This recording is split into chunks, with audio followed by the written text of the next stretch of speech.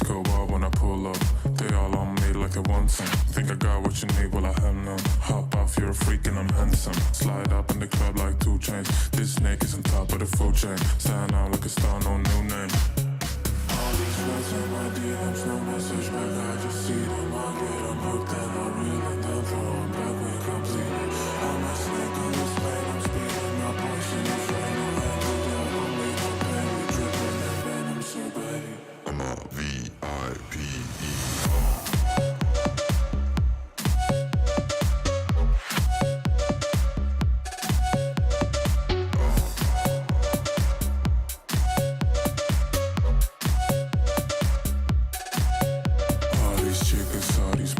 Begging me for affection, but just like C. Darwin, I live for natural selection.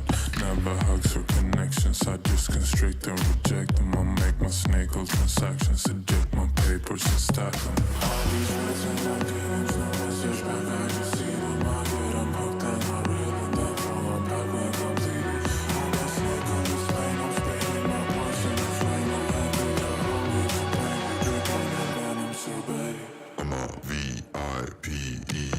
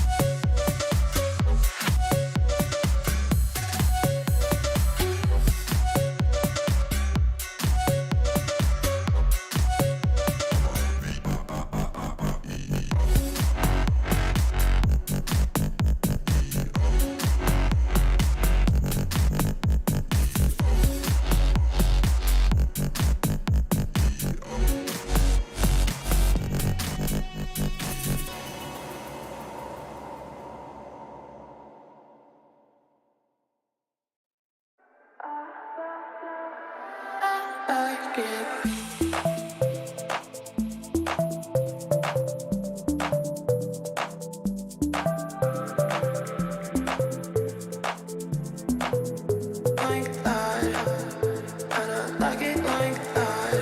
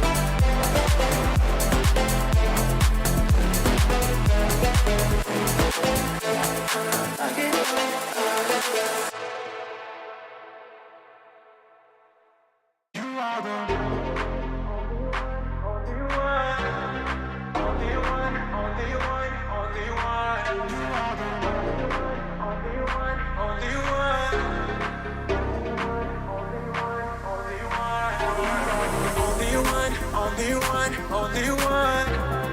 Only one, only one, only one. Only one, only one, only one. Only one, only one, only one. Only one, only one, only one. Only one, only one, only one. Only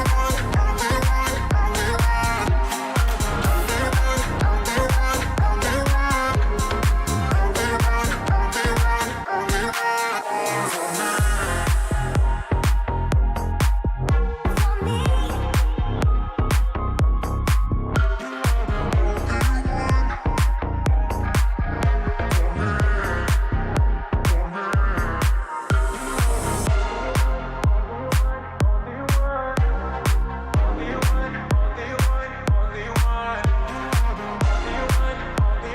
only one. Only one, only one,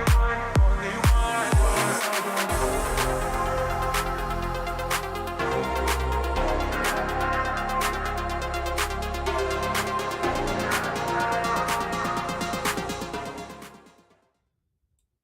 Hello, ladies and gentlemen, and welcome to the Western European closed qualifiers for the Riyadh Masters of the Esports World Cup. I'm OD Pixel here with Fogged, and we're going to be taking you through today's action. As I'm sure you've noticed, of course, there's many streams going on, and that's going to be the same with this region. There's going to be 2 streams going on. Fogged, how are you doing? And are you looking forward to seeing what goes down in these qualifiers?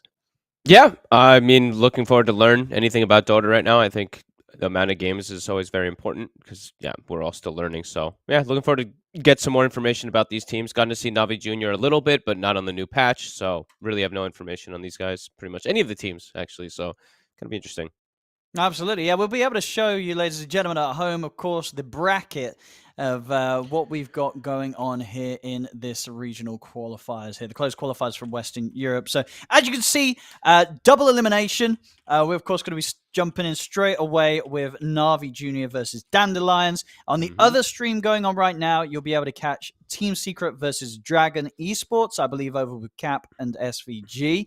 And then, this is how it's going to play out. You're gonna get a couple of chances. 8 teams starting off in the upper bracket. 2 teams are going to be going through. So I believe that means, indeed, as the bracket would indicate, the winner of the upper bracket finals goes through, and the winner of the lower bracket finals goes through to the main event at Riyadh Masters at the Esports World Cup. So by that logic, if you win 3 BO3s in a row, you're going straight there.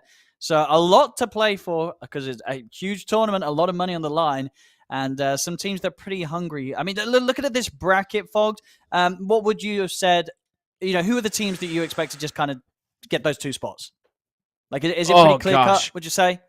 Or I don't know, be some to upsets? be honest with you. I think there could still be upsets. I think there's obvious ones that stand out. You see secrets, MOUs, entities, and stuff like that. Those are the ones that are obviously going to stand out. But, I mean, the game that we have in particular right now, we've got a lot of big names. We've got Desire, we've got Mobe, we've got Kidaro. We've been casting these guys for a couple of years now. So I wouldn't say that any real game is a walk in the park for anybody. Also, patch is just crazy right now. So, these teams have scrimmed probably on the patch, but I think everybody, for the most part, has just been pubbing all week, getting information because shit's crazy. It really is. Stuff is really crazy right now.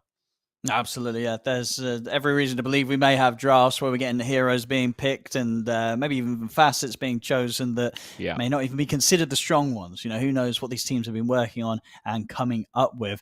And to give you guys and girls at home a bit of a lowdown on what exactly we're going to be covering on this stream today, we could take a look at the schedule so you know what to expect coming up today on today's broadcast. Basically, that top row from left to right, that's what you're going to be able to catch on the other stream with Cap and SVG.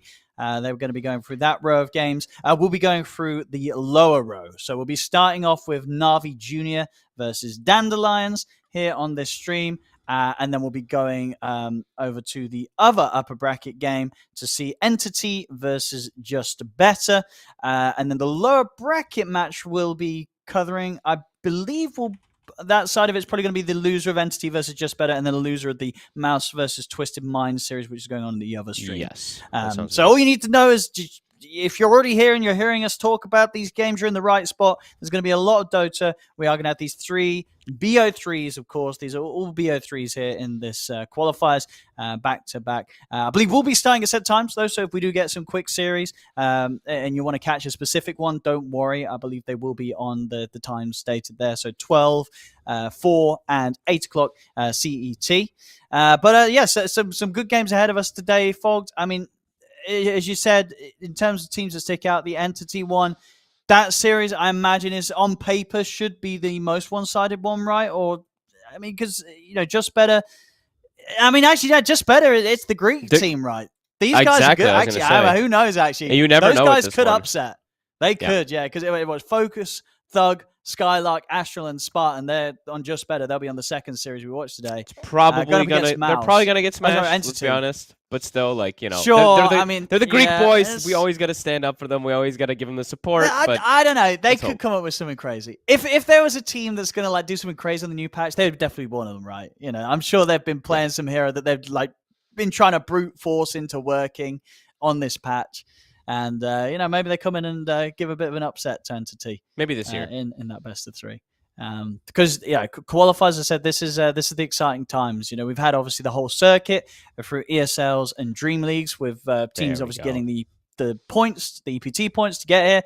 And that's great and all. That's been a long time. But now, for these teams that weren't in that circuit or weren't, didn't qualify to be in that point where they were playing for points or didn't quite make enough points, now they've just got to win a few games here and they'll be going over to the event at Rio Masters Esports World Cup to join them as well. So a lot to play for. And here is where we're going to start off with Na'Vi Junior versus Dandelions. And let's sort of give the viewers at home a bit of a hand, really, with some of these players. I mean, any sort of names that are standing out? I mean, for example, looking at Na'Vi Junior's lineup, I imagine most viewers probably won't recognize a lot of these players, right, Fox? Is it quite a bunch of new lads? I don't really know. No? I honestly don't know much of any, but I think I know Daze. I think he's the only one that I've seen before, maybe, and PMA. But the thing is that the name changes and stuff like that also makes things a little complicated for me. I tried to find a bunch of information on them before, but it's just the games that they've played before together. So, sure. I mean, this one, my opponent, Na'Vi Junior, a bit of a question mark just based off if we don't know them. And then Dandelions, we know at least 3 of these guys. Yes, Desire, some names streaming here, a bunch, Kadaro, Mobe. These guys actually stream a lot. That Desire and Mobe have been cruising it on the streams in the last 6 months or so. I feel like they're streaming every night or every other day. I'm just having a look out of interest, and when you say Na'Vi Juniors players, we don't necessarily recognize them from necessarily a pro career because they're kind of newer to the scene in terms of playing at the pro level. Just having a look at sort of what rank they are on the leaderboard. So got the Juice, he's number 41 on the EU leaderboards. I was gonna say they're like top 200. Niku's rank 53. Yeah. Who else we got? PMA. PMA is rank 173. And then Riddy is rank 229, and Daze is rank 84. So indeed, as you said, in the top 200, and I imagine the Core's probably in that top 100 spot. So high ranked players, which is a big deal. Yeah, top 200 nowadays top is 200, 11 to 12K plus. So especially in EU, the MMR has just gotten absolutely ridiculous. Mobe, I believe he's 11K. Desire, I think, has lost some MMR. I think he's 11K. Kadaro as well. Unsure for the other two, but either way. High MMR players, and we should get some really interesting and really informative drafts. I feel like I've tried to catch all the games. There's just way too much going on, but there's some heroes that just clearly stand out like crazy. Centaur, DK, TA, Storm. These heroes are ridiculous, especially TA and Storm in particular for the mid lane. So we're gonna get these other ones to trickle through, and then we're gonna get, of course, team-specific heroes. People do like their Chens, their Enchantresses, and stuff like that. These will still come through a lot of games, but we have to prioritize the OP heroes. Oh, yeah. Indeed. So, Weaver and Bat going to be the openers here. And, sort of in line with what you're saying with the heroes, the bans, nothing too surprising on that front either. In terms of the games that have been going on, did sort of the trend continue with what Quinn was doing with Lesh? Is Lesh a strong hero, or most teams not really considering that one? How's that looked in the overall picture of things now that things have settled down a bit? Oh, geez. I can't say for certain because I haven't watched every single game, but I don't think I've seen it as much. I think it's if IO trickles through, yes, you know, but more of a Quinn thing. Also, yeah, I don't know. Yeah. This like Storm Spirit just wins every game, wins every lane. I don't think I don't think I see him losing even to old counter matchups. Eternal Shroud is an item, very silly one, in fact, still. So, yeah. It's just difficult to slip some other stuff in, but I don't know. It's tough. There's been so many games, so I don't know. I mean, what's been sort of the bane of your pubs? You know, queuing games right now. Is that really Sanking is just every game. Well, what's up with Sanking right now? They buffed the stupid thing. Even if you leave Sandstorm, it doesn't leave you. You have 2,500 range right? that it follows you, so you can't. Yeah. You can blink with it. Like it just gets to like early game. It's all fine. Everyone's fine with Sanking. Then you get level like 20. You get your Eternal Shroud, your Bloodstone, your Aghanims, unkillable, kill everybody. Absolute raining of pubs. The other one I was going to mention actually is Clockwork. Is Clockwork he's doing well. 100 to 0s you level 1 with Cogs. So well, you just get you in the Cogs and you're trying to leave and he keeps kicking them at you. Well, he can just walk out now, right? So you just put if you grab someone in Cogs, Clockwork just literally walks out and you're like, ah, crap. So what you have to actually do now is you have to play like this little mini game versus Clockwork where you're dodging the Cogs as he hits them at you because level 1 does like it's like 150 mana burn, 200 damage. So the second round of Cogs kills you most of the situations. I've seen every hero die. The tankiest heroes in the game die at level 3, no matter what. The Cogs are just broken. So. Pretty crazy. I mean, Dandelions, they got the bat and the Ench. I mean, these two, pre-patch and after patch, just as strong as ever. Brew as well. Yeah, none of these heroes really too out of place. You know, even when you look before the patch in terms of what we've been seeing in Pro Dota. Very strong lanes coming. I mean, from both sides in particular. Right now, we obviously have lots to go through, but if this is like a Weaver Clockwork lane, this lane is absolutely insane. Especially versus, let's say, if it is a Bat Rider and a Brewmaster or something like that, this lane is the killing lane. Like Weaver right now, we've seen him. The Slow and Shikuchi, plus you have built-in Geminate. It's also crazy. Level 1, you're getting kills. So if that's the duo of lane, that's a really strong kill combo, especially with what they're up against, because Weaver's always been traditionally good versus Bat in particular. Brew, really strong hero. Needs a really good Brew player, though. Yeah, we'll see if Dandelions have that on themselves. That will be Palantimos playing the Brew. Oh, it is Palantimos. Okay, that's what I was going to ask. He's quite a player, right? He's been around a lot, so I imagine he's probably got decent games on Brew. Okay, so they're counterpicking this Bat quite a bit here.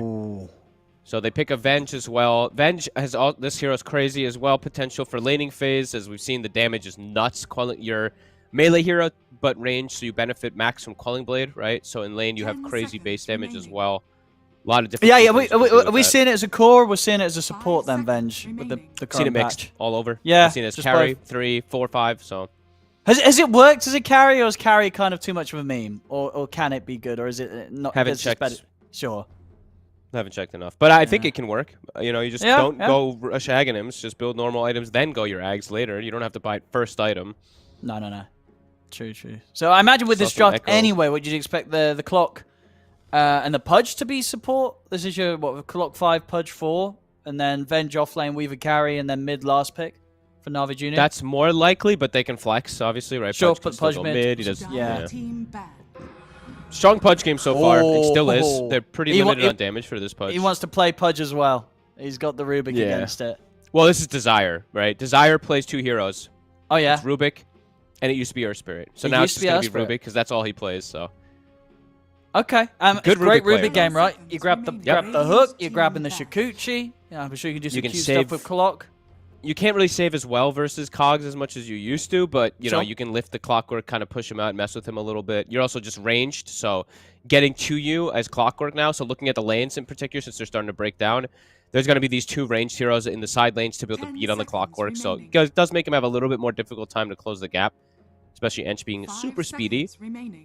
This is very brawly. I'm liking what I'm seeing already. You know, I've seen a lot of games that do get very passive still in this patch, but I'm seeing brawl right now. So yeah, what's the overall vibe? Would you say on kind of game length compared to previous patch? Are we slightly shorter? It is shorter. Yeah, much shorter. Okay. There's a lot more stomps. There's a lot more like 20-minute GGs. People are just cruising through high ground, but there is still the outlying longer games. But yeah, I've seen a lot of pre 30 minutes. It's 15k gold lead. You lost lanes. Your game's over. You know, so. final band's coming in. Okay, Navi so Junior. CK. Taking out these carries, and yeah, Wraith King, very popular carry right now. One of the higher rim rates, the higher brackets. I like that. They took out some of the tanky guys because their damage can be a little bit, can take a little bit of time. Venge, of course, can amp it up a lot. Same thing with Pudge, but those two tanky bruisers could be difficult early. 10 seconds remaining. Let me see the Void Spirit ban. So yeah, banning out the not the most reliable disables, I guess you could say, on Dandelion. So probably maybe taking out another. Is there another one that they have to worry about? Not sure. They're always hard in these sort of qualifiers as well. It's always interesting to know how much these teams actually know about each other, because I wouldn't be surprised if some of these, they're not going to know every player on the other team. So that it's hard smart. to sort of make the call of what they want to play. But yeah, just getting rid of those strong mid heroes, strong mid laners. Yeah, the elusive ones, because right now their only disables really, easy ones that lift into lasso. You don't want to go give them some elusive mid. There's still options, so we'll see which one Navi goes for. As Dandelions. Radiant team. They go for some Timber or something here. They'll go Tiny. Oh, you got Tiny. Nice. So that's. Oh, yeah, they still need their carry. Whoopsie. Yeah, I guess so, because they're running the Bat mid or the Rubik mid. Oh, probably Bat mid, huh? You think the Bat mid? Yeah. I guess so, right? I mean, they picked it first, yeah, and has it ended up so. looking like a game? But Desire only plays Bat mid Rubik, man. I guess Desire so. only plays Rubik. But do you want to play Bat mid into Venge? I don't know. This looks like a really. I mean, this looks like a tough back game, to be honest. Yeah, that's what I'm saying, right? Yeah. Pudge. Maybe it is a Rubik mid, and they'll get the Timber. I was gonna say Timber's still in the pool. That's crazy, but. Yeah, I've got to be honest. I think I'm liking Navi Junior's lineup a bit more on this one.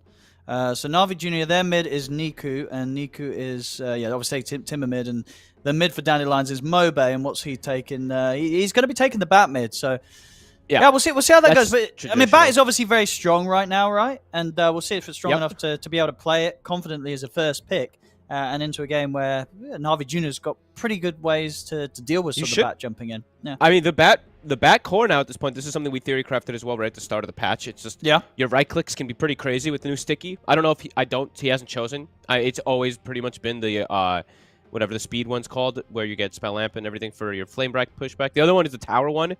So he didn't take that. He took Stoked. Spell amp, yeah. So yeah. The thing is about this Timber versus Bat matchup, you have kill threat on Timber at times, constantly throughout the game until he gets Eternal Shard pretty much. Timber also just a crazy hero, but this could be a pretty good matchup for Mobe, I would say. All right, yeah. We'll see. Yeah, he's a solid mid laner. I'm excited just to see the cogs. Let's see the cogs, baby. Sure, because when this kind of change was added to the clock, right, I guess it sort of just really increased his skill ceiling, right? Like nowadays, if you're a good clock player and you know what you're doing with the cogs, as you said, you can solo or just completely destroy these heroes early on. Yeah, the thing is that the two supports are going to make things difficult. The Rubik and the Enchantress, just the range, right? But the core heroes, watch out for level 1. Watch out for all those, those uneven numbers, 1, 3, 5. If he does max the cogs, which I've seen, honestly, in every game. So if he doesn't, I'm going to be upset. It owns. It burns the whole mana pool of Brewmaster as well, too, with just one hit. As long as you just get the right angle, you hit them into 3 cogs, they're screwed. So, lanes overall. Ah, man, Weaver Clock. That's a really strong lane. Just the potential of that lane in particular is insane. The mid bat should have a pretty free time. And I can't remember the last lane. My brain stopped working. There's Tiny Enchantress versus Brew Rubik. Yeah. That should be right. So that one can go both ways. Okay. Well, here we go, ladies and gentlemen. Let's see how this one goes down. Here, game 1 of this best of 3. Navi Junior versus Dandelions here in the Western European closed qualifiers for the Riyadh Masters at the Esports World Cup. Let's see which team's coming in with the stronger side. And we never really know with these qualifiers how balanced the teams are. Could be a chance that we get straight into the action and one of these teams starts to very quickly get ahead. I think, as you said, there's kind of... What we got? So who's the carry and who's the 3? PM is the 3. Oh, they do! And with the cogs out, I tell you what, that's going to be a first blood.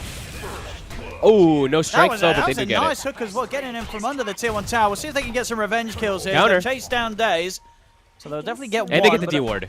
Okay. So I mean, what would you take there? Would you take the kill in the D-ward or the first blood? Ooh. It's pretty even, actually. Yeah, it actually is, isn't it? Yeah. I think I would take the D ward. Yeah? Yeah, I set up for the mid. You know why? Because I'm the Rubik player. So the Rubik player got a little bit more XP than everyone else, so the Rubik guy's really happy. He's going to pop off, yeah. I mean, and out of sort of the hero player matchups on Dandelions, yeah, the Desire Rubik is the one that stands out the most. So. He's the one to watch. This guy, I mean, honestly, I'm hyping him up a lot because he's also one of the Greek brethren, you know, one of the boys, but Desire is a fun player to watch. He's absolutely insane. Highly recommend his streams. He's absolute lunatic as well. But he is versus Clockwork, so let's see if he can juke. He looks pretty dead. He's looking pretty dead here. The old caster curse coming in there. Desire will put the fairy fire, but he's going down. Got the juice. He got him. So hey, but you know what? It's he's a fun player either way. Either he's gonna feed or he's gonna do well. You know, there's no in between with this guy. No. But talking about these lane setups, so indeed got PMA playing the core off lane Venge. Very cool. So what's going on with this hero right now in terms of the facet? He's playing with that one that allows him to effectively, his attacks to behave as a melee one. Does this change the are you buying any items that you benefit from because of this? Because of the facet? Not that I've seen in my games. I've seen the Echo Sabers. I've seen the crappy games that people play in Turbo and whatnot, where they're going Battle Fury or whatever. But it's it's kind of a meme. At least I haven't seen it really gone into the true state. But I have seen like the oh my god, what is it? Not SNY. I've seen SNY and some other, but I can't remember off the top of my head right now. But oh well, we'll see. Bottom lane, I think this is the one to watch. This is a pretty tough one. The Weaver Clockwork, I said this is the lane to watch for aggression. This is probably one of the strongest dual lanes you can have at the moment in Dota. I don't know what actually. I was trying to think of like strongest lanes at level 1, and this is probably one of them because you have Shikuchi Geminate and then these ridiculous cogs. So that's probably the strongest one that they have, and Brewmaster's always a little difficult. So yeah, mid lane though, looking at Mobe, he should do very well in this matchup. Even potential kill threat constantly onto Niku. Yeah, I guess that bottom lane as well, as you were saying before, like Rubik sure doesn't care too much, but yeah, the Brew himself, they can just go on the Brew, right? These two. See, in the mid, Mobai, I mean, he's going for it. He's seen an opportunity to get the kill, and he's going to get it. I mean, this is the threat at the Bat Rider, right? In this lane. It's insane damage. It's not going to be easy. No, it's crazy damage, and your itemization is really, really fun. So, we'll get to see if he does do the Witchblade build and Dragon Lance and whatever. So, bottom lane, they actually are able to get on top of the two of them. Killing off Desire. Top lane, we'll see if they want to try and have a hook potential here. Daze, he's looking for the angles, not going to get it. Creeps in the way. So I would say two lanes are definitely going to look. Actually, no, mid's disastrous. Jesus, he can't even lane. It's rough. So I would say two lanes look really good for the side of Dandelions, but bottom looks really good for the side of Navi Jr. So we'll have to see if that ends up evening things out. I mean, I guess the question is sort of which hero's the scariest to have such a strong start. I mean, it's probably going to be the Bat, right? If the Bat has a good start and makes good early rotations, like a Bat getting out of control can be pretty hard to deal with. Oh, and he can't even get XP in mid. Right, he's keeping him out of XP range as well, pretty much. Yeah, dude, he's owning him. This is actually a dumpstering right now by Mobe. He might even just go for the kill again. Is he going to get the kill? He's trying to time the flame break. He was trying to get it mid Timber Chain, yeah. He absolutely was. I won't get the kill this time, but indeed keeping him pretty sad. It's not going to continue like that. I mean, I can't imagine Navi Jr. can really bring anyone over towards this mid lane to help Niku with how the side lanes are going. So, I mean, you just have to take what you get, right? It's like mid's going to lose, but you're winning top pretty hard now. They're actually potentially getting kills up here onto Nande as well. I'll see if they can finish him off here. Not going to be able to get the hook. Nande, it's going to be safe for now. All right, so it is what it is. You know, you can't win all three lanes always. I mean, it is your last pick Timbersaw, though, which is a little bit of a concern, right? You last pick this hero into the Bat. He's getting owned, but your side lanes are doing well, so. And there are strong side lanes in particular as well, too, versus the Bat, right? So Weaver in particular versus Bat Rider. Let's say this Bat does get insane snowball, which he's starting to. Weaver has good ways to play around it, so that is the good thing that is coming up for Navi Jr., even though the Timber is going to struggle. The Weaver in particular should be okay. Venge can suffer versus Bat a bit, but we'll have ways to play around it as well later on as the game progresses. I'm disappointed in Clockwork, but it's okay, because he might be able to get a kill anyway. He didn't get 2 points in Cogs. He got 2 in Battery Assault, but I'm alright with it. Yeah, he's got the Blood Grenade. They're not going to be able to dive in and get him, though, so Palatimos will be okay. And so, yeah, well, you would say... Still go. Maybe they can still get him. They're going to dive in again, and indeed he's back up, and he's managed to catch the 2 of them. There we go. Now he's kicking them in. Oh, he missed that one. I think he might have hit on He hit a creep. It's okay. It happens. Okay, just got the creep. Okay. Oh, but now he's dead. Oh. Reddy's. I'm blaming Battery Assault. Sure. What if he's had 2 points in Cogs? He would have had that. I don't know. I'm just messing around, but probably honestly, yeah. It's the you know, everyone defaults because the Battery Assault build is just so. It's been the build for the last 10 years. You always go 2 in Battery Assault, but I'm telling you, man, the 2 in Cogs, believe me. It feels good. It's so broken. It's just so much more damage. And there's always creep waves. Dude, he's trying to jungle these creeps, but he's not beating the jungle. The jungle's beating him. Oh, Mobe is 6.5, and Niku is 4. Okay, that could snowball pretty hard from the mid lane already. Batrider going to be having pretty much full free farm. They're able to actually get in and take down PMA underneath his tower. So finally kills top now as well with the 2 of them. Yeah, this bat's going to be insane. And I tell you what's not easy as well for this Timber. I feel like this game as an under-leveled Timber, there's quite a lot of threats for you, right? Like Dandelions, they can kill an under-leveled Timber pretty easily. They don't suffer with the damage. Yep. Their real big saving grace right now is that the Weaver's having such a good game. But yeah, they absolutely have ways to kill Timber. And, you know, they have Rubik. So it's like once he does get levels, you get his spells also, too. So it's going to be really nice. So probably playing around mid is good. I like this. Just even hooking the catapult, stop the push, stop the pressure here from Daze. Be careful, though, because you could get double killed if you do end up trying to go for something here onto Mobe. You might need a 3rd hero. Yes. Yeah, he's nearly level 7. Yeah. So he's going to have that here. Cool build as well, too. He's just all in on the, you know, the mid. 4-2, no farming. He's all about the killing. No Firefly, no funny business. Okay. I mean, they definitely take a risk on Navi Jr. You know, you pick a 4 Pudge. Things like this sometimes happen. You know, you just kind of, you either get your kills in lane and you really get a lot done early on, or eventually you just become a walking hook. You know, you're either the god, you know, save himself playing the Pudge, or we'll have to see what he can make happen with it. But right now, not helping out his mid lane too much. Mobe even getting a power rune. Got a shield at the ready. Oh yeah, he's going to be ready to dive if the chance does arise. But we'll see. Timber's continue to just play safe, knows how much of a threat that bat is right now. We're going to get blessed, honestly. I really want to see if he does go full build, if he goes Witchblade, Dragon Lance on this back, because he's got this treads already finished up. So is he? He's right clicking beast. Okay. I hope he does go down the full right click route. I think he might be tempted with the start he's getting. See what Mobile wants to do. I know he's moving. Bench has 6. They're bringing in TPs. See if Riddy's presence is enough to stop them going for the dive. They're in with the cogs, and we'll hold back Mobile. But they'll still get the kill on today's Lasso's there. They'll be able to take out both of them. Double kill for Mobile. I mean, he was heading up to the top lane, hoping for one. He actually ends up getting both. This Bats game continuing to go fantastic. 1,000 damage in seconds. Not even with 1,000 damage without Firefly. So that says a whole tale of just how much he's able to just do with those attacks.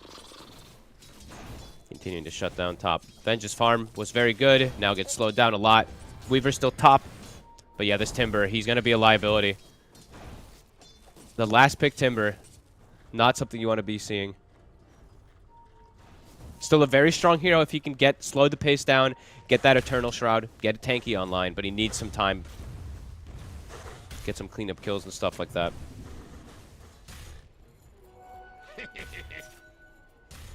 So they want to make their next move.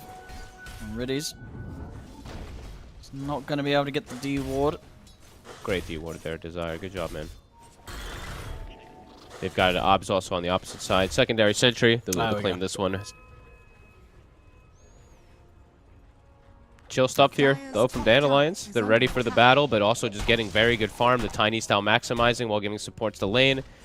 So let's see what the 2 supports can do. Level 5 Clockwork, level 4 Pudge. Not the most reliable damage. Not the easiest ones to line up either. Good distribution coming out here from Dandelions. So we'll see. Navi Jr. Let's see what they look to make happen with their very farmed Weaver. Dire are scanning. Looking for Kadaro. Ooh, jukes it. It's been rough days. Not getting lucky with the hooks this game. Yep, bad luck. That's what we always say. All those Pudge players out there in the billions of games, it's bad luck every time. Unluck. Bad luck. He's saving the good ones for when they count. I'm sure. That's true. We'll get some good ones mid. coming in. Mobile in the mid. Would be a big kill if they can get it. They've got the 3 of them in here. And they will be able to bring down the bat. They'll get the swap back as well onto Desire. Na'Vi Jr. They'll get the 2 kills in the mid as they bring in the full squad. Nice. And that's Niku. Niku doesn't get either kill, unfortunately, but that's going to be step 1 toward the process of either the Kai or the Eternal Shroud. Good rotation. Very good numbers. Yeah, they needed that. They had to shut down the bat a little bit, try and slow down Mobite. Of course, the problem is all 3 cores of Dandelions are doing quite well. Nande getting a lot of space on his Tiny. This is the weirdest ability ever. Just been watching the Brewmaster. I've only gotten to see a couple of these. Everyone takes this one. Everyone takes the roll out the barrel, but just funny to watch this thing. It looks pretty cool. It's a nice bit of burst damage compared to what the Euro used to have. Oh, because nobody maxes the Q. Oh, decided to try and chase with the Shikuchi, but got the juice. He's out the other way. Have really good spells. One of the best ones you can get this game. That Shikuchi. There's no real big ultimates this game, so best spells you can probably get is just Chakram plus Shikuchi. I mean, the Venge swap and stuff is always going to have purpose, but see. PMA is going down the straight Aghanim's route. He is that offlaner, so we'll have that secondary life. Nothing too crazy. It's going to be I have a question. Yeah, what do we got? How do you feel about Weavers not going their shard early? I feel like this hero goes, I don't know, like Deso, Dragonlance shard every game, and every time I see them not buy the shard, they're super underfarmed. I feel like a lot of players get greedy. I saw like Iragi, I think it was yesterday, not buy the shard until like 40 minutes. And I thought I don't know why you wouldn't get it. I mean, I'd imagine maybe you get it if you're like, maybe you don't get it if you're like behind, and you're like, well, I just got to try and invest. It helps you farm so much, though. Sure, I guess, but maybe if you feel like it's a point where you're kind of forced to fight, but then again, indeed as you're saying, if you're forcing yourself to fight, it's like you're going to lose anyway. So, but no, I do agree. The shard is very good. Nice hook from Daze. This one hits, and they should have the burst for Kadaro. Oh, the stomp comes through. It's only a level 1 heal, and he's actually... Is he really going to live level 1 heal? They couldn't kill him. Oh, no. They didn't have quite enough burst. They tried everything as well there. They put down the tree to get that extra timber chain going on top of him. I saw that. That was cute. But they couldn't kill him. Now they've just got to try and TP out of there. The lasso's up. Daze ain't getting away. The Pudge gets caught. And that's level 1 they were heal. sort of in disbelief at themselves there as well, Na'Vi Jr. They were like, surely that was a kill. But evidently it wasn't. They barely even got him down to half HP. And they did it exactly like you said. I was going to say they put a tree down to get the chakram, or for the timber chain, at least for the burst. It's not enough for his level 1 heal. Oh, yeah, this hero Enchantress is also broken, but anyway, he does survive. They missed the initial hook shot. They get the hook on him, but just not enough follow-up. Enchantress things. That's definitely going to be a bit concerning. Definitely not a morale builder when you make that sort of move as a team and you're like, well, we can't kill the Enchantress. They're going to try and have a defensive. I mean, if they've got the 3-man smoke, if they find the Ench again and they don't kill him, Kadaro 3 versus 1 a second time, that's going to feel really rough. So I mean, ignore the Enchantress, try and get something else out of this. But their map is just not looking, not looking great right now. Tiny's absolutely free farming. They're smoking to try to catch stuff. It's 2 towers already taken early on here from Dandelions. Maximizing. So they're stunning the supports on lane while the cores are just jungling. Brewmaster is just sitting in lane free farming. So right now Dandelion's just outplaying on the map pretty heavily, I would say. Yeah, Valentino's is getting a lot. I mean, all 3 of them are. And we see with the build from Nande as well. I'm trying to think, we didn't see this for the carry Tiny's at Dream League, right? Or is this the thing elsewhere? Just going for the straight Moonshard rush? Because this is pretty greedy, right? But if you get it, you farm very quickly, of course, getting that insane amount of attack speed on Tiny early. So we had this, right, we had the phase for a while where Tiny was playing carry earlier in the meta. Where people were trying this build, but it didn't work out most times. I mean, Nande trying to do a throwback. He's going to probably die here. We have a swap indeed into the rest of the burst, but they do have the rest of the team. Desire's going to get caught by the Dismember. He's getting away with the Shikuchi. The hook hits, though. They drag him back in. Double kill for Niku. See if Na'Vi can get out now. TP attempted by Daze, but they have the damage on Dandelion to kill him off beforehand. They'll also find PMA in the trees. The Dandelions, they'll get the 2 for 2. And the stack untouched. So Nande will be able to go back and finish off the stack as his team cleans up. Kadaro, 8 kills right now, or 305 for this Enchantress. He is scaling beautifully. But yeah, Nande does die. I don't know, the Moonshard build, I think it's maybe they're still testing and stuff because this is now new. Well, you think it's a bit grief? If someone did this in your pub, would you think it's a bit grief if you're doing this in your pubs? It just the echoes are so good because it gives you so much. You're so tanky. Like I can get the Moonshard. It's like people did do this for a while. It was like they did, right? Yeah. People were just trying to find the build, you know. So it can win, but I mean it's probably a big grief. Who cares? Whatever. It'll end up probably working. But it feels good when you farmed like this just naked kind of 2k gold times 2, and you get a Moonshard at like what 13 minutes. It feels pretty good. You're like, damn, I just got away with I just got away with AFK farming 4k gold for a Moonshard. And then if you get your next time on top of it, good time, then you've got away with it. You know, then you're playing Dota. But it does take a bit of time, indeed, because at this point, turning up to a fight, you've got no stats apart from a load of attack speed. You know, we'll allow it, Nande, but it's probably not the most optimal. I mean, the numbers you can probably look into efficiency-wise, this is actually 10% less efficient. But who knows? I don't know the exact numbers for all of it. He is farming, but he does get caught out. Nice ward. It gets dewarded instantly. They get cleaned up kills. Back up to 4K lead. Navi Jr. still looking to make these moves, getting, you know, not Nico a little bit more in farm, but I'm watching these supports. You know, Enchantress Kadaro. Yep. He's going to have an Orchid pretty early on as well, too. He's level 11. So he is scaling massively. This time, surely. Oh, they're looking for him. There we go. This time, surely. It's definitely a kill. There we go. There we go. And he just took the 4 of them this time rather than the 3, and then the job's done. Deso stack acquired, and PMA gets a lesson. So 3 points, or 3 components to Aghanims. Roche, potentially on the menu. I think, do it. I think this, you know, the Moonshard Tiny's definitely made this game exciting because it could be I like probably if he gets caught in early action and then he just dies, the Moonshard could very quickly feel kind of rough. I can agree. And there's a lot of physical damage, so nothing to laugh at ever. You know, there's a Wave of Terror, there's a Deso, there's a Weaver, there's also a Timber, so that's, you know, your strength is going to get chunked down every time from Whirling. So see if Nande's build ends up working out. Definitely going to make things spicy. Same thing for Mobe, right? It's a bit of a spicy build from the bat. Mage Slayer is online, going for the Blink next. So let's see if the spicy builds work.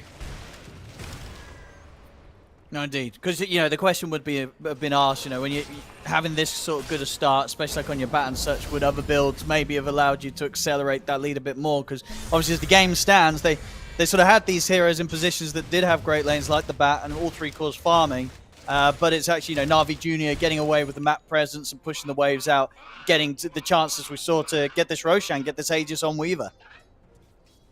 Yeah, we'll have to see. It's definitely still strong from Dandelions when it all culminates together with their Radiance Brew, who's level 12. It's still super strong. The bat, his timings are still hit. Blink and Mage Slayer. And the Tiny, I mean, he still is going to hit these timings anyway. Just, yeah, maybe just looks a little awkward without the Echo Saber because it's a little bit more fragile. In the mid. Going for the lasso, but I mean, the cogs are down. Mobile's dead. This is, I guess, sort of one of the things that we're picking up in the draft as well. It's not an easy game to kind of just go in and get a grab and get out. Navi Jr. will mess around with you if you try and initiate with the lasso. So, yeah, Mobile's got to be a bit more careful trying for those sort of plays. It's not an easy bunch of heroes to jump into. I mean, going the Blink is maybe concerning for me. That's a nice hook. A very nice hook, but do they have the damage? They don't. Palantimos is going to be fine. He's going to be able to get the split off, and Nande's in ready to help us. The turn and take down Riddies. Look towards Daze. This time, Dandelions, they're prepared. They're ready to go. They'll also, by the looks of it, get PMA as well. Drag back under the tower. They'll kill him off, as well as the illusion that spawns on his death. So strike back here, and a good involvement as Nande's able to turn up and get involved in the action. I love it. Both teams that make the aggressive move kill themselves. That's true. We're getting back and forth. It's going to be messy. Back and forth. It's expected at the start of these qualifiers. You know, both teams warming up, and the Dota's going to be all over the place. You don't know who's going to win. You know, games like this. It's just just such an overextension this time into the brew. Super tanky. Radiance is done. And he's just like, oh. I mean, it's one of those moments. You know, he hits the hook. He's like, guys, I hit the hook, and you're like, well, I guess we're going to try and kill this hero. And then they very quickly realize, uh-oh, Maybe we shouldn't have gone all in on this one. Dota's so funny with like these back and forth kind of plays. Just, oops, initiated on the wrong guy. Got to kill the squishies. Got to kill these more fragile heroes. They're going to smoke again. I mean, still knowing that they do good damage if they can get on the right heroes. We'll see. Dice. Can he get the hook? Bruce split on cooldown 50 seconds, so they're really trying to at least find something here. Nande wouldn't be a bad grab, I'd say. If they can get on top of the Tiny. I mean, mate, I don't, not in this area of the map, though, but tier 1's still up. It's way too easy for Dandelions to respond to. And he has got his blink now after the moon shard, so ways to jump away. Kadaro! He's going to be fine. Can Nande finish this on his own? I don't think he can, actually, at this state. No, they can't get this right now, not with just the two of them. They're going to need more for that. Lead still continues to be there for Dandelions, just farming better on the map overall. Out across like everybody, honestly, even Desire, just constantly nuking waves. I mean, Weaver's still with Aegis, but... Yeah, he's got the BKB now ready to go as well. I feel like amongst all the chaos, got the juice, he's just kind of sticking to the plan, keeping things nice and safe and normal with his build-up on Weaver. He's top net worth. And if the game gets a bit too clowny, I think sort of the Weaver and his build could be the reliable rock that Na'Vi Jr. may be able to sort of rest on and ride themselves towards victory. Especially versus like pretty limited, overall limited disables. Right now, Desire does have Venge Stun stolen, which is probably one of the best to at least kill the Weaver. See if they can this catch is him. a pretty big catch. Let's see if they can it's tricky, get though. it. Yeah, Aegis and BKB at the ready. They make the jump, but he's got the Aegis. They've got a Venge for swap. Let's see. Let's have a look. Hookshot comes in from Riddies. Na'Vi got the juice. He's going to get the BKB off, but because the lasso's there. Has the time that's big damage. He needs to. Look at the damage he needs coming out. He takes down Mobai. They'll turn over towards Nande. Nande trying to stand his ground. Juice Gets is doing it. Decided Desire with the stolen swap. Will save Nande for now. Got the juices out to Shikuchi out of the fight for this one. They turn with the burst over towards Kadara, but Kadara is healing up. Another sort of swap to the side here. PMA trying to keep Daze alive, but it won't save him. Daze falls. And Pound team us with the rest of this Bruce that has the control over towards Niku. Nice. Another stun from the magic missile from PMA comes out over towards Desire, but Desire's forced to the side. PMA, he's going to use the buyback. He wants to get straight back into the action here. He's Can crazy. He clean up any of these kills, though? I mean, at the same time, it looks like they're heading out of there, and indeed with the TP available, there's no magic missile or a swap. I mean, he went all in to try and go for that buyback play. Fortunately, for himself, he doesn't die a second time, but he also doesn't get anything. Look at how much damage the supports did. I mean, Kidaro, a full mana pool from the Enchantress, expended. Brewmaster, of course, has got everything off. He was wailing on everybody with his Radiance and all that, but a decent fight, at least from the Weaver. The way it all started, getting jumped first. He gets himself a cleanup kill, survives it with 20% HP and gets out, but that buyback from PMA definitely hurts things a lot. Oh, it does. It was looking like okay, some kind of trades and stuff like that for the Weaver, but the buyback on the Venge makes it definitely better there for Dandelions. Yeah. I mean, I guess the question would have been as well, because it was sort of the two supports that were left nearby him. I mean, even if he's getting one of those, does it feel good? Or not really if you're just buying back for a support kill? Or would you have taken that? Like, I was looking, I'm like, oh, Weaver must be joining back into the fight or something. I'm like trying to look, but he was just farming Ancients. So PMA just, I guess, having a different read, maybe thinking he could get some help or I don't know. Sure. That was just a bit of a strange one. I'll blink dagger Good steal, on Daze now. of course, from Desire in the midst of that fight. Didn't end up saving Nande, but it was very close to getting him out also. And Nande making good steps towards that Shadow Blade now on top of the Moonshard Blink. I kind of hate is Inventorio, and I gotta be honest with you. That's a tiny. It looks so ugly. He's got a lot of attack speed, you know. That's for sure. Moonshard, and starting to build that Shadow Blade, chilling with the Blitz Knuckles. I mean, this game, like, I could see why, like, you know, the S and Y in a lot of games is super value because you've versed tons. There's like no stuns anyway. He's already fine. So it's definitely a greedy build. I'd say definitely a confident build from Nande. You know, confident, he's building this because he's like, this game's easy. Yeah, I like that. This is basically the easy build. Bruce So Split is magic missiles online. out. They get a jump here. Beautiful avalanche from Nande out onto the two of them. PMA is going to swap himself in, try and play with this barrier to keep alive. First, they'll take out Kadaro. But PMA's gone. He's out for 70. He must trying to deal with the remnants of him here. That illusion left behind. Jump forward with the lasso. They get the ground. Instant but the swap. swap's going to be there. Stop the lasso straight away. Nande swapped Another in swap. turn. Desire with the stolen swap to bail Nande out once again in this fight. Time lapse has to be used here by Got the Desire. Juice, but Desire's got the grab with the telekinesis. They got any further lockdown? Not quite at the moment. So Got the Juice is able to Shikuchi back to safety. He'll make it out. But yeah, I think we're sort of seeing why Nande's getting away with this build, because he's like, it's all cool. Desire's going to have Desire's there for every me. fight, and he's going to save me every single time. See if we can save him on this one. The hook comes in from Daze. Jump forward with Niku, looking for the burst onto Nande. Nande, he's actually thinking about turning. He's going to get back in with the avalanche. He's looking to burst through the Weaver. Dead. He'll die, but he got the job done. They bring down Got the Juice. Niku's dead. Palantimos is going over towards Daze. Cogs here to try and hold back Palantimos. Bounce forward from Riddies. He's back under the tier 2. Riddies. He's going to get the hooks back, but Riddies. they can dive in for this one. The barrel comes in from Palantimos. Daze. Glimmer. No detection on the front line, so that will save him. He's thinking about turning. Oh, he's going to get back in. Oh, he goes in for the dismember. He's looking for the hook. He'll hit it, but he's dead. I mean, I can appreciate that there. He just, like, on 10% HP, says, you know what, I'm not letting you get away with diving our tier 3. He tries to get back in on it. That was cute. Oh my god, I can't believe he jumps in. He pops the glyph too. He's like, I'll get a kill. I swear with this glyph, guys. Don't worry. Oh god, they all got away. Now we don't have glyph. Oh well. A nice attempt again there from Navi Jr., but Desire, like you said, I guess Nande just knows he has this beautiful Rubik bailing him out. He's 4 doing stabs, swaps, etc. Beautiful saves. This Rubik's very rich. But either way, Dandelions continue to just have control of this game. 10k lead. Kidaro died instantly in the fight, but doesn't matter. Let's see. Do that lead growing. The win I like how the graph probably just going to kick him pretty still soon. believes in Navi Jr. As I was going to say, maybe that's just sort of not registered. After a minute or so, we're going to see a severe drop-off. But at the moment, they're giving it 50-50. I mean, to give credit, you know, obviously, Weaver got the juice. He's still in that top spot. This Weaver is very farmed. And Niku, for the tough time he had in mid, he's not in a bad spot. In fact, at the moment, you know, he is ahead of the farm of Mobiles. Still 2 strong cores with that regard. And PMA, you know, he's sure he's had a slower time, but being on the bench off lane, at least, you know, he himself, he can kind of give up his life to try and keep the other 2 cores safe. And they are in a position where once again they're into the pit, and they may just get this before Dandelions can do anything about it. It still feels so, even with Aegis, fighting into this Brewmaster feels almost impossible. I gotta be honest with you, Palantimos is a god in these fights. He's 7-0-12, and he's untouchable. And now he gets Cloak of Flames. So, about to be level 20, so he's going to have the Bruling talent. So then the Weaver can't actually kill the Brulings. He's been trying. Now you're not going to be able to versus Cloak of Flame Radiance and an AC.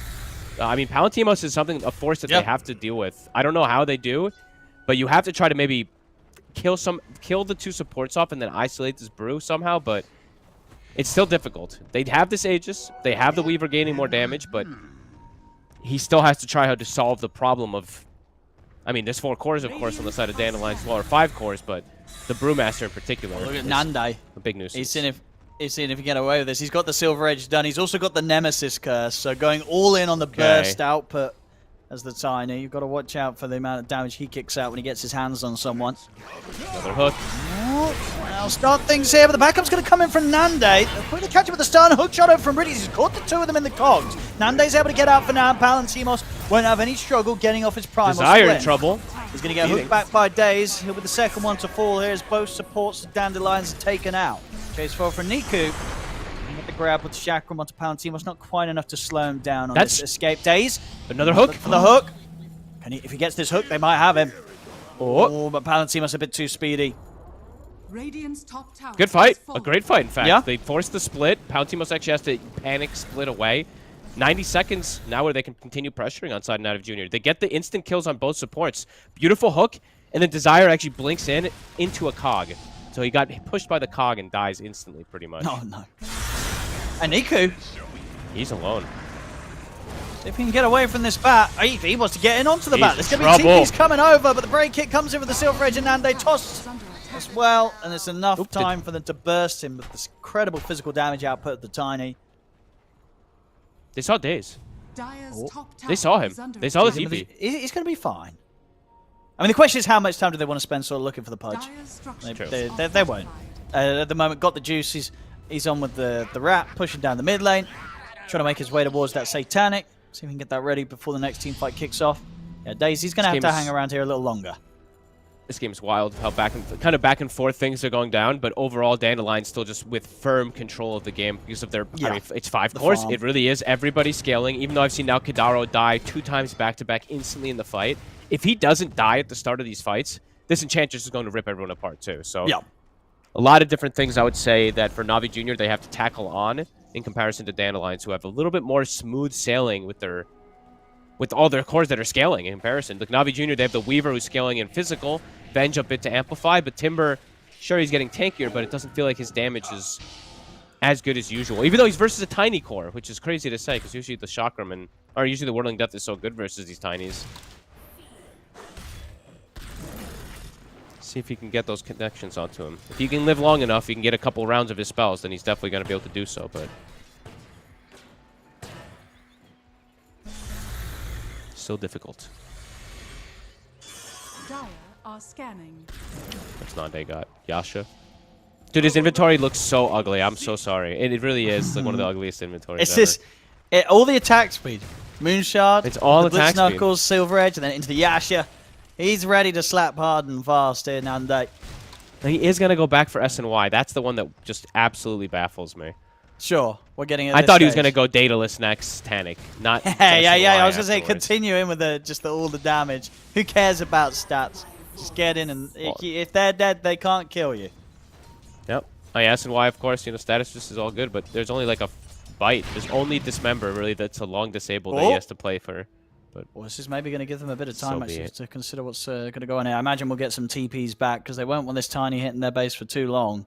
They have all 5, right? They do it. They only have 4. What Weaver does not have TP. Oh, so then do they kind of leave the Weaver? I'm checking his courier. Has he got one close? It right now. It's cooldown for 40 seconds. Oh. Yeah, this will be interesting. We'll see how many they do bring back and who stays with the Weaver. It's going to be a triple TP back. That'll be enough to sort of scare off the push from Dandelions. That'll be fine. And still up. He does not care. Oh. Okay. Well, let's see. He's going to get Maybe swapped in. Oh. He probably should have cared. Did he just not think they'd have the damage to 100 to 0 him, or he didn't think there would be 4 of them there? What was going on there? Because he acted as if he did not care. He was like, they can't kill me. It's always kill threat when there's a Timber. I don't know. I guess he just didn't expect all 4. And now another catch. I mean, because he'd been having a pretty good game so far, so a bit of a slip up there from him. Yeah. It's a big slip up. Yeah. Yep. That's huge. They might be able to chain sequence more kills, 50 seconds, where they can get. Yeah, at least get some towers out of this. Yeah, there's no brew. Yep. They have the Aegis and the Cheese on their 2 cores, Na'Vi Jr. Radiant are scanning. That's a big slip up. Dire's middle tower is under And there's definitely ways to chain catch too. They have blink swap, blink hook. So Dandelions have to be careful. 30 seconds until they can at least show themselves a bit more. But the hunt is coming. Look at Riddies. They have this ward right now on top of Mobe. The bat seems aware. Yeah, he's out of this half of the map. Oh, nice try hunting, though. It's a good attempt there from Na'Vi Jr. After they get this blue kill, they're sweeping, trying to get a kill. Immediately, you see the way Dandelions play the map. They're all just, splitting up, pushing everything out. So, a good response from Dandelions after they lose their brew. A good try from Na'Vi Jr. to hunt.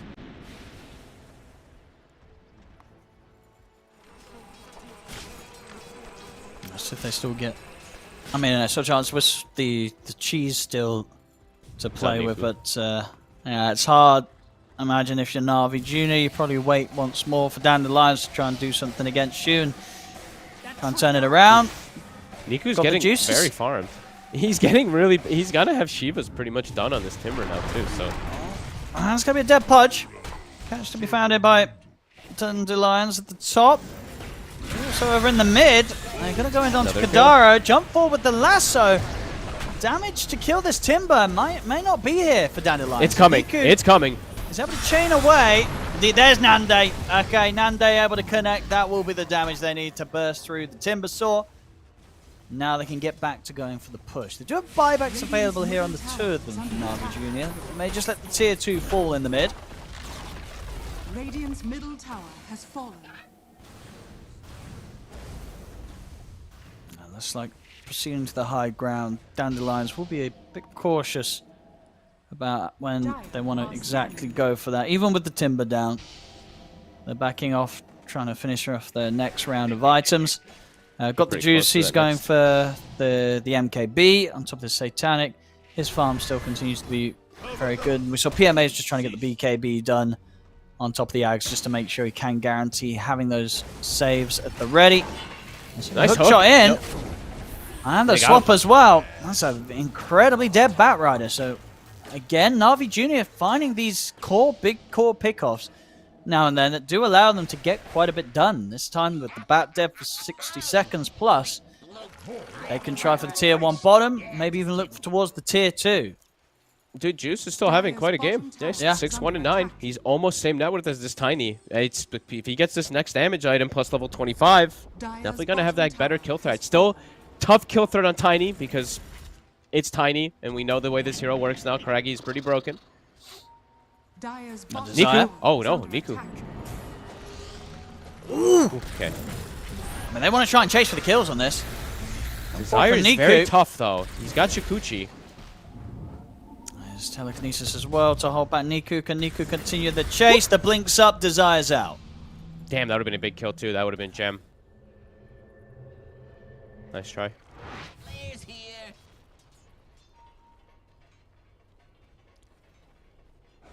And there's the Weavers. Leave MKB done, right? Yeah. Yeah, he's making good time on it. So. These fights have to last a long time, it feels like, for the Weaver to have that success. But if they can, he is still going to do good damage. They just somehow have to keep him protected. Just so much burst potential on the side. I mean, actually on both sides, but so much burst in particular on Dandelions if they get the initial grab. And Mobe, he's about to have Hex, so they're going to have that secondary one. But if Na'Vi gets the initial go, let's see how they do versus Bruce Split in a 5v5. Yeah, smoke on smoke. PMA is going to have eyes on them first. They're going to jump forward. They're going to look to try and burst through the Enchantress. They'll do so. Now they turn. They get the Dismember in. Have they got any follow-up? Lock down the hook shot. It's big not stun. Stop Palantimos from getting off the split if he needs to. At the moment, he hasn't needed to. Now he'll pop it. They'll look towards the Weaver. They'll get it for the BKB. My God. Got the Juice dead for 90 seconds. PMA's out as well. I mean, Days brought back for this fight, but there's no more fight to be had here for Na'Vi Jr. As they've got the combo drop down onto Niku Dandelions. Timbersaw, he's out as well. Triple kill for Nande. I mean, they're ready to do some big damage now, running down the mid. This was a rough fight for Na'Vi Jr. You know, I give Nande a little bit of crap just because the item build looks funny, but holy crap did he deliver. 3-man stun, cleaving on top, 11k burst. They're all dead in an instant. Yeah, it's got to the point where, indeed, Nande's farm, it's just allowing him to completely destroy Na'Vi Jr. And indeed, I'm ready to start buying some Moonshot first on my Tiny games. Looks a lot of fun. You get away with it. Throw back to his old farm times. And his damage, completely insane. And of course, his ability to end the game and push the base at this stage with the Moonshot, SMY, Satanic, Silver Edge. Tier 4s are going down. They're going to have to try and do something. Oh, okay. The base. Okay, they get the hook, but the stolen swap swap again, Desire. They're able to get Nande out of the fountain. I mean, that could have been one of those awkward spots where if indeed that save wasn't there with the swap, Nande may have just have died in the fountain and maybe the game goes on. But Desire's in with the save. And indeed, yeah, that's how he gets away with it. If you want to be as crazy with the build as Nande on this Tiny, just make sure you have Desire on your team. As he'll always be able to bail you out. Time after time after time. Every single fight, really. The swap was always there for Desire. I mean, to the point where I think, unfortunately for PMA, it did feel like the swaps from Desire just did a lot more than what PMA was able to do on his side of things, right? The off-lane Venge didn't feel super impactful. No, they got some. So overall, I would say for Na'Vi, they got some nice pickoffs. They still were getting good farm, especially on Juice, who he only dies twice in the game. But overall, the team fights are impossible from what I saw. The Brewmaster, overall, Palantimos, every time Bruce Split was used, the fight was literally lost. It was afterwards, you see Na'Vi Jr. like smoke, try to find a pickoff, which they were able to get. Just needed a little bit more to bring everything together. Their overall team fight lineup, it's pretty lackluster in comparison when you see versus, Brewmaster. So having that traditional offlaner still seems to work a little more. They tried something with this Venge, which is a bit of a risk overall. I just don't know if this hero is good still because he's gotten changed, but still feels pretty underwhelming. So we'll have to see for the next one if they go for more traditional offlaner or stick more with like single target kind of pick-off draft. Yeah, I think it's definitely one of those heroes that it's like interesting to see teams try and make it work, but it's always the fact that there's that probably was. I mean, I think even when you consider the draft, there's still a lot of other offlaners that were still in the pool, and it's like, what does this hero do that the more popular offlaners don't offer right now? And we didn't really see it that game, unfortunately, from PMA on his offlane Venge. But we'll see what they're able to bring back in the rest of the series. I think it's definitely a solid shot for Na'Vi Jr. They did have a lot of good things going, as you said. Good stuff from the carry. Was very, very solid with his farm and laning performance. And considering the fact that that mid lane fell apart pretty quickly this game, that Niku was still able to make a game out of it, it does show that this series could go both ways. Game 2 at least could be a close one. We could get that game 3 coming out from these two teams. I believe, ladies and gentlemen, we will be cutting to a short break. And then we will be back with Game 2. So don't go anywhere, ladies and gentlemen. Game 1's taken here by Dandelions. We'll see if they can get the 2-0 or if Na'Vi Jr. can strike back in Game 2, which will come right up after this break.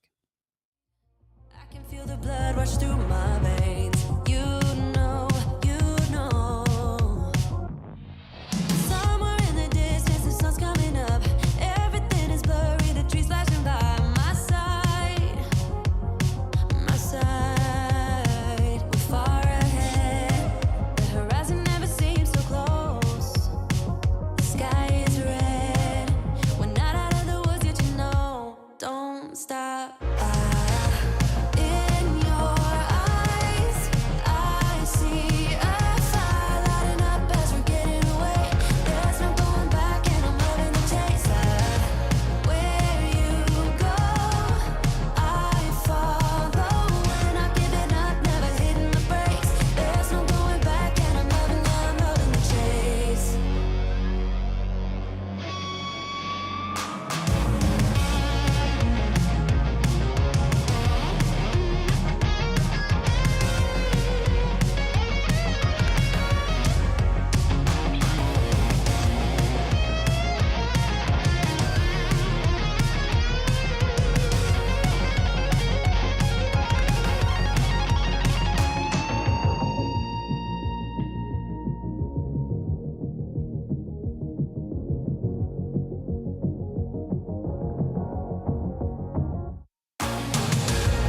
In your eyes, I see a fire lighting up as we're getting away.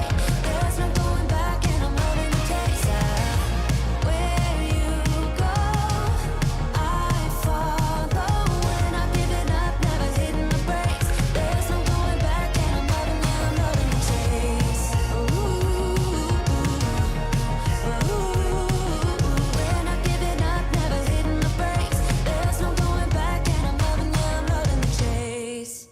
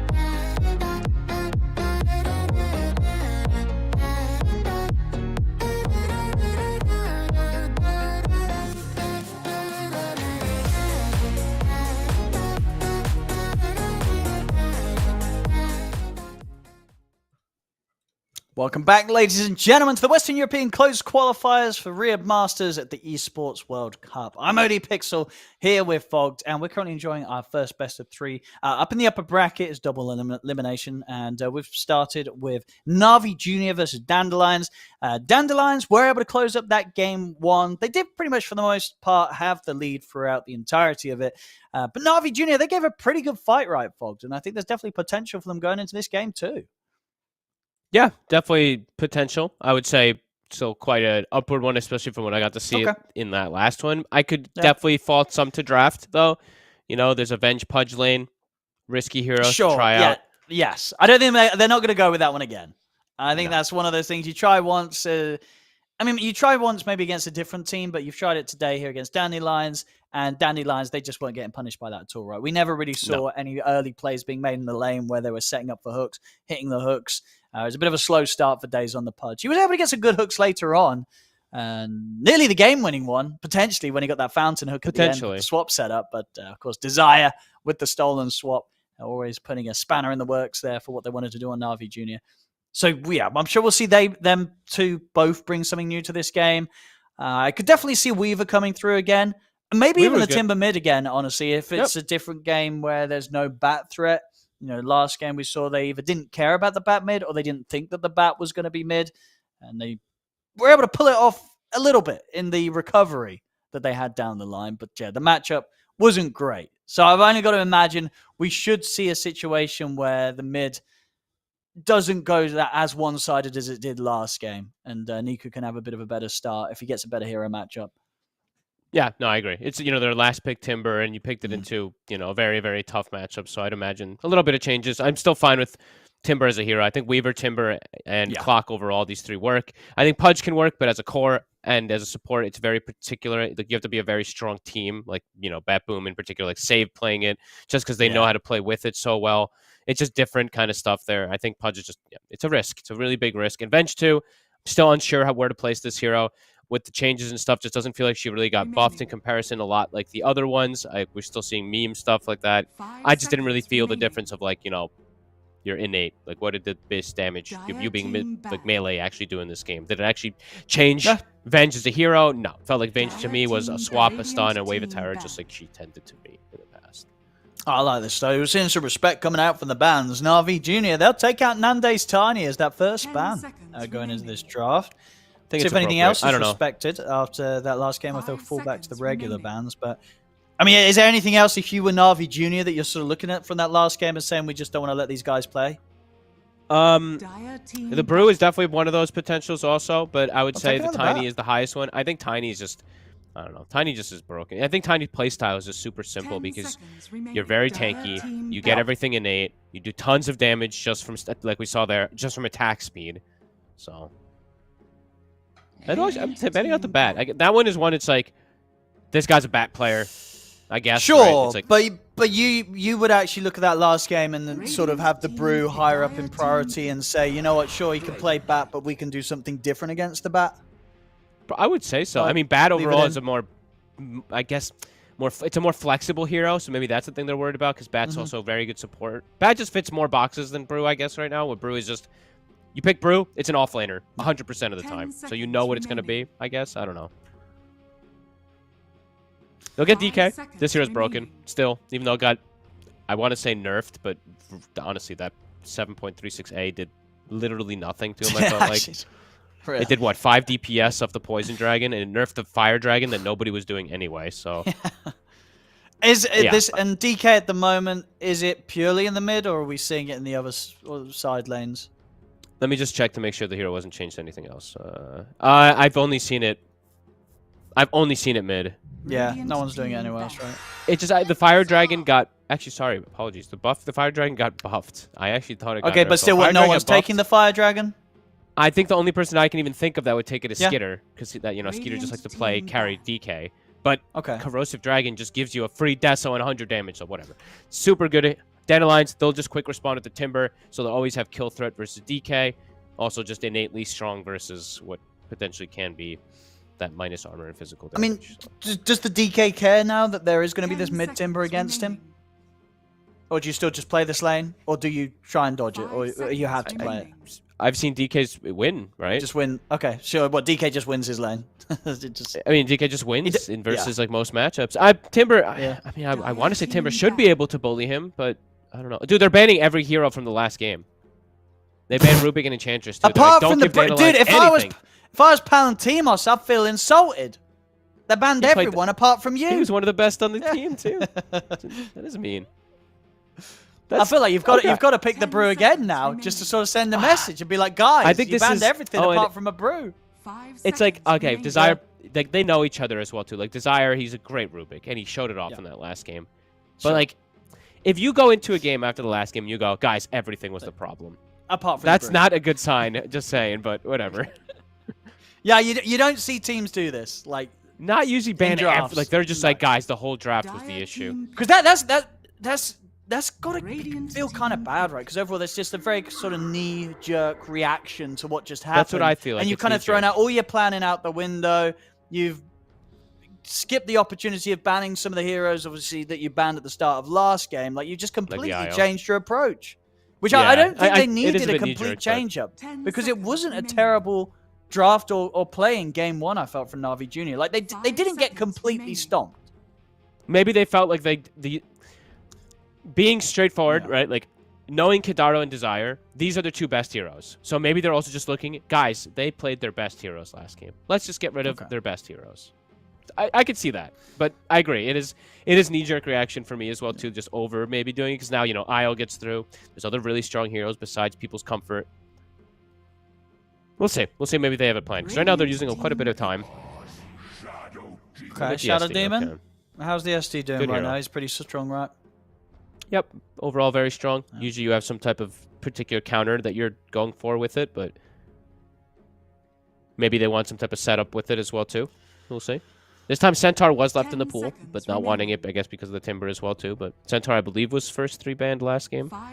They might still get it here. But you're right, I'm going to tell you what, as tanky as a Centaur gets, you still very much see Timbers just do insane burst, really, in the right scenarios. Especially with IO buffing it up as well, too, right? Because you're going to get that amp. Yeah, I mean, I think you're right. I think you really don't want to pick Centaur against this Timber. Yeah. You got to do something else. And they already banned Weaver. I was going to say Weaver is really good again this game, but Weaver is one of the best traditional versus IO. Ooh, Spirit Breaker. How's he doing in this patch? At least we get to see this. Are you seeing much of it? Not the most. I saw Jin Q play it when it first got added at Dream League. Like I said, there's too many games, too much sample size, so I don't really know entirely. But in pubs, this guy owns, because you're he does just buffing up people's XP, So true. And the charge thing now works really nice, where it's a post-charge. After your charge, you keep that movement speed for a little bit, so you can still get an extra bash hit for bonus damage or run away. So he's got some cool reset. Good way to focus fire and IO. They need something else to be able to follow up with him right now, though. Dire team pick. Ooh. Boggers. And they of course, get themselves the Centaur, because indeed Na'Vi Jr. didn't want to pick it in the scenario that they set themselves up for in the draft. Yeah, I can't help but feel it does feel solid here from Dandelions, this game 2 draft. Even more so, I'd say, so far than the game 1 draft at this stage. And 4 picks in. It's always been a traditional, honestly, one of the best heroes versus Shadow Demon. Yeah, you get Purge. Stampede don't care. You bail out anybody from the scenario. You close the gap as well, too, for initiating heroes. Strong Centaur pick with what they're up against right now. Na'Vi Jr. Got to show... A lot more damage. I mean, they're still missing out their second support and their carry here, by the looks of it. Unless they themselves want to run some sort of safe lane DK and get something else for the mid matchup against Timber. I say maybe there's not a chance, because DK can still do okay. He still can. As he does against anyone, so probably just getting their secondary support here. Something maybe that could threaten against the Centaur. I mean, I feel like they might still... I don't want to say it, actually. I feel like they're just going to Mars, because it's good for Centaur, but it's not good in the game. Hey, Doxy, you prefer that out of the two, or still suffers with some of the same problems? It works better with DK. It's a traditional DK group up kind of thing. Mac, you're very strong when you're team fighting around this Darkseer with Dragon Form. Sure. Good with the Spirit Breaker, right? It's good with the Spirit Breaker. It's just not good in particular versus anything at all. Like, usually it's like you see Terrorblade. You see something that makes this Darkseer just have a good lane / good game. Just don't see it. I guess they have... I mean, Darkseer, Spirit Breaker, the combo is strong. And then with DK. Yeah. So I guess they're playing to their own lineup, I guess. Okay. Because now there's just a... You know, as Dandelions, you tell your carry, okay, you're laning... You know exactly what you're laning versus. What do you want to play versus this? You have the pick of the litter. Clinks used to be one of the better ones. Clinks and Lone Druid used to be the Giga counters to Darkseer. What about Anti-Mage, or is he kind of dead? I remember people, they were kind of getting hyped up for him on this new patch, but has he actually sort of ended up not being anything crazy on this patch? I guess it could work, because you have the built-in Blink now. It's not as bad as... In the past versus SD, it was terrible, because you don't have Blink, you skill your Mana Burn, he owns you. Now you have Blink level 1, and Mana Burn. So you can actually just Blink out of the disruption, so it's actually... And it's a good lane matchup, right? Probably quite a bit better. The Darkseer. I guess there are a lot of illusions that could be created against you with the SD and the Darkseer, but lane should be pretty cool. Yeah, you should be set for a pretty good start. Options. And I feel like for Nande, seeing how he plays as Tiny, I mean, I'm sure Anti-Mage would be right up his alley as his kind of hero that he'd like to play. He banned Dusa, though. Would you ban Dusa if you're picking AM? No. So. Oh, that's very true. So he's absolutely not picking AM. Or if he does, maybe it's like a big brain thing. It's like, look, we banned Medusa. We're definitely not picking Anti-Mage. Dude, if he does that, I mean, that would be insane. That'd be big brain. That would be big brain. I mean, whatever carries are left in, that would be hot. What have we got? Something good with the IO pairing, right?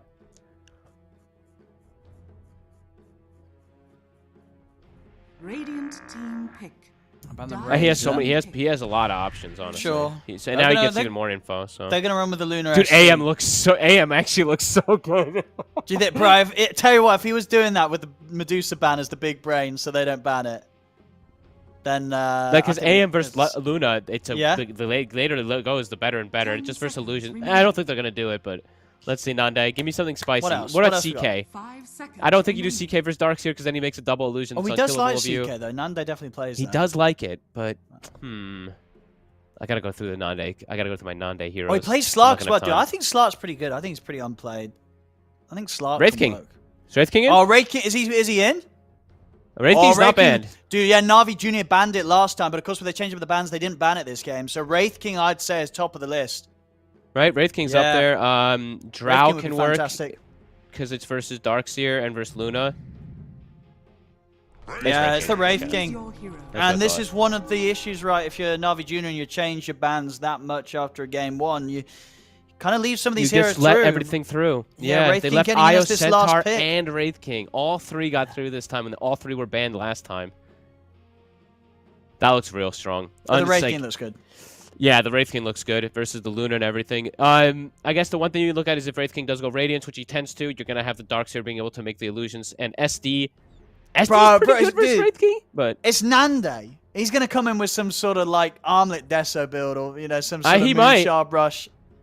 He might. He might do something alternative to the Radiance, indeed, because, as you say, there's ways to use it against him. Any weird... Yeah. Oh, Promulgate. He actually took Promulgate on SD. You have no idea what I'm saying. I didn't even know that's a word. Is that a real word, or did Dota invent that? Promulgate. Let's look it up. Promulgate. Promulgate. I mean, it must be a word. What does it mean? To make known by open declaration. Does that fit sort of the spell? What's going on with Promulgate? What does it do? It makes them take more damage and do like 15% bonus. Let me look to make sure I'm not talking out of my butt. 1 second. Okay. Shadow Demon. If the enemy hero, when applied to an enemy, they lose 50% of their current health. So it's the old. You remember the old Soul Catcher, where it would like, yeah. But it just instantly nukes you down, and then if the team can kill them within that time, it's pretty good. I mean, how does it work? What do the numbers look like? Yeah, what do we got? If the target is an ally, their current and max HP is increased by 15% instead. So it can be used defensively and aggressively. I didn't know that. 15. I've only seen 50. 15. Okay. Yes. I've only seen Shadow Servant, so I want to point this one out a little more because how long does it last? How long do they get the 15% buff? I'd imagine it's for the duration, so it's 6 seconds, right? 6 seconds. Okay, so could, as you say, come in with some clutch saves. This is one I would say this is the ability in Dota that is the least noticeable what impact it has. I think nobody can even tell what this ability does half the time. So I'm looking forward to see if it does anything different. Looking at any other interesting facets that I think are different, I think everyone took the standard from what I see. Yeah, Darkseer's got the movement speed. Charge has the movement speed. Io has which one? Io has spell lamp. Yeah, so across the board, I mean, for people, if you know, I'm not going to go through every single facet every time anymore, but for the most part, what we're seeing is everyone took their standard facets.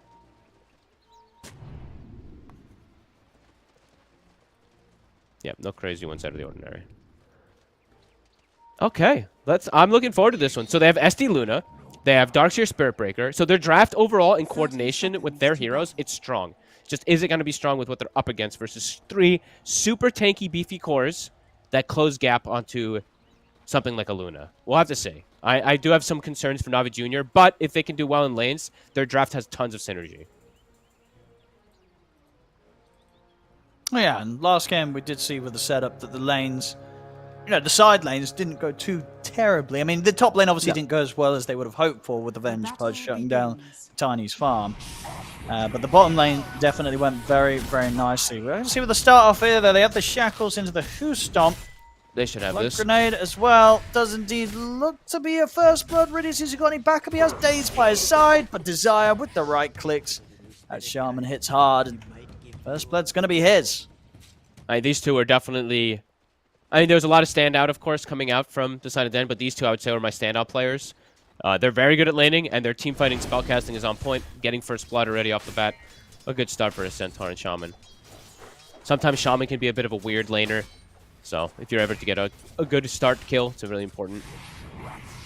And yeah, let's see how mid goes. DK versus this Timber. As we've seen, DK just wins his lane, so...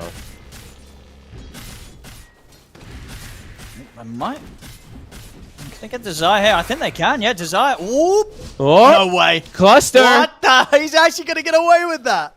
Foul play, baby.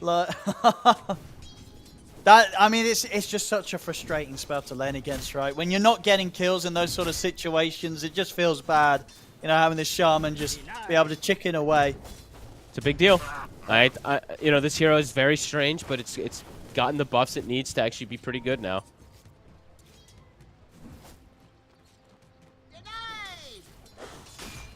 So yeah, mid Niku. He's gonna own. He's gonna do very well.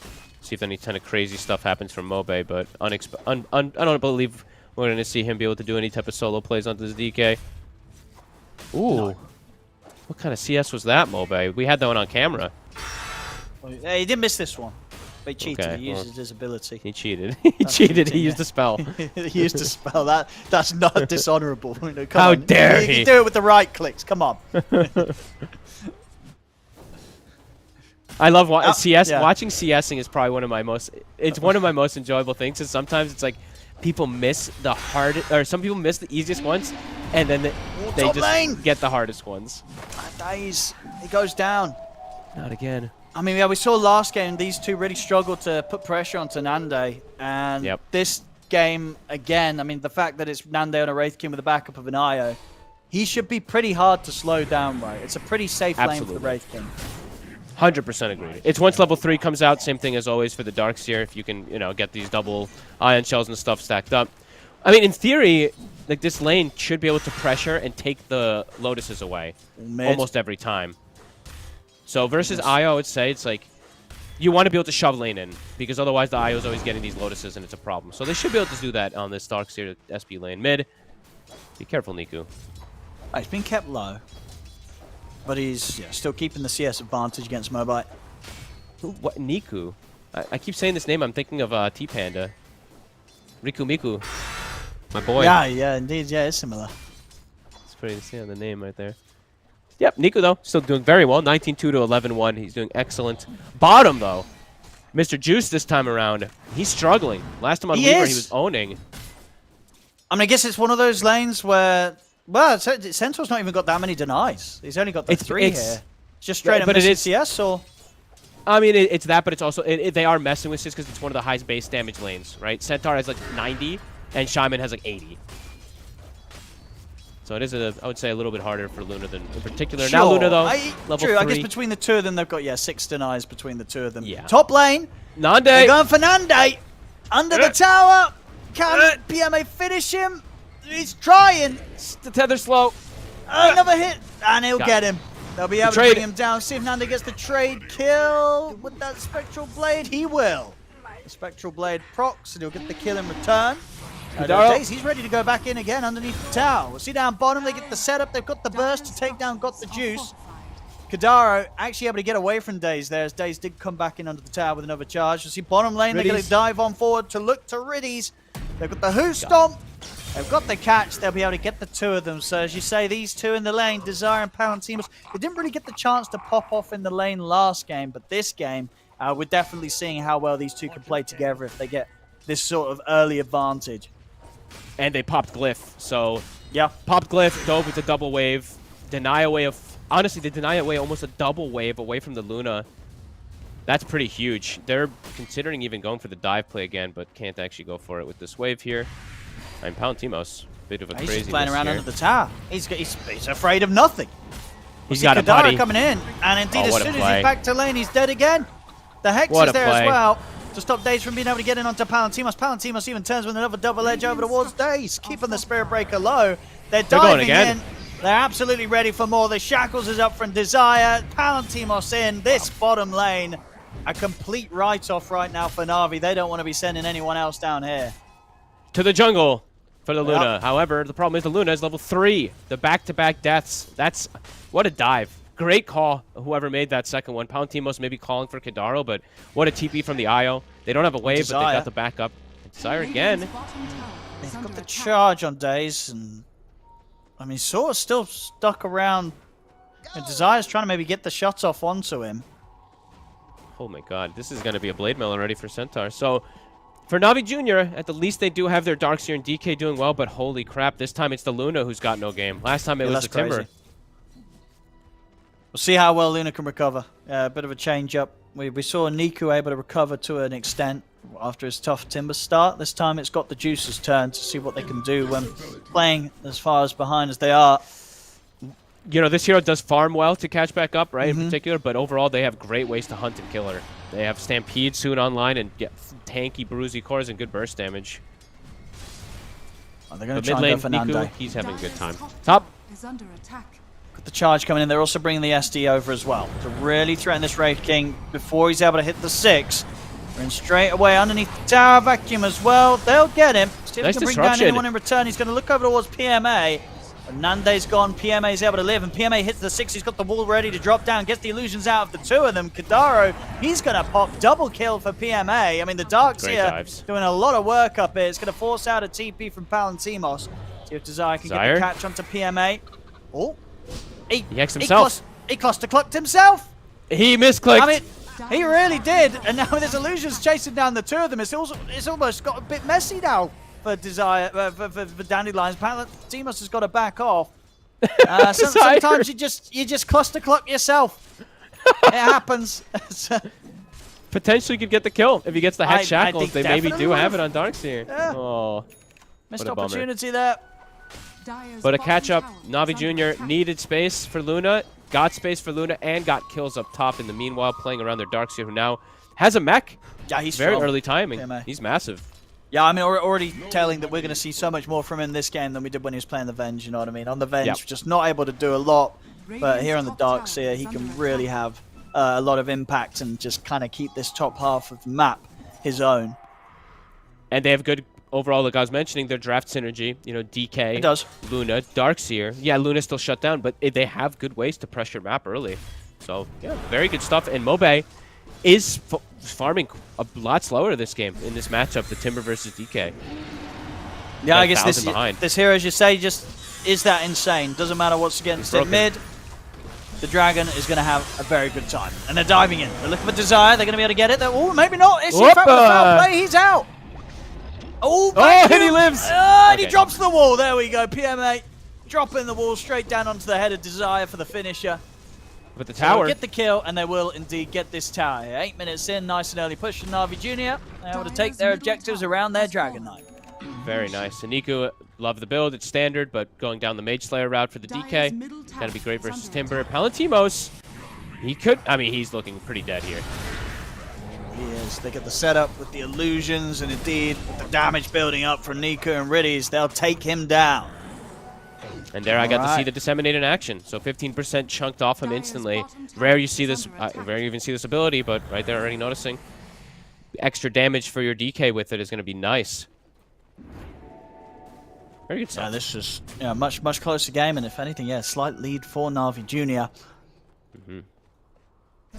And good ways to go, good draft coordinated together when they group up for pushes together, and good ways to get kills. You know, Spirit Breaker level 5, soon 6 with Ion Shells that are level 7 already. Definitely can look to get set up on the map. Much better. Glad we get to see this, because last game I didn't think Na'Vi, honestly, I didn't think Na'Vi played that terrible at all. It's just their draft just was difficult to play because of the Pudge and Venge and stuff. Right now, seeing a lot more come to fruition. Still, of course, farming on the side of Dandelions, but seeing much better prowess come together from the side of Na'Vi Jr. And looking at Nande, guess what, Owen? Armadesso, baby. He's not going to Radiance for Starks here. Indeed. I mean, it makes sense. Makes sense for sure. You just do not... Especially against the Darkseer that's having this good of a time, and as we've seen, PMA's dropping the walls on target every single time. So, yeah, that Radiance, if it came out, they would absolutely be using it against him in some shape or form, whether it's the Darkseer or the Shadow Demon. Mobai getting gone on here in the mid. Daze has the control. Nico's in with the follow-up. They'll burn through him. We'll see if Nande and Kadara can do anything in return. All of Na'Vi Juniors here. They're happy to fight this. I mean, you've got Niku trying to chase down over towards Kadara. Kadara's going to get back out with a relocate, and he's going to be able to bring Nande back with him. So we'll keep the two of them safe, but not able to fight the way that they hoped for there with that relocate into the action. Couldn't quite get there in time to save Mobai. That honestly almost looked like one of those moments where it's like, uh-oh, the relocate into chain feed, which can snowball out of control. So they will be able to get themselves away. But Na'Vi, you're just seeing the coordination's much better this time around. They're there instantly making the plays, and so far got the juice. Not fully caught up in net worth, but he's level 8. So this Luna is completely catching back up. Dandelions haven't really been able to set up some sort of move to find him down on this bottom side of the map. They've definitely had other issues with how Na'Vi Jr. is running at them right now. Yeah, until they have Blink on Centaur, it feels like they're limited on the map just because, you know, mid lane went so poorly, right? So Mobe, he can't really look to make moves right now in this Timber because his mid matchup went tough, and Centaur just needs a Blink to make a move. So probably a bit of slowdown, I would say, for the side of Dandelions. While for Na'Vi Jr., they don't need to slow down. Their draft, it's great synergy together. DK's got ulti up, Mage Slayer. He's cruising. He's looking to go. He's on the hunt already here. See if he can get some sort of vision to set up for Days to come crashing through. Relocate back up in 20. How long until Palutimo's Blink? It's almost there. Playing very carefully with Kadara and Nande. They don't want to get caught. Dire's top tower is under attack. What's Desire going to go for this game? Anything out of the ordinary? Nope, looks very standard for the Shaman.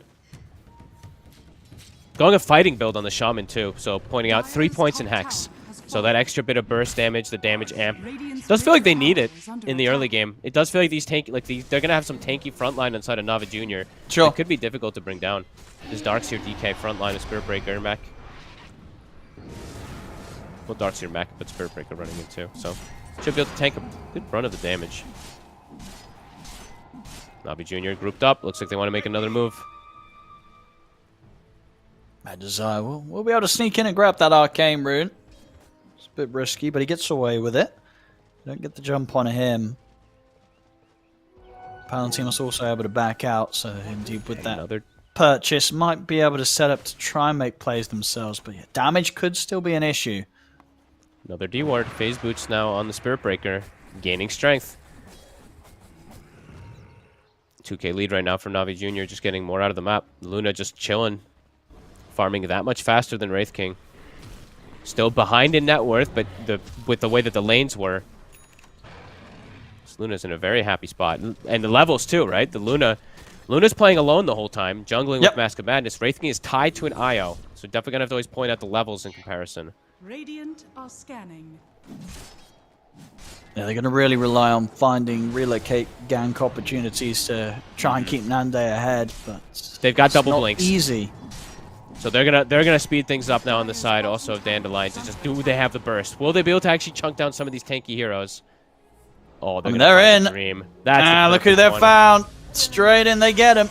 Got the juice, doesn't stand a chance. They were, considering even bringing more in because they thought that there would maybe be a bit more of a fight being put up by Na'Vi, but no, it was just the Luna on their own.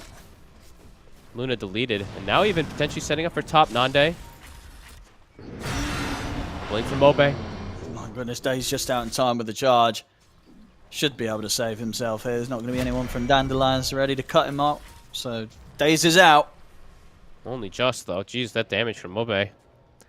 Cool that he went the blink, too. He had Kaya queued up, but I guess like his team is saying maybe we have to start being more active with our Centaur and Timber because Na'Vi Jr. is farming. So they will slow down that Luna a good amount. Make sure Nandes is ahead. Radiant's top tower is under attack. And overall, they're just farming a little bit more on the Dandelions, catching up that that 2 to 3K lead that Na'Vi Jr. had. Dandelions getting things back into business.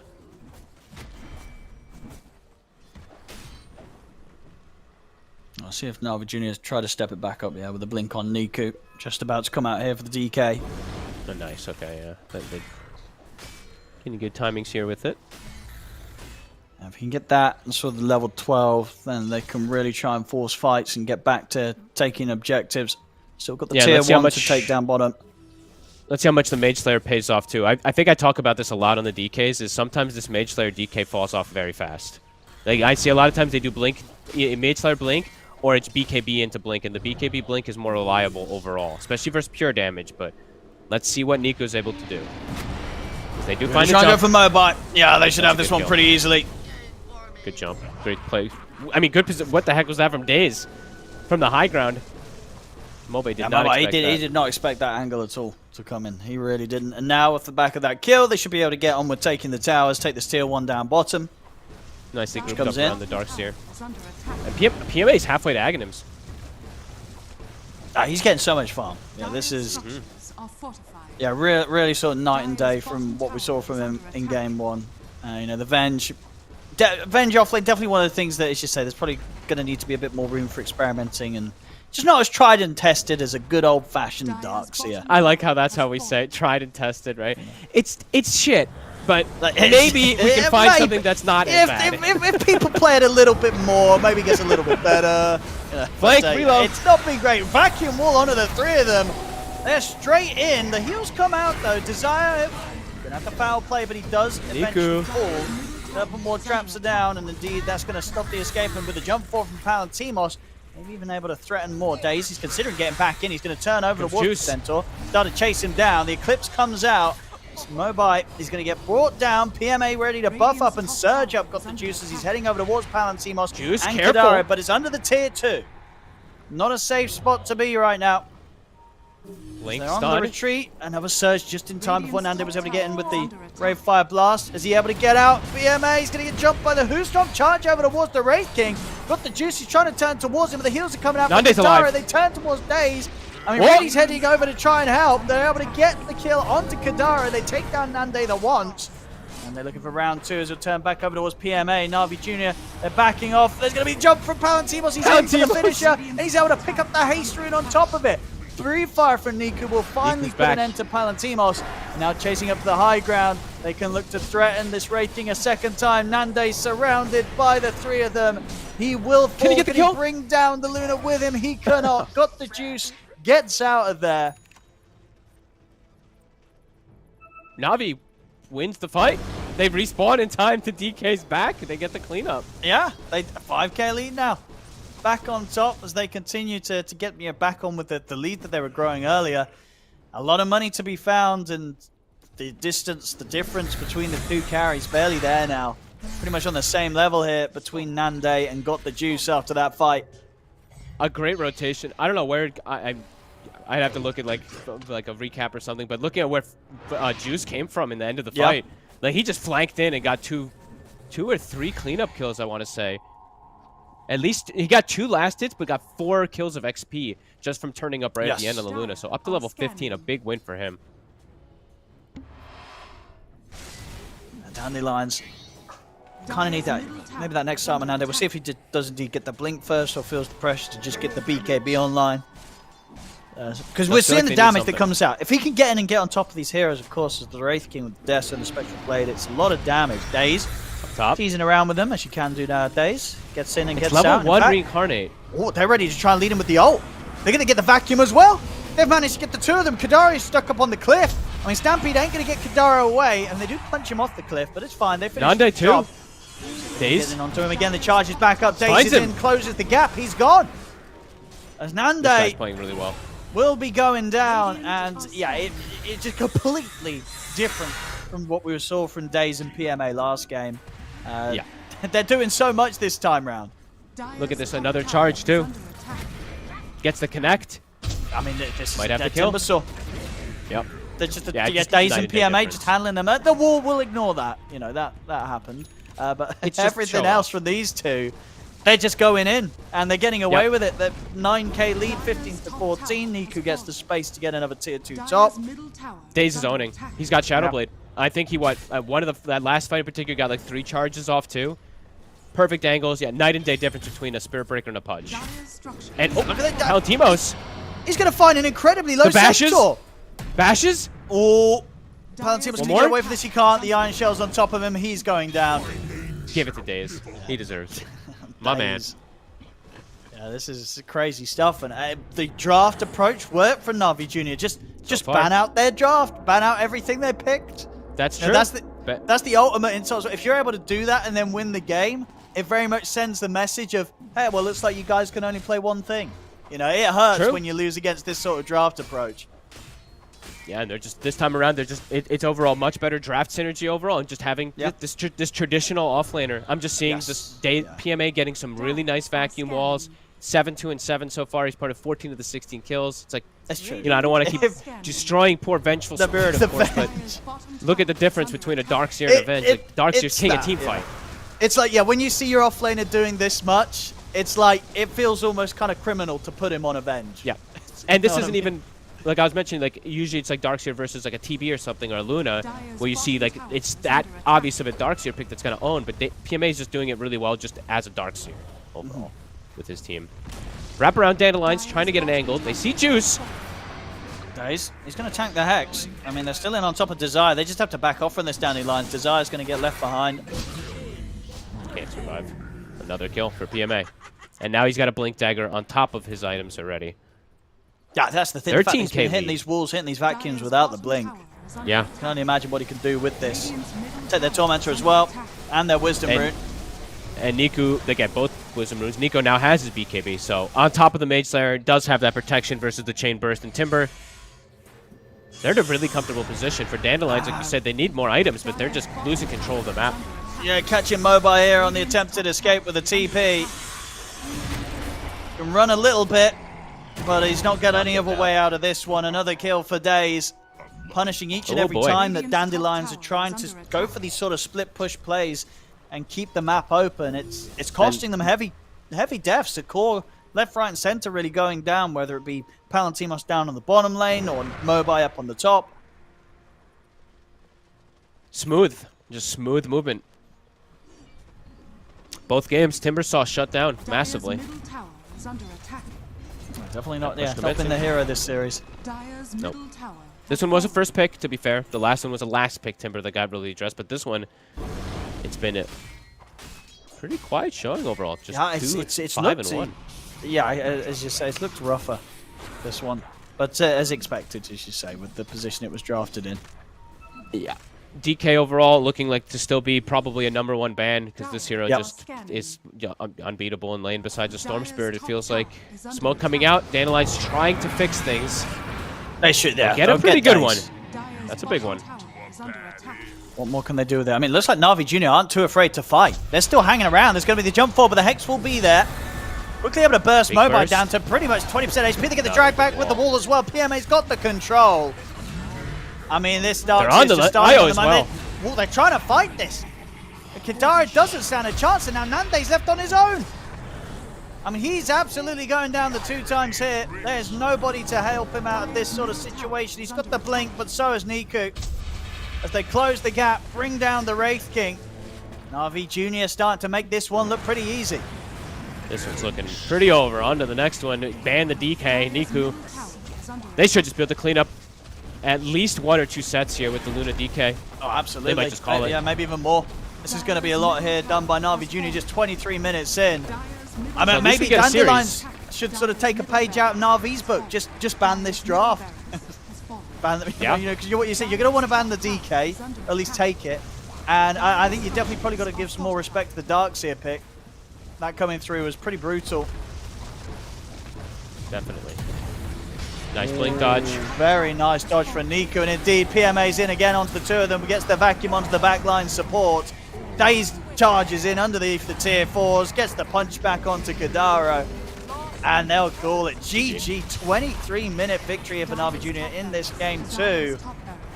I mean, that's I think from what we've seen, you know, sure, they got the winning game on Dandelions, but it was nowhere near as clean as this game 2 win from Na'Vi Jr. So agreed. Out of the overall information that we've seen today, I think coming into this game 3, you're definitely going to have Na'Vi Jr. as looking to be the favorites. Yeah, I'd have them with the slight edge for sure. Yeah. Like 55-45, maybe 60-40, something like that. Not insurmountable, but Draft's definitely having a big play into all this, but also just lanes in particular. Lanes going well. You know, this PMA Darkseer plus Daze after lanes having good draft to be able to make moves, and they just made the better ones. One step ahead, in particular that bottom fight. I think they took too long to be able to kill some of these tanky cores, and just a good rotation. So good synergy of draft. So bring it again. Honestly, that I love.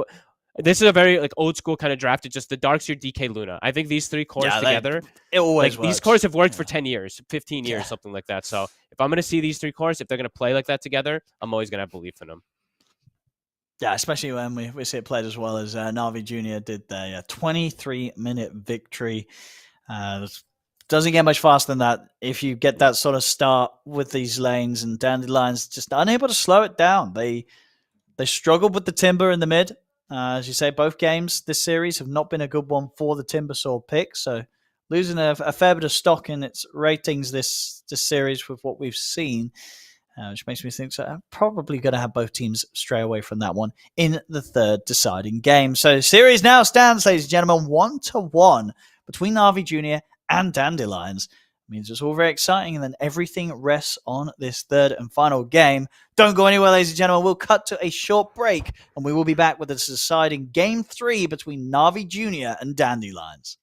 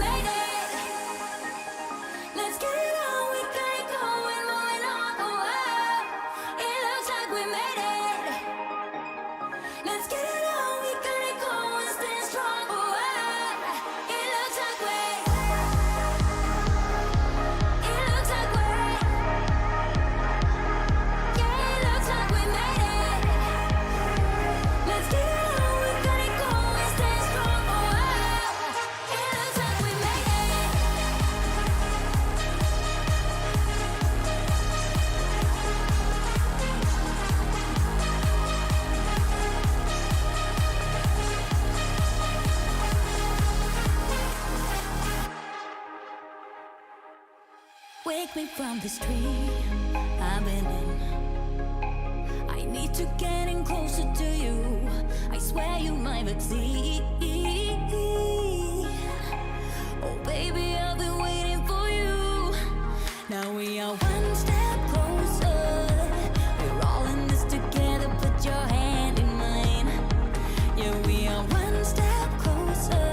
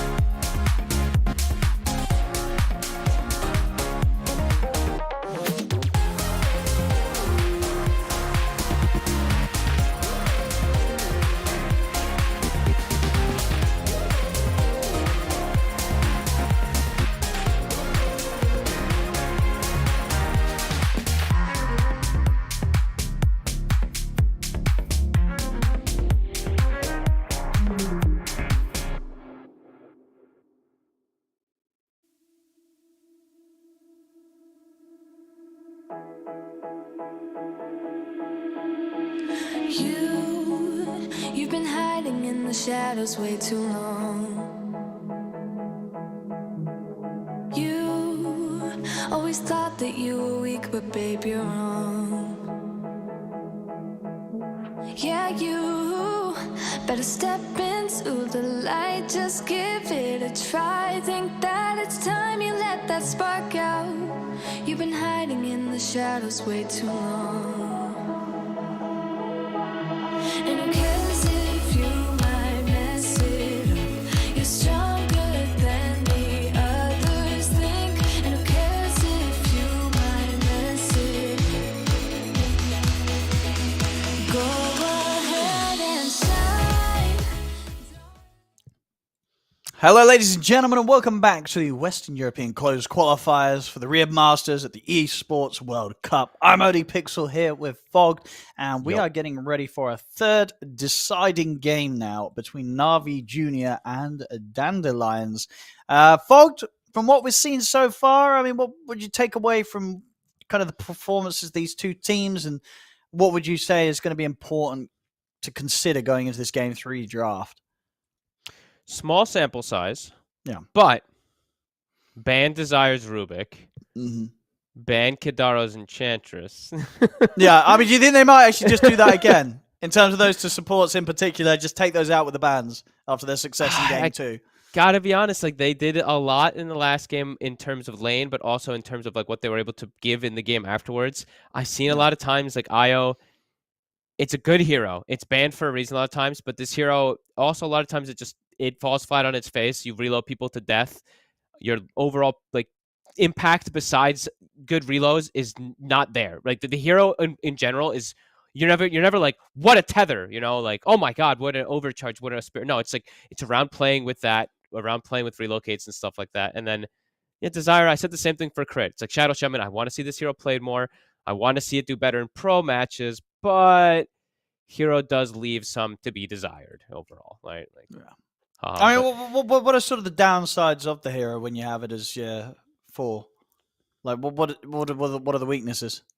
I mean, this last game in particular, they did really good lane pressure. I think that's one of its weaknesses overall, but it just lacks in a lot. It doesn't really provide you like good damage. When you're committed, you're fully committed. You're good control, but it's a hero that has to be stationary with its control. So you kind of have a dead spell after laning phase. Shackles is really weird to use. So he has a really weird toolkit inside of team fights in particular compared to other heroes, which, I hate comparing heroes. I hate comparing spells, but like using like an Inkswell and a Stroke of Fate, it's very reliable and you just throw it out there. Shaman, you have to like put yourself in every single time in the fight. So it's a hard hero to make work in real games. True. In pubs, goes way differently because you're able to cast Shackle in team fights. It just doesn't happen in real games most of the time. Oh, fair enough. Well, we'll see if we're going to see some of the same heroes or some of the heroes being banned out as the Game 3 draft has begun. Dandelions versus Na'Vi Jr.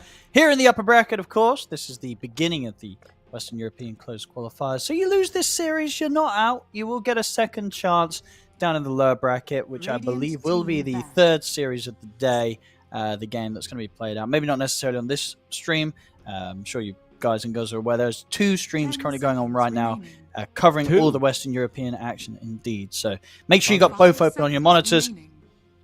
Obviously, if you're here already, this is the cool place to be with myself and Vog. But, Cap and SVG, I hear those guys are all right as well. So be sure to check them out as well on the other stream going on right now. Here we go, into the draft. Bans, what are we seeing? Dandelions. The DK's gone. Yeah, DK gone, and then Na'Vi Jr., they're banning out Tiny Brew. Oh, yeah, this time, they're actually going back to that game 1 and saying, hey, you know what, we'll ban your Brew out now. Because they didn't ban the Brew out last game. Yeah, they're like, ooh, they're gonna realize Pound Timos was the one who carried last time. Now we gotta set him up for failure. So, banning that one out. They take out the Storm, which is a godly hero, but also a godly hero versus Zeus, and they'll get themselves the Zeus. Very strong hero, super busted. Another one. I think Zeus and Sanking are probably the 2 that are just decimating pubs for me. But. Okay. They just get to a point where they carry. And they're not supposed to because they're spellcasters, but they do. Is there anything you're picking against the Zeus mid then? Like, well, what do you do here if you're mobile? What kind of heroes do you think you would choose to pick against Zeus?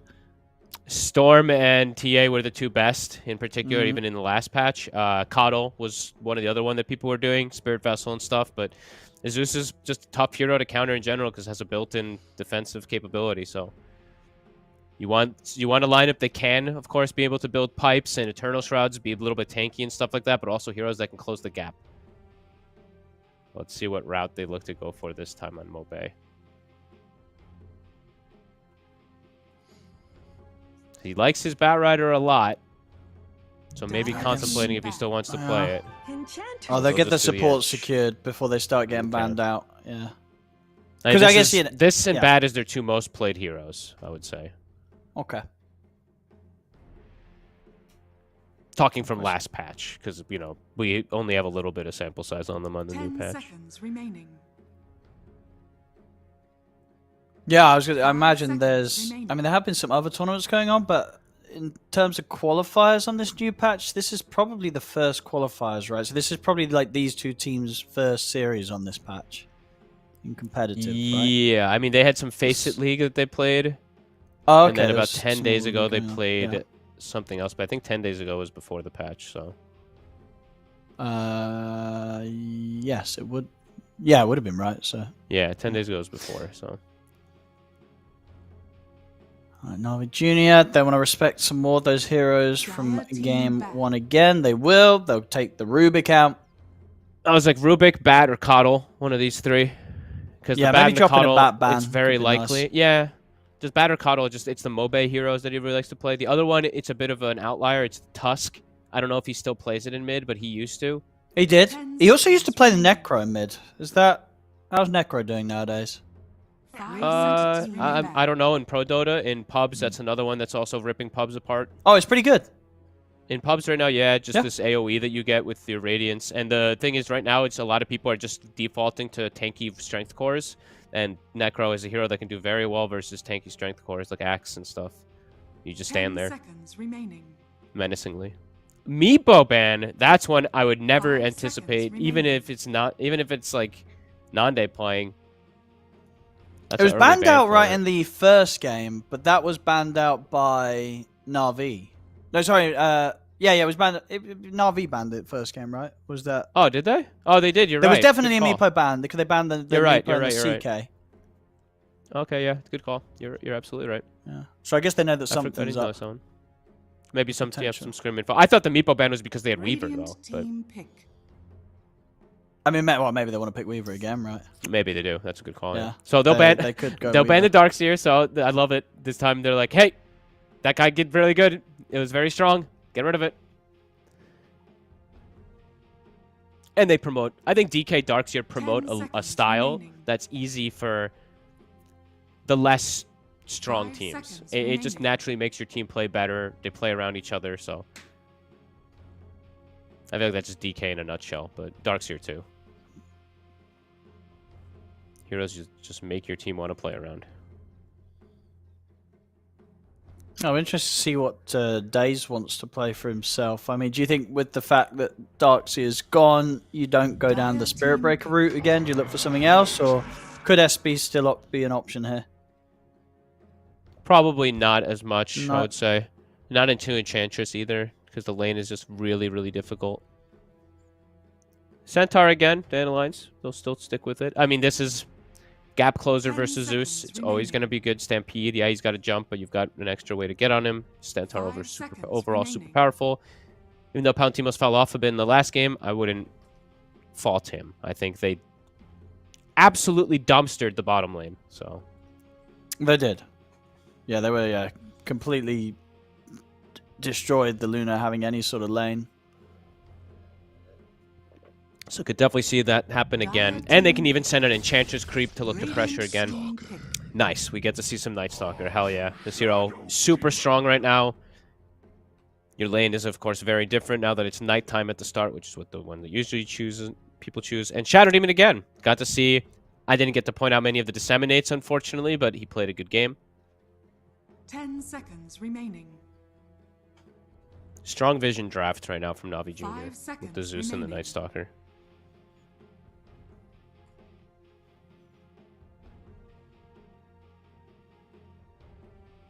Dandelions. Really going into the reserve time on this already. Just 3 picks in. They're going to have to speed up this second half of the draft. Radiant team I'm wondering what you pick versus NS nowadays for lane, because it used to be like you just Giga counter him in lane, some Ursa, Monkey King, something like that, and he just can never play because he comes out of lane so far behind that he never catches up. But nowadays, with nighttime, I wonder how different things are, and if there's other approaches that people do 10 take. seconds remaining. Well, they'll go with the Mirana, one of Desire's other Seconds remaining. favourite heroes, I feel we see him play. Yeah, not the most traditional 4 position anymore, though. It's usually played as a 5 nowadays, so maybe this could be a flex. Could be a little Okay, weird, we'll switch though. around with Kadara. Sounds kind of bad because you're playing into NS, so playing Mirana Core versus NS sounds kind of Dire grim, team but pick. okay, this is interesting. Dawnbreaker versus the Night Stalker. Every time it switches from night to day, you get vision of the whole map. So when Night Stalker ult ends, you get vision of the map. So that's actually, I've seen this one in pubs. This is like the 10 counter pick a seconds lot of times versus the NS because it's like constantly flowing, constantly flashbanging everybody, you know, 5 blinding you on the seconds map because the remaining. map brights up. But I think this hero has insane potential right now in Dawnbreaker. This new facet, the -1 cooldown, every time you proc Luminosity, all your abilities go off Yes. cooldown 1 second. You It's- can actually do it adds some up. pretty crazy stuff. It absolutely adds up. So I'm glad we get to see it in pubs. I'm spamming this hero in Pro. I'm spamming this hero in pubs and winning all my games. So I play no offlaners, just as a reference. I'm being forced to play offlane. I'm playing Dawnbreaker and Underlord because I can just ult and join, and it's very nice. And Dawn ult is always up. Dawnbreaker's super nice. Yeah. Dire But this is what this is Dawn carry. I don't know. That's why I'm Dawn thinking mid. this is really interesting because I even think that this could be like a 5-position Dawn or something. Because I And think the I've seen Cormorana, Kadaro sure. play it. Yeah, like I think there's actually still some flexibility. Probably not, but maybe. Now that there's a Timber as well, probably not as well because the Dawn carry kind of gets chunked. Yeah, by the because Whirling it feels tough, especially like getting caught underneath like the Night Stalker and his silence. Yeah. Yeah, the burst from Timber. It doesn't feel like a fun Dawnbreaker game. No, I think at it least purged not to in be every some fight. sort of high priority core hero. Exactly. Like you're just Yeah. like, you jump in a fight, you're gonna get demonic purged and throw spells on you. Yeah, you stampede, I don't know. but okay. But we'll see. hey, Timbersaw has lost every game this series. He has. That is also true. So 10 if there's seconds anything to learn, remaining. Like And maybe also, everything I'm is just hyped to see Dawn. irrelevant. There's a 5 Timbersaw, the seconds team remaining. loses. We'll see. see a Weaver ban. They do have 0 stuns right now on Navi Jr. They have silences and some slows and stuff, but literal 0 stuns. They have a Void stun right now. Void and a Lightning Bolt. Dire team back. Yeah, what's going on anyway? Sorry, with Navi Junior's lineup. Who's playing what? I think it's... Was it NS4? Wait, yeah, what the hell is going on? It might be Night Right, Stalker. what's Dude, going- I think both teams kind of Maybe they're like, oh damn, we've took a hit of the pipe. Oh no, we I'm just kidding. picked Wait, up who's the- our carry? Yeah, who's what? I mean, dude, actually talking about carry, it could be NS carry, right? Is That's NS what I was playable saying. It as might carry? be NS carry, but that... NS. I don't know. I mean, I guess with what he's up against right now, it doesn't sound so bad, but... I don't Maybe know. I don't have NS a sample carry, size. you go with the Shadow, maybe they do some sort of aggro tri-lane, they leave the Timber solo safe against Yikes. the Centaur, you know, like that. I mean, there's Nick What Assassin the coming as hell? the last pick. Dude, so the amount of counter picks. So they counter picked Well, the they got- Night Stalker with Dawn, and now there's a Nyx to counter pick the Dawn. So anytime you Dawn ult, there's a Carapace. Yeah. Okay, Oh, what the dude, hell that's is so going on annoying, with these isn't it? It drafts? just completely stops your ult. It's so Dude, Navi annoying. Junior's draft looks bizarre as hell, though. 10 I gotta say, seconds Dandelion's remaining. looks much more normal. Navi Junior's is... I mean, it has to, is it NS Strange. NS is hitting the creeps, right? Unless this is some sort of Zeus carry. I mean, it has to be NS carry. They have no team fight on Navi Junior at all. Their team fight is The absolutely Dandelions, they're running out of time. Anti-mage. Oh, now they we get get the a anti-mage oh, that's this enough. game. But is Okay. it nice? Is it nice anti-mage game? It looks nice. It looks nice. You don't care about It's kind of carry Night NS. Stalker getting on top of you, Nyx Assassin hunting you down. You think you can deal with that. You can farm away from those. Yeah? Yeah. Okay. And it's a mid-dawn. What the hell happened in this game? Mid Dawn. All right. So Mid Dawn's gonna have to go up against this Niku Wait, what is this Zeus. Mage Bane Mirror. Which one's this one? That's not the one that you usually take, is it? Oh, is it not? He might change it though. He's still got time. Isn't it? Wait, is it? No, it is. Is it? I feel like I see most people take Mana Thirst, but maybe I'm wrong. No, maybe it is Mage Bane's Mirror. No, it's Mage Bane's Mirror. Okay. So he can reflect better, obviously, versus the Shadow Demon and stuff. Okay. That lane looks rough. Nyx Timber. That sounds pretty grim. And it is Kadaro playing Enchantress in AM. Okay. Well, Desire on his Okay. Mirana. So Okay. he likes the Mirana. He likes the Mirana. Okay. Maybe they'll switch around the lanes that they're playing it in. You know. But no, excited to see. Yeah, see what Mobile can do on the mid dawn. Navi And Juniors I mean, looks ultimately, if the anti-mage has a good game, he's gonna have a good game, right? Like if he doesn't, they don't get run over. The anti-mage should be able to carry the late game, right? He should be able to, yeah. I mean, Navi Juniors just against looks this. very, very, very strange. It looks like it's gone a bit outside the box because they have a Timber Nyx lane versus an AM. They have a carry Night Stalker. I mean, they're gonna have to cause some crazy stuff to go on because I don't know. I feel like Dandelion just looks more well-rounded, more standard. Yeah, Especially if like Yeah, they get to slow down the pace of the game. There's one stun for an anti-mage. And that silence is annoying, but... Alright, let's see. Navi Jr., you better do some impressive stuff. You better cause some chaos in this game, because it just looks a little too outside the box, but let's see. Prepare for battle. There is a Dawn mid also, so that is a little outside the box, but... Yeah, I mean, we'll see if sort of the sustain's going to be there enough for Mobile against the spam of Niku. He should be fine. Yeah, I don't we'll see have the luminosity, right? Sure. Yeah. You think you don't get bullied out by this Zeus? I haven't seen the matchup, but I don't believe so. Okay. Yeah. Okay, this is going to be interesting. That's the thing as well. I mean, Dandelions, they've got pretty good ways to... As long as they can kind of get their ults not fall apart too much before the 6s, they've got pretty good ways to respond to action from Na'Vi, right? Whether it be Indeed Dawn flying over or Stampede being popped, Moonlight Shadow coming into play. Unless they get like run over, which I don't know. I just don't see it with the lanes. Like, I don't know. Timber, if Timber Nick somehow is able to bully this anti-mage, I'm going to be quite surprised, but let's see. Let's see. Yeah, and Daze and PMA played very well in game 2. But indeed, that was in a situation where they had just a great classic duo, and this one not so much, or maybe not so much against what they're laning up against from Dandelions. Or ever. I don't know when a Nyx Timber lane is going to be like, damn, this is going to own this lane. I mean, maybe they're hoping that they could kind of get the lane to a point where Timber's going to be fine to be left alone, and then Nyx is going to start roaming a bit. You sound uncertain in your own sentence. What is that? Yeah, you think because in that sort of situation, it's just a problem because you're just giving the anti-mage free farm. Yeah, it's tough to pressure unless you get like a level 6 advantage on Timber before the AM hits any timings. I will say, we'll see how the first few levels go. It all depends on laning, of course. If they just mess it up, so. And let's see how Night Stalker does, right? Because as we mentioned, Night Rain, of course, starting at night.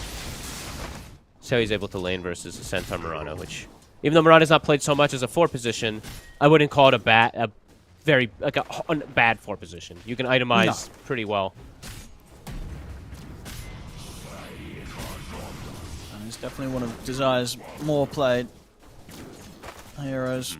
I assume patch to patch, doesn't matter what the patch is, he's going to be playing it, and that's the first blood for the anti-mage. Not what you want to say. He didn't even go Orb of Venom, so I was going to point out his build. Sometimes you do see the Orb of Venom first item on AM to go for level 1 kills. He went Stick and they get it. So, pretty big deal. Wow. If Nande gets a good start, this could be a pretty dream game for him. They get the jump on him, but he's got the blink at the ready. So, he's perfectly fine. He's going to have a nice juicy creep wave coming in. They're really on Na'Vi to get this game going fast in their direction, or anti-mage things could happen. Yeah, or Night Stalker just is a god tier carry versus AM, which could be pretty cool to see, but it's definitely going to be a bit of a weirder one, I would imagine, from Juice. Is just, yeah, I don't know what unless he goes down the Radiance route, which I don't really see. We'll have to see. We see Solar Charged. Yep, that's decreased cooldown with Luminosity, Mobe. So far handling his own in the mid lane. Couple denies on the Zeus, though.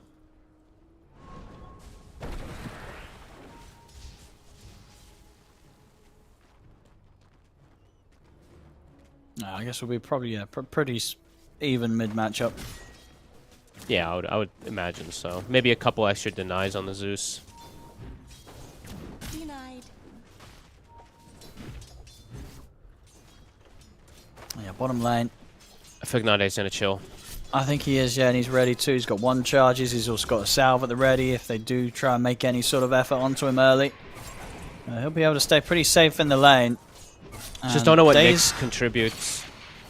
Yeah, you kind of walk up and then you get sort of harassed back by this Enchantress. I mean, at the moment, Kidara is sort of keeping them both at bay.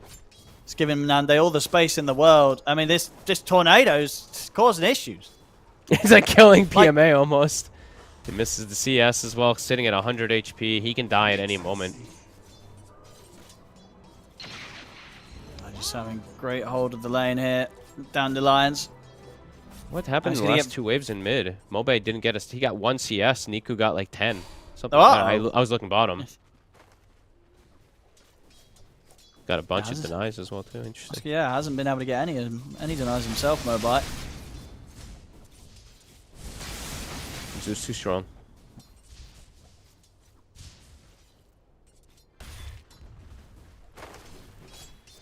Yeah, bottom. Even if PMA is able to find a bit of farm and XP out of this, it just doesn't feel good when you see this anti-mage getting to do what he wants. See top lane. Absolute free farm.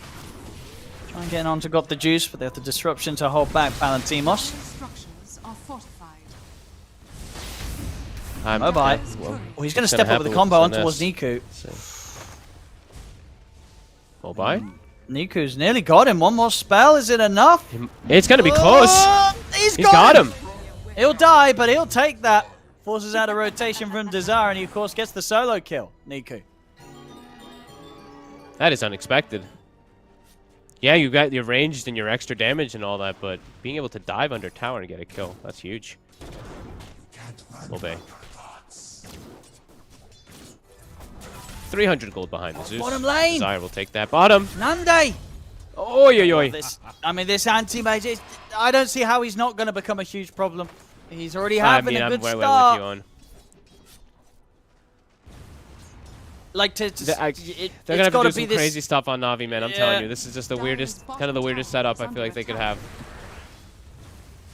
The Night Stalker's got to pop off big time. He's got to be having as good of a time as Nande is. You know, he's got to sort of be an item ahead of the anti-mage. If he starts to fall behind this AM, I mean, the AM's obviously just going to clean up the map so much quicker. Nobody's going to be able to keep up with the pace that Nande is going to be able to farm at. Absolutely. I mean, I want to see Juice, honestly, like, make a move early with a fear and look for to get a kill on the AM, but it's going to be daytime now. Whole map is revealed. Oh. And back to darkness. There we go. Do you like my reveal noise? That was very nice. Thank you. Zeus ult online.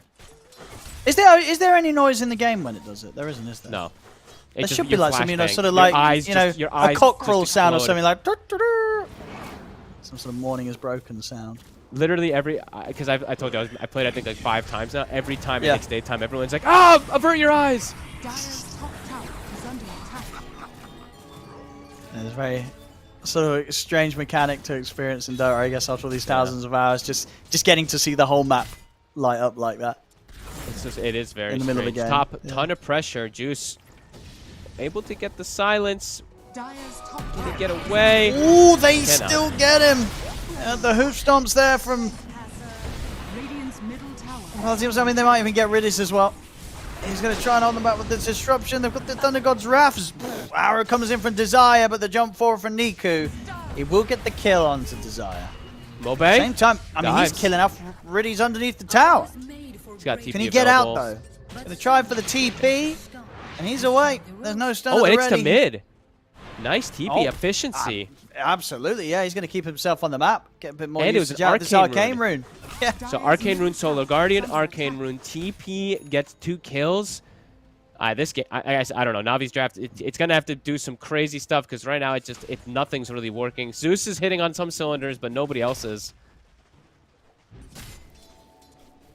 Mobay. And it feels like, you know, Zeus, even if he's having a good game, when he's having to eventually deal with the anti-mage, they're not really a matchup where Zeus is going to do much that's anti-mage is going to care about. Radiant's middle tower is under Palantimos level 5, looking to pressure top. Night Stalker, his first night, which is the first 5 minutes, has not gone the best. 2,500 net worth. All 3 other cores higher than him. Top now, Daze. Not a place you want to go to. Daze is caught. No. Didn't have much success down on the bottom lane, and he's not having it up top either. He's out. Dire's top tower has And Wisdom Rune grabbed, but still level 3 on the Nyx. Level 4 has been hit on the SD, but level 5 on Desire without even grabbing their Wisdom Rune. Level 5 on Kadara without grabbing their Wisdom Rune. So experience, gold, everything has just gone absolutely the way of Dandelion. So Navi Jr., he said, just have to do some crazy stuff with their draft. Can't even get the Invis Rune as Desire arrows him, takes it away. And it's just that they have to have the presence of the Night Stalker to give them any chance of killing this anti-mage. Like, if there's not a Night Stalker involved, Nande's not dying. Yeah. And if he does, even then, it's on his own mistake that he's made. Like, this anti-mage should very quickly become very, very difficult to ever catch. Stampede popped. Oh. That was a bit of a weird one. Yeah. Pause. I mean, I don't know, Owen. Yeah. This draft just looks too wonky. The Night Stalker carry versus AM. The lanes went poorly. Dandelion's draft scales has like just synergy, has team fight. Like their Navi's just has very little to no team fight, very single target. I want to try to find positives. I'm just really struggling to see, especially now that these lanes have also gone so poorly. You have to jungle on Zeus. You have to hit creeps on Night Stalker.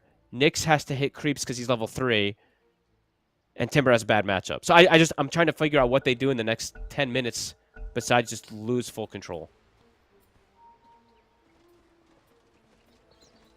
It's not going to be easy. No.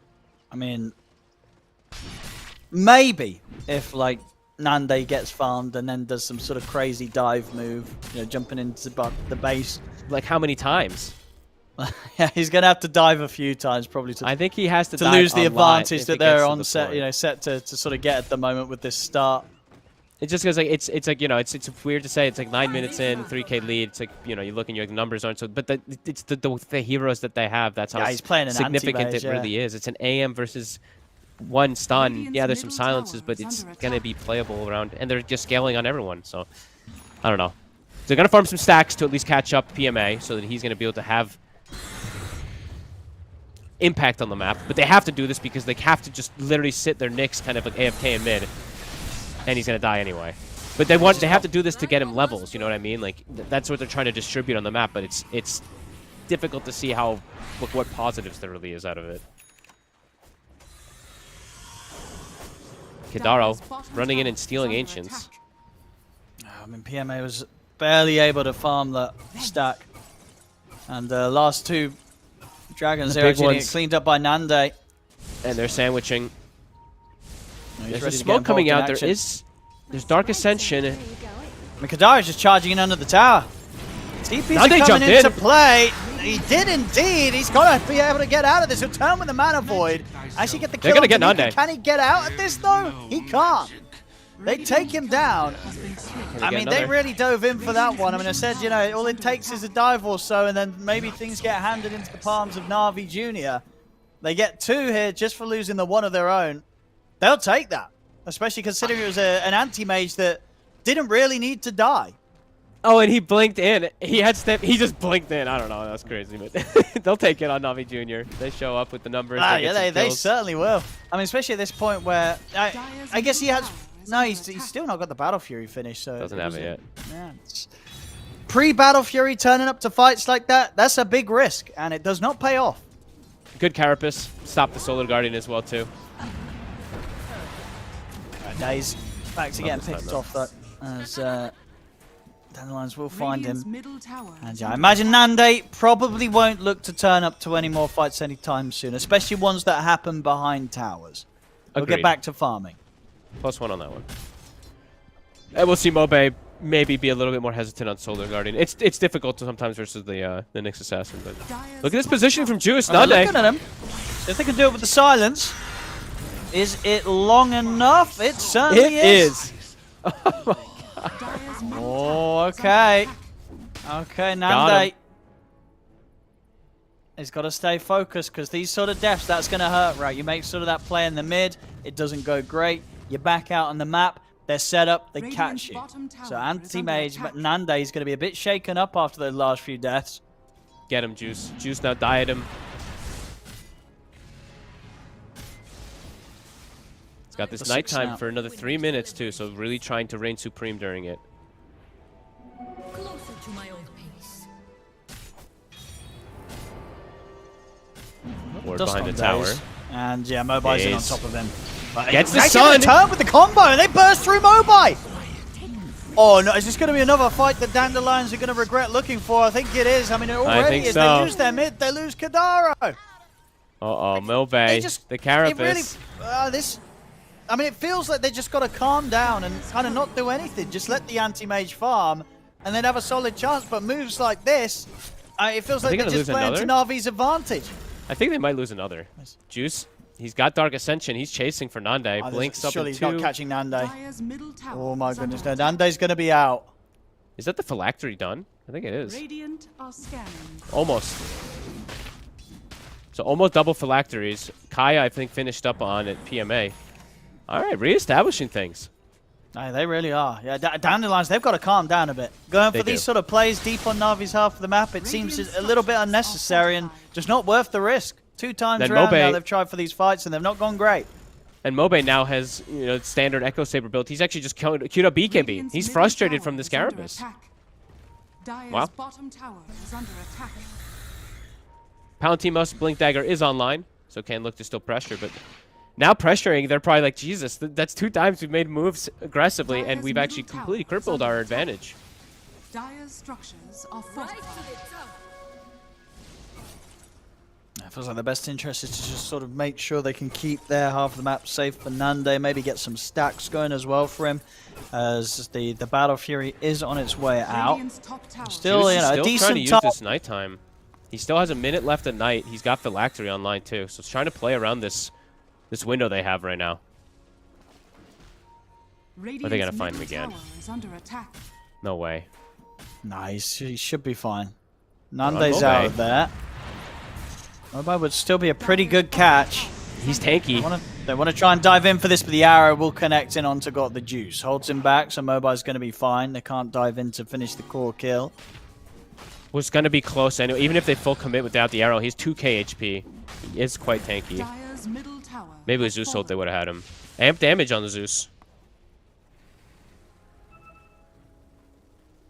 Well, alright.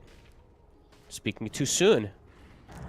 Dire's middle tower is under attack. Leveling it out a bit there, Na'Vi.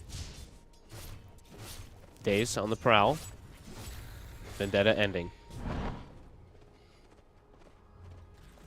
And daytime about to hit, so Dark Ascension was used in that last attempt as well, so now there is going to be quite a bit of downtime for Na'Vi, I would say. 5 minutes of day with the NS carry will give this AM a lot of time to get the Battle Fury farm going again.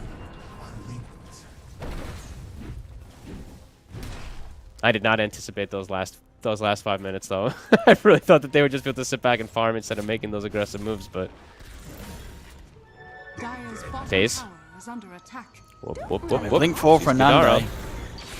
Kadaro very dead. Nande considering getting in on this. He's going to try. He jumps over towards PMA. The jump. Stampede as well. Good who stomp. Palantimos in onto the 2 of them. That'll cleanly do it there as they get the arrow to follow up. That's the sort of fights and early action that Nande does want to be involved in. They got the whole map reveal. As soon as it turned, I'm actually astonished that the Enchantress dies like this. He went Agi Treads to try to stick and stuff, and actually ends up killing him. I think if he just stays Strength Treads, might actually just end up surviving. Because they literally had full map reveal and he walked in and died, so. Things back to normal state for Dandelions. They're like, alright guys, this is how it should look. We should just be able to farm. We should just be able to get pickoffs. Spirit Vessel finished on Mirana. And yeah, daytime for 4 more minutes. The BKB, as you say, there'll be less of a threat from Mobile trying to jump over with the Solar Guardian. Yeah, now you can just pre-pop it beforehand, and then that could actually trip up Nyx a lot, because sometimes as Nyx Assassin, you literally run into the Solar Guardian with Carapace, and you're just going to be like, wait a minute. And you could actually set yourself up to get killed yourself. That's true, yeah. If you get caught in that kind of full combo, which you will do when the BKB's up, that will definitely kill you. Yeah. Against this mid-Dawn. Farm coming back together. 11-8. Dire's bottom tower is under attack. Now looking to fall back into the position where it should be pretty hard to catch Nande. Back to normal, instead of being absolutely insane and diving under tier 2s. Well, we could see another dive. We could still see it happen, actually. We shouldn't speak too soon. We don't know what Dandelion's plans are going to be. Maybe they try and go for something that we don't see, and it doesn't work out too hot for them. We'll find out. Na'Vi Jr., they're going to try and go for the smoke plate, try and connect certain Days up top, who Kadara's looking towards. Get the spike Carapace off, and they'll burst him. He's got the Stampede, so Nande is able to retreat. I mean, you got the Juice trying to get in on top of the anti-mage. He's able to do so. The silence is there. The Solar Guardian's coming in. The heals, it's enough to keep him alive a little longer, but he still dies. Juice. Nande's dead. You've got the Juice. Get out. He cannot. They'll still take down the Night Stalker in Arrow. return. Arrow Another is one. going to hit beautifully. Some good angles and good shots hit by Desire. So whilst they will lose Nande, they won't be too upset because they still take out the 3 of them and are able to get the overall victory in the team fight. And there you see the whole map reveal again. I honestly, like this map reveal thing versus NS, it's very strong. It really is, because it's constantly happening. So you see exactly where they are. They draw the lines exactly where they're standing. So Nande, a little bit of suicidal, but anyway, ends up being perfectly fine. Really nice arrows. That's Desire with back-to-back ones there. And NS, they were starting to get a little bit of things going, you know, from that. I did not expect that, honestly, from the 10 to 14 minute mark, them getting those kills to reestablish things a bit for Na'Vi Jr., but things back under control for Dandelions. And this Night Stalker, that's him getting involved with Dark Ascension again and just not getting much at all. Yeah, very much needs the BKB, really, by the looks of it, to be able to jump in and have the chance of a fight. As at the moment, the damage kind of coming out from the support duo and a quick combo from either the off lane or the mid. A bit too much for Got the Juice to deal with at this point. Yeah, just a weird carry in particular. Like, we've always wanted to theory craft Night Stalker carry. We've all wanted to see it. It's a hero that doesn't have flash farm potential. Definitely starting to see the, you know, if you don't snowball off your night times, if you don't get crazy amount of kills, the hero still does have that problem. Getting that farm, getting to be that monstrous carry in particular. Nande near 14, Night Stalker only level 11 right now.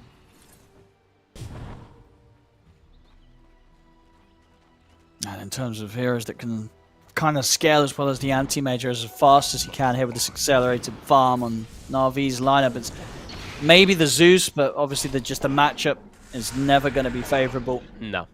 Between the two of them, so it doesn't really matter how well Niku's able to do with his right-click scaling of this shard into Manta. Nande's anti-mage is not going to care one bit. No, the later and later it goes, the better and better it is for the AM. But if it was other matchups, maybe, right? Because Zeus, this is if now it wasn't a an scaling AM, carry. maybe, yeah. Yeah, if it wasn't, exactly. So, nighttime hits again. They're really trying to use this NS's nighttime, and they really have to have success with the night rotations. And they should get Palantimos here. It sort of stampeded straight into them. Why do you, but he used Dark Ascension there from Juice. I mean, that was unnecessary. Very aggressive. He literally stampeded and ran into the middle of the 4 of them. So maybe just assume that there was going to be a lot more to follow it up. There wasn't. It was just the Centaur. I feel like your Dark Ascension uses in particular, when you're playing like an NS carry, they have to be like perfect. You have to have like, because it's a very long cooldown, you want to be able to use like double refresh of spells to get a very crucial kill to get yourself back in, but ends up not getting that one. Now it's on cooldown. I'm just going to give AM more time to farm. 7k lead, and yeah, back to just growing and growing and growing. So what, 1 or 2? So it's been about 2 kind of over-aggressive plays from Dandelion that gave Na'Vi some chances back into it, but as we said, they need quite a few more, you know. Nande needs to jump in and die a couple more times for this NS to feel happy.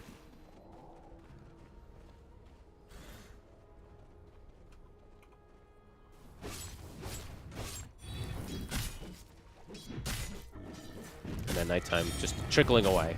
So when the night goes by and there's not kills happening for Na'Vi, I feel like if you're a Dandelion fan, if you're Dandelions, you're just like, this game feels great. Game state feels excellent. We can just farm as our AM, farm as our Dawn. Zeus is scaling, but NS is not. There's the Moonlight. I mean, Dandelions, they're happy to go themselves. We'll see Days set up with the Vendetta. He's prepared for this. Another sentry. Desire. Very ready. They're not going to be able to get any sort of jump here by looks for it. I mean, Kadara's poking back in at Days, but Days has got the blink up.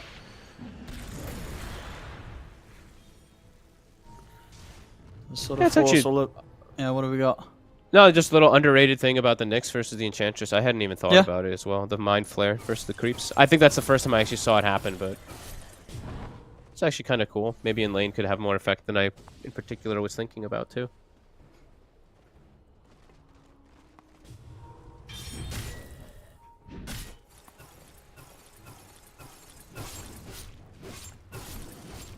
Na'Vi not able to find any sort of catch as they'd hoped for.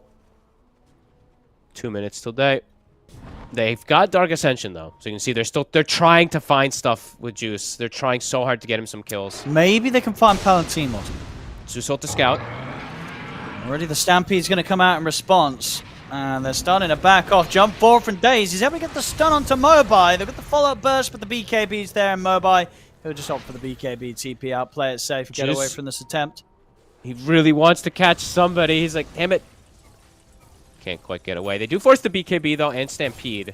Radiant's middle tower is under attack. See what they can get out of it. Kadaro. PMA's in. He's got his next item finished up with the Aghanim's complete. So very much ready to frontline. Middle tower has fallen. Does cost mana. Very important. 200 mana to activate that when playing versus anti-mage. Definitely important to point out that Radiant smoke comes, or sorry, swing across the map. They buy a gem on Riddies. Trying to use the vision aspect, trying to get these kills on the NS as much as possible. I think he sold it actually right after. Yeah, he did sell the gem immediately after buying it. Never mind. I guess what, just gonna leave it up to someone else to pick up, or maybe just being like, never mind, I need money. Swing around, Niku. Good scan. They know something's up. He'll be able to survive. Both teams being able to avoid one another here. These scans, and top lane they might be able to force this tier 1. Doesn't look Daytime. like Dandelions will bring anyone up here. I mean, yes, it's coming up soon. Daytime's in 30. They might look to fight because Stampede's up. They want to jump in for this. They do. The force is there. Kadaro, can he get away? He's pulled back under the silence. I mean, they could have saved him. I was going to Stampede would definitely have saved him. What the hell, right? Palantimos? Saving it for a core, I guess. Bro, it's just like it's taking so long for him to die. I mean, that's one of those awkward moments where he's like, bro, Stampede, and he's like, nah, you're dead. And he's like, bro, I'm still alive. He's like, maybe I should have Stampeded. He definitely was calling for it, and Palantimos didn't believe. And now he uses it and he still dies. Oh, my goodness. Oh, no. This is going to make it very awkward, I feel like, now for Dandelions. You know, it's like, you'll Stampede for the dead Mirana, but you won't Stampede for me, and now Nande is dying. Uh-oh. They're crumbling. They're falling apart. Jr. doing it. Oh, my. That whole minute, it's just, that's a team breaking down. Look at this. Look at that frustration circle drawn by Nanda. He's like, they were up here. I would not want to be on the team comms right now on Dandelions. It could be getting a little heated. I mean, what the that was wild. The Stampede to not save the one guy, and then the late Stampede to not save the other guy. Oh no. That's gonna feel rough. Navi Jr. Daytime. Keep it going. He's in onto Palantimos. There's a hoof stomp there to hold back Arrow. Timber. That's also going to continue to stun him. Of course, they don't have the damage to threaten this Timber right now, but they'll stop at least PMA from being able to kill Palantimos. But my goodness. I mean, what a hit. Navi Jr. doing it. Well, they want to fight Dandelions. They're smoking up. It's Daytime. Daytime with no Dark Ascension. I mean, they got to start doing. I mean, I actually have no idea. I want to say they have now. They have to feel like they have to. They shouldn't have to because they have an AM carry. But they're got an AM, right? This AM should be able to carry the game. He should be able to, but I don't know, man. This is crazy.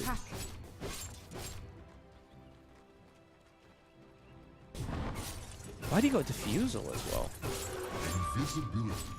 I mean, that's weird on Nande. More mana burn. Why not? That's just unnecessary, as we say.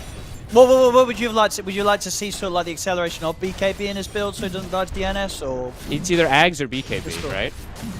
Sure. Ags, so you're playing super far outside and you're just throwing the fragments, or BKB because you're versus NS silence. Roche, it's low. They're coming in. NS has no nighttime and no ascension.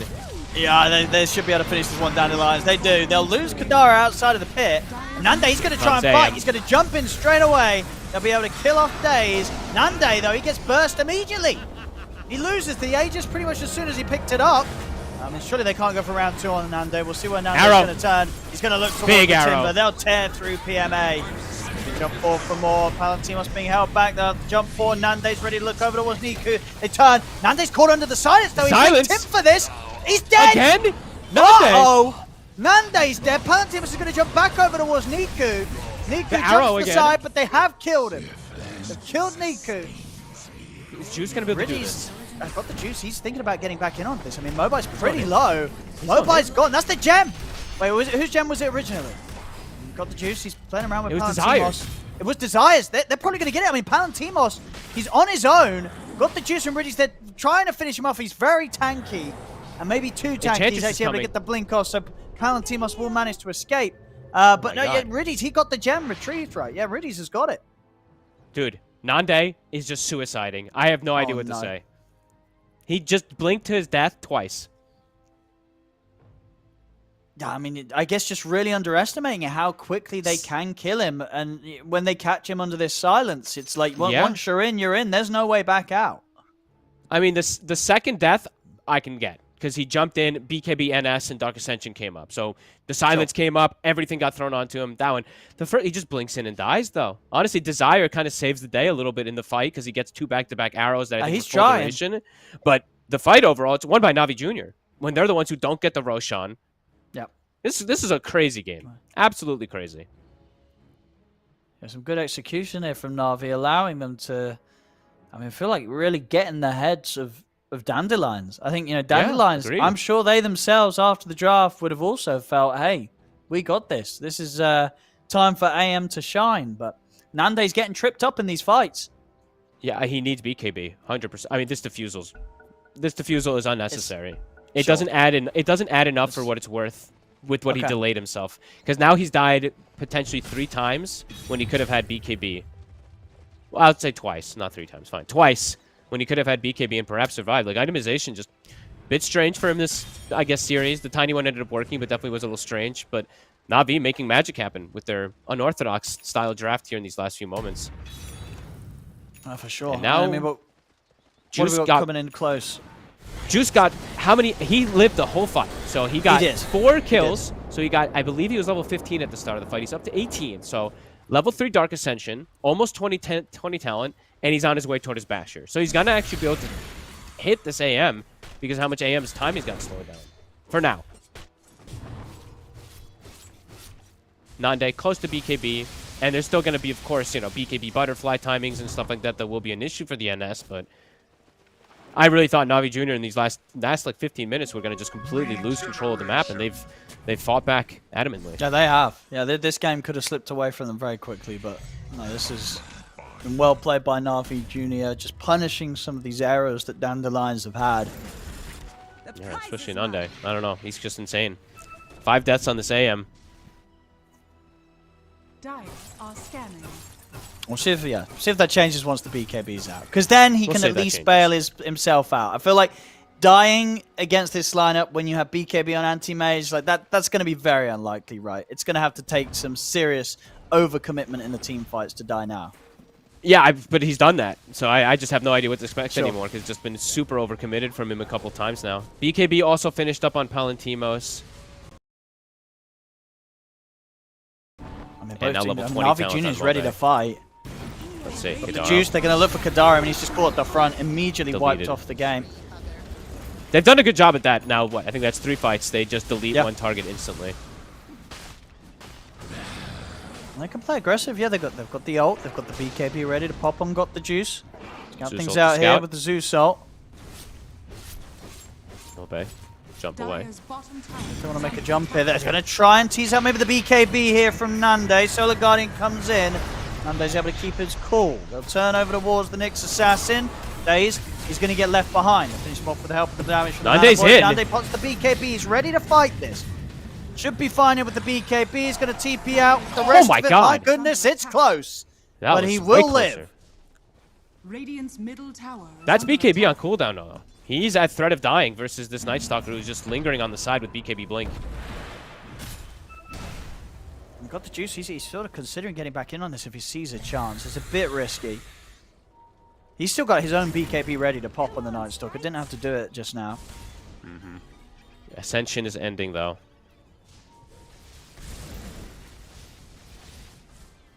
Right, they'll This is chill cool it, stuff. chill off. This is Yeah, very they'll cool. back out. Very non-traditional from Navi, but playing to their style. Nighttime for 3.5 minutes. Dark Ascension in 80. Solar up I would say Solar Guardian in 20, but it comes back up a lot faster than that because of Luminosity, so it's probably back up in like 15 seconds or so. Sure. I mean, yeah, if they could continue to sort of just take these fights and get these BKB charges out of Nande, and even if they just lose a support, they'll be very happy with that sort of play. Nande, they're hunting for him again. BKB on cooldown. Daze is on the prowl. And there's the setup. They're on Nande. He's able to open in with a Vendetta here, get the follow-up stun there with the silence. The Stampede's there to try and get him out to the side. PMA's looking for the burst. He's not able to find it. Nande's able to blink out to safety. Mobile trying to commit over the ward's got the His juice. BKB's up. He's going to put the BKB and stand his ground. Now they look towards Niku. You've got Palantimos trying to get back in, but Niku's able to push himself away. Mobe's gone. They come back in and they crush through Mobile. Now Palantimos is pretty surrounded. Again, he's a Centaur. Very hard for them to take down. So Na'Vi, they'll back off. Buyback comes out from Daze. They want to keep this fight going. Nande's in with the BKB. He'll have to back up with his own BKB about to come to an end. Kadara gets caught up on the high ground. He'll fall. Palantimos getting nuked down low. PMA's got the chakrams. The stun's there from Daze with the buyback. They've killed off the two of them, and now they'll be ready to push. Buyback coming out from both sides. I mean, that was a buyback from Mobai. He wasn't able to do anything with the buyback. Couldn't get back in with the Solar Guardian. They're outscaling, honestly. They're just outplaying the fights and outscaling. Zeus is free casting the entire team fight. I'm watching Nande try to find an avenue to blink into onto him, but he just can't find it. This is unreal. This is some crazy stuff. A good, honestly, a cool buyback from Daze. Yeah, yeah, absolutely. I mean, now they're ready to bring in the mid lane. So yeah, another fight and another BKB from Nande, and it didn't allow him to get the job done. Wasn't really able to have the impact of the damage now with how much he's sort of been slowed down. Sure, he's still at the top of the net worth, but it feels like it could have been a different story. He could have been zooming ahead this game, but as it is, Na'Vi's cause, they're right behind him. This is super impressive stuff. Just keeping the supports alive too. Riddies is living in the back, not getting jumped on. Like sometimes you do see, especially versus like an AM, when there's not that many stuns, he can just take control of the backlines, but they're protecting each other really nicely. And it's vision. And like this NS Dark Ascension in the fight, floating, Zeus ult to scout. They're just like playing and toying around the fights, playing and dancing around this anti-mage. Really well executed.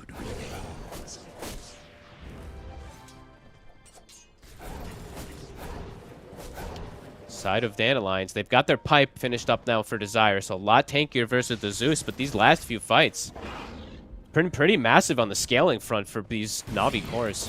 I mean, Na'Vi's just in there. They can just run at them and catch them off guard when Dandelions are split up across the map. They're going to see if they can maybe close the gap over towards Nande, but the Moonlight Shadow's there. Daze not quite able to catch him on the retreat. See how Dandelion is poised. They're much more defensive now. They're like, wait, what's going on? We're losing fights. We're not we're not killing targets. We're not able to take out the Zeus at all in the game. Daze is 0 and 9 on the Nyx Assassin, but the cores are having a very good game. Zeus now with the haste rune as well. They're ready to set the Tormentor here, Na'Vi Jr. And them getting the gem in that last fight also. It's just allowing them to have great map control. I'm looking at Mobai. He could just be at risk of dying. He's gonna... I mean, the use is there for Daze. Daze is gonna live. I want to say this was a little bit of luck from Mobai using Starbreaker to farm the creep camp while the Nyx was Carapace going on him.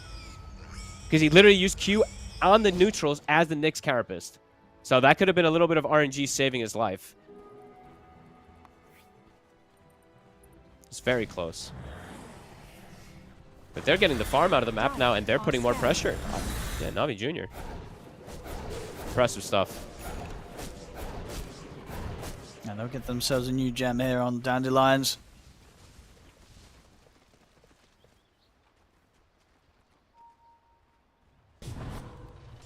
Nande trying to get the Abyssal completed.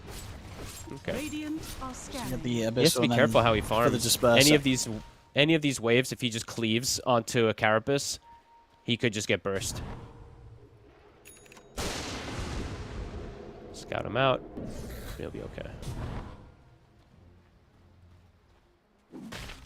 It should be tricky to catch. The deaths that we have had from him have been in sort of the midst of a team fight. You know, in these situations where they're chasing him around the map, that's where it's kind of difficult. Unless indeed Daze I want to gets say set that. up, but I want to say that, but I just don't even know anymore. Juice, 21 S&Y purchased instead of the Basher.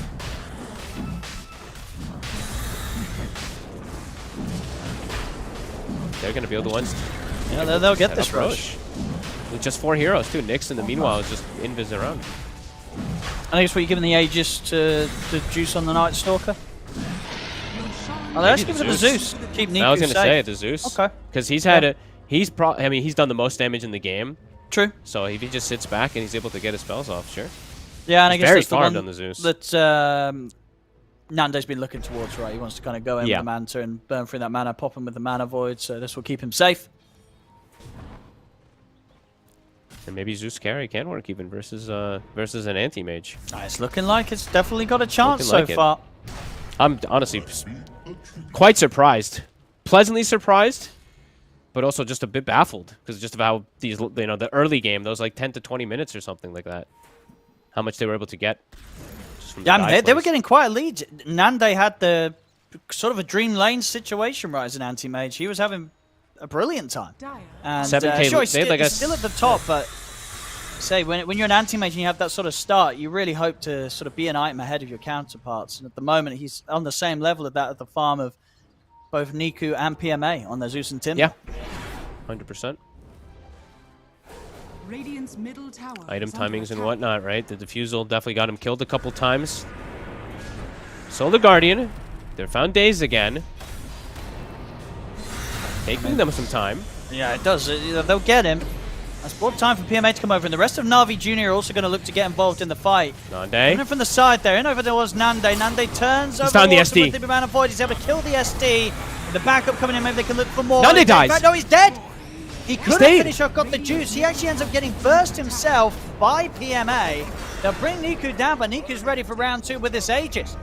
See how much more Dandelions can do here without their anti-mage arrow. It does hit, Beautiful one. Desire. He's not missing. He's not missing this game. So they'll still get the ultimate cleanup in their favor here, Dandelions, taking out the 3 of them. But unfortunately, Fernande, once again, he doesn't get to live to see the success of the fight. He could have blinked. I'm going to just call him out again. He sat for like 4 seconds not casting blink. Dude, I don't know. I don't know what's up with Nande today, but whatever. Dire's bottom He's He very gets the aggressive. team win. I mean, He gets the this team is- win. Yeah, exactly. He's like, if they go all in on me, if I just could continue to commit, it will give my team the chance to clean up. And in that sense, in that fight, it definitely worked out. They're able to deal with the Aegis on Zeus, kill Niku off a second time, and sort of get these lanes pushed back out in their favor here down the lines. And they take the fight in a better way. They find the supports. Nande, he jumped the Zeus, and then he's like, screw this. This SD's, and then he jumps the SD. And finally, like, I think that, like, Riddy's, that was the second death of the game somehow. He was getting away with too much. They finally get into the backline. So Daze dies in the SD, and then that clean arrow.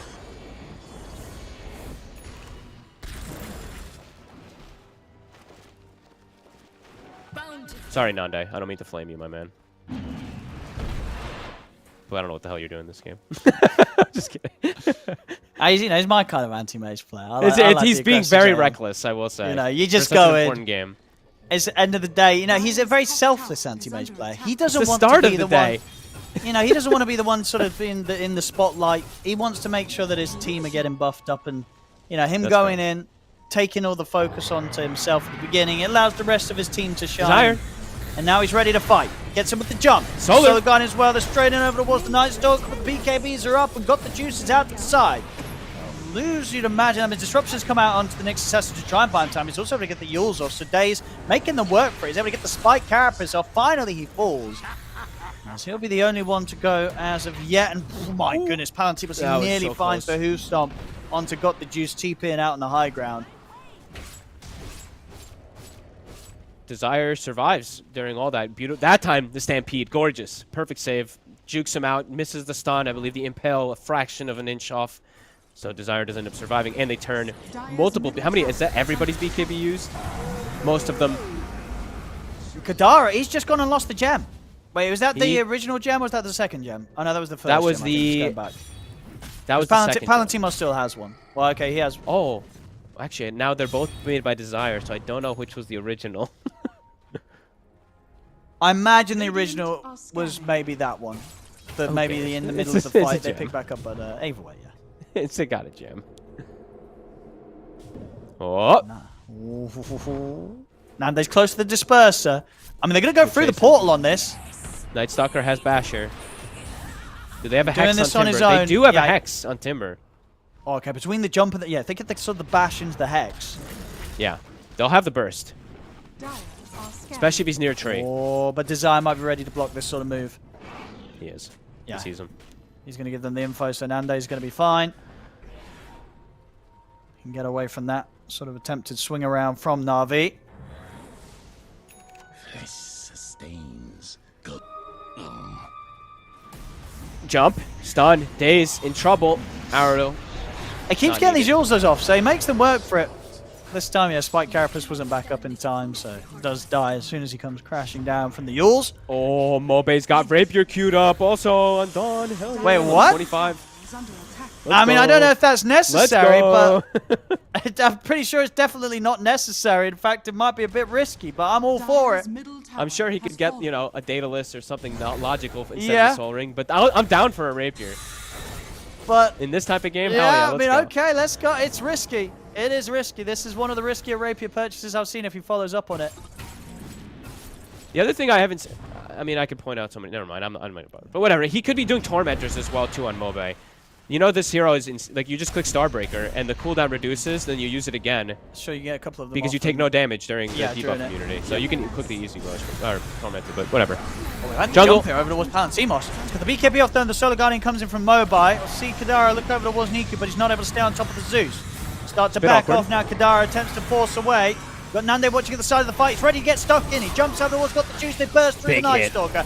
Nande now turns over towards PMA. He's able to Timber Chain off to the side. They should be able to keep chasing the Timbersaw. Daisy's going to try and come over to help out. Instructions there from Briddies to give PMA a chance. The Timber Chain away once more. He's turned with the Hex onto Nande. Nande getting pretty low. Jump forward. They kill the Timber off. See if they can deal with Palantimos in return. Kadara's kicking out a lot of damage. Niku. His impetuses. Niku, he'll die, but he'll bring down Palantimos with it. Daze. He's able to spike Carapace the Mana Void. But he's he gonna surely live? still Daze. He's going to get the blink off. Daze gets out of there. And now Kadara, he's the one surrounded. Na'Vi Jr., they did have to expend 2 buybacks to get these kills at the end of it all. PMA and got the juice. 2 expensive buybacks as well there from the carry in the off lane. But they do at least get that cleanup kill at the end of it all. It may not be enough really to make these buybacks feel good, though. That could still sting Yeah. for Na'Vi in the long run. Dude, these fights are so funny, too. Like, Nande stood around for 2 seconds. He could have just auto-attacked the Nyx. It's standing next to him. He runs in circles for 3 seconds and then mana voids the Carapace. There's some misplays going on, of course, here, but there were some good plays as well coming in between it all. Na'Vi Jr., they did get fully locked down on the Night Stalker. They've got to That was a good force play out there some from buybacks, Dandelions. right? They You know, have if to you've used pressure these somehow. two, you want to find something. These Two- fights are two just big absolutely buybacks. hilarious. Radiant's top tower has fallen. It's like when you see a team have such good coordinated plays and then you see these other like absolutely hilarious misplays, it just makes it that much better. Because like the Night Stalker, his BKB was ending and they blink Abyssal, chain stunned him perfectly. Like everyone jumped him in synergy. And then they have that after play where everyone's just kind of running in circles, missing spells and stuff. But that kind of sums up this game quite a bit. I feel like it's been quite back and forth, quite random a little bit here, but it's been a lot closer than I think we anticipated. Yeah, the At least 27 me. to 28, you know, just 1k gold difference between the teams. Very, very close. Like game 1 was a kind of a slow advance for Dandelions, but they did keep the lead the whole game. You know, there wasn't really much chance of a comeback. And then game 2, the other way, Na'Vi coming in with a bit more of a stomp, getting the victory here. And now here in game 3, could go either way. Which Yeah, is it's all over pretty the place. entertaining to witness, especially considering after the draft I don't know, it did seem like Dandelions should have had a bit more of a solid hold on this game with the anti-mage draft that they got through. But it hasn't been the case. No. Na'Vi giving a good And- fight. And we're getting to see the 6-slotted Zeus now come into play. He's about to be 25 as well on Niku. He is dishing out the deeps if he gets ignored. He does an insane amount of damage. He's got the BKB also now too, so he's got his second defensive item on the Zeus besides the Hurricane Pike. And 25 is about to be online. Alright, let's count the pipes and Eternal Shrouds in this game. What do we got? Everyone has either a pipe or an Eternal Shroud or a BKB. Some type of magic protection, except for Nyx Assassin. We've got the smoke coming Monday. through from Dandelions. This is a nice angle. He's in. And the BKB has to come out straight away if we've got the juice. We'll see if Nandy's able to continue to chase. Over to the side, they've found themselves on top of Riddies. That's the support gone. Now PMA's surrounded. He'll get the BKB off. See if they can keep chasing. They can. Nande's in with the bash. Links up in time here. Another timber chain away. PMA continuing the retreat. Has he got anything else? Another chain. No It's way. gonna be up in a second for Nande. He's able to find him with the bashes. Surely that's the last hope for PMA. It is indeed. There's nothing else to save him as Nande brings him down. Nice try. Cute little play there with the Aghanims plus Blink combo. Since you're now taking damage, you can always get the Blink off, but now he's dead 2 minutes. Whole map is revealed. Can't hide. They know exactly where you are, Niku. Well, they're coming They see straight you. for him. It's daytime vision, baby. Uh-oh. He's got the BKB off. No TP. Where does he run? Where does he go? Dire's courier has been Farewell. There's not much he can do it. Nande, he's in on top of him. That's Niku gone. I mean, they have 3 dead, 2 of them without buyback. As Niku is just short of the gold, 450 gold short from it. Days, maybe he can cut a creep wave or 2. Might have to. He's going to try, but they're still on the way. He doesn't get the aggro from the wave. Oh, no. He tried with the He tried. He Mark tried. Radiant He tried. He gets the courier. Dire's He tried, bless but him. yeah, The effort was made. It's not going to work. The creep wave's coming in, and serious damage is going to be done. This tier 3's gone. middle tower is He's The telling his team, mid-barracks don't worry, as well. guys. I got the They're next going wave. for the game. There's no buyback gold on the Zeus. As I say, he's 250 gold short of that. They're ending. They're trying to. Dire's structures are fortified. I mean, maybe he'll cut the next creep wave. He will, but there's still a creep wave in the base. Still a creep wave. Oh, and that's the jump on Irides. He has That's got game. buyback. But yeah, They're the gonna tier kill too 4's fast. going. And now the Ancient exposed. Jump forward, forgot the juice. He's going to give it one last try. They're in onto Nande, but the BKB's out. Sologani as well, ready to come in as they come crashing down onto Daze. Daze has got no buyback. They're onto the throne. One more final effort here from Got the Juice to keep them off it. But Dandelions, they can just ignore him and end the game. GG is called. Dandelions, they will get the victory, but maybe not in the manner expected at the start of this game. It started to get pretty crazy, but I think a bit of a relief, really, for Dandelions that throughout the chaos, they still managed to close up the win. And with that, get this series. Yeah, I mean, you probably look at that one and go, guys, we could have done this a lot cleaner. What the hell are we doing? You know, I can call it Nande for a lot of the plays. I'll call out in particular one of the things, just the item, the defusal. Okay. I think just not going BKB there is kind of like you just give them a full avenue back into the game after Ray giving them like 2. I feel like he gave them like 3 different ways back into the game for Navi Jr., which they almost actually did start trickling back into it, getting some items and stuff like that. But some really good plays from the support, Mobe as well too, keeping that game consistent for them and making sure Nande can carry. But yeah, overall, I think if you're for Dandelions, you're like, guys, come on. We could have done this way cleaner. But at least you get the W. Well, they do. And that's all that matters at the end of the day. And they did it in an entertaining fashion for our viewers at home. We got to see a whole lot more Dota than if it would have been another stomp. It was a close match, but Dandelions getting that victory will indeed allow them to step forward in the upper bracket. Now, the next series that we're going to be following ourselves will be, as you can see on the screen, the one... wait, where is it? We're on the... Wait, this has really confused me now. Where are we, around, right? Weren't we doing what was it? Oh, it's shifted forward. No, it's very handy. Okay, so basically we've just deleted the first row. So now on the left of your screen is what's coming up, and we've just shifted it already onto the side of it tomorrow's game. So you know what's also going to be coming up tomorrow. So our next game is indeed that one at the bottom left. As you can see, Entity. They will be going up against Just Better. You might be like, who is Just Better? But you will recognize them. It's the Greek lads. It's, Skylark, Spartan, Thug, Focus, and Astral from Belarus out that. But the rest of them, the Greek lads. So you guys have heard their names. You know what to expect. It's going to be a lot of fun. Whether or not they could take down Entity, who knows? But they're certainly going to give it their best shot. So that's the next series you've got to watch out for here today. Of course, as you saw as well, there was that other top stream of games going on at the same time. That series might still be going on. I don't know what's been happening with that one. That was Secret versus Dragon. I saw that, spoiler, Secret did win the first game.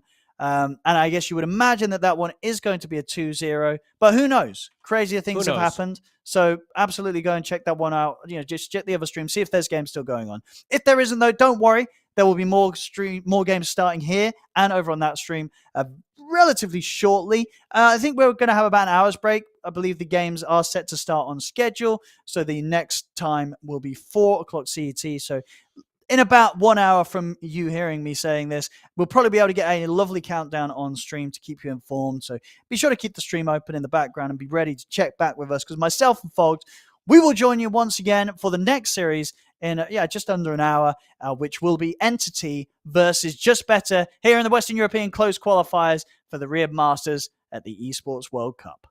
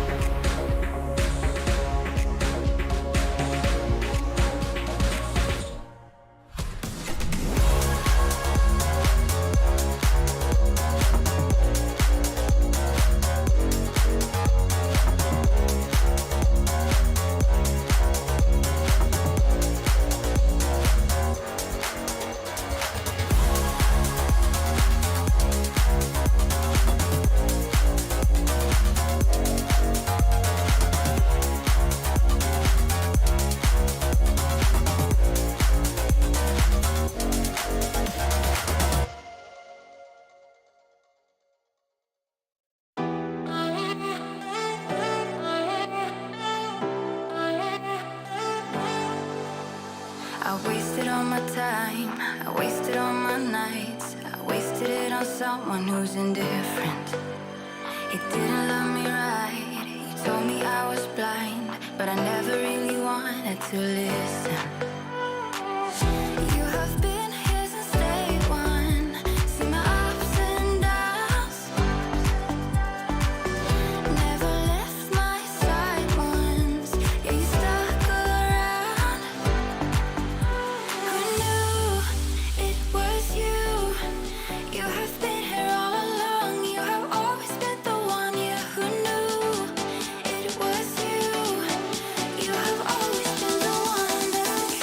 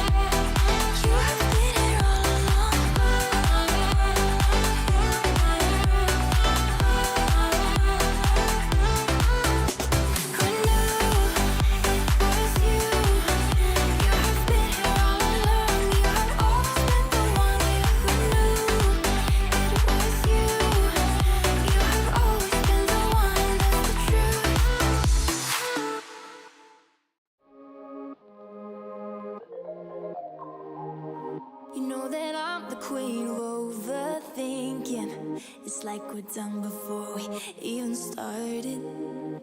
So if this is the end now, baby, know that I gave it my all. I believe in us, I won't give up on you. I will be holding on for life. Hope you believe in us, please don't give up on me. At least give me a try. 'Cause you're the best thing, the best thing. You're the best thing that I've ever had. You're the best thing, the best thing. You're the best thing. 'Cause you're the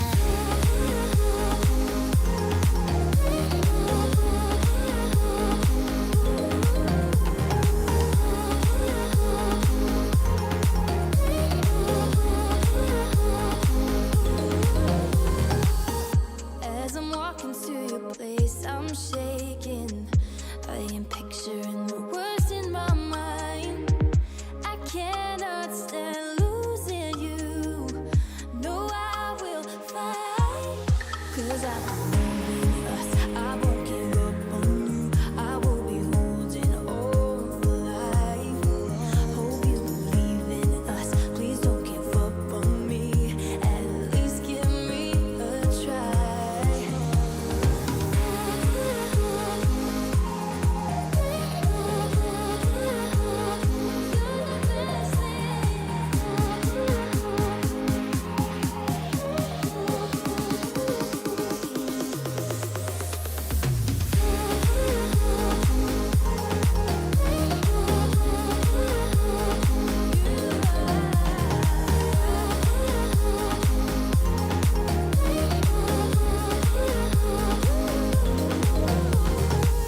It's like you almost know what I am thinking. 'Cause I believe in us, I won't give up on you. I will be holding on for life.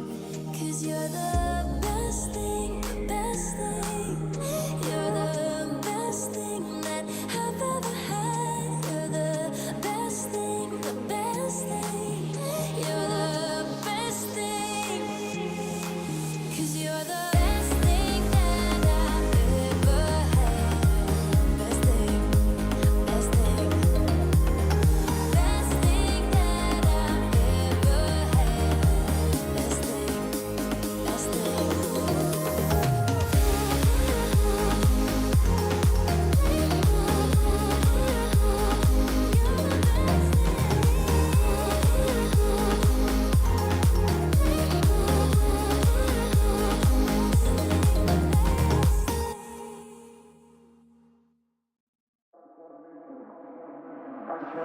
I just wanna make you mine, mine, mine, mine, mine, mine, mine, mine. I just wanna make you mine, mine, mine, mine, mine, mine, mine, mine. I just wanna make you mine, mine, mine, mine, mine, mine, mine, mine. I just wanna make you mine.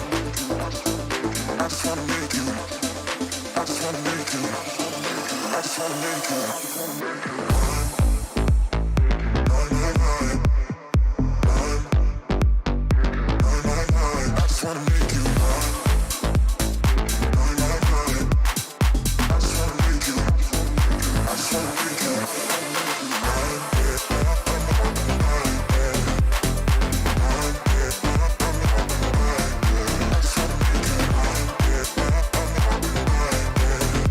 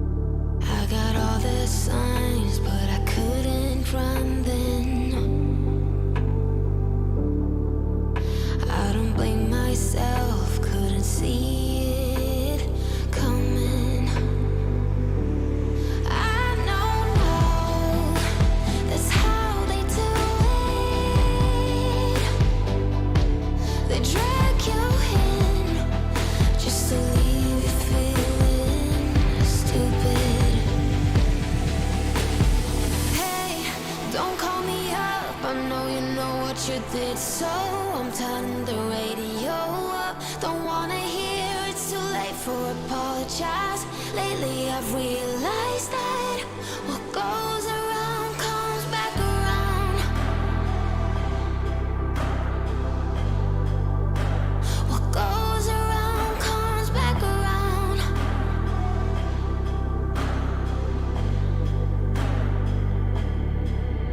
You should never have to make excuses for his behavior towards you, the one he loses. I know they seem to understand now,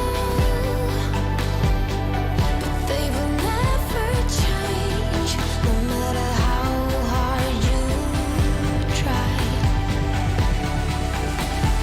Hey, don't call me up, I know you know what you did, so I'm turning the radio up. Don't wanna hear it's too late for apologize. Lately I've realized that what goes around comes back around. Hey, hey.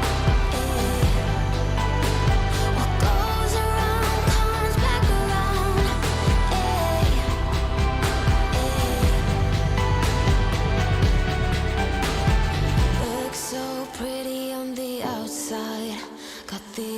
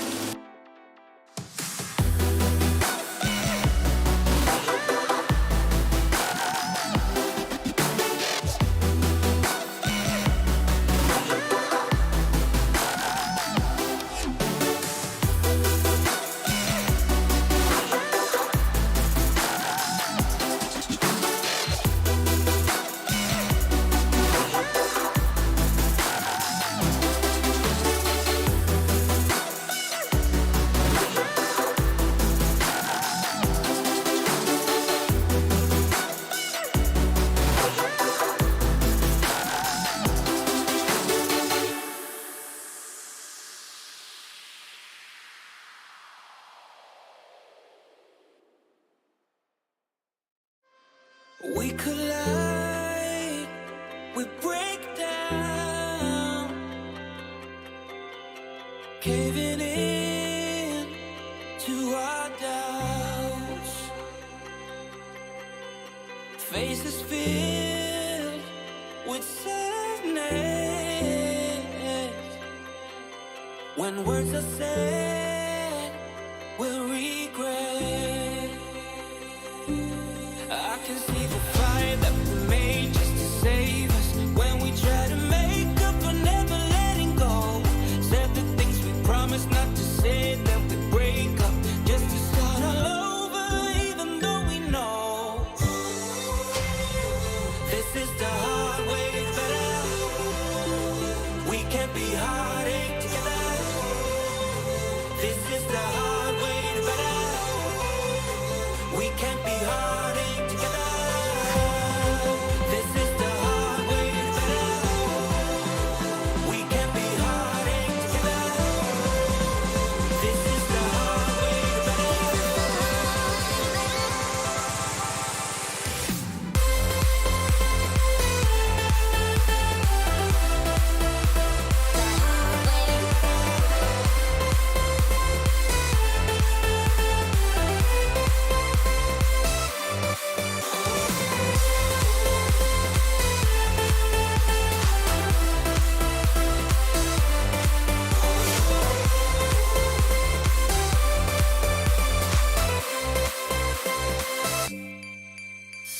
Let's go back, let's start again, to a place a long time ago when I kissed your lips. I can see the fire that we made just to save us. When we try to make up for never letting go. Said the things we promised not to say, then we break up just to start all over, even though we know this is the hard way better. We can't be heartache together. This is the hard way better. We can't be heartache together.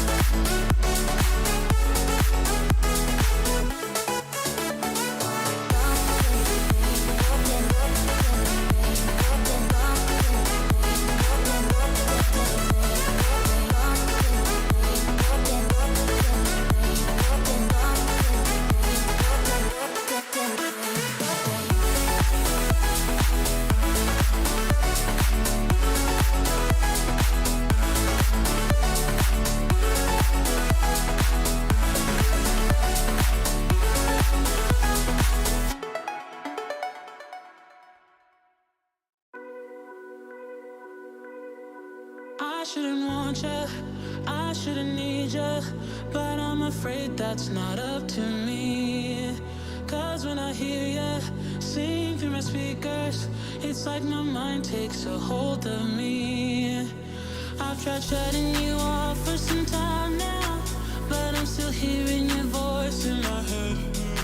Oh, I wish I was more than your fan now, and that your voice came from here in my bed.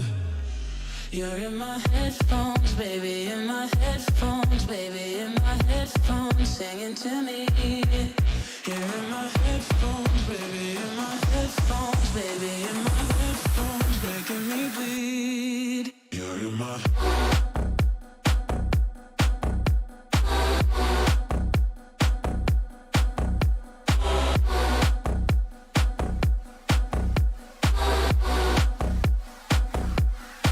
You're in my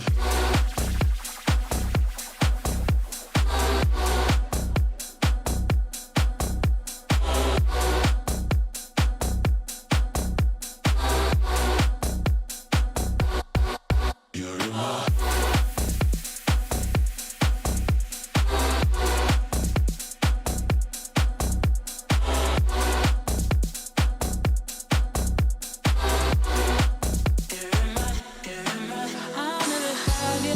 but I always want you, and it's so sad, it just makes me cry. Feels like I know you better than others, but you don't care, you never reply. I've tried shutting you off for some time now, but I'm still hearing your voice in my head. Oh, I wish I was more than your fan now, and that your voice came from here in my bed. You're in my headphones, baby, in my headphones, baby, in my headphones, singing to me. You're in my headphones, baby, in my headphones, baby, in my headphones. You're in my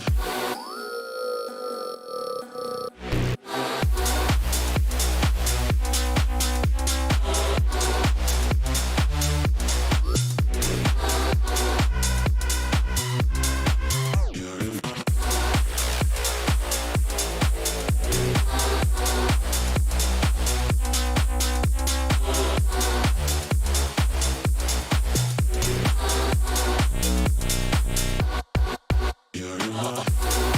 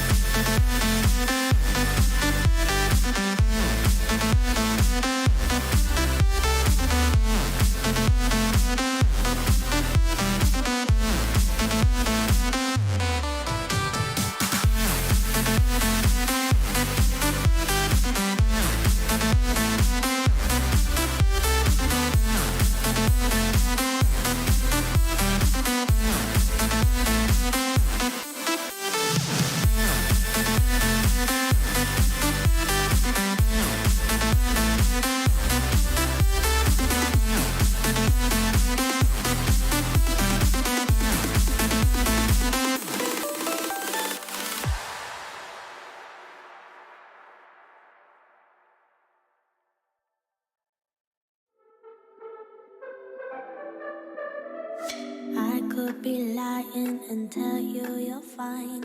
I could be lying the rest of the night, but I won't do it. No, no way. I'm saying so.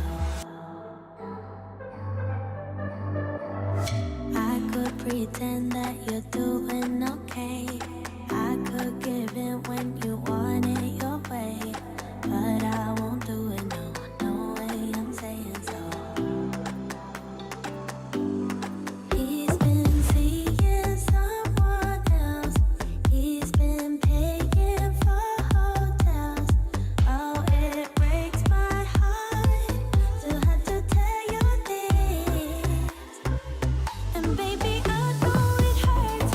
I know it hurts. The faster you realize, the quicker you learn. So don't be afraid to open the skies he left behind. You won't believe who he's calling that to. You don't deserve what he's putting you through. It's not your fault, though. No, no way. I'm saying so. Promise you'll end it the second you can. Promise I'll be here to hold you, my friend. It's not your fault, oh no, no way. I'm saying so. He's been seeing someone else. He's been paying for hotels. Oh, it breaks my heart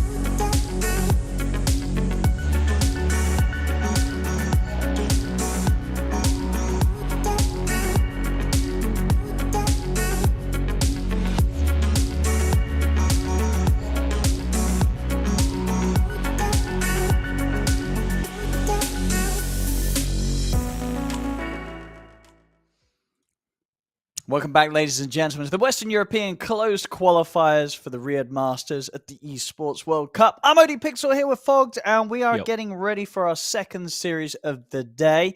I believe we will be able to bring up the brackets for you to show you what's happened so far if you've missed some of the action. We've had 2 series so far go on. Both of them were at 12 CET. Of course, both have ended. We had Secret taking the series 2-0 against Dragon Esports, and Dandelions taking the series 2-1 against Na'Vi Junior. So those 2 teams will be knocked down to the lower bracket. I believe it hasn't quite been filled, but it should be Dragon versus Na'Vi Junior, which will be played later on today. Obviously, Secret and Dandelions, they'll be meeting up in the upper bracket semi-finals tomorrow, and that means that left to play out of the 2 other series you can see that in the upper bracket round, which I believe we'll be able to get up on the schedule to show you what's coming up on this stream and the other stream. Other stream is going to be that top line there that you can see on your screen. The bottom line, that's what we're going to be following. And indeed, the important one to note, the one we're going into, is this upcoming Entity versus Just Better. Fogged, what do we know about these 2 teams? Twisted Minds, is that their name now? No, that's on the other stream. That's Rest Farmers, that's the other right? stream. Yes, so Rest Farmers is now Twisted Minds, and they'll be playing up against Mouse. So that's over with Cap and SVG. So guys and girls, make sure you're opening both streams so you can check that series out as well. Watch both at the same time. I know you've already got 2 monitors, or, as they say, don't you guys have phones? Get that up. You get the second stream up. You're able to follow all the Dota 2 here with us today. But yeah, with me and Fogged here on this channel, we've got Just Better up against Entity. Fogged, what do we know about these 2 squads? Not a lot on Just Better, to be honest with you, besides just them being, our Greek boys. But do you know who? I'm trying to find out who one of their players is, and I can't find out. Which one, Astral or Red Rum? Oh, he's got the creep wave. He's from tag. Zimbabwe. Is he? That's what it says. I think that might be one of the Greek lads just tagging themselves. Just trolling, up. Right? Because that's what I feel like. I don't know, unless they've got a stand-in. But as far as I'm aware, it has to be. It's Skylark, right? It's probably Skylark. Yes. Let's have a look. We'll see when we get into the game. But the draft is beginning, but we'll see that. But obviously, we won't see the official tags until we're in. But as far as I'm aware, I don't think you're allowed standing in the qualifiers. So I believe it will be one of Focus, Thug, Skylark, or Spartan. Because we see Astral. I mean, it has to be Skylark because it's the offlaner. So. Yeah. Oh, well. We'll find out in a moment. But I think it's probably Skylark because he's also got the Creep Wave guild tag. So I'm sure Skylark probably.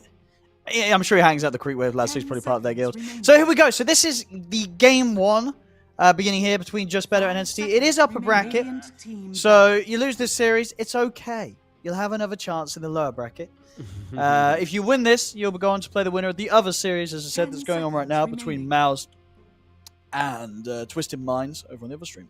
So let's have a look. So indeed, as you said, Just Better, if it is indeed the full squad, which I believe it is it's the Greeks and also Astral, who is their support player, right? Astral is, he used to play 4 position quite a lot. Yep. Yeah. We might have seen him around on some other squads. And then Entity, obviously all big names. So on paper, this series, I mean, we said that about the last one. The last one actually went 2-1 between the 2 teams that we just had earlier on today, Na'Vi Junior and Dandelions. Of course, Dandelions did take it, which was the expected outcome when you consider the names. Na'Vi Junior are much kind of fresh and newer squad that haven't had as much experience as the Dandelions players. And here there's obviously experience on Just Better's side, but in terms of like recent successes, you look at the Entity names, right, Fogged? Yeah, much more. And they also just got another coach on Entity, if I'm not mistaken. It's a Steamy. Oh, yeah? They used to have Metpoom for a long time on Entity. I forgot where Metpoom went. I'm sorry. I know he's with another team now. I can't remember exactly. But now Estini is with Entity. And Estini was with Nouns previously. A lot of people have high regard for him about his coaching and his overall analytic post-game stuff. He's very, very thorough. So that should be pretty good because I feel like Entity, they're a very good team with names, but they have faltered a lot in strategical aspects. Like, maybe after Metpoom disappeared or something like that, I look and I'm like, these guys should be doing better. Something wasn't working, especially between their offlane. Katomi and DM needed some stuff to gel together, which kind of always seemed to be a bit of the issue for Entity. But let's see if that coach does make them look that much better together. I heard they look really strong. And yeah, Watson always, of course, is going to be able to bring some extra bans early on as we see the Meepo already. Yeah, how's he doing nowadays on the leaderboards? Is he still up in that top spot? What we got? What's number 1 when I last checked? He is indeed, yeah. Still holding on to that number 1, just above GPK in 2nd and Nightfall in 3rd. So yeah, number 1 on the leaderboards. In fact, their whole team is very high ranked. What we got? DM. Yes. Where's DM? I think DM's a little bit lower right now, but he's still like top 100. I think. No, he's ranked 6. He ain't much lower. Ranked 6 again. Oh, ranked no, okay, 6. Never mind. Just kidding. No one. He's ranked 17. Yeah, insane. And then the 2 supports. Fishman, he's down. He's ranked 315. Or is he higher than Katomi? Acceptable. Though? 5 position. Acceptable. Katomi's high. Katomi's 204 on the leaderboard. Ooh, that's as a 4 position. I don't know. Oh, okay, that's a little. Okay. I'm just kidding. Oh no, how the Greek lads are doing. Who's the highest rank out of the Greek lads? Do you reckon? I swear to God, I don't know because Spartan somehow always stays really high, even though he's a maniac. But it's probably Focus, I would say. Spartan at the moment's ranked 764. So he's gone up. He's not too high. He's gone up. Oh. No, he like was up lower. higher, bad. Yeah, like. It's in the up the wrong way. Yeah, the up in the number. Like what? Yeah. Okay, up in the number. Yeah. So I imagine their highest. I think is probably Skylark then. Oh, okay. At the moment. Oh yeah, Skylark always tends to still chill really high MMR too. Whatever. Yeah. Oh wait, actually, I didn't check Focus. No, yeah, Skylark's the highest. Skylark at the moment. Skylark is ranked 179. So I think he's the highest on the squad. They've lost quite well. Everybody's just been gaining so much MMR, so I want to say they lost MMR, but that's still like 12K or something, so almost 11 something. So it's still very high. Sure. Wait, one of them is not on the leaderboard. Which one is it? Oh. Wait, is it Thug?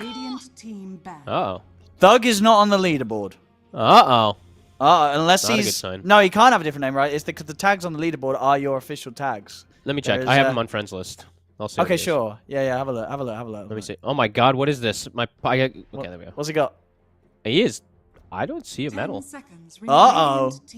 Well, I'm sure it's going to be fine. Wait, he's only never mind. He's 41. Oh, he's 41. Wait, why am I not seeing him on the leaderboards? Is he he's not ranked 41. Okay, well then that's good. You so he's their highest rank. Which is good. Okay. Maybe so now I think he must just tell you what. Then I think he might not have played any ranked games. I feel we've got to check his Dota buff because he's not shown up on the leaderboard website. You know what I mean? He played today and yesterday. He played 10 games yesterday, 10 games the day before. Okay, it's just not showing up for some reason. Or he's losing a lot though. To be fair. Well, let's see. Anyway, the picks are flying out thick and fast here. We've got Zeus Enchantress to open up for Just Better. And Entity, they'll get the Spirit Breaker, the Void Spirit, and the Weaver.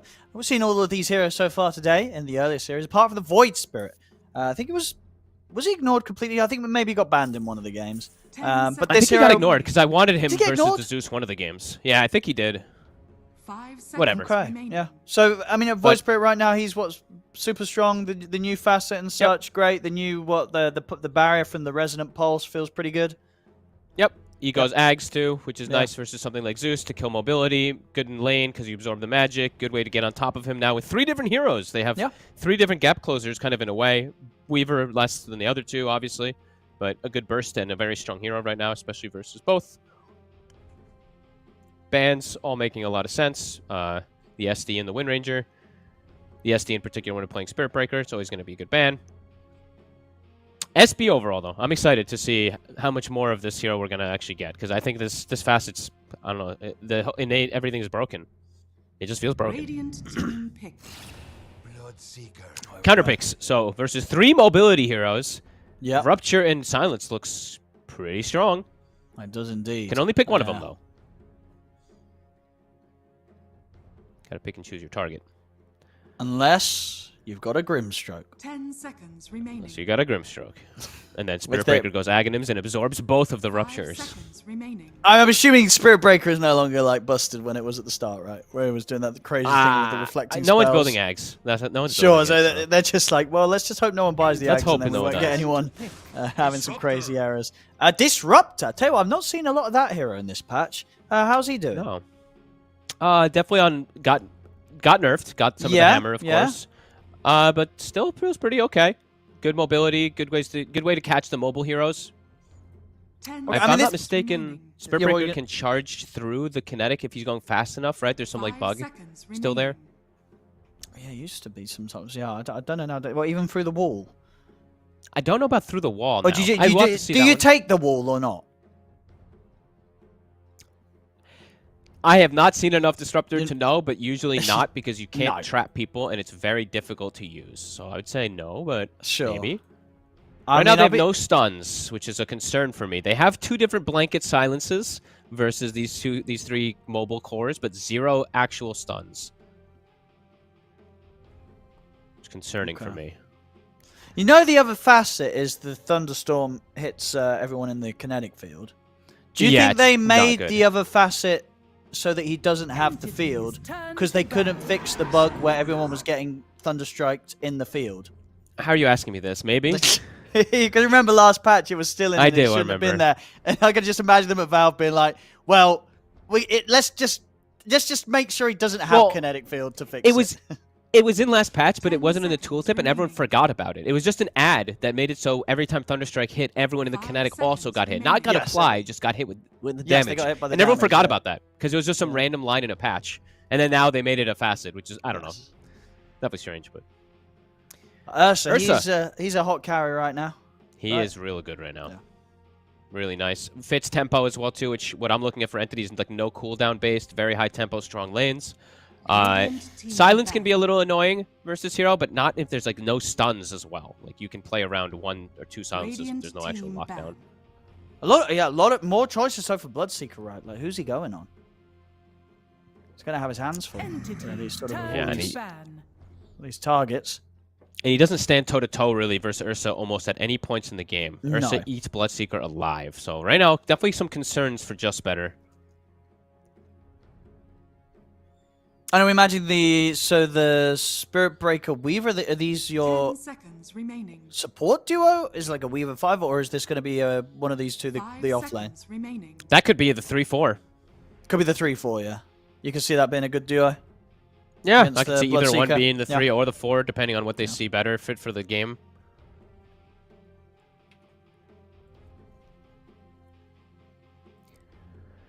Slaughter ban.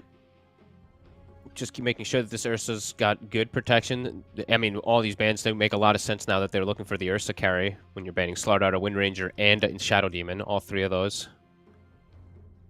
On the flip side, Just Better taking out still a lot of these offlaners, but someone has snuck through, and there is a Centaur if they want it again.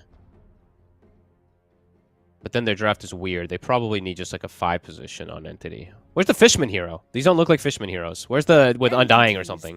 But did he not play support Weaver in past? I mean, I guess he has probably, but that doesn't like glare out as a Fishman hero. That's more of a Fishman. Okay. That could also be a Katomi. It could also, yeah, indeed. They got. This is flexible. It's a draft. I think that they're saving themselves until they see the full lineup of Just Better before they decide who's going to play what. They've got some flexibility. And there's 0 stuns. And there's an Enigma. So there's 2 silences to stop an Enigma Black Hole and a Zeus Lightning Bolt at the moment. I think it's Glimpse, but that's, yeah.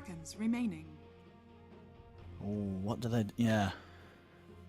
This looks strong from Entity. And if only there was some way they could have fitted in a silencer to this draft, that would have been the ultimate answer. But then, actually, silencer dies to all of these heroes. Actually, imagine being... You don't want something squishy, I feel. You need something big. Yeah, you need something big. in front. But what's left is they banned the Centaur, because that's what I was thinking. You go with a Darkseer here? You don't have a partner. Maybe like an Axe or a Legion? Skylark hero. I don't know. It's Skylark hero, so...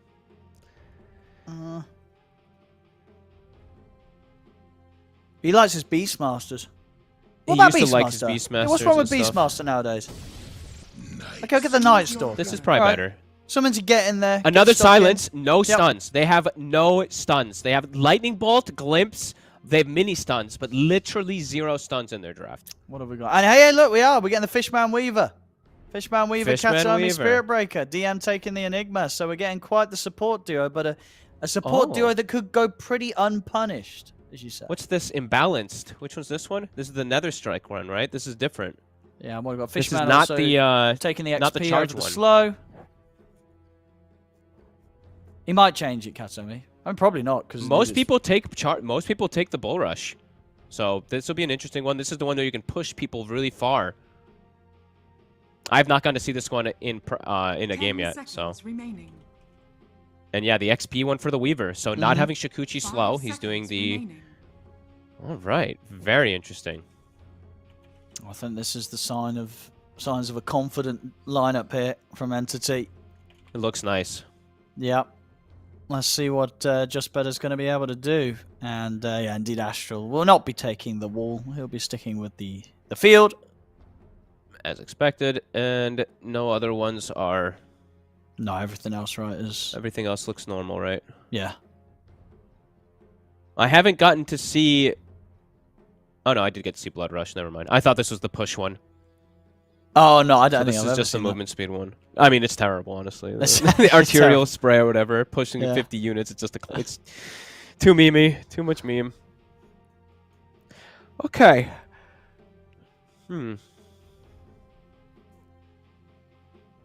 It's a pretty good Ursa game overall. And very limited stuns, so the Ursa and Void Spirit look pretty I don't know, they look good. They look really good. And it's if DM gets his items, he gets a BKB, he's going to be able to black hole whoever he wants. Yeah. Maybe even earlier than that, since it's just silences. And overall, I played it. I've seen more Enigma. This facet's crazy. What have we got? The What does it do? 15% slow. It's just innate 15% slow. So it's really, really interesting because like a lot of times you're like, oh, we can get the Enigma, and then the Eidolons start turning, and you try to run. You're just slowed now. It's like it adds up consistently, and you also have like damage reduction and stuff too with your allies around you. So there's some interesting stuff with Enigma right now. I really like this here, and I'm really looking forward to see it in a pro game. Yeah, especially in the hands of DM. You know, he's quite an Enigma player, right? He's always like this hero. Absolutely. And let's see how he fights versus Enchantress, too, because something there used to be in the past was Enchantress just takes the Eidolon, and then the Eidolon is stronger because the Enchant used to be absolutely ridiculous. That no longer happens. So no longer that the Enchant is as strong versus Eidolons. But let's see if it does cause any issues in the lane.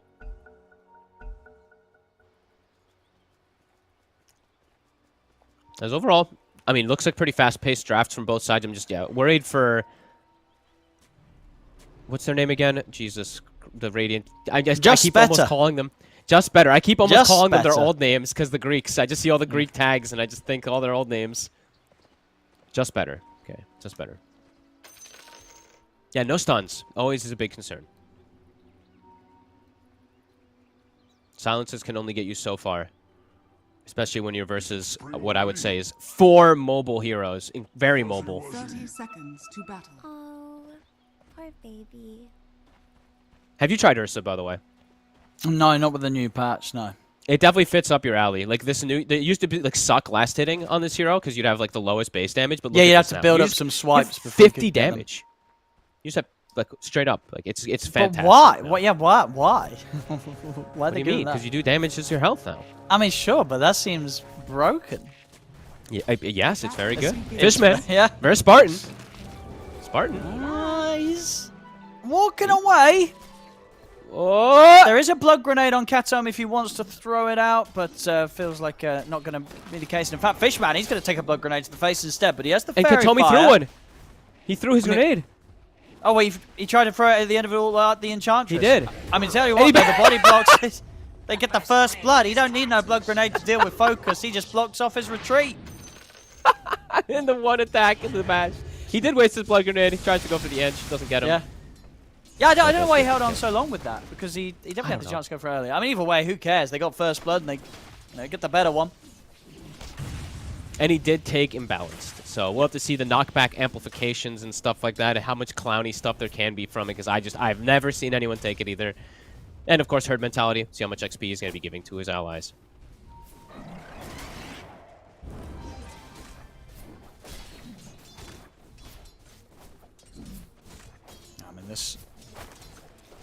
I mean, is it easy for Focus to farm down here, or are you going to see DM just like master the denies with these Eidolons?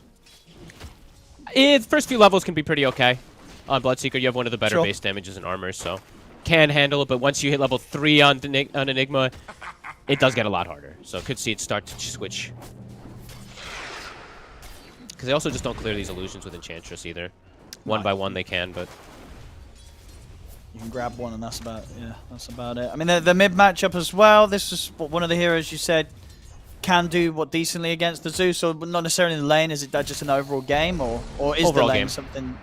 Well, the lane you're still probably not just gonna have an even time, or you may get bullied. Top lane, they're gonna lose Astral. Top tower is under attack. Such a strong lane between the Weaver and the Ursa. Just Weaver in general, we're going to keep talking about how busted this hero really is because you have innate double attack for some reason now.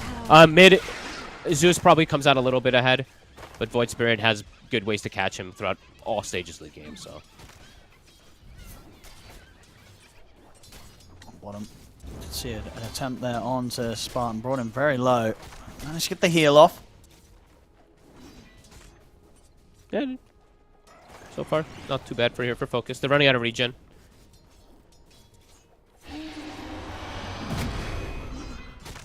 But yeah, the levels, it starts to get harder and harder for this Bloodseeker. Just taking a huge amount of harass it from the Spirit Breaker and the Eidolons. That's still only level 1 Eidolons too. Spartan, there's only so much as heal's going to be able to do in this lane. Up top, they still have the Sentry Ward in lane, so they're still able to at least trade a little bit with Fishman, but every time that he throws the bugs out, it could be potentially a kill up here. Maybe not in that position, but at least he's zoning them off of the Lotus. I think that's what his job mostly was there from Fishman. And yeah, seeing the... I'm going to try to add up how much experience he does get. Just a little bit. Like, not massively, but if you get, like, 3 attacks of them from each, that's, like, 20 XP. So it's significant. It can add up. Watson? Get the glimpse back onto him, but he has got the backup of Fishman, who's going to come back across. They're going to just run down Astral. Oh! Slow will hold back, Watson, so Astral's going to be kept safe. Skylark, though, can't afford to stand his ground against the Ursa. The electromagnetic repulsion is saving Astral's life there. A little bit of a pushback. Charge. An early one onto mid. It's going to be spotted out from this bottom ward. I mean, he's relatively deep, of course. Did head over to grab the bounty rune. Gonna stop it. No one's still gonna be right on him. He gets the catch. That was a nice one. He still may just be fast enough to get away. Even with Fishman coming across, they won't have anything else to catch him. He might get double runes here, though, on no one. He's gonna charge to the second one on the Zeus. Can Katomi get the setup? There's a charge in 2 seconds. Oh, they should be able to get on top of him, but the water rune indeed will be picked up in time. So now Katomi may not bother to try and go for it. Top lane, this time round, they get the catch and kill onto Watson. So just better. They'll get themselves their first kill. No one again, getting aggressive. No jump this time on the Zeus. He'll be okay, but only just. Living on the edge here in the mid. Dire's middle tower is under Getting a attack. kill top, though. Big deal. Yeah. Skylark starting off with early Blades of Attack, just wanting to bring the damage. Goes the 1-1-1 skill build, ends up paying off there, getting the kill onto the Ursa early. And of course, you know, just for the viewers at home, I would imagine even though it's tagged up differently, that is Thug on the mid lane, right? It's not another player. Yeah. Let me just 100% make sure. Yes, it's Thug. It is Thug, yes. He's on my friends list, so yeah, I see Thug playing Zeus tournament game. Yeah.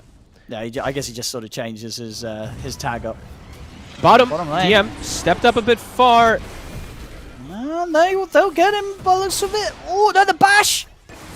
He'll finally fall. Katomi tries to do his best to sort of keep focus off him, but they get the kill. So on this side lanes now, just better finding a chance to chase down these cores. I love this move, too, because it's literally at the 5-minute 15 mark, pretty much. So it's at when daytime hits for the NS. So he's like, I can't help NS anyway. Make this quick move, get the advantage. Maybe NS going to die here, though. Skylark. They're going to look to dive this for sure. Yeah, Watson is going to have the Earth Shock in a second, but it's going to be under a tier 2. You want to dive this? Yes, he does. Jumps in, gets the kill, and not any sort of reaction from the rest of Just Better, so won't be punished whatsoever for that. Very cool. The phase boot on phase boot action, both of them rushing it versus each other to make sure that they can either run away or stick on the target. And now I think I see an Orb of Venom on Watson, so he's trying to get any way to be able to stick on this Night Stalker. Especially during that daytime. Even start here in the lanes. Bloodseeker being a little bit more impacted, I would say, than the Ursa in particular, just because of those denies that come out from DM, but all in all, pretty even.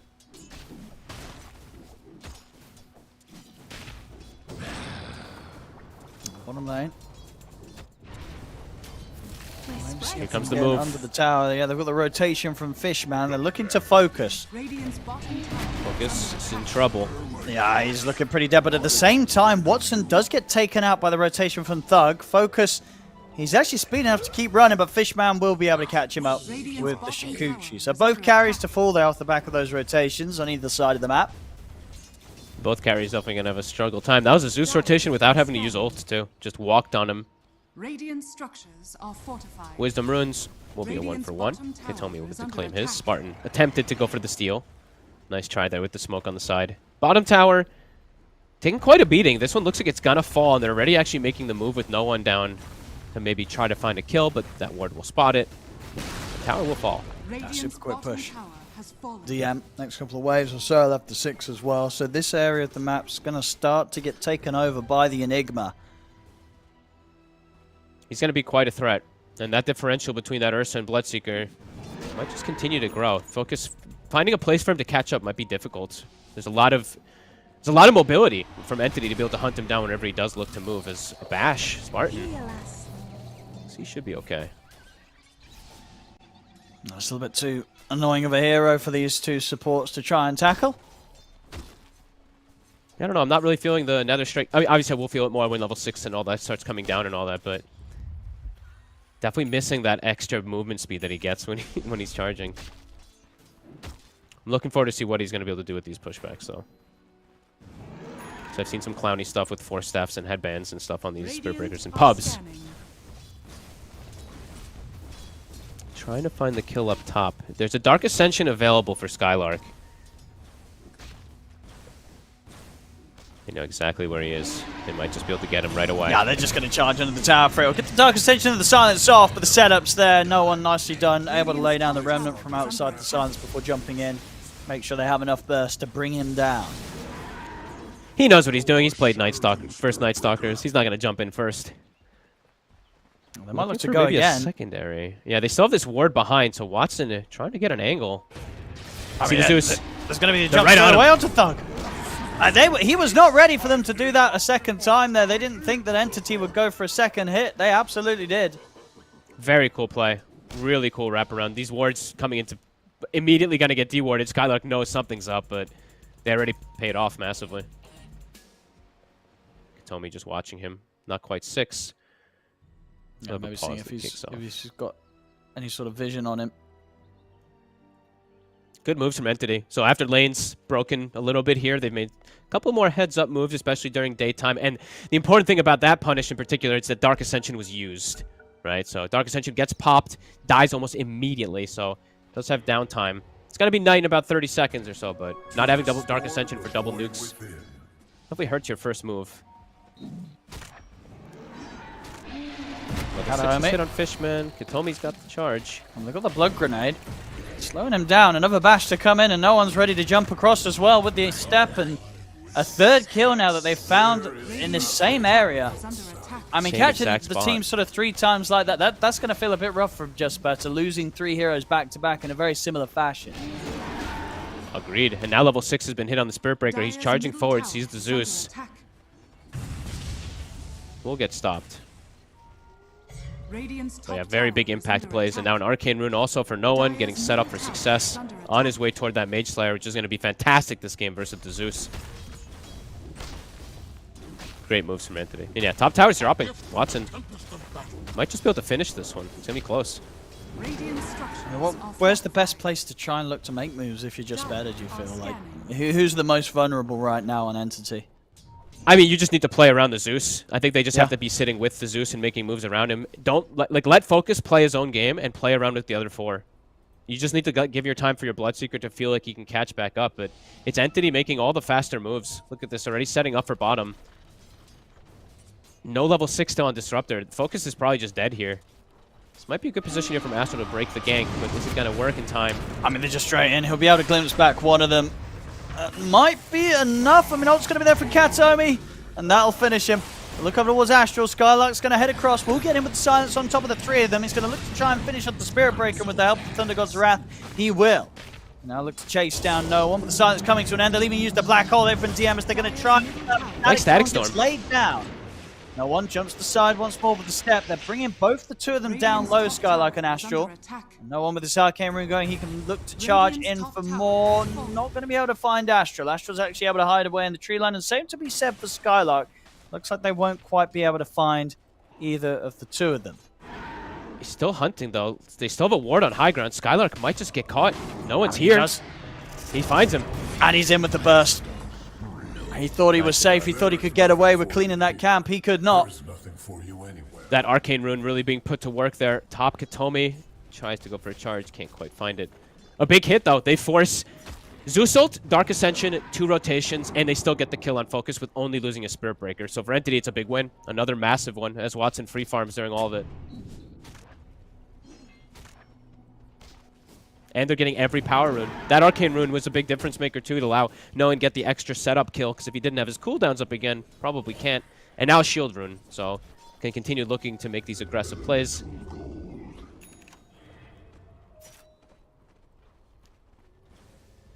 Just a bit more proactive on the side of Entity right now. Astral. I mean, they're in gone straight away. And no one, he's able to jump in with the Assimilate, make sure that he doesn't get affected by the Glimpse back. Now tries to cut across over towards Spartan, but Spartan will get the heal off. Zeus ready to throw out damage from the low ground, so no one's got to be careful. That's away from Shield this. Rune just allows him to. Yeah, numbers are being brought in by just better. Just proactive moves and just faster ways to collapse on top of these heroes. Disruptor's getting ran at. Pretty much Disruptor's nightmare. Another tower getting pressured. Entity looking really good as a team. Just, yeah, quickly collapsing with each other and just fast mobility and pressure with these heroes that thrive on mobility and pressure. Like, they almost have a Spirit Vessel on Fishman, and Focus is already getting charged. The rest of them coming in. There's not really any backup coming in soon for Focus. Completely on his own. He's gone. They are getting wrecked. Oh, he actually did take the pushback, by the way. He did take it. I didn't even notice until just then. Yeah, I was going to say he sort of bumped back there, but okay. I think this facet does next to nothing personally, but it still needs more testing. It's like, well, it gives you that little bit of opportunity to force out a bit more rupture damage from them, but it's not a lot. It's only not far, it's also pushing them. It's only on a ruptured target as well too, so it's it doesn't really give you much besides just that. But anyway, whatever. I'm not going to just target poor Focus when he's having literally no chance in this game anyway, because he's been completely answered. 0 and 4. Feeling kind of hopeless for them to make moves to catch back up around their 2 side lanes that just went quite miserable. Skylark completely shut down after those. After he got, like, what, 2 decent kills up on top on Watson? It feels like that didn't even happen. Looking at his net worth and looking at the way they collapsed on him. Just better. I feel like you have to get the next move with a good Static Storm. Bring your Zeus, get him involved, or I'm not sure what you do after that. You can't lose this next engagement pretty much. You have to get some type of cleanup kills, or you're going to be playing versus a Battle Fury Ursa with an under-leveled, under-farmed Bloodseeker. But difficult. Rune control continues being there. No one with another power rune. He has a haste and his Mage Slayer, so you might not even have the. I mean, you very likely don't have the kill threat onto him because there's no stuns in their draft, as we've mentioned multiple times. That's concerning. Very good for Entity, and then they do also just have a lot of push around the Enigma. If they start winning these fights, they'll be onto your base pretty quickly. Yeah, and DM is not kind of hesitating and not going anything like extra. He's just, it looked like maybe Tranquil drum into Bearing, and then he's just like, I don't need Bearing. We're crushing the map. Straight BKB. No way to cancel it.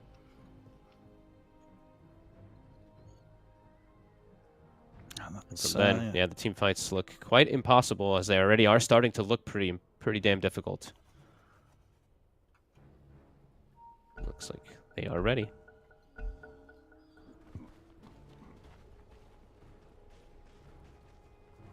See what sort of move they want to go for next at Entity. Fishman. And no one ready to see if anyone steps out along this mid lane. This is kind of cool, too, to point out. I saw our beautiful Observer Weapons here pointing out a little bit of times of the XP from Swarm that I was talking about, too. When it's with herd mentality, right? When someone's lower level, he's making sure that people get extra experience because he's boosting his XP. So it's kind of interesting the way it works out. Yeah, a lot of level catch-up potential between the two supports this game, yeah. Yeah. I mean, it's little things, but, like, you can't ever write it off, right? Fishman. I'll drop a static storm. I will. Have to drop the ult for it, but kill's a kill here. Anything they could do to sort of free up the map and relieve some of the pressure that Entity's putting onto them. Anything you can get, but now, striking back, Entity. Oh, and they're straight in. Straight in onto the Zeus. They make the jump immediately onto the Thug, and he's completely controlled. Okay, so the pushback versus Zeus is actually pretty hype. Not gonna lie. Like, a hero that completely relies on positioning, getting slammed an extra, like, 600 distance away. Okay, I'm seeing it. I'm seeing it. How the hell do you save a target? Like, eventually, right? When the pushback just I mean, it brings him so far away from his team. It's pretty Absolutely. cool. It's like a swap, almost. Cool. I'm super down to just see more variety in a lot of these facets, because I see people just already starting to default to a lot of them. Yeah, I wonder which hero's got sort of the most 50-50 facet. There must be one. There's going to be one, right? Yeah. Probably some of these like very popular, like Axe, because Axe, I feel like both facets. That's are true. Very good, that right? I think indeed both are probably taken on him. Yeah. I feel like Weavers might actually be there, just because I've only seen the Shikuchi slow, but I'm already seeing a game in a pro game where they're doing the XP. So. Yeah, I mean, I would also sort of assume that with Weavers, that would be one where, like, the slow's probably taken more higher level in pubs, and then lower level, it's just like, oh, free XP, I'm going to take that. Yeah. Like, it's very relevant, XP is way more exciting than slow, because XP means I get to be a higher level, and I get to be stronger. So, and if you're in a dual lane, you know, you're getting double hits on it, so it has some cool potential. Skylar's blink reveal. He's going to see if he can burst through no one. He cannot, and there you go, Dude, Katomi. This pushback, this is so cool. Knocks him away. They've got the rope on Katomi. He should be dead for this, but he'll make sure that no one gets out alive. No one? You say that. Oh, he's not getting out alive, unless DM could do something with a black hole, but now with the static storm down, that is no one dead. Fishman, he's also headed in, but he's been caught by the dust. He has got a time lapse, and Nobushikuchi will keep him safe, but they're just better. They get the 2 kills, a big one as well, and with the glimpse onto him into the silence, is able to break out of it again, though. Another Shikuchi, and they can't quite continue to catch him this time. I mean, Fishman's actually thinking about turning and fighting. He knows he's got the time lapse. He's going to get the time lapse off. I mean, he will get the kill, but he will die for it. But, and he forced 5 people. They're chasing him, and now they I guess, more. Yeah. And DM's ready to see if he can do something else about this. You're going to have Watson being able to pick off Skylark. I mean, you're right. He kept the fight going long enough that his hand actually ended up going the way of Entity. Even though it looked like this may have been sort of a move from Just Better that would have gotten them something nice. We see DM drop the black hole onto Spartan. They're going to allow Watson to clean up the Zeus! Oh. Oh my god, that was close. Oh, he stepped back out! Oh! Katomi didn't want to launch himself into the high ground. But he will launch himself over towards Astral. And he's actually going to walk away. He's going to walk away. The Lotus saves him. Dancing around. The healing Lotus. Teasing them outside of that, tier 3. They step out. He gets the setup for Watson to get a triple, and he gets away. And he tips him. He's like, hey, you got me, but I got your teammate. Thank you very much. Good job. You baited him. Got him. That's the BKB done on DM, so now he's going to have no fear just walking in and dropping these black holes. Focus. A solo kill by Watson. Well, there's a charge, so the assist, I guess, of course, goes gave to him the vision Katomi, setup, but still. I mean, Watson, he just got a triple kill, and now he's killing off the carry. This Ursa's getting a lot. Okay, not going to be able to jump. They won't dive this is massive. Level 15 now. He's out of control. These guys look good. Look like a well-coordinated team overall. Yes. I mean, this is what you got to be looking like, right? If you want to sort of get your ticket secured to the Red Masters at the Esports World Cup through this qualifiers. You know, you don't want to be a team that scrapes through this regional qualifiers. You want to be the team that just crushes through. to sort of just prove to yourselves that you've got a chance when you and if you do indeed make it straight to that main event. Yeah, clean Dota is important. You know, once you're playing versus the better teams, you cannot be you can't be making mistakes. Like these, you know, some of the weaker teams, you can make 2-3 here mistakes as we saw in the last game, but you can't make too many. As Skylark is going in, looking for Fishman, should have the finish. And the question's going to get to Roche, but yeah, it's already gone. So Roche now wants him with the Aegis. It's under a minute until DM's got his black hole again.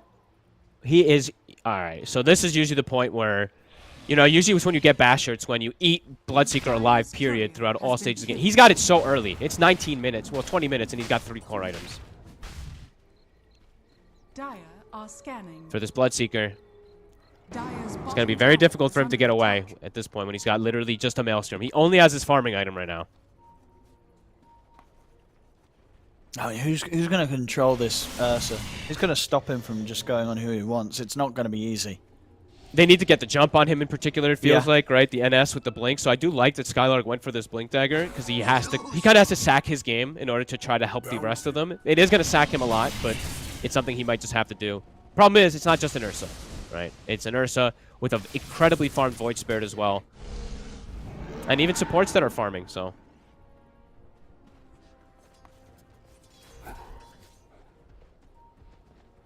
Yeah, Fishman's getting quite a lot. Very high level as well, too, as we're seeing. Level 11s on the 2 supports in comparison to the other side, level 9 and 10. Wisdom Rune. He was trying his luck there. Nice try. Do you want to go for the glimpse kill here onto this Weaver? I guess you settle for it. They take what they can get right now, but looks just better. Got to make sure you finish him. Okay, good. I was going to say, if you're going to, you have to, like, pick and choose which one you take. Because now it's like 80 seconds where you probably can't fight. So for Entity, they're probably going to look to just pressure the map as much as possible while that Disruptor ult is dying. Because it is that important in this game, since they have no stuns. Void Spirit with a full Aghanims now, too. So Zeus under pressure. Skylark Watson. Oh my god, I feel like he knew. Radiant's bottom tower is under attack. They might all die. Okay, focus has a stick. Spartan! Oh my god. Oh no. It would be the Greeks. It would be the Greeks that lose 2 heroes to Tormentor. My boys. Oh no. I love them. I can already picture Spartan laughing. I don't know. He's definitely laughing. I'm sure laughing. He's having a laugh. Yeah, he is. I'm sure he's having a good time. Has to jump in. Does have to use Enrage so he doesn't get clipped from silences. How much plus damage does Ursa have now? 23. Not bad for just passive.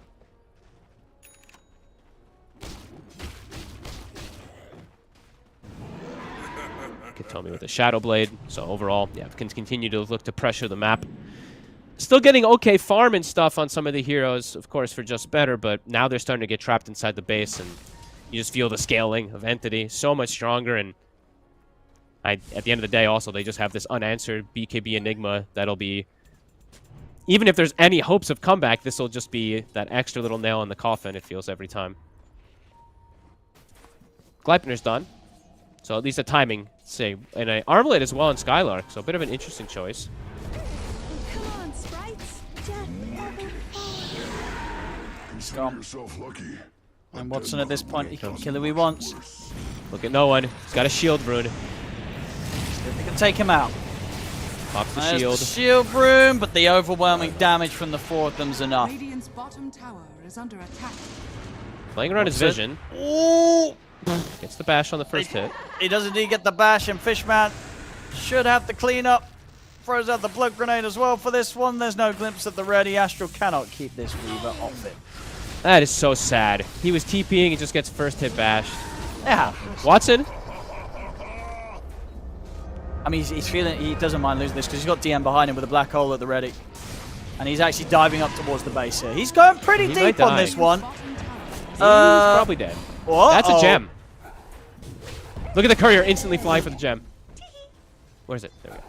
Okay, well that was, for as clean as it's been so far from Entity, that certainly wasn't. Watson. Whose gem was it to? Was it Fishman? Whose gem? Who paid minus for that? 900? Who paid for that one? It's on one of the couriers. Who bought the gem? Doesn't show us who it was. Now it does. There we go. Fishman. Oh, Minus Fishman, 900. he's out the money. He was rich enough. All Okay, right, but well. when you're playing Vision Draft, right? We talked about the Night Stalker and the Zeus overall, playing for Vision. When you do secure yourself a gem, that'll be at least a bit nice to alleviate some pressure off yourself. Because you know they have deep wards right now on the side of Entity. See if they can strike back again. And they keep finding Entity making these mistakes. They have this ward right here. No one. Radiant's top He's got a tower haste is under rune. attack. The They catch disruptor him in the control. kinetic. Yeah, could be good enough. No. He's sticking around, but they aren't sticking around. They don't want to try their luck here anymore, just better. I'm sure Fishman had stern words with his teammates there, being like, guys, the game is very clean. What are you doing to my beautiful game? Level 15 on Fishman, dude. He is so high level. He's higher level than Void Spirit. Those XP bugs. Those bugs, man. So now who's going to get the XP? So DM. Spirit Breaker, right? Oh, no, DM. He's actually Now the lowest. Spirit Breaker. It's going back between the two of them. Yeah, back sure, and the forth, two. so. Oh, wait. Interesting. Remember, we tested this, though. You have to be the lowest level. Oh, yeah, you have to be the overall. Yeah, You have to literally be the lowest level. So if you've got two heroes, the hero on your team whose level is lower than anybody else's. Like, it does read like that, and indeed, we tested it in a demo. It's literally by level. You have to literally be the lowest level. If someone else is also the same level as you and you're both lowest, ain't neither of you getting that 50%. You got to be the solo Race lowest level. race to 14 for the two of them. Yes. Yeah, whoever gets to 14, whoever doesn't get to 14 first, they will start benefiting from the 50%. Yeah. Yeah. Arcane Rune on no one. They're getting very close to their big, kind of the GG item for Entity, the BKBs. Once they have these two BKBs on Void Spirit Ursa, they're pretty much unkillable. Since we said a million times, no stuns. Yes, there's a rupture, but overall, they'll be able to pop BKB in every single one of the occasions that they get jumped on. So right now, there's a small window for the side of Just Better if they can find those non-BKB heroes. So in the particular, the Void Spirit and the Weaver. They're going to try for no one.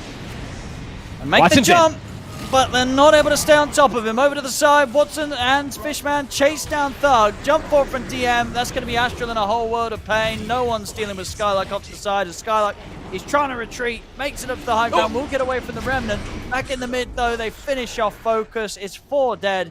They don't lose anything themselves, their Entity. And that's a fight where they didn't even need to use the Black Hole on DM. No. He still got or that. his BKB. It was just Watson blinking in with BKB on top of Zeus, killing the Zeus before he gets absolutely anything off, it felt like there. And yeah, Watson did 6,000 damage. He just ate them alive. On to the next. This one got pretty out of hand pretty fast, it felt like. Entity full control of the map in 10 minutes. They took, I want to say, every single power rune for no one, and they took those 3 towers super early. Really good collapse of the map. I don't believe I saw Zeus with the power rune. Doesn't seem like it, no. In terms of the haste, the shields, the everything's that no one's been getting his hands on this game. Just very good movement around the map. In particular, Katomi setting up a lot of the pace with the Void Spirit, just making moves over and over again. But just strong lanes, reinforcing that fact. Dire's top tower is under attack. For Just Better now, I mean, you see 3 heroes kind of trapped in the base. I'm sure they're also just like, what do you do? Where do we go from here? We have Yules for the Ursa, but we have no stuns, so.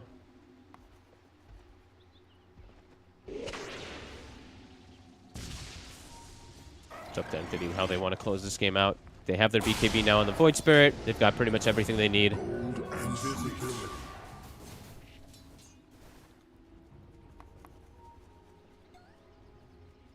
Roshan 2 minutes, bit of a longer spawn. Right, they can hold off and wait for that though. Entity. They can chill. There's no need for them to rush it, take any unnecessary moves. They don't want to end up in another situation where Watson's diving the base. Yeah, I mean, probably. Get him, get him the Aegis. Then he can. They did give away a free gem and a free kill. You know, it does happen sometimes when you are crushing the game this hard. Oh yeah. Well, Smoke's going to come out for Just Better. They're going to realize at this point that Entity are holding back for the Roshan, and they'd rather take their chances out on the map rather than waiting for them to come in with the Aegis push. Let's see if they can get anything with this. The last hurrah, as I like to call it. Smoke on smoke action, Entity. Very ready for the battle. I don't see them killing a core. all 3 quarters have BKB. Gonna try. No one's gonna jump in first. He's gonna start off the fight. There's gonna be focus. Look at the walls. No one though. Yules up the Enigma. Hold back DM for now. Spartan trying to get the damage in onto DM, but they've already lost their 2 cores. Focus is dead. Doug's gone. Skylark's out. GG indeed is called. DM will celebrate with a very short-lived black hole there to end this game. As this game won, it's going to be all entities. Just better. Just not really able to get anything going on that one. It was always going to be a tough one. And, yeah, I mean, looking as good as kind of you'd expect them to in this qualifiers in this first game. I wouldn't be surprised if we see a lot more of this from them in this qualifier run, Fogged. I have to agree. I mean, you can talk about draft, you can talk about all this kind of stuff. Yeah, you could see Just Better's definitely needed a little bit of work, having no stuns and stuff like that. If they had better lanes, maybe you could see something different. But they got run over in lanes. You're playing versus Spirit Breaker. We always mention versus as Disruptor. You know, you hate getting ran at. You lost literally the whole map control early, got ran at. And it's just Entity playing better, having a better draft, better cohesion, everything. So for Just Better, you just got to do better in multiple different aspects. Yes. Yeah, maybe they were able to sort of find themselves a situation where they do get some sort of, at least a draft where one of those heroes has really the room to kind of pop off and have a good game. But yeah, this one didn't end up being one of those. A tough one all around for the lads on Just Better. But we'll see if they are able to make those improvements going into game 2 of this best of 3, which will be coming up very shortly. So don't go anywhere, ladies and gentlemen. Game 1, no doubt about it. Entity, they'll take away this win. We'll be back with game 2 after this break. Even though if your mind is telling you it's all a lie. Oh, I gotta wake up. This might be a breakup. 'Cause I don't believe you when you say that you miss me. 'Cause where are your actions to prove me you're different? When I say I need you and you head the direction that's leading away from me, baby. I don't believe you, no. I don't believe you, no. I don't believe you, no. I don't believe you, no. I don't believe you, no. I don't believe you, no. I don't believe you, no. One thing I love about you is your dedication. It got me dreaming at the station. On my way home, oh, I gotta wake up. This might be a breakup. 'Cause I don't believe you when you say that you miss me. 'Cause where are your actions to prove me you're different? When I say I need you and you head the direction that's leading away from me, baby. I don't believe you, no. I don't believe you, no. I don't believe you, no. I don't believe you, no. I don't believe you, no. I don't believe you, no. I don't believe you, no.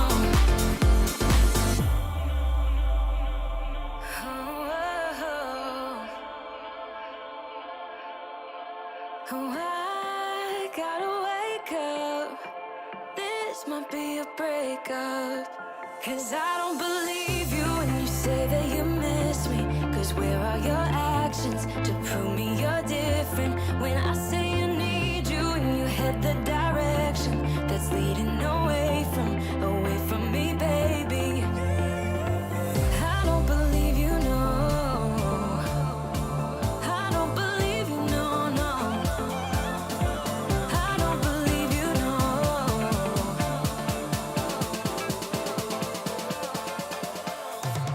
I don't believe you, no. I don't believe you, no. I don't believe you, no. I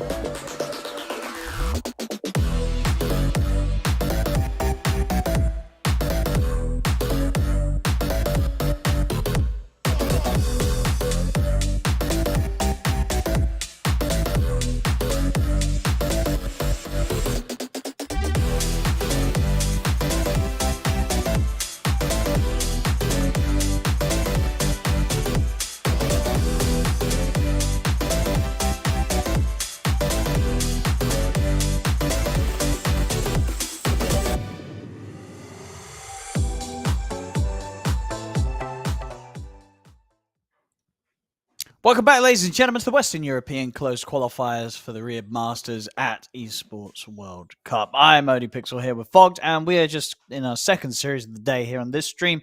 Game one was Entities. They were able to take it against Just Better. We're going to find out pretty soon, Fogged, if Just Better's able to give it a better shot in game two. But it's not easy, right? This is, Just Better. They're going up against one of the favorites in this whole region. Yeah, I don't know what it's going to take. They're going to need a much better draft, and in particular just to start things off. But overall, just better play too. They got to just be ready for the pressure that's going to come from a very well-structured, well-organized team that's been together for a long time. Now, in at least from that last game, of course, when you're playing versus a bit of a weaker opponent and stuff, you look very cohesive. But they looked pretty damn cohesive. They didn't really make too many mistakes, except for Watson's dive. So, yeah, that was pretty much it, really, wasn't it? Yeah. Other than that, it was, as you'd expect from a team such as Entity, as we were saying, in this qualifiers, you look at sort of the overall teams that are involved. Entity and Secret are probably the two teams primed to take away those two slots to move straight forward to Riyadh Masters at the Esports World Cup. And whether or not there's going to be some teams that trip them up on the way there. I mean, looking outside of those two teams, is there another team that you'd say could cause some issues? I mean, I'm looking at the scores already from the series on the other stream, for example. I maybe would have said Mouse, but spoiler, already Mouse, they dropped their first game against Twisted Minds. Did they really? They did, yeah. Okay. Yeah, I'm not sure. I mean, I would say Secret and Entity. Yeah. Those are the clear ones, but there's good players. There's a lot of good players around it. Just how cohesive is the actual team going to be? Because Mao's, I mean, it's a lot of strong players, but looking at Twisted Minds, it's got a lot of good guys too that have been playing for a very long time on the grind, right? So, I know, absolutely, yeah. A lot of names that people will recognize. Twisted Minds, of course, Shad, Adzantic, Stonebank, Pablo, and Hansken. So, some big names there for sure. So, especially if they're taking off games off Mouse, another team with a lot of player names people will be familiar with: Unit, Supreme Force, Narman, Bengen. Yeah, maybe Twisted Minds could be the ones to come through with some upsets as this qualifiers goes on. But we'll have to see. We'll have to see. At the least, we didn't obviously get to watch the Secret performance. They got that first 2-0 against Dragon Esports. It's just having a look at the the durations of some of those games. Both of them were like 40-minute games. So neither of those were big stomps. This Entity game that we just had, that what ended up being was about 28 minutes. How long did it end up being? 29 minutes. So I feel like with these teams, Secret and Entity, Secret, they were winning their games in 40 minutes, but I feel like you kind of want to be maybe winning 30 less. Sure, it doesn't matter, but it's like those little things, right? If a team like Entity comes in, they can do this one game. I would expect this team to be able to do this most games, right? I could see Entity stomping their games in sub 30-minute durations. Who's the 4-player for Secret now? I believe it was it's the player. So he stood in Shishak. He stood in for them, or well, maybe not stood in, but he at least played with them, I believe, in the Fisher tournament. And indeed, looks like he's also playing with them here again. So no, and indeed, he does not. He doesn't have a Wikipedia page. So yeah, I don't know much about him. Must be sort of one of the new talents, that Puppy, I would imagine, has scouted. We've seen him do it in the past. So maybe trying to do it again here with Shishak. And so far, so good, at least with the performance here in this regional qualifiers. Not sure, how did they do actually in that tournament the other week? Looks like they lost to Maus at the end of it. In the grand finals? No, not in the grand finals, but... Okay, so they didn't do amazing. They ended up losing. Not so amazing, no. No, indeed. It looks... No, they actually... Wait. Oh, yeah. They didn't make out the group. They didn't make out the groups, Fogged. They came bottom in the groups, so that was not a good week for them. But hey, it's obviously a new lineup, new squad. Shishak, their new squad. They're trying it again here in the regional qualifiers. So far, so good. They won their first series. Anyway, let's talk more about the series we're in. Entity. They won 5v4. There's no brown player. Am I seeing that wrong? Yeah, we'll see. No, we'll be able to get went up on your without screen, a player. actually. We'll be able to get it on your screen, guys and girls, because the draft has begun. Unless they're gonna, they're gonna remake. So we probably won't get it on your screen. Well, we will get it on your screen. We'll be taking it off your screen, but indeed, as you can see, just better. They only have 4 players. So indeed, somehow. Oh no, we are going to get it on your screen. So I'm confusing the producer here because it looks like they're going to play the draft anyway. They're just going to remake after the draft to get the other player in. So the draft will continue now as planned as we get into this one. But indeed, don't worry that just better have 1 less player in the lobby at the moment. We will remake after the draft and get that player back in. Not quite sure how they lost their way on the way to loading into the game, but not a great sign. Not a great sign. Hopefully, there's not a problem. He's out. He's out before the game started. He's done. They weren't able to connect the first part of playing the game, so unfortunate. But no, I'm sure it was just an error. A rare one, though. I don't think I've seen that before. I don't think I've ever seen a 5v4 lobby started. Yeah, not loading into lobbies the lobby. break, but... That's strange. But yeah, as I said, we're going to play the draft out, and then we're going to be able to get the full squad back in, of course, after the draft. So don't worry. Do not panic. This is not a 4v5 situation. Owen is standing in. Yeah, we're going to do an emergency stand-in. I'm ready to go. Let's see what they can pick me.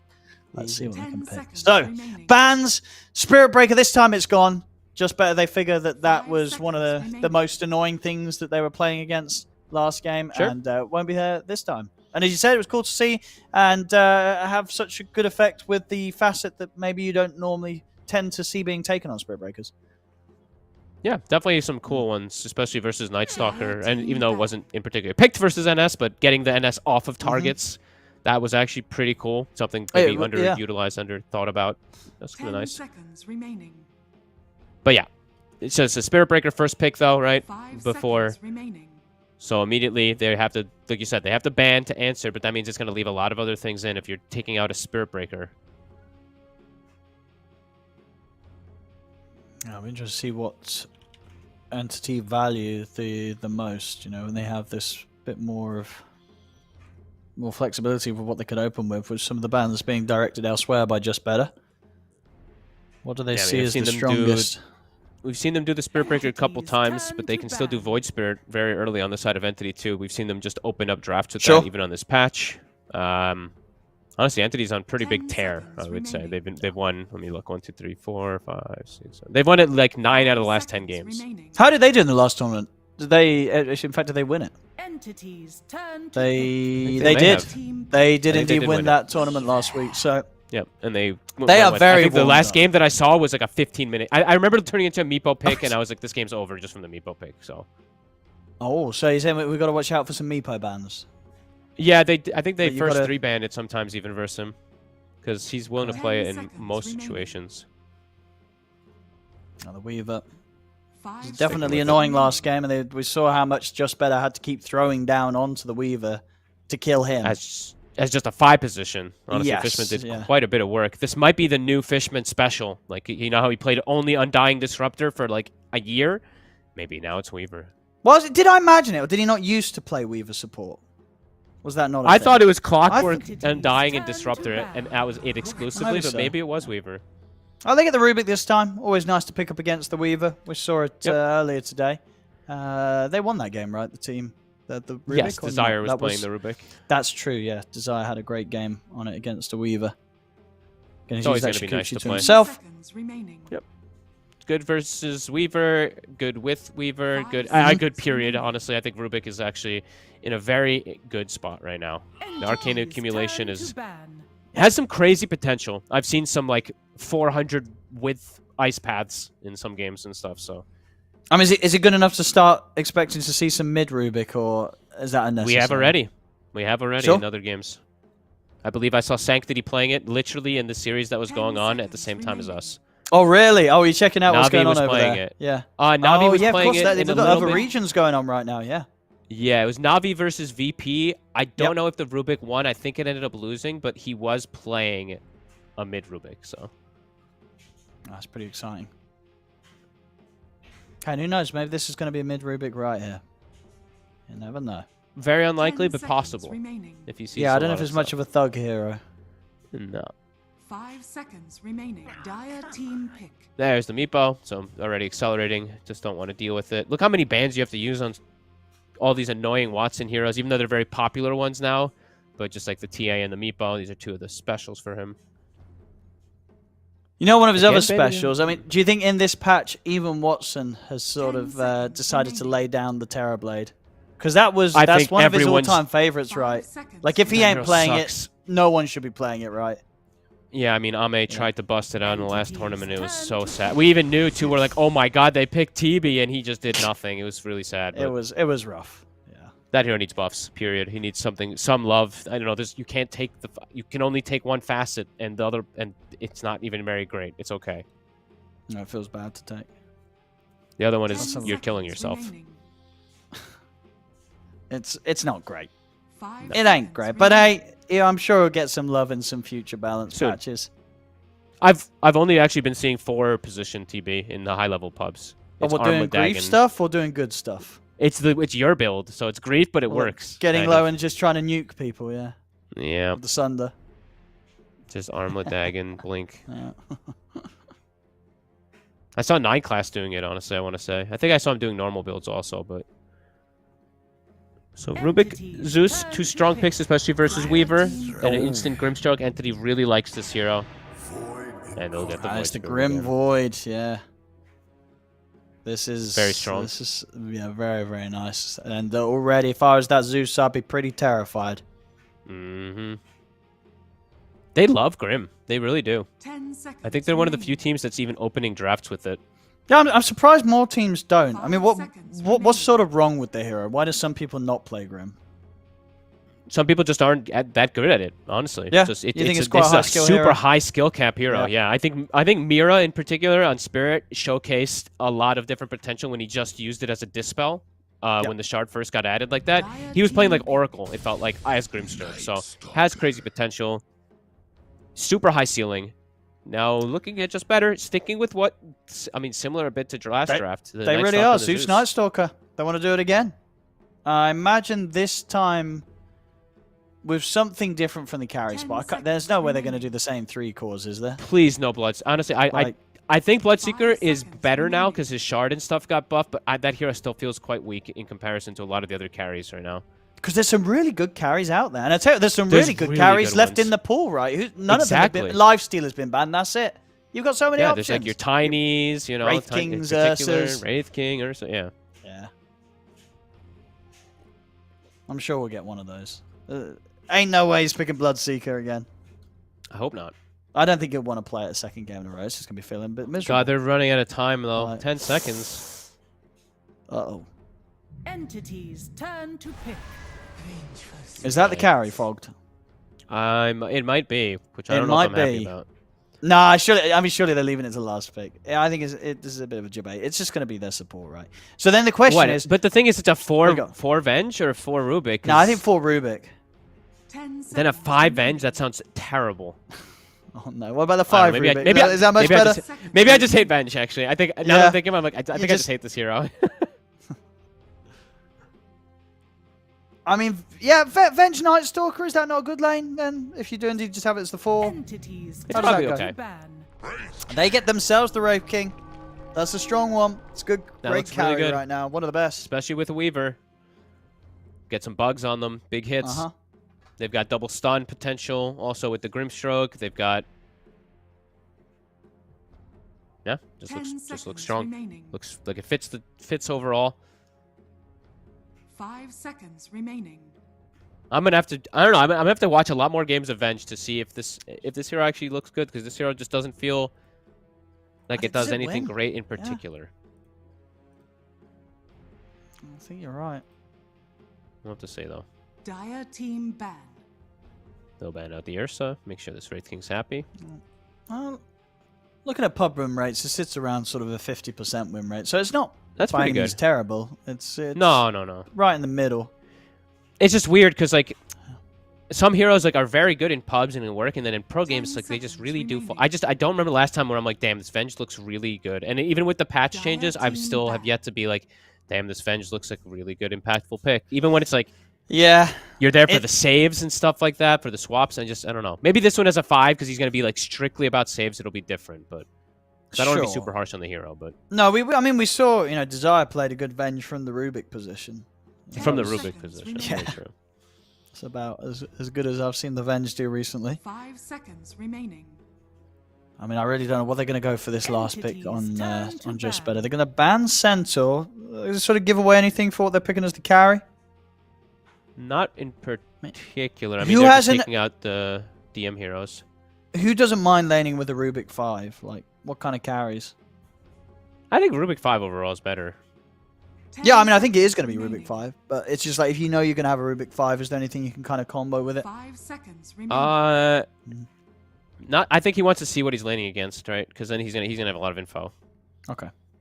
See, last pick from Entity, and see if they. The Ursa obviously we mentioned, one of the hot carries, and who else is left in still? I mean, Tiny. Yeah, very true. Very true. Tiny could be worth a ban. I think the Tiny just helps also because they've already fixed. They fixed already a lot more of having disables this time around with the lift and the Venge and stuff like that. But that just gives you like, not just, I mean, I want to say like a sturdy hero that's in the front and stuff like that, but also gives you some ways to stun, gives you some way to control, some CC. Good burst for the Weaver too, even though it's a 5 position. I mean, they're taking their time. They're probably looking at all the carry options, thinking what would be the most annoying for the Wraith King. All right, they go with the Jug. Of course, another high win rate carry right now in this new patch. Had some lovely buffs. And haven't seen him do so well in pro games. That's true. That is probably one of those carries that indeed does, for whatever reason, have a better time in the pubs relative to in these competitive matches. Yeah, has gotten way better though. Just the dispel. Oh, for sure. It used to be so much pretty garbage. It was terrible. It was terrible after the very status underwhelming changed, carry. Yeah. Right, they got the Tide. So very DM hero. Night Stalker can be pretty good versus Tide in some facets because you know. Or I shouldn't say facets anymore. In some aspects, Jesus, I can't even say because you can't crack in the silence. Yeah, so that can always be pretty cool. Is this a game where you're tempted to play anti-mage? Probably not. 5 seconds Probably not. remaining. Okay. What do you pick though now that can bully out a Tide Hunter? There's not many options. Like it would be Luna. What's wrong with Slark? Is Slark just not good? He got buffed. Like the sun. Hey! There we go. Finally, someone's picking Slark. I think this hero's pretty good. Now that's not a good sign for Just Better. I'll tell you that. But I can agree with why you. Why is nobody picking Slark? This hero's pretty good. It got buffed, and then they're like, "Yeah, we agree." The anchor is devastating. That's one thing in mid game and stuff. But it's fine. You just hit it, yeah. The leash and long fights could be really good for Slark. Could be. But we'll see. Again, they're playing on Vision. I feel like they did the same thing last game. But they had Bloodseeker, which is just a worse hero than Slark. So now they have the Slark Zeus, the tested combo of Vision, plus a Night Stalker to give Vision too. So it looks way better from Just Better this time. But is it going to be enough? We need to reconnect. Don't forget. Oh, we do, yes. Apologies for this, ladies and gentlemen. We are just rejoining because, we missed a player for that draft. I mean, of course, the player was still being the comms, so he was still able to contribute. I hope so for the draft. Maybe he just pieced out and he was like, you know what, guys, we need to also switch to... Yeah, you're in. Oh, you're not in. Switch to your mode. Mode? Oh, I know what you mean. You know what I mean. I'm in. You're in. I'm in. We're good. Now good. You're in. Players are in. There we go. So we should be starting the game soon. Yeah, sorry about this pause, ladies and gentlemen. We did just have to remake the lobby because one of the players, they went missing when we started the draft. So Indeed. we're just remaking full pick with the same heroes, obviously, that have just been picked. I hope you'll be checking on that, Fogged. Make sure we get the same heroes that were coming out in the draft. I'm just thinking how these lanes and everything will go down. I mean, it does feel a lot better, especially just like the lane in particular bottom should go better for this Slark in comparison to what the Bloodseeker was. I haven't seen the matchup as much, but in theory should be better. Yeah. Let's see if their overall draft does look better. It still feels hard versus Entity because I feel like they did get away with this Void Spirit again, who looks really, really strong, and we've seen what this hero can do. But this looks better. It does. It does. And yeah, the vision game should be insane. I mean, how can it not be broken to have a hero that level 1 can tell you where the enemy wards are? You know what I mean? And you have one that can de-ward at level 1 with a lightning. Exactly. It's the dream combo. Like, there is no reason, there's no excuse if Entity are able to get a vision advantage. If they're getting a vision advantage against you when you have Zeus and Slark, you're doing something wrong. And NS. Like, it's the trio. It's literally the three, probably the best 3 vision heroes in Dota at the moment. So there's no excuse. No excuse. Unless they're just running at you and it doesn't matter that they don't have any vision on you. They're just strong enough that they're just destroying you. And let's look at Astral's game, because this is one of his most played heroes that I remember. For me, when I remember Astral, I think of Techies and Rubik. So now he's going to play as Rubik, and he has Ravage. He's got some really good Grimstroke spells. He has ways to protect allies later on with like the lift and push people away. So in theory, yeah, it looks like a much better draft this time around. Just will they be able to execute it? Because we saw Entity, besides just having a really good draft last game, they've ran them over, especially with the top rotation. I feel like that top hit when they killed 3 heroes, that's when the game almost got like decided. So let's see if Just Better can be better. I think they've got a better chance. Unless, this Slark hero is just terrible and kind of could be possible. Because you do have to have sort of that build up on Slark, right? It's if you get behind, you don't do any damage. You know, you need these prolonged fights. And as we saw last game, Entity were pretty good at shutting down the fights pretty quickly. So setting it up in a way to allow Slark to pop off could be difficult. And let's see if his lane is any good either, too, because he has Avenge in his lane, which, as we've seen, this hero does not really feel that great still, has kind of lacked in most departments, and he's playing versus a very strong lane. Grimstroke and Tide, if they go for the Gush and the Stroke constantly to spam onto Slark, it can be annoying. So we'll see if Focus can actually deal with it with Avenge support. I'm having a look at it, actually. The numbers aren't great for Slark. No, he's got not. I think he's got like a 44% win rate in games right now. Yeah. He's weird. I don't know what it is about him, but he just feels just as weak as he did before. I mean, I could definitely see him sort of just being like the juggernaut of last patch of this patch, you know what I mean? Just this carry that sometimes you're like, hey, you know what? This could be a nice Slark game, and then you just get destroyed. Yeah. It can be annoying. It can be problematic. And he's playing versus Grim. So that's probably one of my favorite heroes to play against as Grim. You put the bug on him. You know, can't dispel the bug. Look at this wraparound too, Entity. They know their strength level 1. They're playing versus a pretty weak level 1 on the side of Just Better. They're trying to get the first blood. And they'll find Spartan. Goodbye, my friend. The stroke... Not going to expect them. Not going to hit, but... They've got him. Who are they going to give it to? Give it to no one? Give it to no one. One hit into... Oh, body block. Oh, body block. Oh. Oh, fish, man. The blood grenade steal? How you didn't even need that. He's getting kicked. He thieved it with a blood grenade. I've done that before. He's like, he's getting away. Oh, just kidding. Oh, nice stuff there from Watson as well. Immediately checks that cliff, so they're going to get the D-ward straight off the back of this as well. So look at that Fishman. He gets first blood, and he gets a D-ward.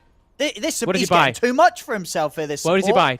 Does he go the earn right away? He does. Yeah. Oh, it's going to be the dream. That's going to be a quick earn in the bottom lane, in particular for Watson, to be able to set up nicely. Strong lane on the side of Just Better anyway. They do have this Night Stalker plus Rubik. Night Stalker level 1 is very strong now. Never thought I'd say that in, in Dota, but yeah, quite the change. I mean, such a huge change, really, for that hero, considering just how the mechanic has always been. Honestly, such a good change, such a clever one that I think, for such a long time, people have been asking for. They always wanted to have Night Stalker have potential for like level 1 and 2, so true. It's cool. Because you're just so miserable to play at the start of a game. Yeah. In the lane, or... Fishman. That's a lot of damage. That's a lot of damage. He knows there's a sentry now somewhere. They did the same thing last game, putting the sentry on the side. Always something you want to do versus Weaver if it's a support. And mid, we should see Thug do well in the matchup again. So one we don't really need to look at too much. I guess the problem was that at the same time he didn't really shut down no one's Void Spirit. Not at all. One of the things that can come as a struggle. And top lane, they get it right away. Is able to take down Spartan. It may start to get pretty tricky for Focus to hit the creeps up here. Yeah, they've got 10 stick. That's the thing. You know, you're playing versus Tidehunter. You're always gonna have 10 stick charges. Sure. But it's tougher to walk up than you realize versus Gush. Like this is, even though it's been nerfed a lot, this is still one of the most powerful level 1 abilities in the game.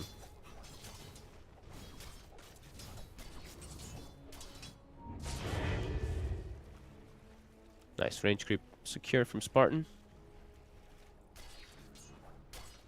So the thing for the Zeus this time around, though, I would say is there's not as many ways to close on top of him. There's still, yes, ways to close on top of him, but there's not like a charging Spirit Breaker from level 3 onward. So overall for Thug, a bit better protection, at least in that front. Just a bit.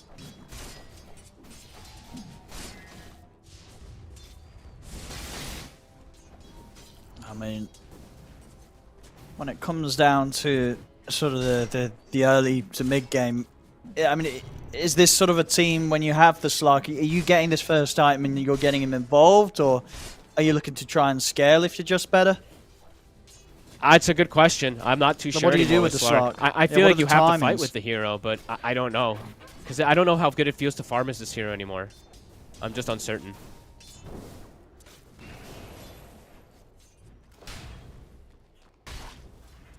You get that Dark Troll Summoner, Spartan. Good job. Yeah, we'll Definitely a slow start up here, as expected, though, for poor Focus. He's not having a terrible time. You know, it's not terrible. Sticking pretty similar to the amount of CS that Watson's finding on the Wraith King down bottom. Mm-hmm. But you pick... Usually you pick... Astral. Get this kill with the bugs on him.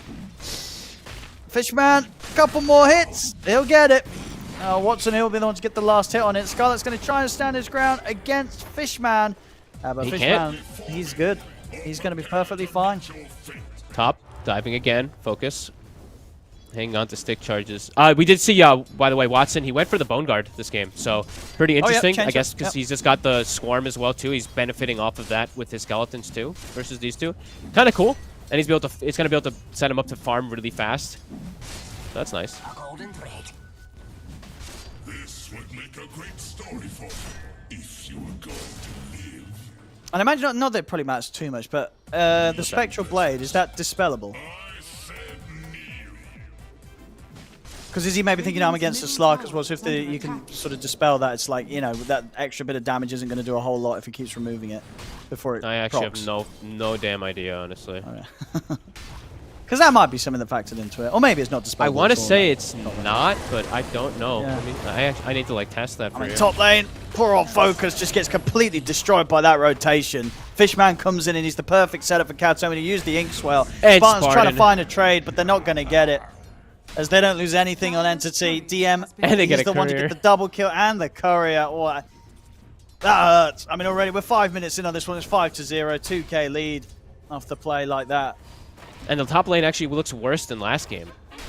And the thing is, too, is this time you counterpicked, quote-unquote, the Tidehunter with the Slark, right? That's why you want to take it, and look what's happening, Owen. So you're getting the answer that you wanted from when you posed the question in the draft. Rough, yeah, it doesn't look fun to play.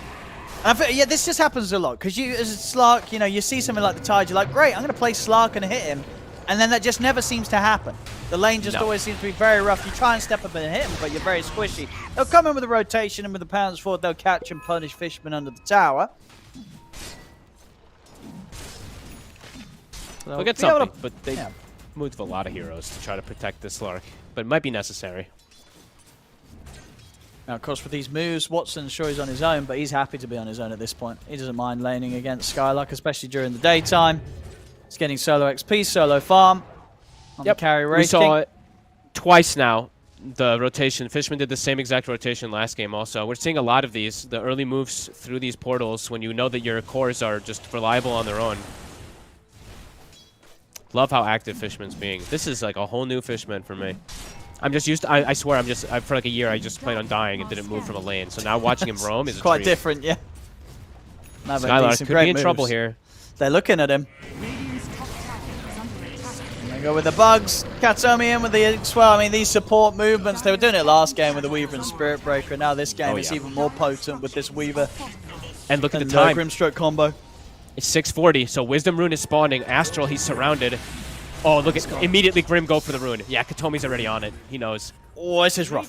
Game 1 was the warm-up apparently for Entity, as now game 2 is the real deal. You know, game 1 was already a stomp. So you can only know what you could maybe come to expect from this game 2 if this continues. This could get pretty messy. Why'd they pick 5 Vanjo, and why do you do this? It's definitely looking like that top lane may not be a lane duo that teams want to pick in this patch. I don't know, Venge Slug, safe lane duo. Is it?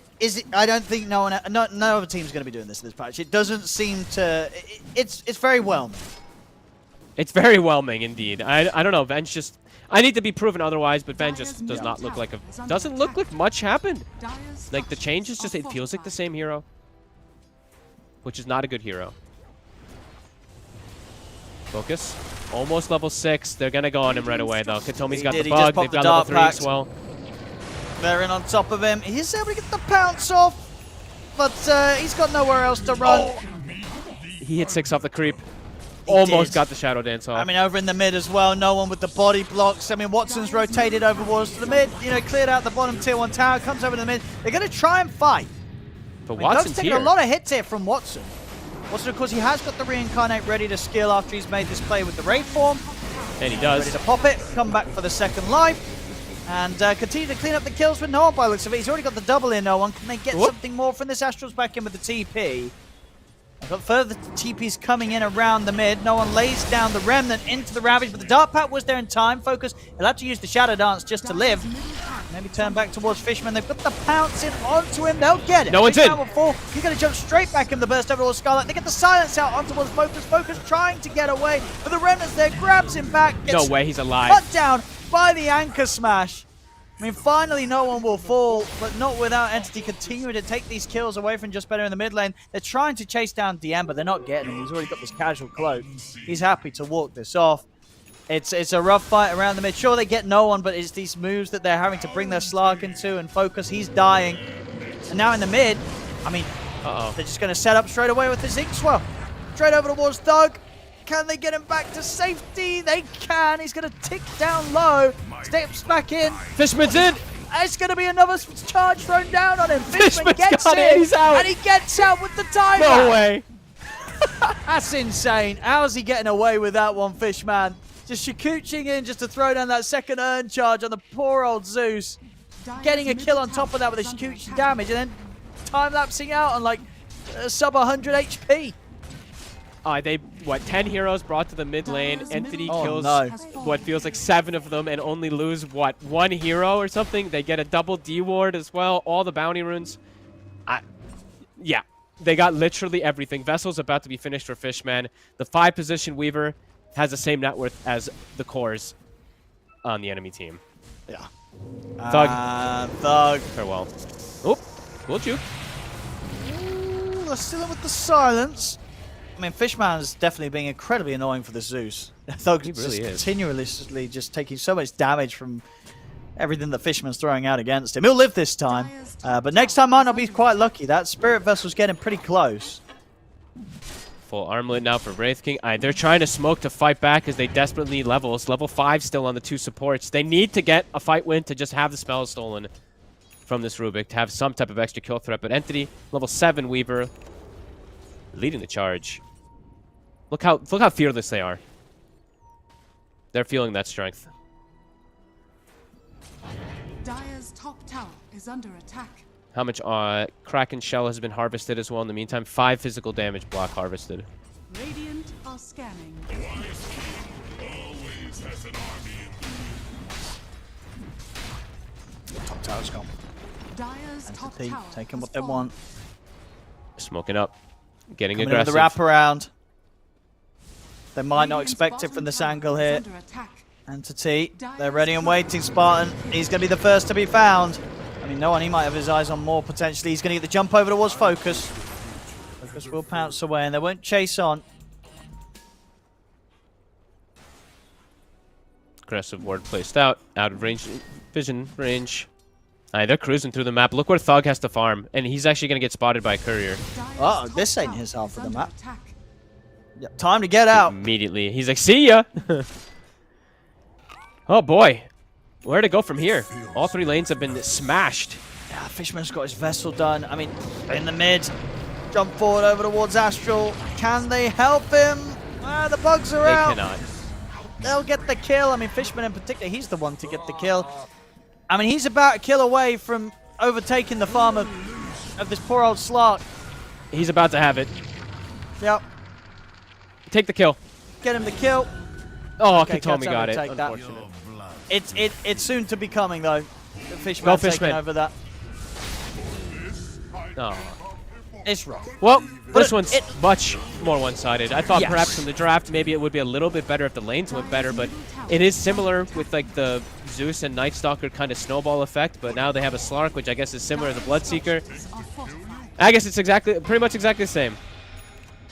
Well, as I said, I was worried when I called the Slark pick and they went for it. Not a good sign, guys. Not a good sign. No, and I was more concerned when I saw the Venge as a picked, period, but as a support. Because I just don't know what this hero gives in lane, but in game in particular also. I just have to be proven otherwise still. Of course, need more sample size, but the hero just does not feel like it got any love. And Entity, all the love for them as they just continue to cruise, continue to control the whole map, and they have a Wraith King who is very happy. Mr. Watson, he's chilling. Yeah, he's getting everything that he wants. He's going to be easily able to farm up his Radiance with very little pressure. By the looks of it. Already has the Eternal Shroud done, so there's no physical damage on the draft because Slark doesn't exist for another 15 minutes. And he's already got all the answer to the magical. And grouping up around him, playing around DM, they are making their move to bottom. Oh my god, the Wisdom Rune, that's why. The supports They're going to get it again. They're like, please just get the rune for us. But I don't know if they can contest it. I think walking up might be suicide. Yeah, there's a Ravage ready to protect that Wisdom Rune. Focus is like, I got you guys. I'll try. Never mind. He doesn't want to do that. He doesn't want to do that. So no Wisdom Rune for the boys. Well, they're going to try and fight. The Ravage. Swap, but the Ravage is there, and that's going to buy time for no one to live. They burst through Astral. They'll turn towards Skylark. Skylark caught by the Remnant. Double kill for no one. Fishman, he might just be killing them as well. A blood grenade, a BM blood grenade. I mean, already no one's looking to come in from the high ground here, see if we can get in for more kills behind the tower. They see the Zeus. Oh. Alright, they'll be able to get the D-ward again. I think that's like the 6th D-ward I've seen from Fishman this game.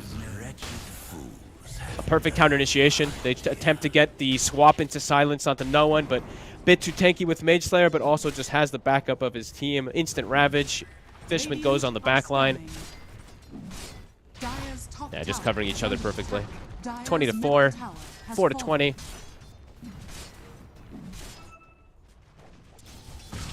Rough stuff. And oh, they seem to know where Skylark is. Dun, dun, dun, dun. Radiant's bottom tower is under attack. Skylark will get away. Has fallen. Tier 2's to fall, 15 minutes. They can't even hit towers. The Tier 1 gets tapped for 1 second, DM comes. I mean, they're just so far away from any major item.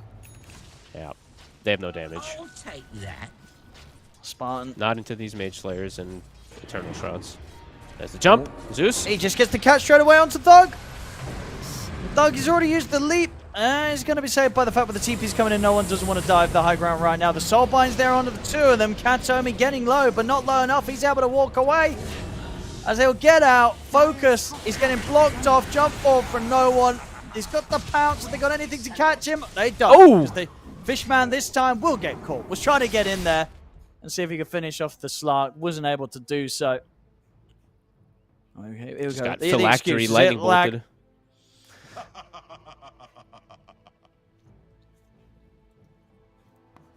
Trapped in your base at 16 minutes, though. This feels grim. Yeah. Real grim. Watson super close to having Radiance done at this incredibly quick time. And his support's pretty much same net worth as majority of the cores, or close to the cores on the side of. Yeah, they've been catching up. They're getting another good fight under the belt. They're going to be pretty much up there. Yep. Katomi now has Shard, so he's already, even before the timing of Shard, he's already done enough damage on this Grimstroke. And look at his build, 3 points in the silence, so it's always going to be amazing to have that versus, I mean, everybody, but in particular the Slark.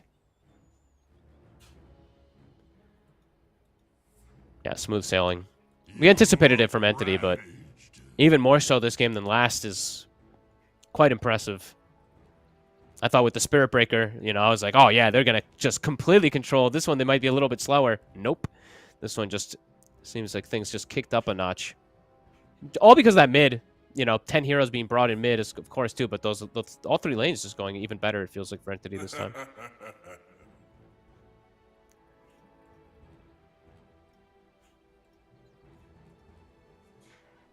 It's going to be pretty easy for them to dive in and get away with it completely.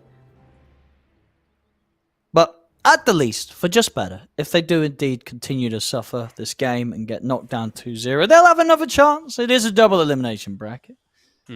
So by the looks of it, well, we don't know who's going to be waiting down there for them. Of course, the other series going on right now, Twisted Minds versus Mouse. I'm going to check the loser of that in a second. will be the one that they're meeting down there. Looks like they're ready.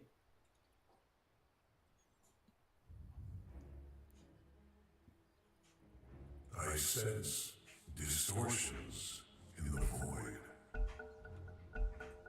Let's see. Don't want to hold back. Entity, yeah, just make sure they get their next big items done.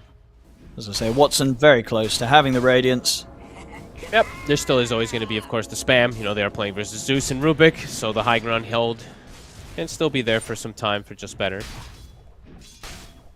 But fighting outside, not going to be very likely. Dire's bottom tower is under attack. DM, yep, Eternal Shard Blink, no funny business, and then straight queues up the Shard since he's playing versus, honestly, Slark and Night Stalker. It's amazing versus both of these heroes. Roche soon on the horizon, I'd imagine, for Entity also. Radiance is about to be done. They have the Weaver bugs, so it could look to threaten that now, too.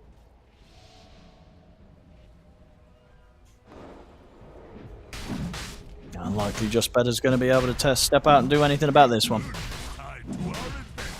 Very safe Roche down for them to take. Yeah, no chance of being able to fight with these heroes. Aghanims looks like it is going to be finished up for focus, so at least we'll be able to get that first item. Still quite weak when you have this. It's about when you get the next item, usually on the Slark, to feel that much stronger in fights. Like right now, you're just very survivable. Radiant are scanning.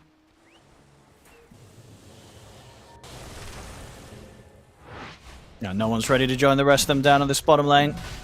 Get the pickup of Roche and just get ready to run it down that bottom lane and take that final tier 2. Surprised the 2 supports are playing down here. So poor. I don't think I've seen supports this broken this patch. Not too often do you see this. Like, I'm just clicking on Spartan. It looks like a support from like 3 patches ago. It's literally just boots and 2 Wraith Bands. It's getting crushed. Dire's bottom tower is under Watson's attack. starting to push. He's got the backup of Radiant's his top Grimstroke. tower We is see under Astral. attack. It's all just buying time. Cutting the creep wave bottom. Shikuchi plus Fade Bolt being annoying. Radiant's top tower has fallen. This time they'll go for him. Astral is going to cut the wave again. Katomi, he's on him. There's a dust. Ink Swell on the creep. Has been Oh, killed. very nicely done. Radiant's top tower is under attack. And Secondary with Watson silence. coming in, ready to finish off the job. Well played. Very, very well played. That Inkswell heal, too. I'm sure he's sitting there waiting. If the guy turns to do anything, he's just going to glyph the wave, too. So no real way to get out of that there on the Rubik. Focus. He should be fine. Thug. He's not fun. Nope. I'm your god too. And DM could continue just to bully around with Focus. When he has Shard, he can really start to mess with this Slark a lot more, even in these little 1v1 kind of things. He also has backup now of Katomi.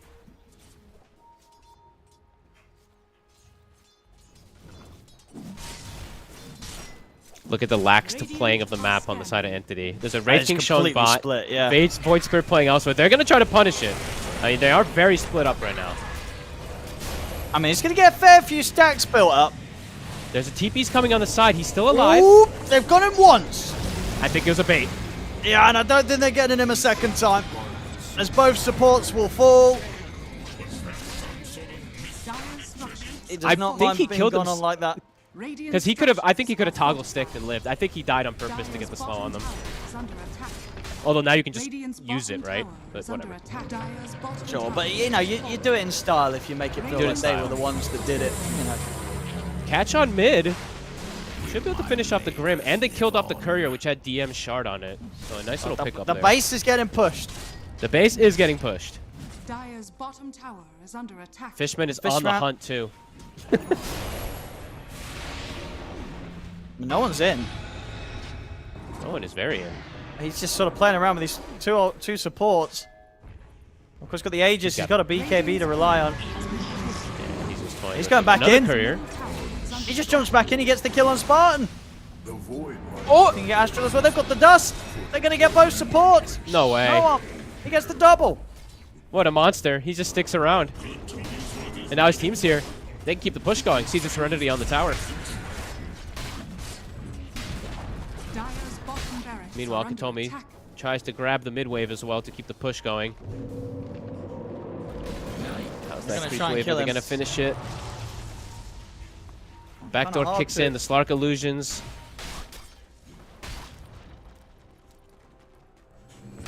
They're holding on, but barely here. Just better. Oh my gosh. Another wisdom. They haven't gotten any wisdom runes, Owen. They haven't.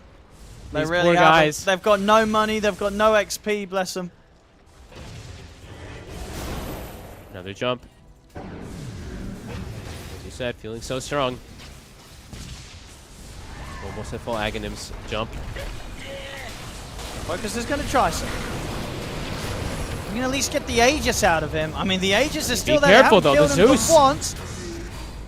I mean, he's going to put the BKB. No one. They can't kill him the once. Oh my god. They couldn't even get the Aegis out of him. Oh lord. That's the bottom racks. Dire's bottom barracks has fallen. I thought surely they'd get him the once, but just gets bailed would. out from what an Inkswell. Inkswell insta-pop saves him again. Oh, here we go. And again. Oh, there we go. They've got the Aegis. They got him once. Now what?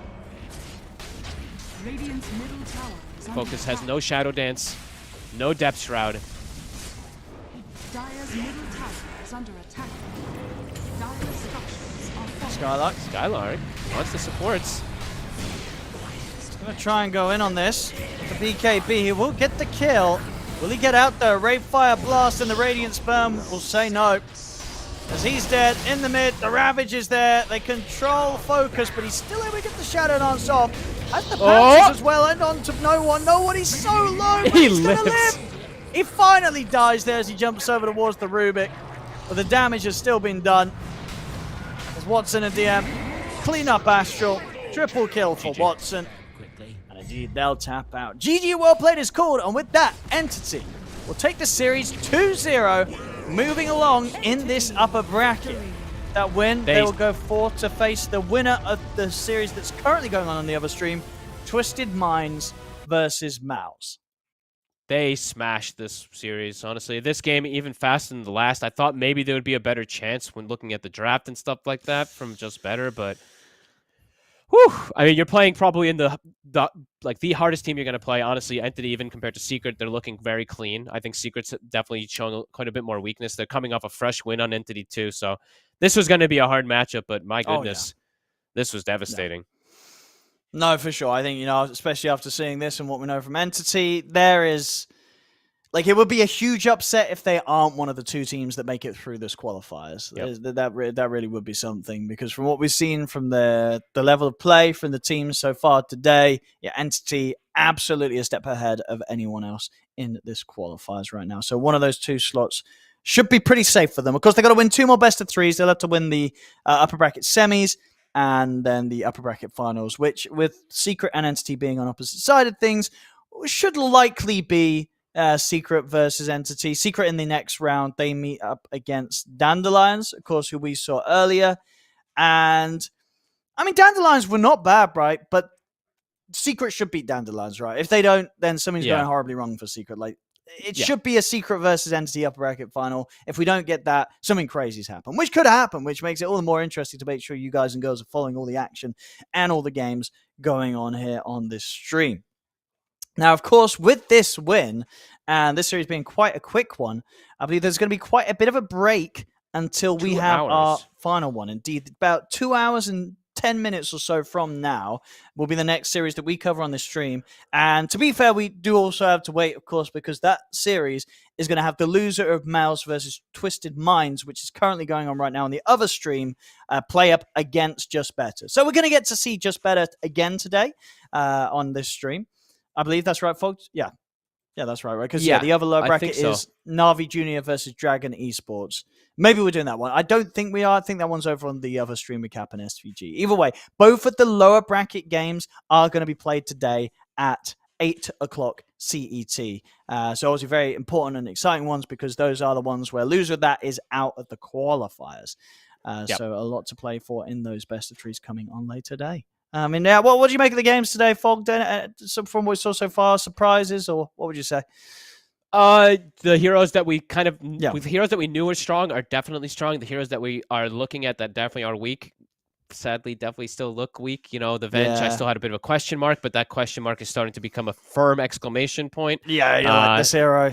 This hero just looks bad, honestly. Maybe in different scenarios, we'll see something else. Zeus definitely still looks good. Night Stalker looks good. I think these two are bad sample, at least for the two. What else was it? No, there's just a little bit more clowny than I expected, to be honest, even though I know these are like qualifier teams and stuff like that, but Nande in particular just clowning a bit too much. But I think overall... He got the win. He got the win, which matters. But yeah, I want to see some nice clean stuff. So from Entity, that was really clean today. They made only I think 2 mistakes that are... I wouldn't even say glaring, just 2 mistakes in the games at all. So for them, I'm glad to see good, clean Dota when it's in qualifiers. So, yeah. Absolutely. I'm sure we'll continue to see that, as I said there. So Entity, their upper bracket game, I believe, will be tomorrow.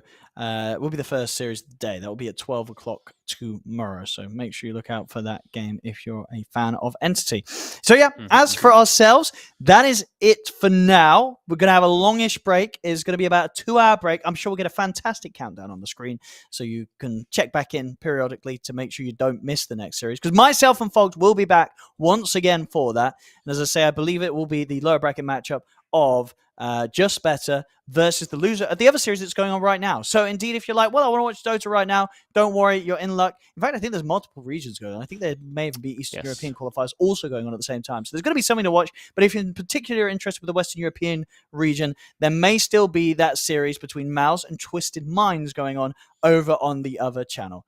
So indeed, I think that is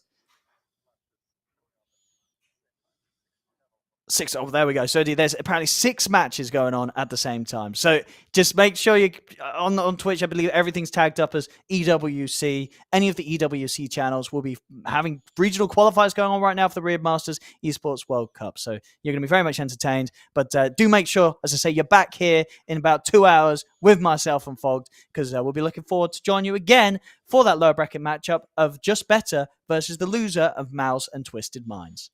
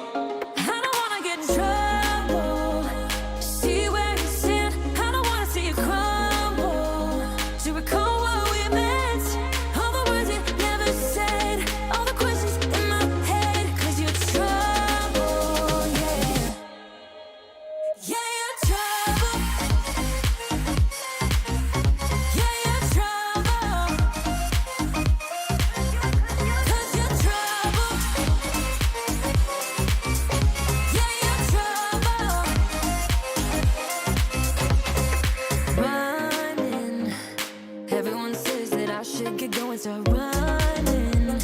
But how am I supposed to run when I'm falling?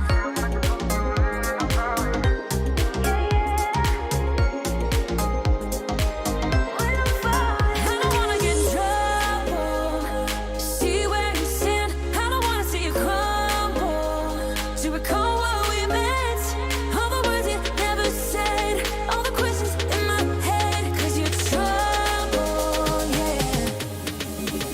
Yeah, you're trouble. Yeah, you're trouble. 'Cause you're trouble. Yeah, you're trouble. Yeah, you're trouble, trouble, trouble. Yeah, you're trouble. 'Cause you're trouble, trouble, trouble. Yeah, you're trouble. I don't wanna get in trouble. To see where you stand, I don't wanna see you crumble.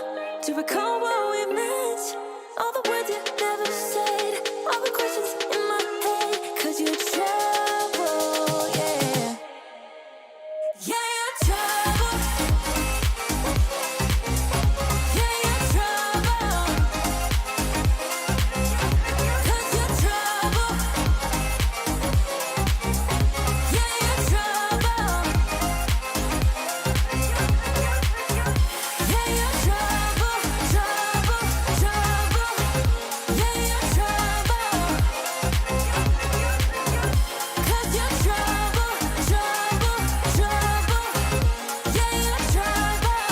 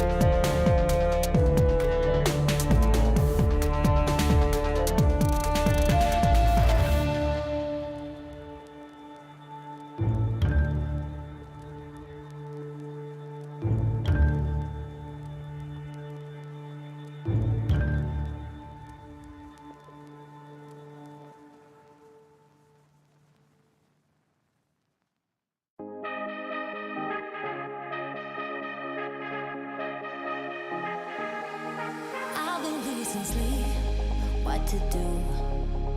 Could somebody come and take me away? I've been in the deep without you, and I got it in my head night and day. But we are one step closer. We're all in this together. Put your hand in mine. Yeah, we are one step closer. Can you feel it, baby? It's the end of the line. It looks like we made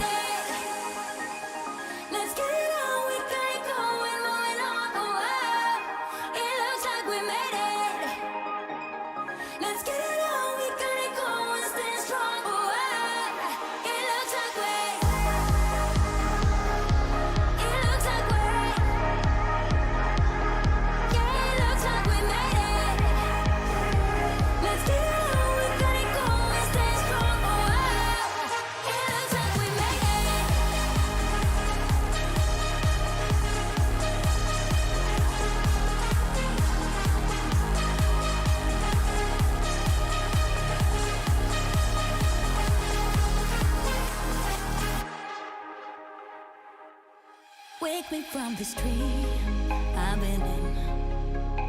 I need to get in closer to you. I swear you might succeed.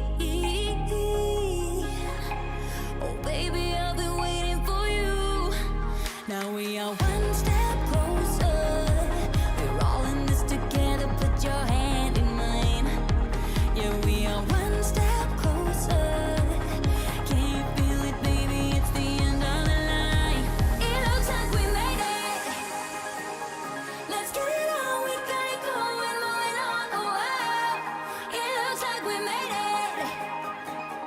Let's get it on. We got it going, stay strong. Oh, wow. It looks like we. It looks like we. Yeah, it looks like we made it. Let's get it on. We got it going, stay strong. Oh, wow. It looks like we made it. Yeah, it looks like we. It looks like we. Yeah, it looks like we. It looks like we made it. Ooh. It looks like we. Oh, it looks like we made it.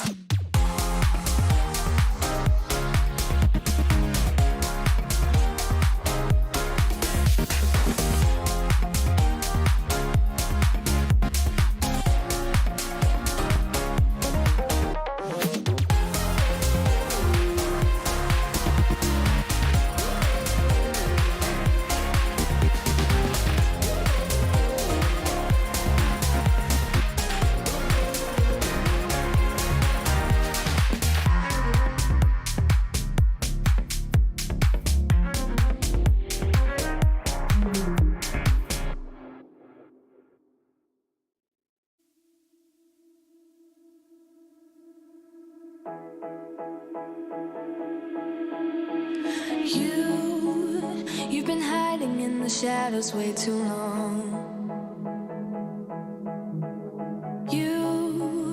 Always thought that you were weak, but babe, you're wrong.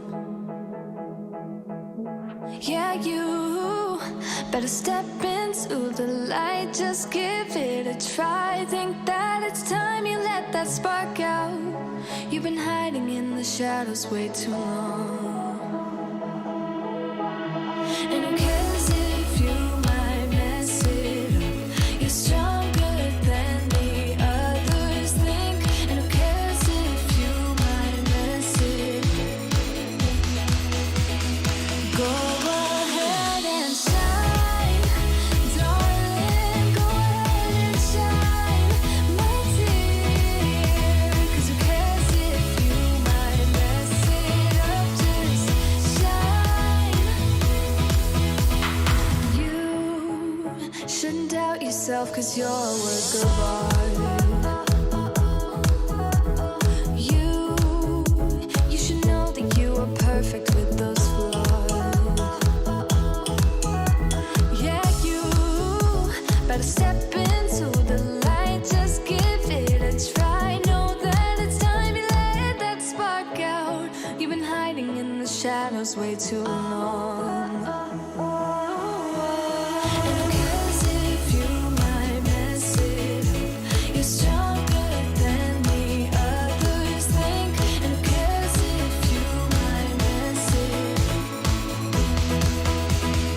Go ahead and shine, darling. Go ahead and shine, my dear. 'Cause who cares if you might mess it up? Just shine, shine, darling. Go ahead and shine, my dear. 'Cause who cares if you might mess it up? Just shine.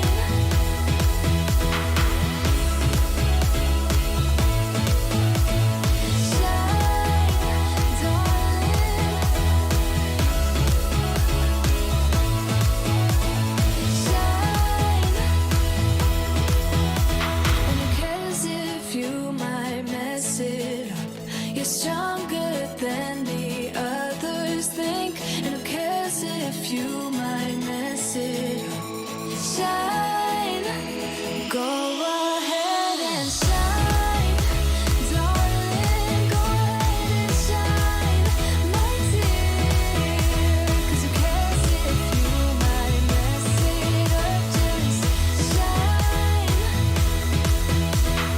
shine, darling. Go ahead and shine, my dear. 'Cause who cares if you might mess it up? Just shine.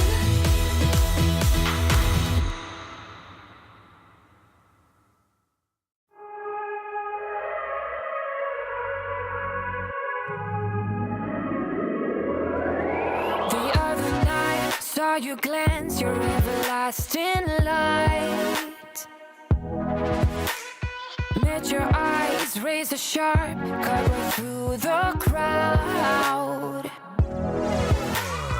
I don't even want to know your name. I just wanna keep you to myself. Stay with me or leave me be. I want you all too bad. We're strangers in the night. We're in a strange delight. Come with me, and you will see. We are bound to be strangers in the night.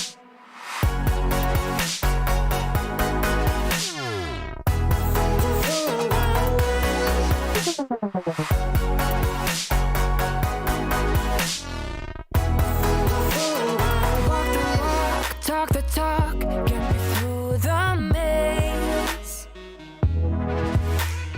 Dazzled eyes shining bright, a never-ending space. I don't even want to know your name. I just keep you to myself. Stay with me or leave me be. I want you all too bad.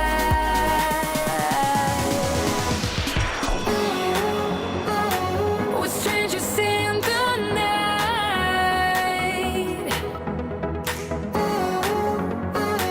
We're in a strange delight. Come with me and you will see.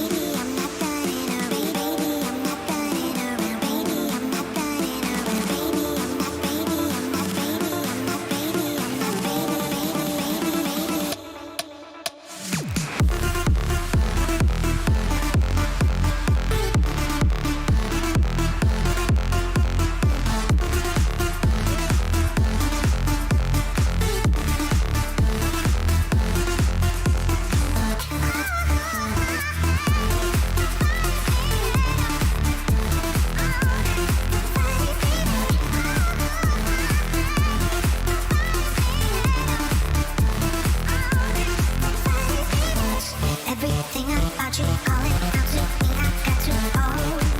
Yeah.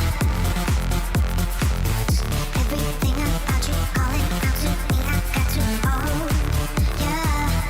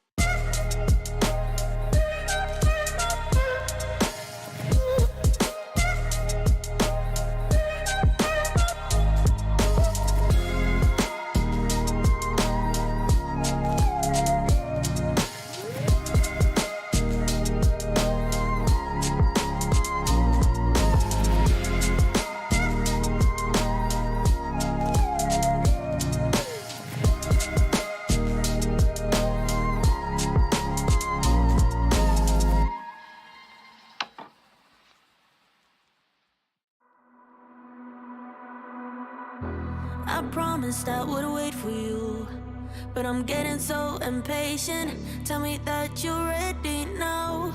This room is big enough for two, and I wanna do that something, something that will blow your mind. Do you know the things you do to me? Touch me and I'll make you understand.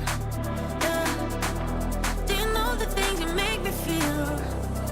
I can show you if you take my hand. I just wanna dance, dance, dance with you. Let me take you under where nobody can see.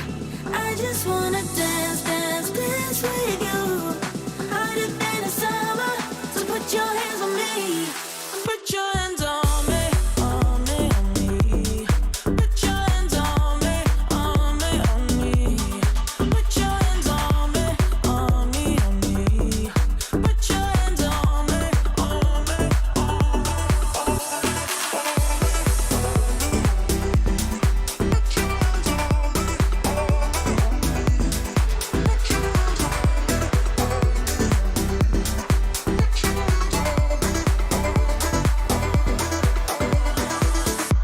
Before you, I was paralyzed, all broken down from heartbreaks. Then you came and set me free.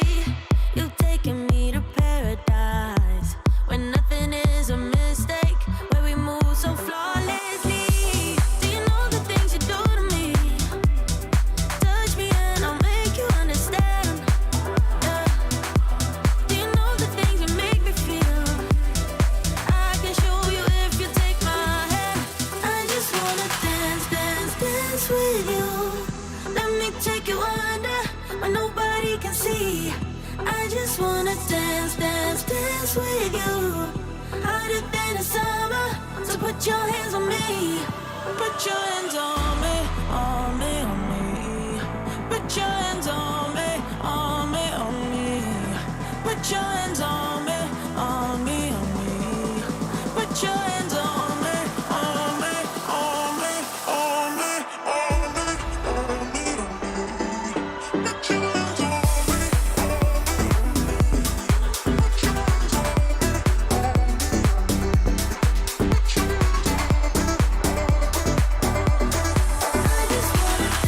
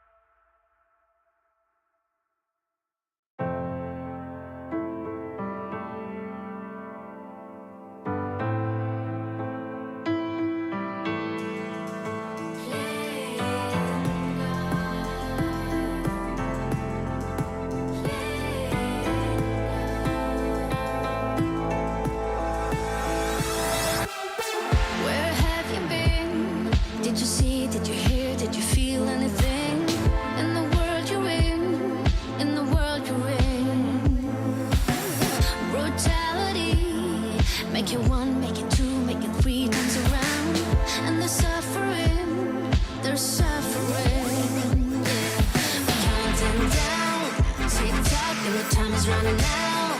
No first class ticket. Will you save your head now? No, you're crashing down. No money that can buy your way out. Go ahead and try it, 'cause you've had your time. Playing God, playing God. We're counting down, tick tock, and the time is running out. No first class ticket. We're crashing down. No money that can buy your way out. Go ahead and try it, 'cause you had your time.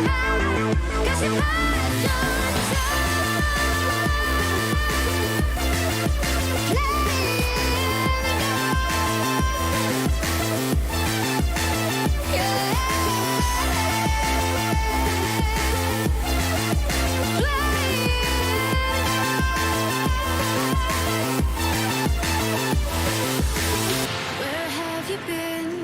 Did you see, did you hear, did you feel anything? In the world you're in the world you're in. Brutality, make it one, make it two, make it 3 times around. And the suffering, there's suffering.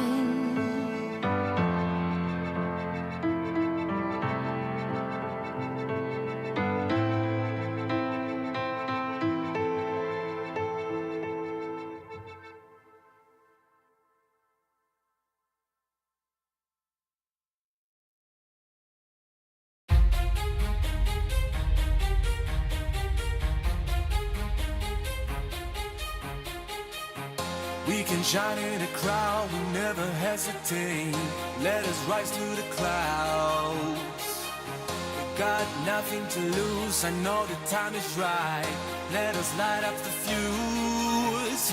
And I know, and I know, and I know, and I know we're perfect, you and I. And I don't, and I don't, and I don't, and I don't giving up without a fight. What I feel, I know it's right. Let us detonate tonight.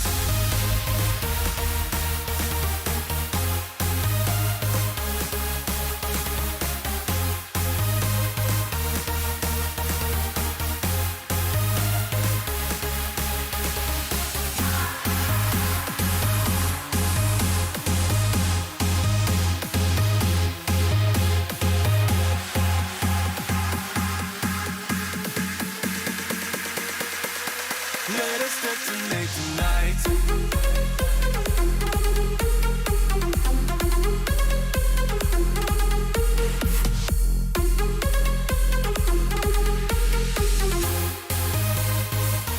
Let us detonate tonight.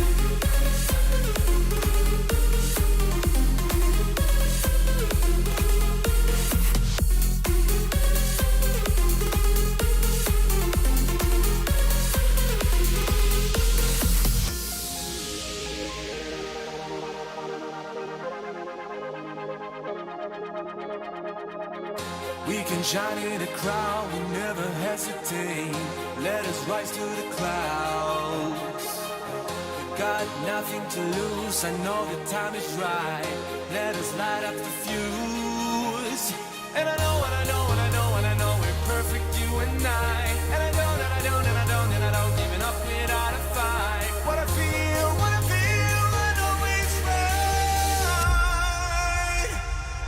Let us detonate tonight.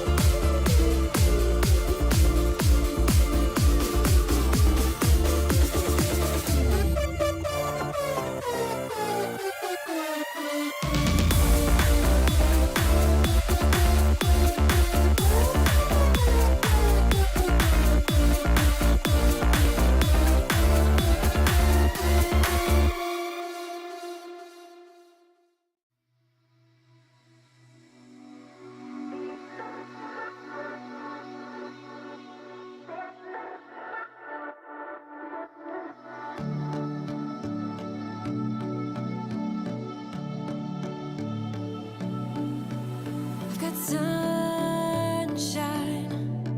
I've got you now. When body on body, oh, body on body, oh, body on body, oh, body on body. I know love now, and you're stuck in my mind.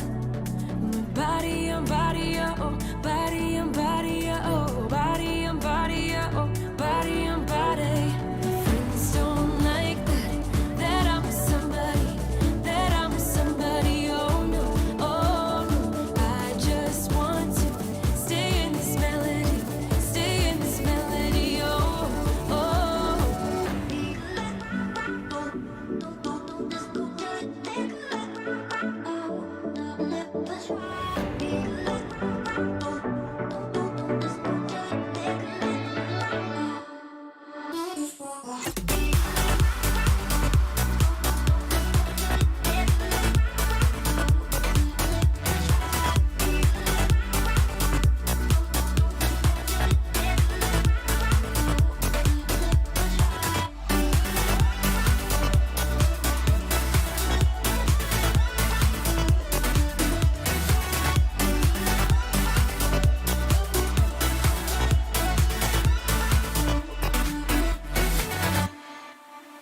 I've got sunshine, I've got you now.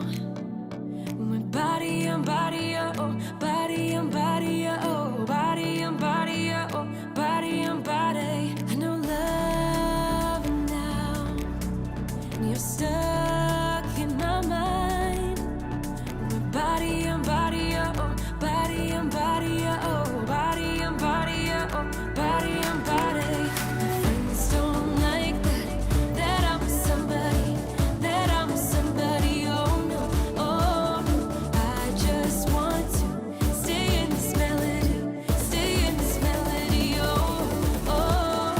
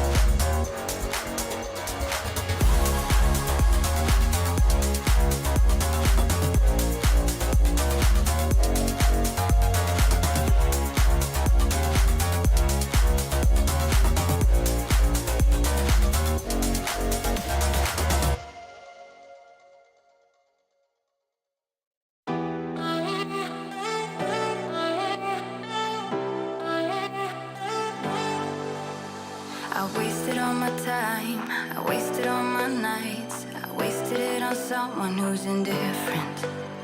He didn't love me right, he told me I was blind, but I never really wanted to listen.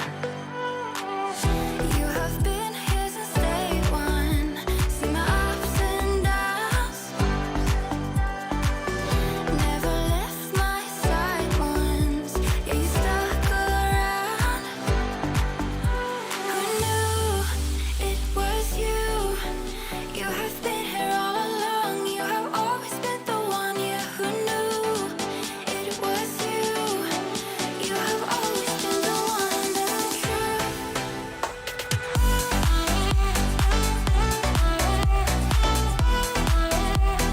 You have been here all along.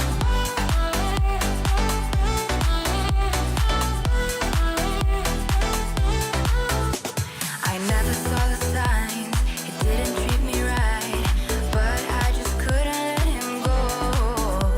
You waited patiently, you waited for me, you showed me what it was to love. You have been here since day one, seen my ups and downs, never left my side once, yeah, you stuck around.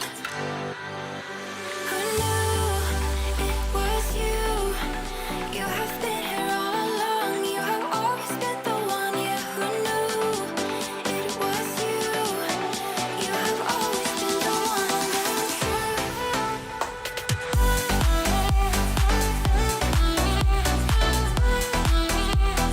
You have been here all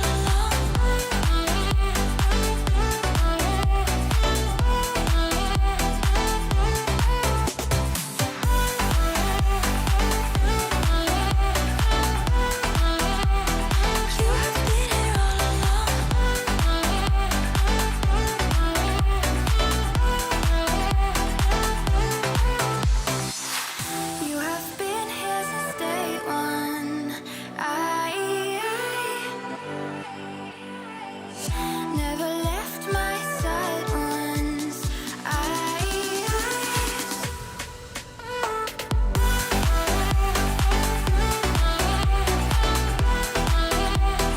You have been here all along.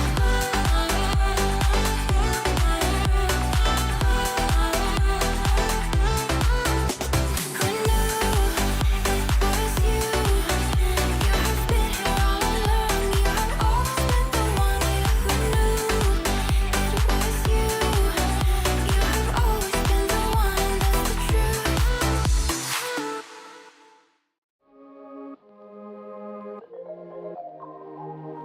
You know that I'm the queen of overthinking. It's like we're done before we even started. So if this is the end now, baby, know that I gave it my all. I believe in us, I won't give up on you. I will be holding on for life. Hope you believe in us, please don't give up on me. At least give me a try. 'Cause you're the best thing, the best thing. You're the best thing that I've ever had. You're the best thing, the best thing. You're the best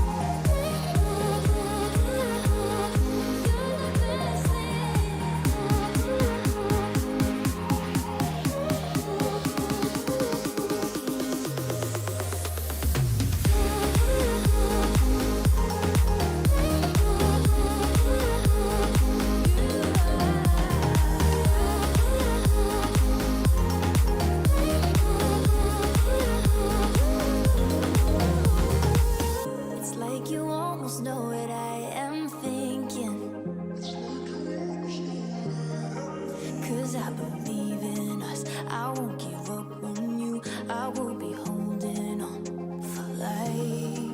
'Cause you're the best thing, the best thing.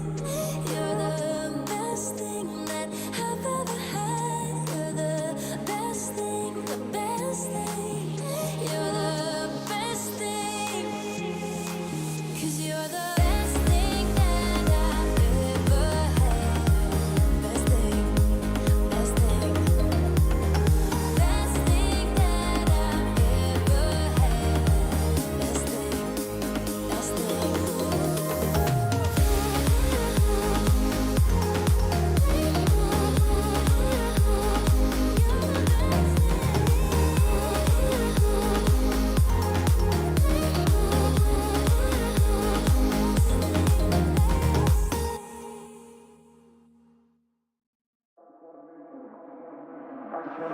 I just wanna make you mine.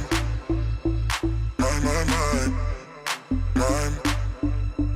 Mine, mine, mine. I just wanna make you mine. Mine, mine, mine. Mine. Mine, mine, mine. I just wanna make you mine. Mine, mine, mine. Mine. Mine, mine, mine. I just wanna make you mine.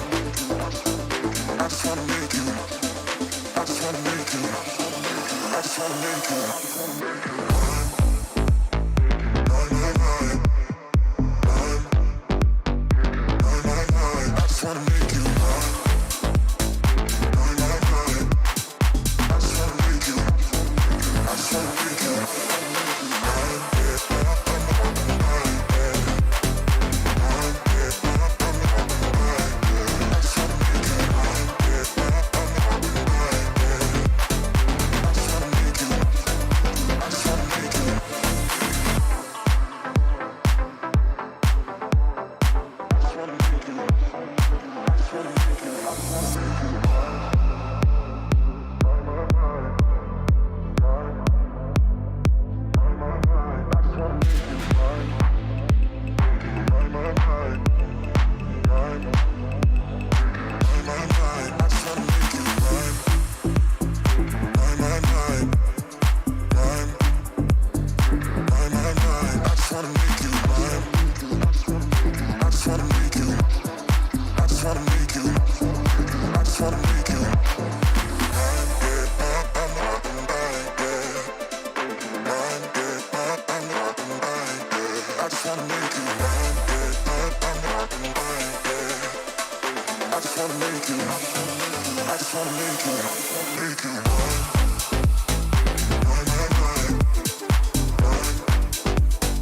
Mine, mine, mine. I just wanna make you mine. Mine, mine, mine.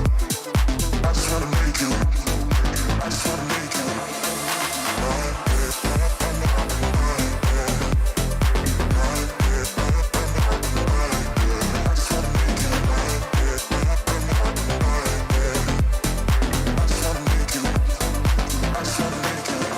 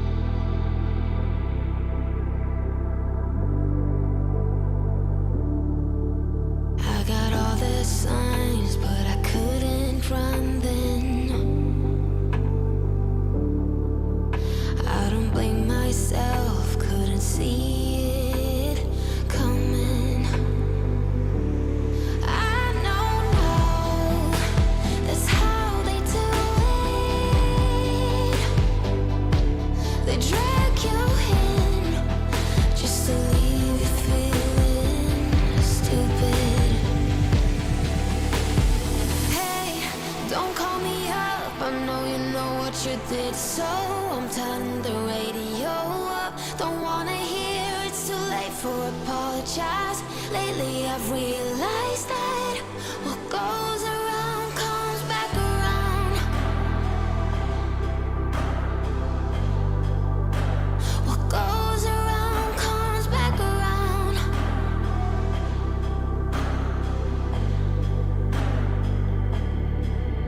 You should never have to make excuses for his behavior towards you, the one he loses. I know they seem to understand now,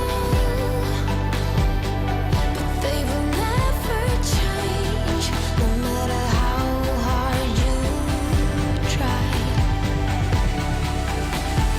Hey, don't call me up. I know you know what you did, so I'm turning the radio up. Don't wanna hear it's too late for apologize.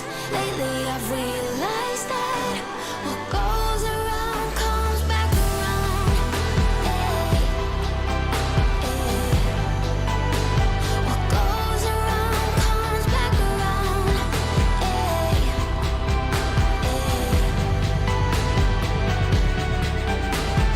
Looks so pretty on the outside, got the eyes of an innocent one.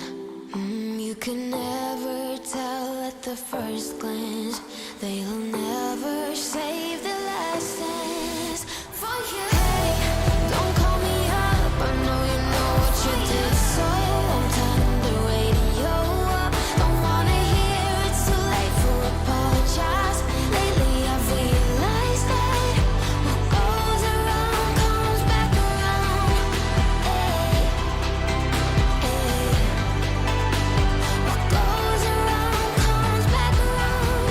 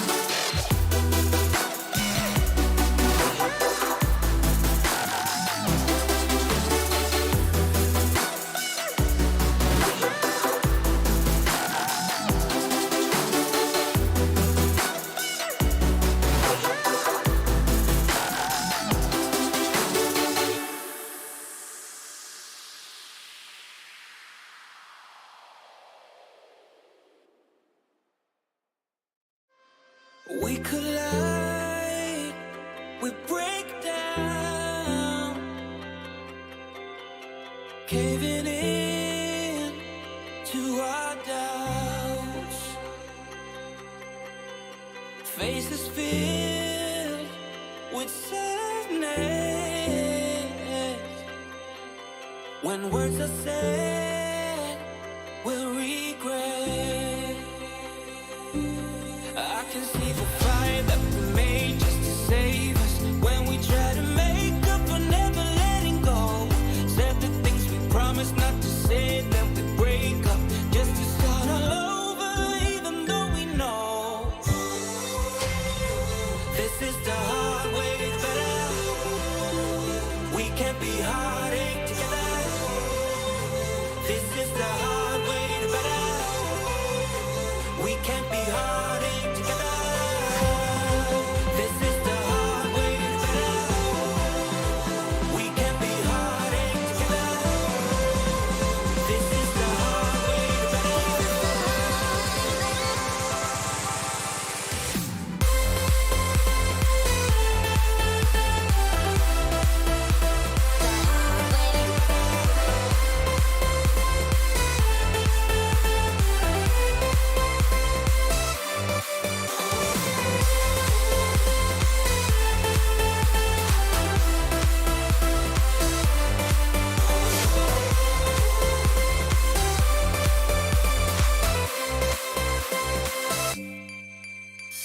Let's go back, let's start again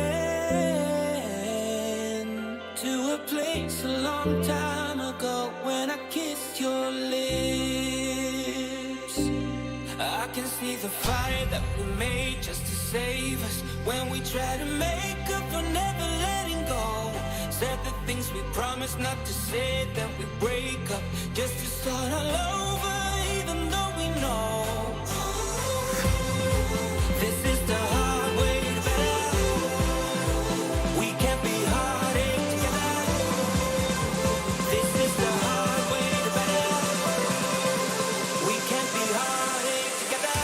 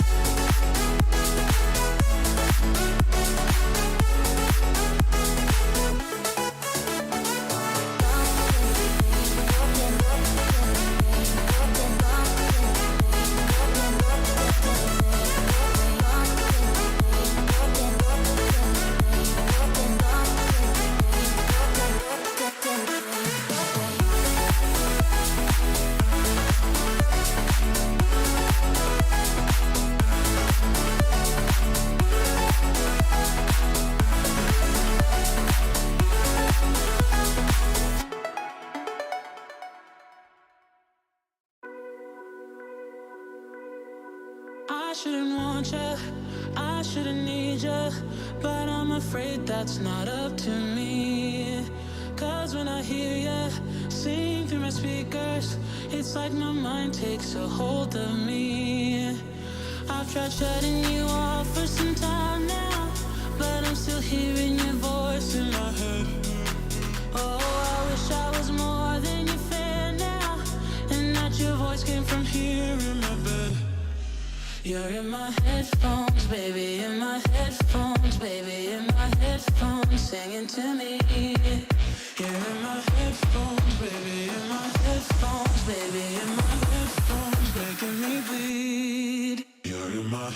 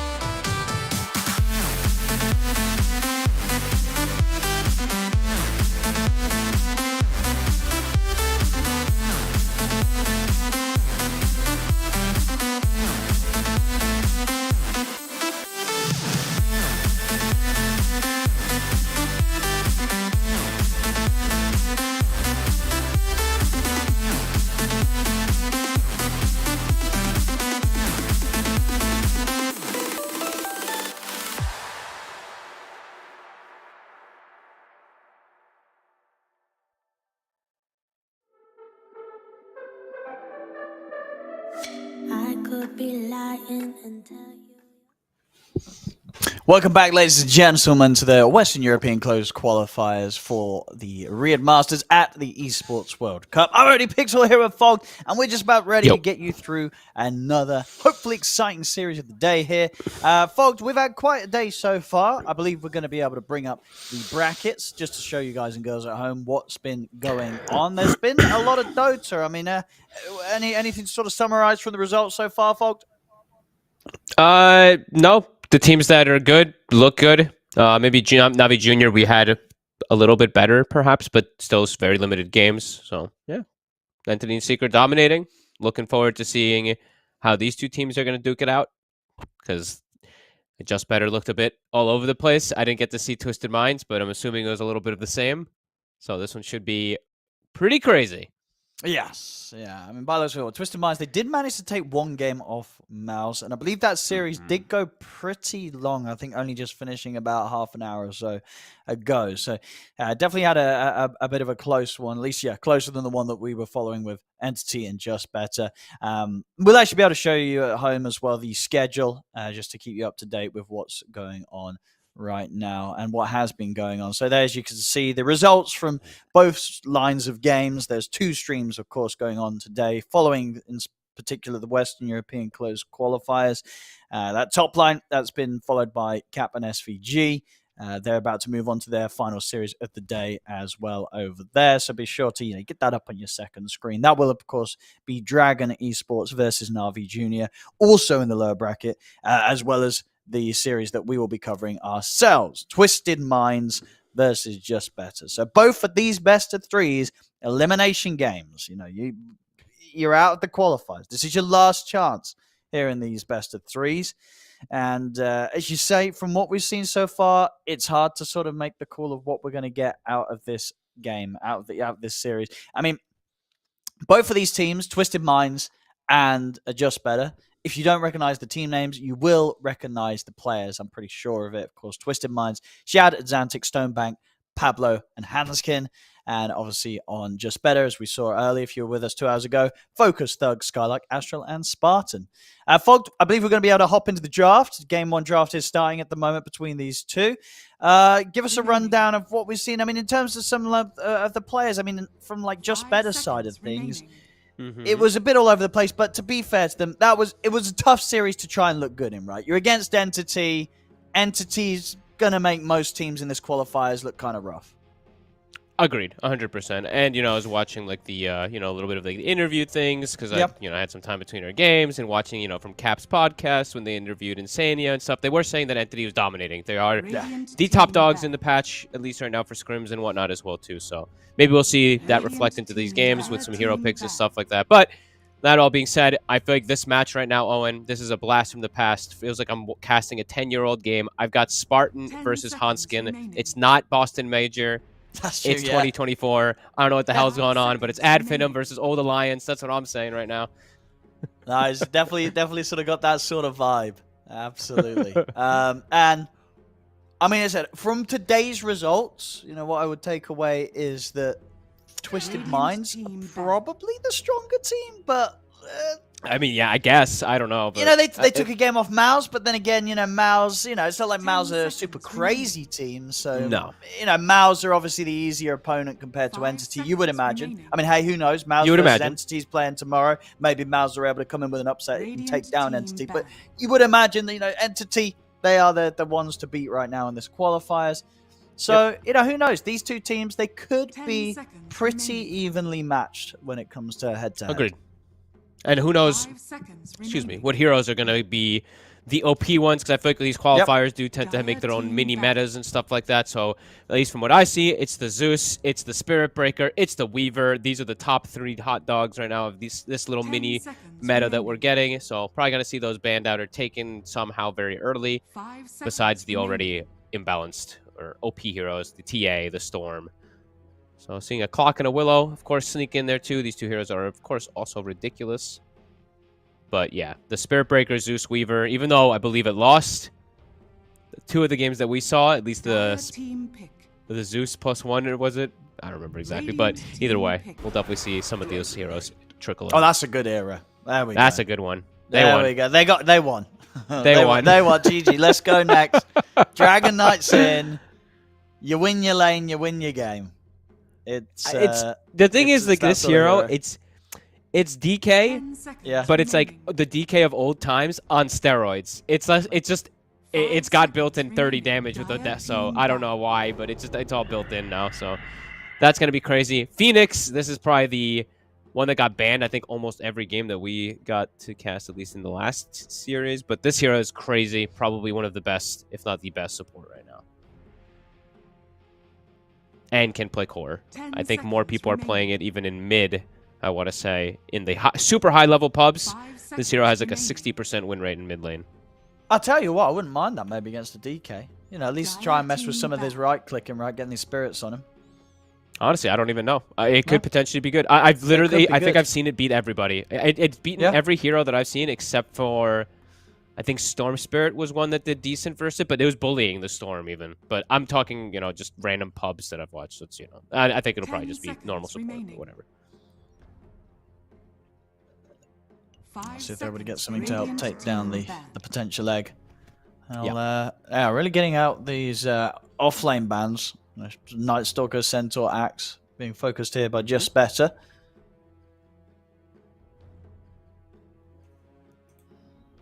So Quite a giving lot of offlaners.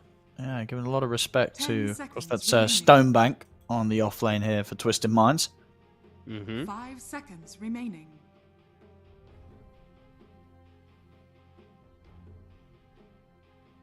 Twisted Minds are mainly looking around that mid lane with their bans. Storm, TA, Zeus Yeah, do taking you want to protect your Phoenix at all either? Because we did see, we won Phoenix the other day. Falcons, they picked the Snapfire even though they were like, we weren't sure if it's good or not, but it still hits egg. So they still wanted like something like that. So maybe we do still get to see the traditional egg hitter. Jakiro is another one that's actually an egg hitter. Weird hero now as well. What about the But he old does carry double hit. Weaver? I mean, Weaver's super I think popular, Weaver's right? another. Yeah, Weaver could definitely trickle in. Weaver's really strong. Yeah, carry or support. Either Weaver way. more than the other two that we were saying probably just because it's an actual good hero. Snap's a good hero, but I don't know about Jakiro. I think Jakiro's bad. I can't tell yet. Yeah, I tried it mid. It wasn't great. Yeah, I don't know if he works as a core. I think he has to. True. I try to go Maybe he's a some right 3. click. I'm trying to rush some mouse. That sounds Don't do horrible. it. But dude, double attacks. It's gonna prop. Double more. attacks though. The Maelstrom, the it's a- crits, they hit for 20 damage. Woo! I mean, yeah, the crit was a mistake. Yeah. Oh, you want crit? Yeah, I was gonna say I've seen people do crit. And it's like 150 damage crit. It's pretty terrible. pathetic. It's so there's the Weaver ban. So we were right There's on the with that Weaver. one. Tiny's going to be picked up. That's a solid carry. Yep. I mean, can go elsewhere, but it feels like this patch is pretty much only carry, right? It's like if you have it on the team, why not carry, right? Unless it gets like full counterpicked, and then we saw Sure. what crit played it as a 4, and that actually didn't look that bad. 10 seconds remaining. Because But if you can have it as your carry, you kind of want to have it as your carry, right? Because it's just a 5 great seconds absolutely. remaining. Yeah. Absolutely. Okay. Just So better. let's see. So Team pick. the thing though about the Tiny versus DK thing is that yes, Tiny does immense damage. Yes, Tiny can kill DK. Yes, he goes Silver Edge and stuff like that. But Breathe Fire still exists in the game. I always like to mention this one because of super high base damage heroes. You Breathe Fire Tiny, it reduces a ton of damage from him in fights. So always going to be 10 important. seconds remaining. And they'll get a Grimstroke. Oh yeah, looks strong. Both drafts looking 5 have their strength. seconds remaining.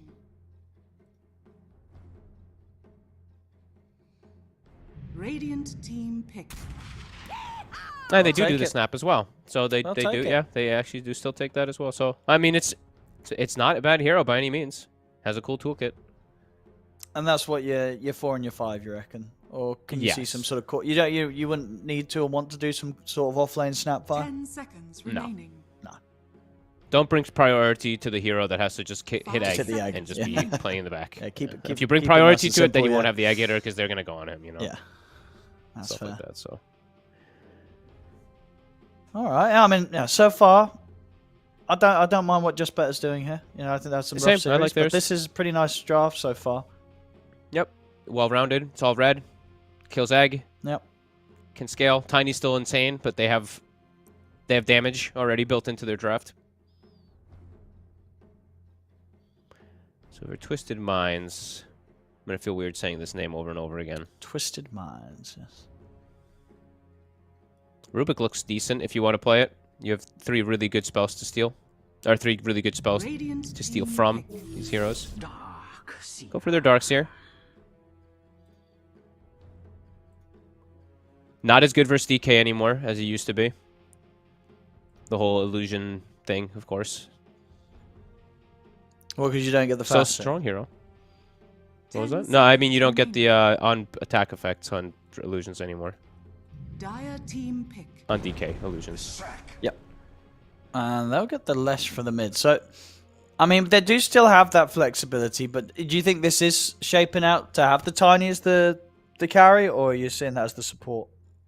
It's technically flexed. Or like some sort of Tiny Darks. Because Darkseer is pretty good lane, right?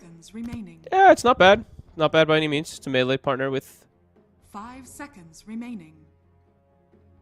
I mean, they're gonna get to see obviously the full draft of Just Better, so they can decide if they want to play Tiny Darkseer into the carry or not. Doom's going to come out on the off lane, so that looks really strong. Honestly, their draft is looking killer right now. I like it. Great yeah. versus the Darkseer too, because then you just Doom a target. There's no save. Yeah, there's gonna surge and whatnot, but no heals. You can lane versus the Darkseer if they do want to do something crazy and eat the creeps, and it's all red. It looks really good. Doom Grim, double Doom. 5 seconds. Looking remaining. clean. This looks like their best draft that we've seen them. At least that I saw in the last 3 games.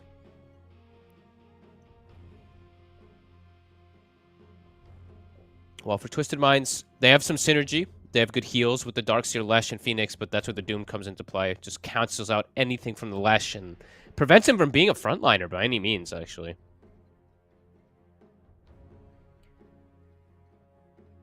How's this lane as well, too? Lesh versus DK. I feel like traditionally in the past, Lesh could bully a little, but I don't know if anyone can touch DK. Wins. DK just DK wins. DK just wins everything.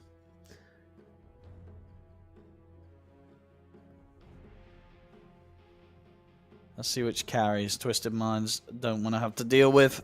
I mean, the hot ones that are still in, what we got? Wraith King. Yep. Ursa, of course. Could be nice. 10 seconds Ursa looks very good with their draft. Yep. Eats the Darkseer. I'd Has like Grim the on his Ursa. team. 5 seconds. I really like the Ursa. They're going to get rid of it. Yeah, they needed to. And then, honestly, maybe just the Jug ban. Right? Or no? I wouldn't mind that either, yeah. Get rid of the Jug. Healing Wall's going to be too annoying in lane when you're trying to keep them low with the shell spam and, yeah, hitting the egg and stuff. The Blade Fury. Looks like a good Jug game. 10 Yeah. seconds remaining. Jug DK, natural synergy. All red draft would be beautiful. 5 seconds Yeah. remaining. Good Inkswell target to go in with the Blade Fury. Just Yeah, get rid of it. Give it a I'd ban. be surprised if they don't ban it. I would be surprised. What's another one that they can look at? Dire team ban. Troll? I mean, I don't know. These pro players, they're scared of Troll. I'm really not scared of Troll. I feel like I I'm see not that scared of hero Troll just either, man. That fail hero's so much. Dumpster tier. I've seen every game. so many games where Troll has just been awful. And always we go, damn, it looks really good 10 on paper, seconds and then in remaining. game it's just terrible.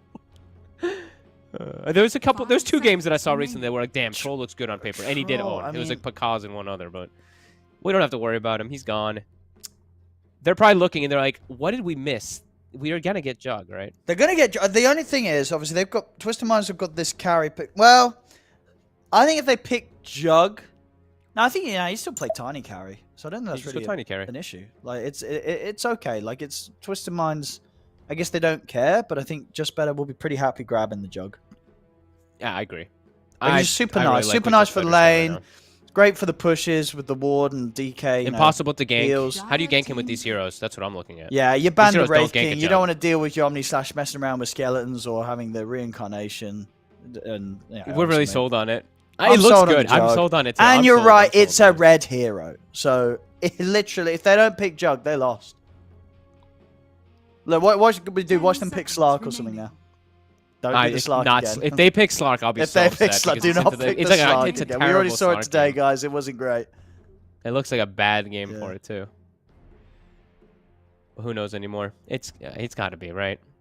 It's got to be. What else is the other one? Come on. I mean, they might be a little tempted to do an anti-mage, but I wouldn't want to see it. I guess that is true. It could be tempting. I'd be a little bit of temptation, I think, to do an anti-mage, but no, just go with the Jug. Do it. Radiant Do it. team pick. Oh no.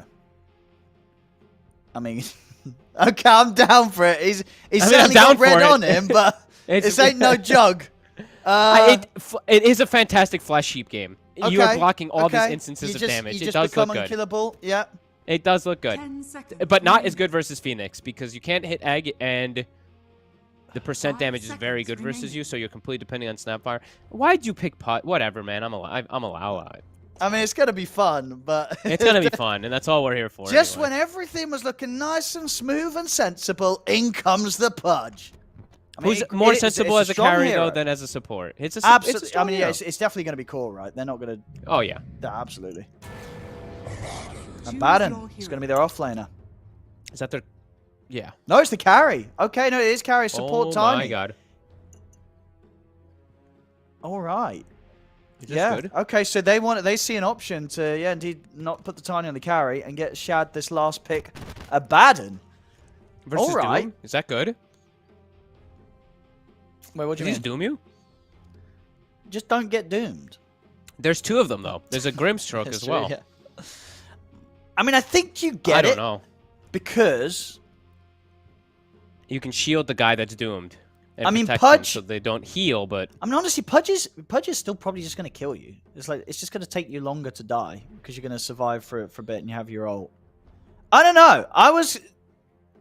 You know what? I mean, I'd go with just better on this one. I feel, even though I think I would too. I think I would still too. I think I believe in the Pudge more than I believe in the carrier Baden. I'll be honest on this patch, but I'm ready to be proved wrong. I'm I with haven't you as seen well. a lot of carrier Baden on this patch, so you know. Me either. Actually, I've not seen it. You know what I mean? What's sort of the change up? The Mephitic Shroud, right? That's the one that It's does the not do goes damage. it doesn't pop. It doesn't pop. It just continuous damage. Yeah. Oh, okay. Yep. You know what I mean? Like when you're taking damage on it, it does damage around it, like a radiance kind of yes, effect. it's sort of like yep. Yep. They've got pretty good, obviously Darkseer combo, vacuum into Avalanche into Lesh Stun. They've got that going for them. I don't like their draft for some reason. There's something I really don't like about it. Yeah, But the I like this lineup. I like DK. They got a DK. They got the DK. They got a So DK. that's why we like it. We like it because it opened with a DK. It may have ended with a Pudge, but it opened with a DK. So we'll see. We'll see if Just Better's got the upper hand with this game, with this draft, or if Twisted Minds can come in with good stuff. Because I will say, I think on sort of like performance level and ability level, I think I would sort of put the skill level of the players on Twisted Minds a little bit higher than that of Just Better. Would you agree? Or Oh, okay. I don't know. I'd have to 'cause I go see, down. you know- I'd have to go. It would get kind of flamey. I have to go roll to roll then at that point. You know, I don't. Sure. It's just like, You know. yeah, we'll see. But I think, like, you know, Shad, he's had really good runs in the past. You know, Pablo and Hansken, they've been on lineups that have had some, you know, good seasons in the past, some good performances. Stonebank, I think he's a pretty solid offlane player. And Xantic, he's a pretty respectable mid player. I think, you know, the best Brit. Just Better. Yeah, and he's British. One of so, the best you know, Brits. The best, bias. Best mid Brit. Best mid Brit. Whoa. What about Tanner? At the moment. Well, I don't know what happened Tanner's to like Tanner, a actually. Tanner's playing like 5 position. I think. I don't know. Oh, he doesn't play mid anymore. I don't think so. I think he aged. He aged. Well, he's very young. What do you mean? I'm pretty sure they're all very young. They're all pretty young. Let's see. Either way, Okay. I said I like the draft from Just Better, and I don't too. mind the Pudge I'm with last you. pick. I wasn't expecting it. I wasn't ready for it, but I'm all for it. So let's have a look. I can see Fletch Meat Shield. Why the hell did they change this stupid ability name when it's the same thing? Meat Shield versus Edict versus Ion Shell, even versus some of like the Phoenix damage. And so I can see it blocking a lot. So Sure. And it's all magic damage draft. And what does Pudge love? Eternal Shroud. So I'm seeing Mage Slayer, DK, Eternal Shroud, Pudge versus all magic damage lineup. So yeah, I'm on Just Betters. I'm doubling down for them. I think this Pudge could absolutely become unkillable. Yeah. I think so too. And it's not just a Well, Pudge. It's a DK and a Doom. These two get It's a good lanes DK to go in too. as well. DK obviously will because he's a DK. These And Doom heroes will are 'cause all he's going a to be Doom. tough to take down. Yeah. And Doom just does bracers. All the games I've seen, they buy 4 bracers. Yep. Not 2, not 3. It's like 4. 4 bracers. Really? That's And the then they sell build? them. Well, because they just sell them. Sure. You always take this facet on Doom? From what I've seen, yes. Well, okay, not 4 bracers, but okay. They usually get like at least, I've seen 3 in the pubs. Usually. I mean, it makes sense. If you've got this facet where you're getting the money back, then absolutely makes sense to spend that much on it. Who cares about just the 10% you lose? That's nothing. Yeah. And you play to dominant lane because your attacks, you do 10% more damage when you're higher level, so you just want to stay there and be in the lane and stuff. So, all right, let's see how the lanes end up going down because that can determine quite a lot. 3-man stroke. The shield don't care. And yeah, let's see what the Abba does, honestly. Absolutely, I've not gotten to see Abba at all, so.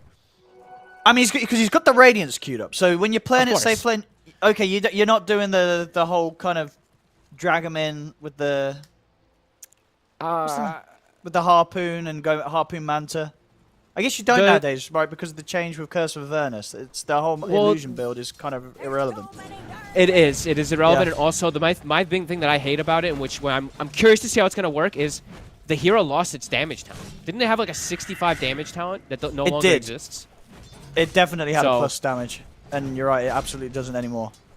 So I will say, we'll see if that ends up going down. But yeah, lanes, we'll have to see how these end up going down, because if lanes go well, then things will come more together for them, because they do have good synergy with the Darkseer and Lash. It naturally makes you group up and stuff with the Abba. Just same thing for Just Better. They have a very normal draft that groups up naturally around DK. That's just what DK does for you. So yeah, let's see how these end up going down.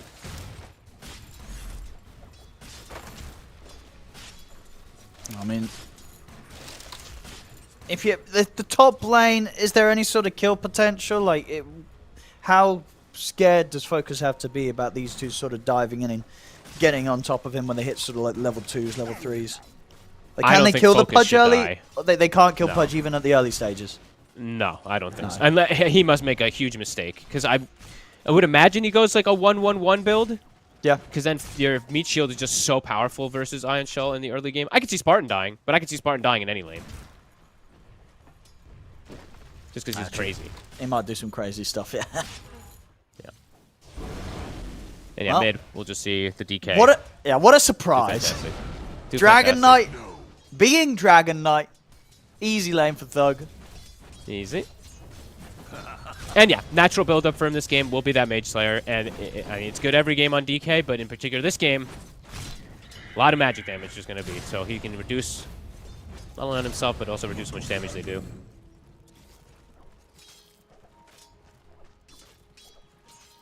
It's going to just take Shad a long time to get online, really, when you're going for this Radiance build. And time in which that Just Better are almost certainly going to come running at them, right, when you're running a carry punch. You know, this guy's not going to be AFK farming some, you know, a 5k gold item.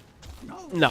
That's where I was wondering if maybe you are onto something where maybe he does divert. If he looks at his draft and he goes, oh my god, holy crap, we're literally all magic damage. If I go Radiance, it's even more magic damage, and then they will just buy all Eternal Shrouds. So maybe then what do you build on the carry Abaddon? I don't know. I don't know anymore. Honestly, that's why I'm curious to see what he will go down. It is going to take him a long time. Because the other thing is, too, his innate is completely useless for himself as a carry, technically. I mean, not useless, but you're playing around dying then. Which, I mean, yeah. Yeah, I wonder if other people have been playing carry Abaddon. I don't think... when I saw the talent was gone, I was like... In high-ranked games, it's just not... I'll check for you. Because it's, I mean, we're excited. I'm excited to see it because I said we wanted to see kind of people try new stuff in this patch, but. How bad didn't? Oh, here we go. 54% win rate in 71 matches. So some of they are playing this. It's carried. Okay, yeah. But they're still doing the Manta build. They got the Manta, Radiance, Basher, Blink. So not much has changed. Interesting. Okay, well, we'll have to see. And Shad has been playing it a lot. Well, he has been playing it regularly in his pub games. Shad's been playing it. Nightfall's been playing it. Nightfall's been playing it a lot, actually. Nightfall's played it and lost a lot, I see, too. No, and then won I've seen lot him win. In the beginning. He started to win, then he lost a few games. Okay. Either way, well, top lane. First blood for Focus. But yeah, only literally a couple of players doing it by the looks of it. Okay. In the most recent sort of period. Focus gets the first blood, and he did do the 1-1-1 skill build. Sorry about that. Was just looking at other things. And yeah, CS overall looking even. Yeah, it seems like Radiance is the build every game. Like you always get Radiance first. Okay. Yeah, I mean, don't divert. You do good damage AOE like around yourself with the 15 and 20 talent. I guess. So the Curse of Avernus plus then the borrowed timed one, but yeah, we'll have to see.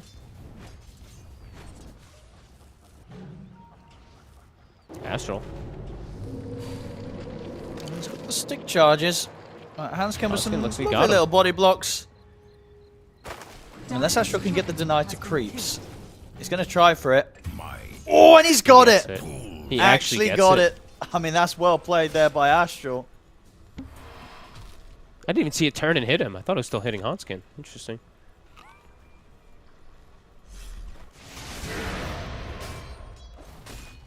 Mid lane. That's Antic catching up a bit. Honestly, I've seen Leshes do worse against good DKs, you know what I mean? I've seen Leshes kind of just completely zoned out by the power of this hero.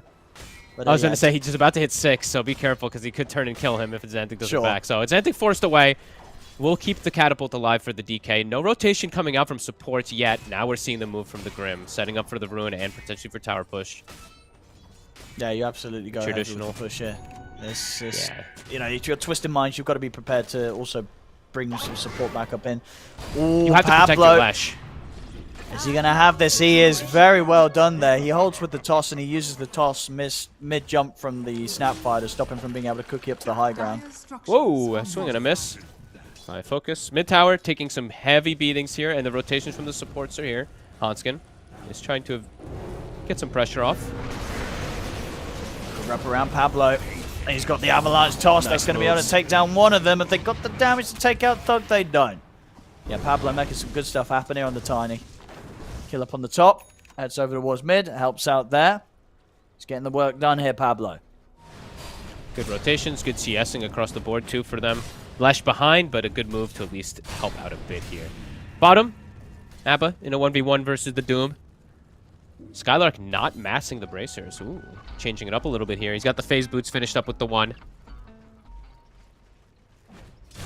Wisdom runes looks like it will just be a 1-for-1 exchange. So, but very laning phase pretty even. I would say, you know, mid lane of course that DK winning, but the other 2 lanes looking pretty okay.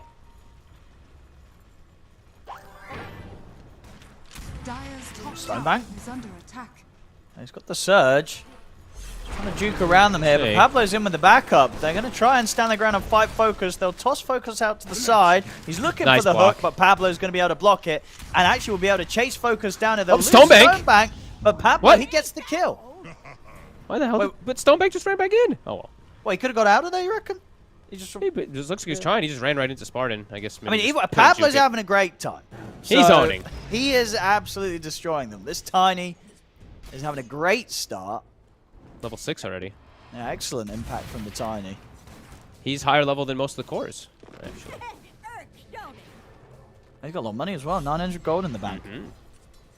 His Darkseer went the Arcane Boots as well, too, so he doesn't need to go for any type of mana item. He can just play to rush the Blink Dagger. Pablo. Toss. Got the setup, and he's got the tree out. The mark. The Iron Shell damage. Spartan's going down. And Vacuum's there as well to able to stop the Dismember. So Pablo's going to be able to walk away from this. The wraparound is there from Thug. The Dragon Tail stun down onto Stonebank. So kill off the Darks here. But honestly, at this point, it's probably the Tiny you want to try and shut down more because Pablo just continues to get away with it. Spartan somehow, I don't know, what he cookied. The cookie doesn't stun, and then he gets hooked while blasting and misses his blast. He missed both spells. Oh, no. Spartan, what the heck? Whatever. That's a feels bad for him. That was a feels bad. My man Spartan. Some interesting spell usage. Nice rotations, though. I would say for right now for Twisted Minds making the better moves around the map. Get the kill also onto the Doom, so he is behind. Still not quite level 6 at nearly 9 minutes in. Shad's having a pretty easy lane here on his own. Yeah, He's absolutely. Getting some good progress towards the Relic, towards the Radiance.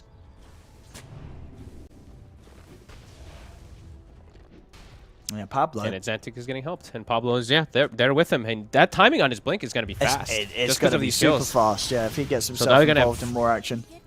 They're going to have a natural initiation with their draft, which usually their initiation of their draft is just charging in with Abba or Lash. They're going to have this natural initiation. If he gets the blink in the next few moments, much faster than that of Just Better.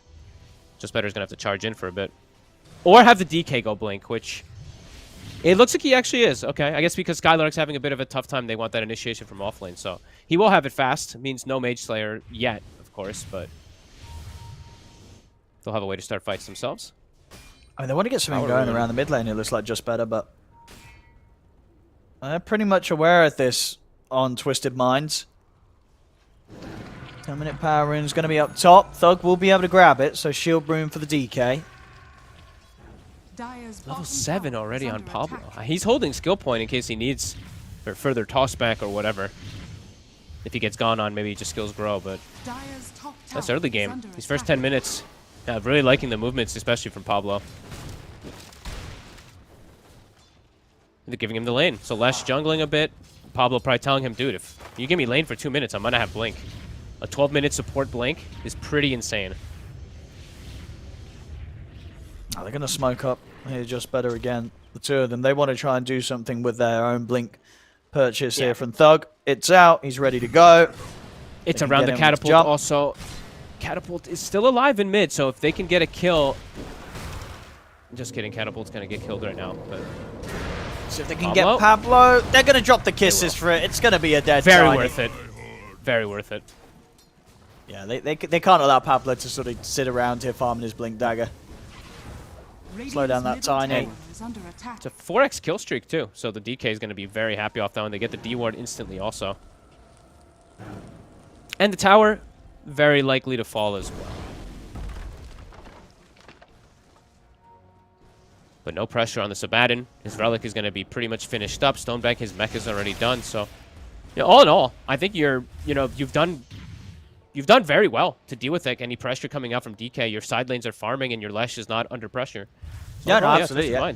Very good early game. If Shad's able to just free farm his Radiance like this, then things could very well go to plan for Twisted Minds. Yeah, there's no pressure on his Radiance farm whatsoever. And once he gets that into the Manta, his farm's only going to increase exponentially. So Shad's, he's going to have a lot of items to play with. And obviously for Just Better, with focus on the carry Pudge, they are going to have to look for action. They're going to get the setup here. Look at the hook. And no problem taking down Pablo. So again, shutting down the timing of this Blink Dagger. There's been a couple of times now where Pablo's been knocked back 100 gold or so on his way towards the Blink. And they have good vision, so on Just Better with these wards they have right now, could get some snowball kills off the Blink DK with the Pudge.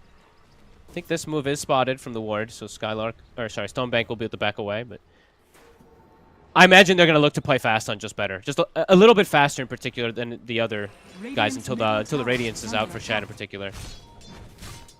Because Pudge also, he has the Eternal Shroud finish, so can look to fight with his team and 3 points in meat shield.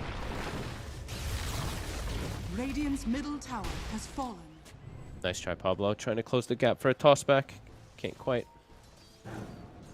So good moves. Very good moves. Because this Blink could have been finished already for Pablo, so they start making aggressive moves, slow things down, get things back under control for themselves. That 2k lead down to pretty much nothing. So it's still very much going to be a question of, sure, Shad can get the Radiance, get his build online. How much impact the Radiance Abaddon is going to have in the team fights down the road against Just Better. Once Just Better's also got their kind of first set of items online and ways to potentially deal with it. See, of course, Skylark trying to get his Midas. He's nearly got that. Okay. He had the Blink queued up, but I guess with pace of the game slowing down, his team getting some kills, he's probably like, guys, I can greed it up. We're getting away with some stuff too, so seeing a smoke come out from Radiant, looking to at least punish somehow. Well, on the side of Just Better, they're hunting the Stonebank still. Dire's bottom tower is under attack. Skylar. Radiant's top tower is under Got the Midas finished back at base. I'll get him. Toss. Jump in straight over into the stun. Oh, wait, it's around the Wisdom. Oh, but it's going to be exchanged for 1-for-1. Or is it? DK TPing? Oh! He's in, he gets it! He's able to keep it safe there, Thug. So both Wisdom runes going to Just Better. And they're looking for maybe Spartan. He's in the trees. And then they know he's there. Yep. Oh! Pablo actually gets caught by the cookie. It might not matter. Thug! Thug jumped in. I mean, Thug's going to try and fight this. And I tell you what, he may just be strong enough to do so. The Supernova's there. Spartan's stepping up to try and take it down. Oh my god. They'll be able to get it. Spartan actually gets the double. Ends up killing off Pablo. They're actually able to make a move on towards the Lesh as well. They've got the three of them. They jump forward, up to the side. They're going to get all three. It worked. That was actually works out here for them.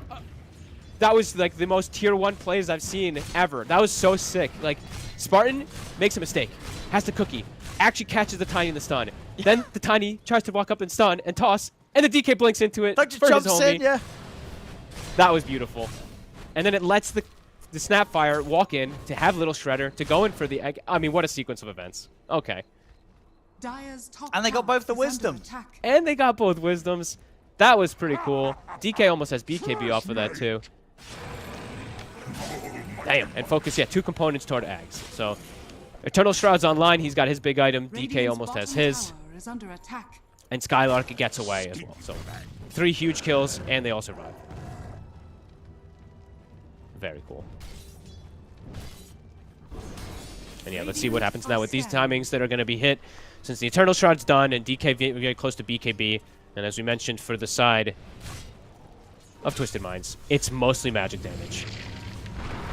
Pablo. 2-man avalanche.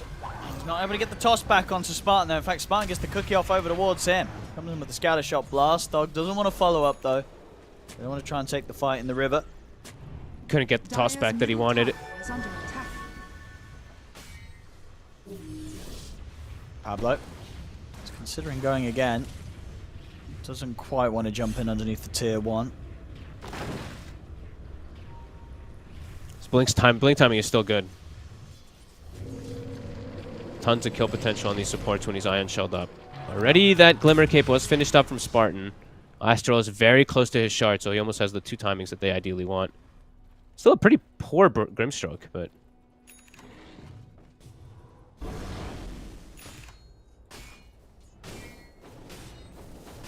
And Shad continues to get complete free fun down here. Actually looks like he's queuing up. He wants to go S and Y into the Eternal Shroud. So he just wants to full tank up. Looks better. Honestly, the Manta sounds kind of underwhelming nowadays. Yeah, Manta, indeed, I agree. It's just not what it was on about it. Yep, with the new passive. Just gotta keep saying that for people that tune in and are like, what are they talking about? Dire's bottom tower is under attack. BKB DK. Radiant's middle tower Just is under better. attack. Set up in the area for the jump. 3 components on that Pudge Dire's Aghanims. bottom tower is under Looking to get these towers. Naturally able to hit these towers a lot easier. Sitting behind the DK. Should be able to get finished off.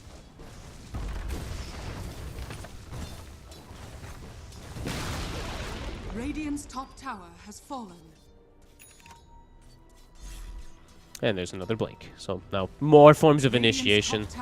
And an actual way of landing Double Doom. Because I think without Blink on Doom, there's like no way you ever land that Double Doom. Radiant structures are fortified. Dire's bottom So what sort of response this gets from Twisted Minds, because yeah, just better. Putting pressure onto the tier 2 top. Fortification will come out. No signs of wanting to get involved in the action. The team fights have to be done quite properly. You have to be careful. I mean, if focus is low, if you can start the fight off like that, it's very nice. They're going to get the jump on him. Samurai coming in as well. He's going to try to get Cookie to the side, but indeed dragged back by the vacuum. He's looking for the tanky. jump in, and they're ready to try and fight this underneath the tower. The Supernova will go off successfully, but they've already managed to step out of the range of it. Pablo is attempting to stand on top of Focus. The Glimmer's there, but he's got the dust out upon him. Cookie to the side to keep Focus safe. Focus is going to be able to get out totally fine. He'll get away, and now Thug's ready to jump back in. Gets him with the Dragon Tail stun onto Pablo, as well as being buffed up by the Inkswell. It's going to be 2 dead on the side of Twisted Minds, and just better lose no one. I cannot believe they can't even kill the Pudge when he starts at like 25% HP, Owen. He gets Glimmered Cookied. It healed, like, actually didn't heal him up, but it was just a Glimmer save and all that. He actually survives. So all that magic damage as we saw, the Eternal Shroud, it's starting to do its job.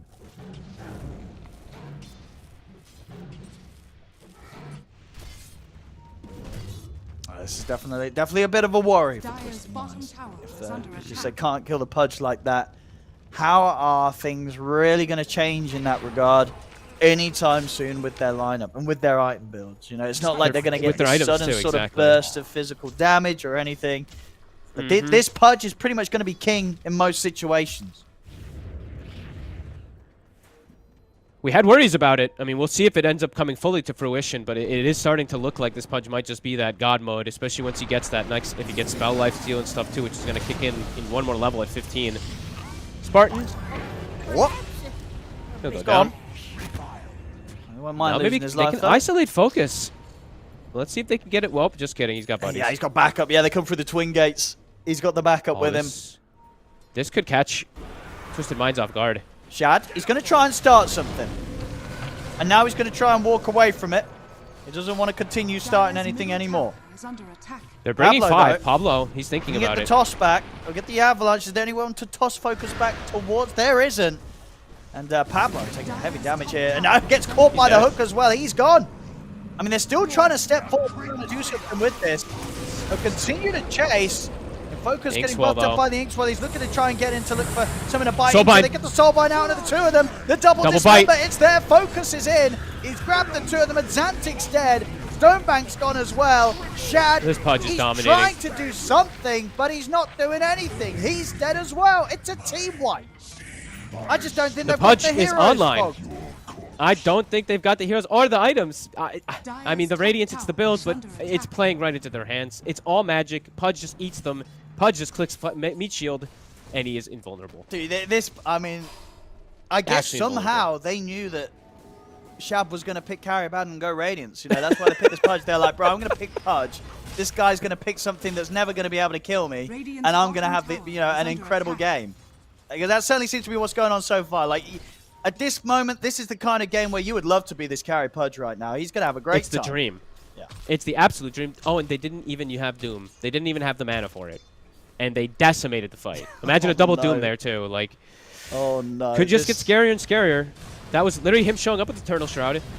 The first fight, they gank the Gauntlet a quarter HP. He kills everyone. Second fight, he's got Aghanims. Now third fight, he's got Blink. And he's got the 15 talent. So, harder and harder for this full Magic draft.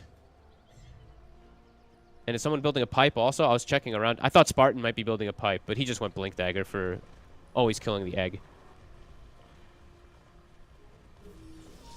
I mean, now your only real way of killing focus is if Hanskin can somehow just get max duration Sunrays from full distance since he's got the hotspot talent. But even then, it's magic damage, of course, but at least it's one of the highest ones in the game if you get the full duration. But just tough to see him get a full channel off, be able to survive versus all this damage and jump and yeah. Just Bet's just got some great stuff going on. Yeah, and seeing it all come together. Over the Eternal Shroud, you're getting the BKB as well on Pudge. I mean, he doesn't need that. Come on. I mean, he's got it queued up. He wants to just be completely just invincible. go Bloodstone. He should just go Bloodstone. I mean, I agree. I don't think he needs to get the BKB. He doesn't need to, but he's got it queued up. Maybe just wants to, really wants to be able to bite into them without getting interrupted by these stuns and vacuums. That's true. That is true. I mean, that's he just really wants to capitalize on the Soulbind Dismember because we saw how good it was there. It's the smart play. It's the smart play. Radiant are scanning.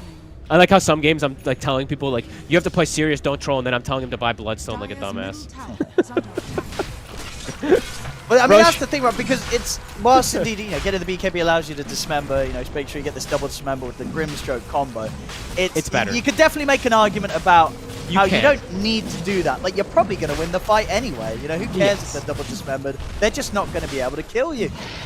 But the thing that can happen is, how do I even want to phrase it? It's the stalling item. Yes, you can get Bloodstone and you're probably gonna win, but you may have stalled the game on an extra 10 minutes by not going BKB because you could just get BKB and close the game or something, right? So, the dilemma, the item choice dilemma, that doesn't really matter but does matter kind of. But either way, it's only a 3k lead, but it just really starting to feel the concern for the ABBA damage, as we were mentioning, versus this Pudge. Even though it's just a 3k lead, it does feel like it's very quickly going to become quite out of control. Especially with the DK also, he's scaling. So. Yeah, we're just going to have to see something come out from this Carry Abaddon that we don't expect to see. Dire's middle tower is under attack. Like this, it doesn't seem to be the kind of hero with this build that, at the moment, of course, it seems to be the build. Obviously, when you play the Carry Abaddon, you are going to go for this Radiance build. But whether this is going to be the game where it's going to cause any issues for Just Better's cause, I don't know. We'll see. We'll see what Shad's got cooking. We'll let him cook. We'll let him cook and see what he does. Top tower is under attack. He's got Mage Slayer. The Mage Slayer just doesn't feel like it's It doesn't look like it's cooking enough though, right? Like he's just gonna hit them for 20 damage. I don't know. Skylark is gonna BKB and take a walk through the twin gate. Oh no, it's a bit of a bait. He actually sticks around because at the same time, Thug's coming in. He's made the jump over towards the Xantic. They're with the Soulbind onto the two of them. there's no mana for Doom. He is very, very dead. They've got to run. They've got to get out of here. And just better, they're going to see if they can try and chase this down. They may be hard to catch. We'll see Thug. No, he's actually able to get onto Shad. Shad, he's going to need some assist. Hook. I don't know what that was for, but it doesn't hit. Shad. Blink up in 2. Have they got another blink? And Focus. He's in with the Dismember. It's buying time, but the Avalanche is there to stop it. Whoa! That hook, that does hit. Focus. They'll get the hit onto Pablo. I mean, they don't get the big hit. They don't get Shad. But they do get 2 kills outside of it. And, you know, for all the farm that Shad has on this Abaddon, he's just having to run. Same for the Lesh. Honestly, just gets grabbed up from the leash. There wasn't even mana for Doom again. He actually was short mana for the 3rd time on Skylar. But they don't need it. They just able to walk him down.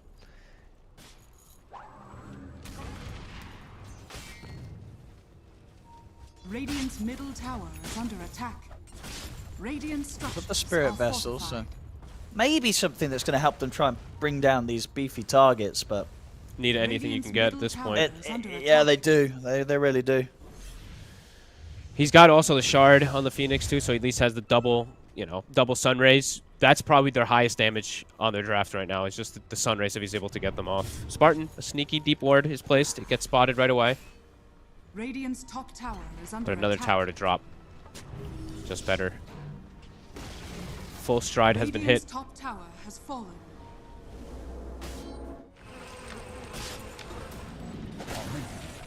And Chad does switch it up, okay. Because I saw he had I was like, Mage Slayer, really? Alright, so he's got the Basher queued up. This will at least add some physical damage and some control, which they lack versus these BKBs. But where's the damage going to come from? We'll have to say. It's going to have to be some crazy long duration fights. Maybe kind I of... don't know if Just Better even cares about long fights either. I don't think... Yeah, they were able to sustain through it with this DK, Dragonite, Yeah. Doom, and Pudge. They don't mind those whatsoever.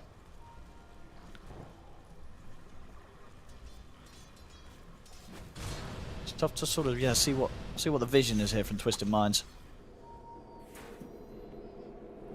As of course they were the team that got that last pick right. That it was their decision on how they wanted to take this game. It's very true.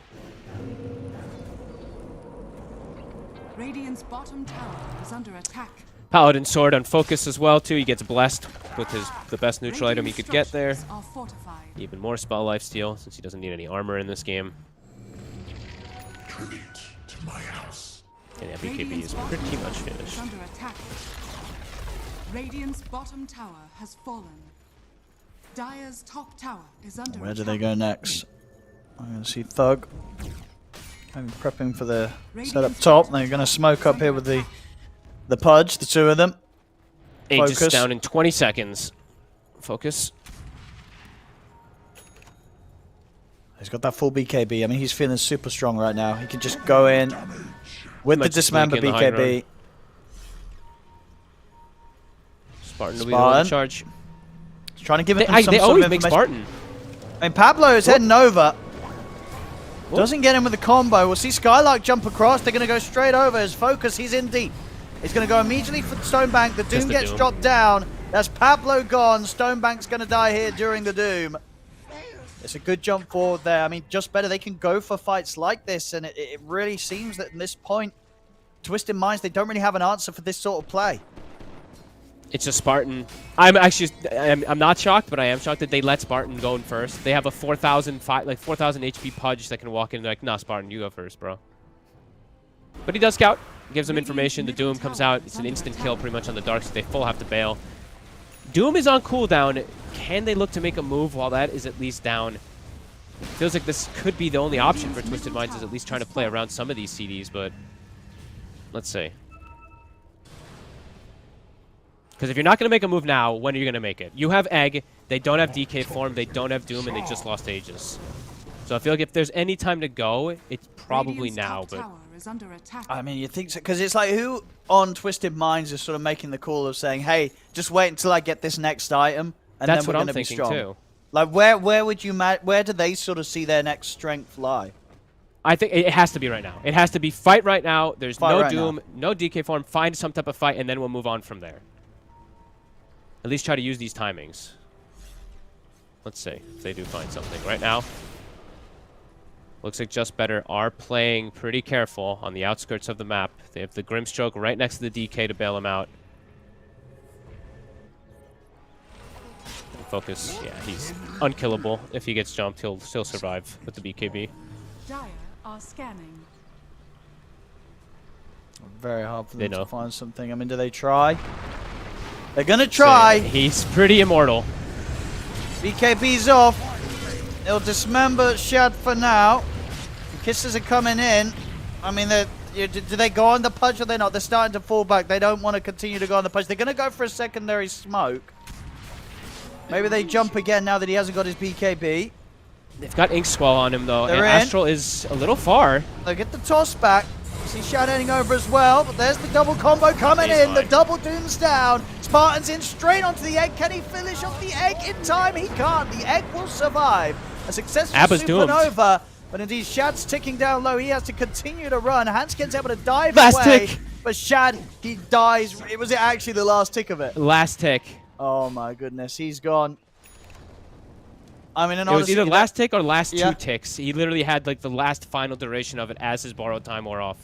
I mean, just goes to show just how hard these fights are to get going for Twisted Minds. Even in these situations where they are having the freedom to get the start, get the initiation onto the Pudge, it just doesn't go their way.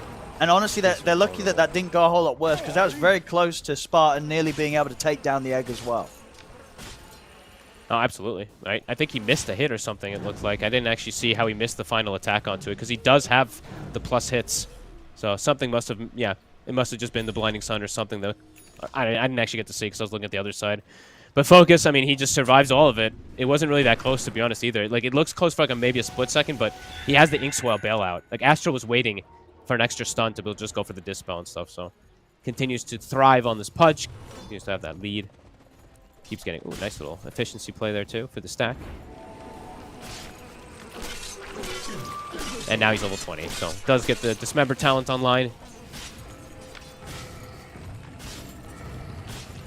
So that was their strike, right? That was them They gave it a also- try. They tried. Are They tried. scanning. But what is, I mean, the thing is in these fights, it seems like every single time, Just Better, they always have the freedom to get off these double combos, right? Double Dismembers, Yep. double Dooms. They're getting them off every single team fight. Jump Another here, Doom. they're going to try and jump the Doom. Nice Nice vacuum, but the BKB's out. Skylark, he's going to try and get off to the side. In fact, he looks like he'll get away. Focus They'll turn over is towards dying. Focus, they'll get it. This time they're able to isolate and kill off the Pudge. Doug will turn, but he's been surrounded. They're going to be able to get Doug as well. Double kill for Shad.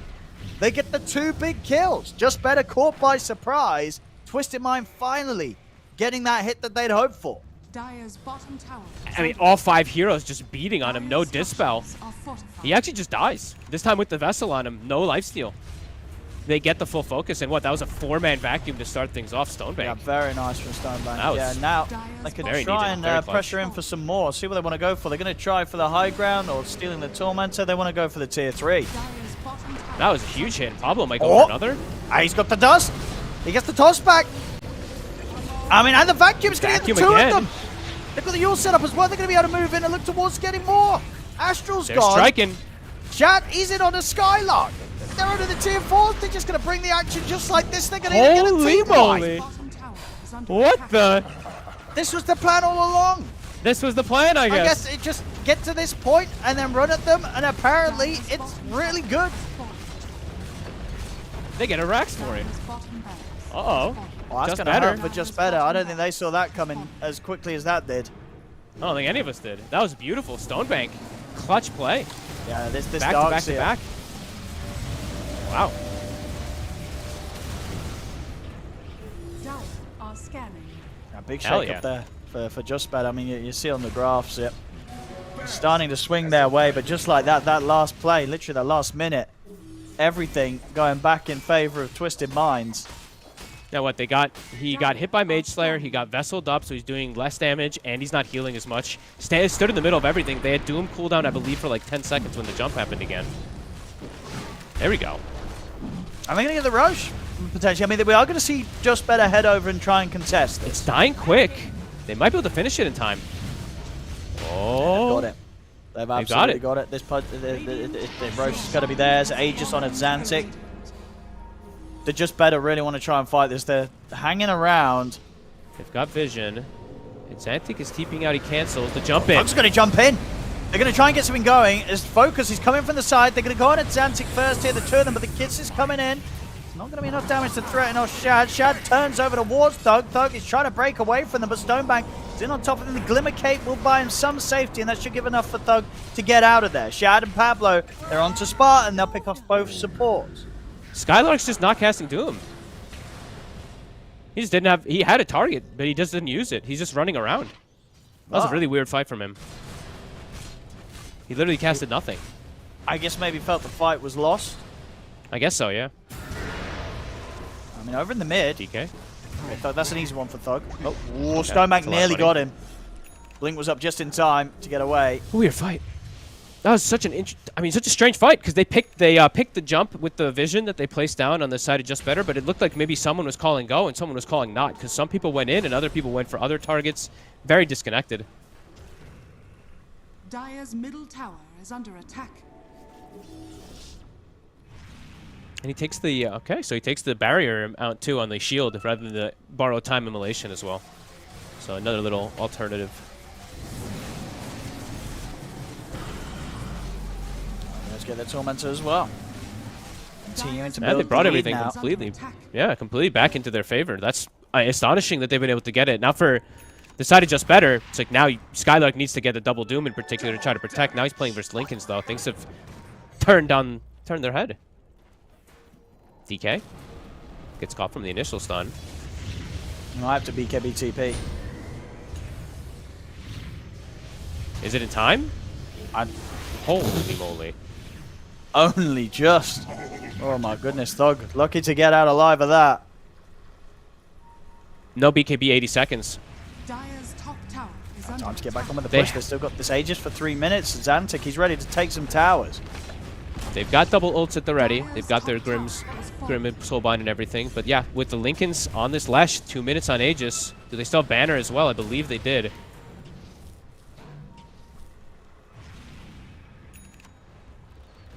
Wild stuff. Abyssal fully finished on the Abba too. So now his physical damage, it's getting there.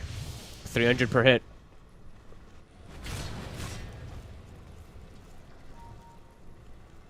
Full Shivas for the Pudge. Also finished up though, so Focus does now actually have some armor compared to that last fight.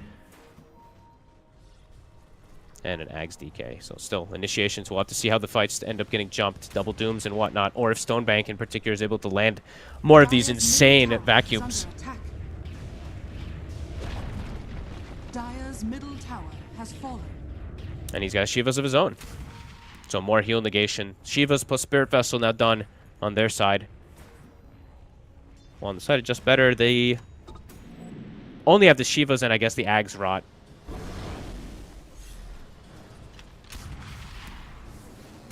Let's see if Focus can get some high ground hooks.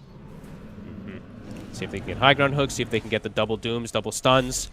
And yeah, see if Stonebank can get some big combos or not on the other side. Timeless Relic for Huntskin. That's very nice. Level 18 now also, so his damage, nothing to scoff at. I definitely want to get some push going with these last moments of the Aegis. I'll drop the banner down. Just Better's got to do something. Can they hit the banner? They can't, right? Gonna try and take the banner out, but Pablo's at the ready. He gets the toss back onto Spartan. Spartan's gonna try and jump back up into the base and get away, and he will. Spartan will escape. Pablo gone. They're leashed up. No jump, though. I'll be able to stop the push. Good escape there from Spartan. I should make it difficult for them to get anything more done with this last 40 seconds of Aegis. A bit of a sigh of relief for Just Better on the defense. 30 seconds, no Pudge. Oh, no Tiny, sorry. Focus. First stun. I mean, he's ready to sort of turn back towards them. They'll use the cookie, tries to back off and get the hook back in, but won't get the connection. 10 seconds. Aegis is reclaimed. Things could be ready to jump again here, Focus. Not able to close the gap initially with the blink. They have a ward on the high ground here. And they're still hovering around Twisted Minds. Pablo's just waiting to TP just in case. He'll TP down bottom now since that fight's not started yet. Spartan checking for the ward. He knows it's there now. It doesn't look like they'll be able to fight them here. At least just better they don't want to outside of the base.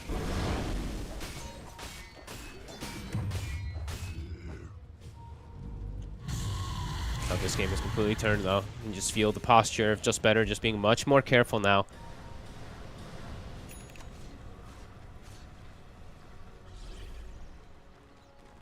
So if they can get the jump onto any of the big kills. I mean, Thug or Skylark would be beautiful catches here for Twisted Minds. The support, not so much. Just really trying to play around their vision. This ward now will scout out the Abba. DK form was used. Big push on that left lane. Double catapult wave is shoving in with like almost triple wave, so Lesh has to react. And now the counter smoke. As soon as they see the Lesh, they're going to make a move. They're going to go straight at him. Will they be ready for this move? DK form is halfway expended. They have to break the Lincolns first if they want to get the Doom in particular. Let's see who wants to go first. I mean, in the river, they're going to see Hanskin. They'll settle for the Phoenix. He's got the Eon disc. Hanskin, he's able to get the egg off. But they will be able to take the egg down very quickly. Now with the Dismember and the Doom at Zantig, they can go in for more. Buy some time here with the Yules, but is there anything else to save? And they have the Surge. They might be able to protect him. I mean, Zantic could potentially live here. I think he's going to be fine. He's okay. The rest of them can get out. I mean, there's going to be the buyback. The Kiss is coming in maybe. I mean, Spartan's trying to finish the kill. Shadow on the backlines, though. He's taken out the supports, and now he's ready to turn towards the cause. He's going to go over towards Doug. He will be able to take down the DK. Focus. Oh, Focus is alone. He's now completely surrounded on his own. Not a chance here. 5 versus 1. Focus will go down. They're dead for 80 seconds. They got tunnel visioned trying to go for this Lesh so hard. He actually gets surged, saved up from Stonebank. And then the buyback comes in and a flank around from Shad gets right on top of the support and on top of the DK. He's dead. Right, they're doing it, Owen. What a turnaround. Yeah, they absolutely are. It felt like just better. We're going to have the edge with the draft and the lead, but few solid fights here from Twisted Minds, and a lot of issues are being caused. Yeah, you know, at this point, I have my doubts too.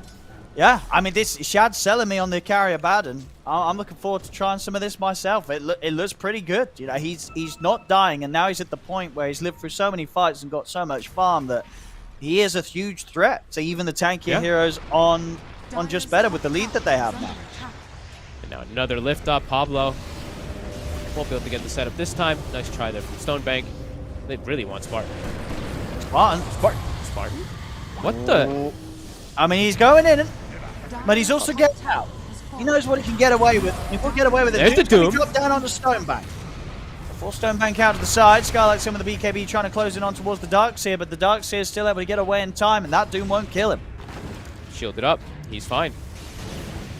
Oh, definitely a couple of these now from Skylark that are just not landing. They're looking flustered.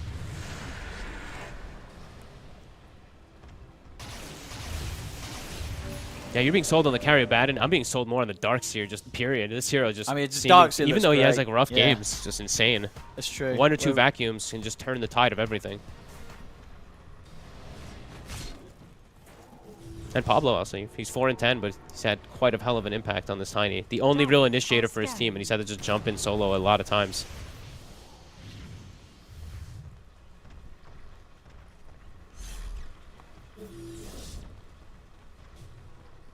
They can look for the Roshan. It's going to be up very shortly, and just better just aren't really in a situation to get out of the base and do anything about this one. There should be a free Rosh here for Twisted Minds. Refresher Shard as well too. Got some pretty good ones if they want to put it on, I mean, Abba, Darkseer, or even the Phoenix if you see opportunity.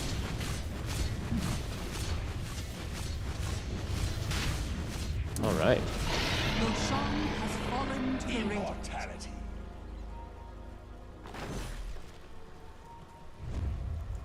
They're ready to go. They're ready to close this one up. They've definitely got the strength to do so now with this sort of lead. Radiant are scanning. The scan catches right on top of Thug. A toss No, back. he's there. He's going to have to BKB. I think he knows that he can't get away with the TP here. There's nothing to save him. And now the carrier bannon's online. Level 25. 25, yeah, Shad. The attack Good speed. luck against this Abaddon right now. Okay, all right. Yeah, I had some doubts just because of all the magic, but a couple fights brought it back fully, and yeah, now this Abba looks pretty unkillable. Yeah, no, it really is. I think this one's going to definitely hurt for Just Better. I think they're going to sort of be asking themselves, where did it all go wrong this game? You know, because they absolutely had a shot at this from the off.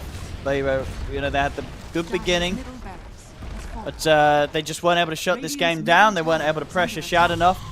Shad got to do what he wanted to. And now they've got a whole lot of problems that they've got to try and deal with. And it may just be a little too late here for Just Better. Losing the barracks.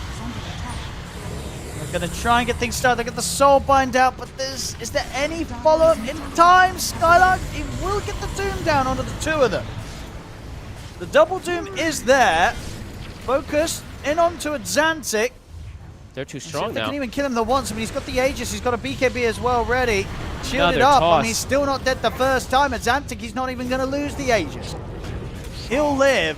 They're getting bullied back away from the barracks as they'll just keep this push going. The hook will hit in, but still can't quite kill him. Xantic's going to live throughout it all. Another Jump Doom. in, another Doom, drop down onto Stonebank. He wants to get rid of this Darkseer, and this time he will. But the buyback comes out immediately from Stonebank. As he wants to return to the fight. Supernova's there. Burned. They take it down in time. They cannot. And Just Better, they're dying left, right, and center. This game is over. There's no buybacks left. Oh, a rage quit. Or, you know, just a speedy GG. As they're off. They've had enough of this game one. But I kind of feel the vibes there. Because as I said, this loss, it's going to be a bit of a rough one for Just Better. It does feel like it. I mean, props, of course. But yeah, this was just a strange one in the way that it happened, because it did feel like they had a good control. They had BKB timings, and then just one fight sequence where their BKB is the bottom fight goes down, and they lose the next 3 fights in like significant fashion. They lose literally consecutive fights, pretty much killing nobody. That was quite a turnaround, honestly. Twisted Minds, bit unexpected for me to see them get like such nice catches afterwards when they were having some troubles, but they do it, and they do it with the carry Abba. So. Oh, they do, yeah. They're having a great game at the end of that. And yeah, enabled perfectly by especially some of those mid-game fight performances from Stonebank on his Darkseer. Excellent saves and ways to sort of bail people out from that combo that could have continued to be very disruptive from Just Better having the soul bind into double dismember, double dooms. They play around it. So you're getting this win now. And of course, yeah, this does mean, unfortunately for Just Better, another loss on their road so far in the qualifiers. So still yet to be able to win again. They lost 0-2 obviously against Entity, and now down a game against Twisted Minds. And as I said, after that rough game one, considering the fact that they felt in a position, you know, at an advantage, and with a draft maybe to do something with that advantage with. If they're not doing it there, Fogged, are they going to do it here in the second game? You know, how better circumstances can you get? It's just like when things started going bad, like when things started going good, things were going good. But when things started going bad, it like exponentially got worse, right? Because they had item timings, and then everything fell apart massively, even when they still had timings. So yeah, we'll have to see if it does transition into that next game or not. Because they got the DK, they got a draft that they wanted. The draft looks good. They finished it up with the Pudge, which looked a little questionable on paper right away, and then we saw it working. We're like, okay, can definitely see, and then it quickly falls out as well too. So. Yeah, we'll have to see if there is going to be adjustments or if they feel comfortable with just going for the same type of approach. Oh, we will. Well, don't go anywhere, ladies and gentlemen. Of course, we will be cutting to a short break, and then we will be back with that game too. So don't go anywhere. We'll see you in a few minutes. First game of the series goes to Twisted Minds. We'll see if they can close it up 2-0, or if Just Better can finally get themselves a win here in this qualifiers.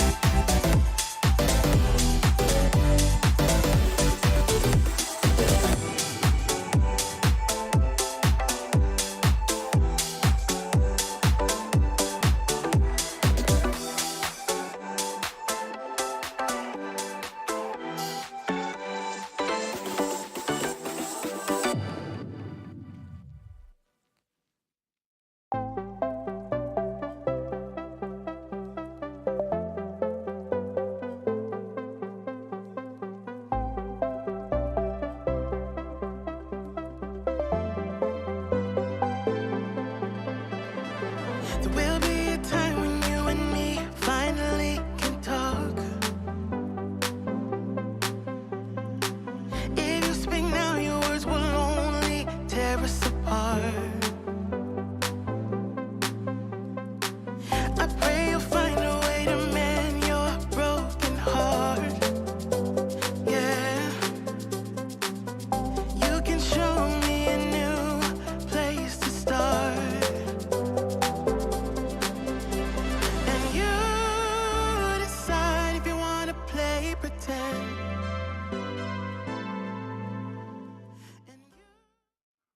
Welcome back, ladies and gentlemen, to the Western European closed qualifiers for Riyadh Masters at the Esports World Cup. I'm Only Pixel here with Fogged, and we're just getting ourselves ready for Game 2 coming up between Twisted Minds and Just Better. Twisted Minds, they were able to take that Game 1, Fogged. They were? And as I said, with the outcome being as it was, considering how the start went, I think this Game 2, it's going to be a bit of a tough one for Just Better. Yeah, I think I'd have to agree.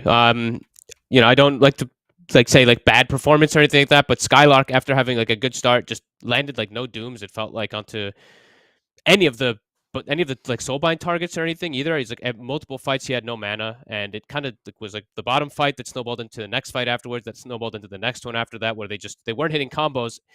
And yeah, the carry Abba worked. I honestly didn't expect that to actually work out because I thought that they were going to be all in on Magic, but looking at the other draft too, they did have a Pudge carry, which is also Magic. It also kind of fell off pretty quickly, but I would say the execution from Twisted Minds was just way better, especially from that Darkseer afterwards. No, for sure, yeah. Darkseer may be indeed having to go. You know, we're definitely seeing the power of that hero. I mean, all things sort of taken in after that Game 1. Anything else you think is going to be shifting up kind of the banning priority for Just Better in particular after playing against Twisted Minds? I'm not sure, just because I feel like they got everything they wanted with their draft. They counterpicked, then they counterpicked again, then I feel like they got the counterpicks that they ideally wanted. So I think execution definitely just started lacking a bit after those first 15, 20 minutes. But yeah, we'll have to see. Maybe something that you didn't like when we're looking, you don't feel it as much. But then when they're in the game, they maybe felt more pressure from something in particular. Maybe it was that, maybe the ABBA somehow, something like that. But we'll find out. So Game 2 draft should be on its way soon. We'll see if indeed there's going to be similarities. I mean, in terms of what Twisted Minds want to do, I mean, what do you think ended up working so well for them, like in the way that they played? Like, what was it that they did that just made it impossible for Just Better to perform?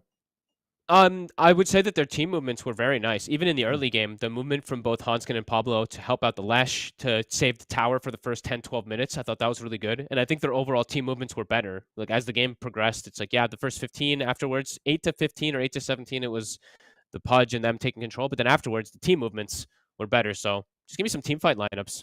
Some nice lineups with good team fight. Okay, well, let's check it out. The first bans are coming in right now as we get ourselves into this Game 2 draft of Twisted Minds and Just Better. Tiny and Willow are going to be taken out, and on the side of Twisted Minds, the Axe and the Weaver. So, yeah, some good perspective towards Pablo's Tiny. Definitely coming with some clutch moves in that early game. Yeah. Almost had a 12-minute blink, ends up getting delayed to 16 minutes, but then gets continuous catches afterwards. Tiny, and they do take out the Phoenix. So. Okay.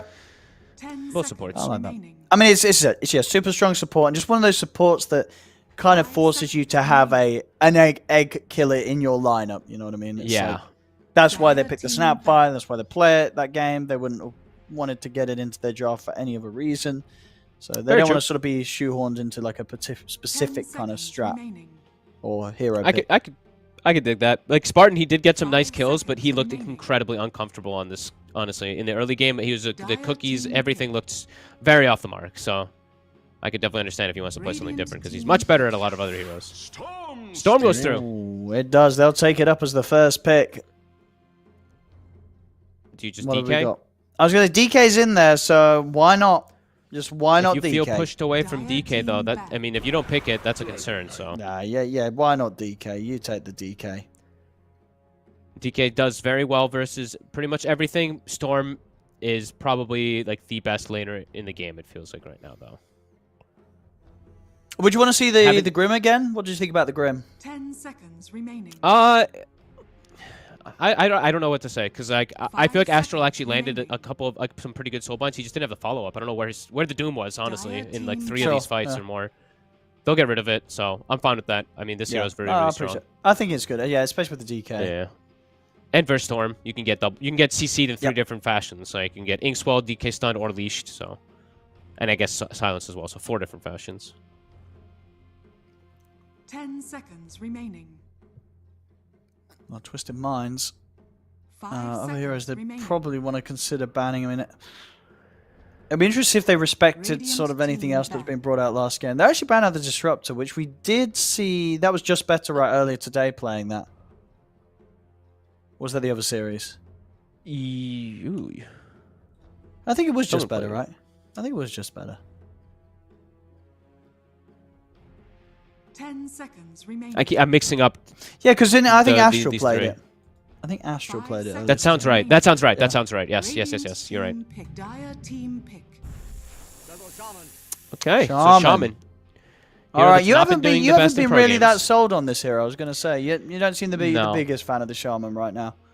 No, but it's been like when you see Pucks and Storms. It used to be it has traditionally then its stocks kind of been go like up. People want to play it, yeah, just because the Hex, the instant disable, blah blah. But this hero has a lot of problems still amongst it in the lane, in the mid game. Yeah, your overall laning position is you're not the strongest laner. You can't harass most others. When you commit, you're fully committed because you're super short range. And team fights, the Serpent Ward's just lackluster. Oh, yesterday you asked me the question. I was like sitting there like afterwards, because I'm a loser and this is what I do. After we finished casting, I was just thinking about like why Shaman is actually just not that great still. Yeah, what does it? And it really just is that you just like you really have like a bunch of dead abilities like. Ether Shock is just a burst damage, which is great. Awesome. Hex is great because it's a damage amp disable. Shackles is pretty useless in mid-game, and then the ultimate is also quite useless. So I feel like you have 2 dead abilities kind of in mid-game. Some people are probably like, wards are so good. Wards are really quite underwhelming, unfortunately, as a Shaman lover. Sure, I mean, it feels like one of those spells that, like, against an uncoordinated lineup where you're able to find, like, these sort of gaps in a team fight or pickoffs or times to push towers, you're going to get a lot done with the wards. But when you're against a team that's ready to sort of play with the warding timing in mind and deal to the pressure of the ways that Shaman wants to put them down, then, yeah, it's going to be a lot more underwhelming. Twisted Minds, a lot of aggression here. They get the Spirit Breaker and the Veno. I mean, this Veno support, right, this hero's he's been on the rise, right, with this patch. I think it's bugged, but I have to test more just to determine because I swear to God the Noxious Plague just pounces between people like 10 times. It just keeps spreading. It just keeps spreading, and I'm pretty sure it says it spreads twice. Twice, right, with the facet. I swear it spreads more, but either way. It does absurd amounts of damage. Very good versus tanky heroes. So versus DK can always be nice. Max HP damage plus the initial. And they're just, you go to 100 movement speed. So it can be nice.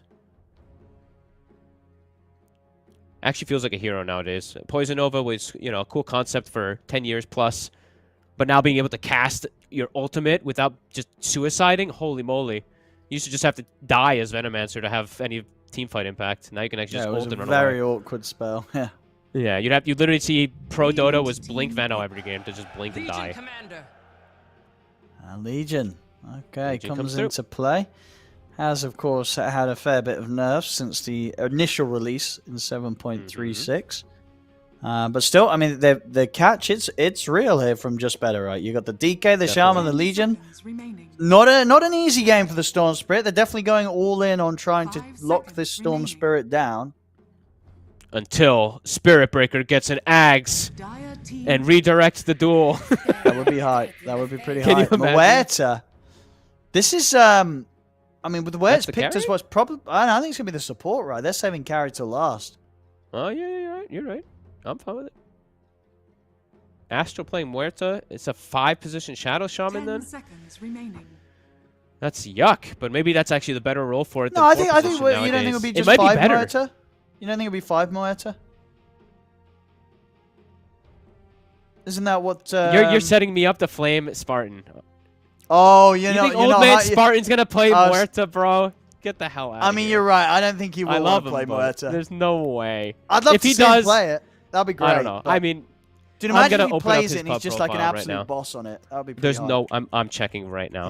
If he's played Muerta support. There's no way Spartan's played this year. I mean, even if he has played it, it's definitely very. Are they going to do it again? Worked out The last older men game. always stick with their heroes. Stick with it once more. Shad likely to be on the carrier baton. Let's see, Spartan. Oh, man.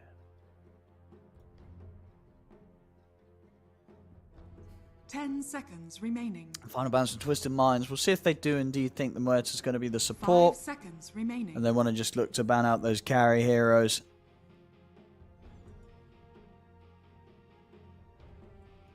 See what they want to take away from focus. Radiant And whether or team not back. the... well, a bit of respect there, actually, Radiant towards the team focus back. Slark. We did see it be tried today. It was not very impressive. Would have definitely been another bit of lockdown. And could have been nice, I guess, against the Veno with the Dart Packs. And obviously a bad and potentially infinite Essence Shift stacks, or at least a lot of them, if you're able Dire team to back. survive. I don't know how much of a threat it would have been, though. Slark has seemed pretty underwhelming this patch. Just better He they'll played ban out the Muerta. offlanes. He has And played he it has- before. It took he me a while. has? It took me a while to find it. He won Okay. one pro game with it, and he's played it 20 times in pubs. The last game was 6 months ago. I think he's making the call for it. You know, it's one of those days where, you know, things haven't been going great for them. They've been losing 5 games. seconds remaining. You know, they're reaching pretty deep into some sort of straps from the past, and Spartans say, give me the Muerta. That'd be pretty funny. All right, so yeah, I mean, sticking with the ABBA, Shadow just feels comfortable with it. Does scale versus Legion 2. Should Yep. be able to always get his save off. Banning out the Darkseer Enigma. So they are looking at the draft. They're like, okay, this is a bunch of single target heroes right now. They need something to round it all together. So yeah, we definitely saw the power of the Darkseer before. See what else they have in mind to be able to round this draft up together. Because right now, it's definitely needing something to bring it all in. I mean, what about the Tide? Radiant team pick. Oh, they'll go That's with the other pretty good. fish. They'll go That with looks the really Slardar. nice. That definitely ties things in together nicely to have the extra catch. Give them Roche. This looks strong. They've got two of the stronger heroes, it feels like, in the patch. The Storm and the Slardar. I mean, they've got the 10 carry pick. seconds remaining. At least I assume the carry pick to come in now. 5 Strong carries seconds that's still remaining. in. You still got your Wraith Kings, your Ursas. Not as good versus Slardar, though. Sure, Playing you don't want to play with melees those. versus the Slardar. It's like Wind Ranger's the usual that I see when people see Slardar. But if you're going to do that, you may as well just...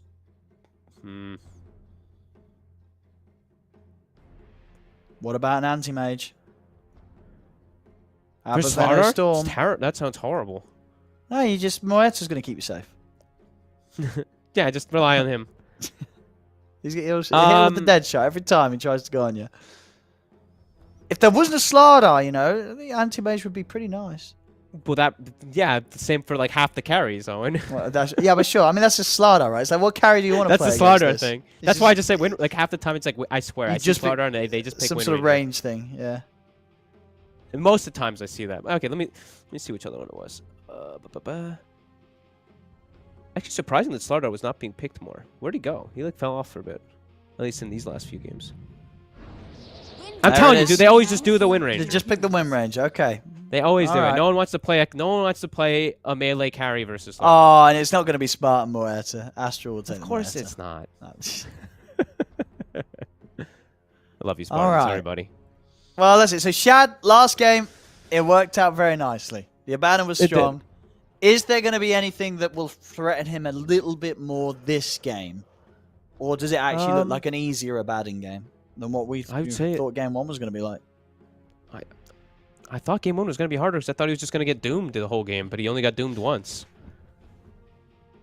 I would say it looks a bit easier. I mean, their draft looks really nice. They have really strong tri-scale. They have great 2 supports.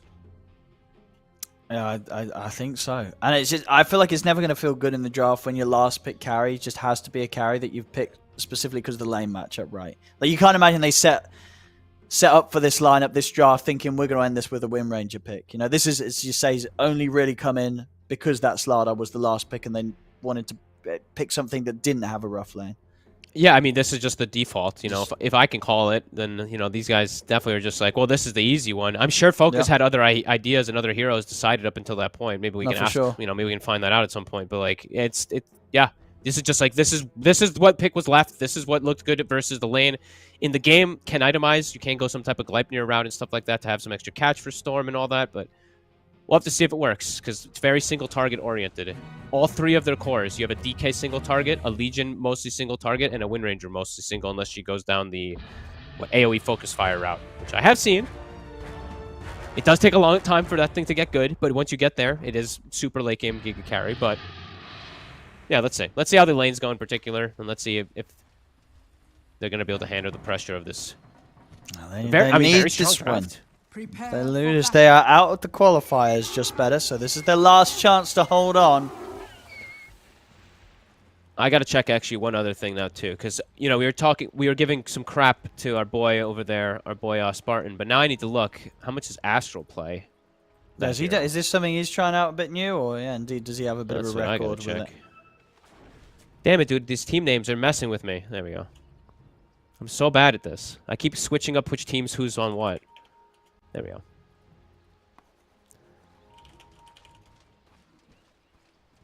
Well, we've seen obviously some teams. I think would look very impressive with the support Moeta. Yeah. That's not an easy one to do. Definitely one of the more skilled support heroes. Just a strange one. It does require quite a bit of practice. Yep. I do like that we're seeing more people take Dance of the Dead rather than Ofrenda. I feel like Ofrenda was just people testing, and I swear it griefed more than helped a lot of time. Yeah, it never sort of seemed like we were getting kind of clutch plays going on with respawn points across the map. Oh, do they go get the first blood again? They're going to try for it, Shad. Oh. The battle begins. Oh, they should have him there. They should definitely have him. Who's going to get it? Scarlet's going to take it. Okay.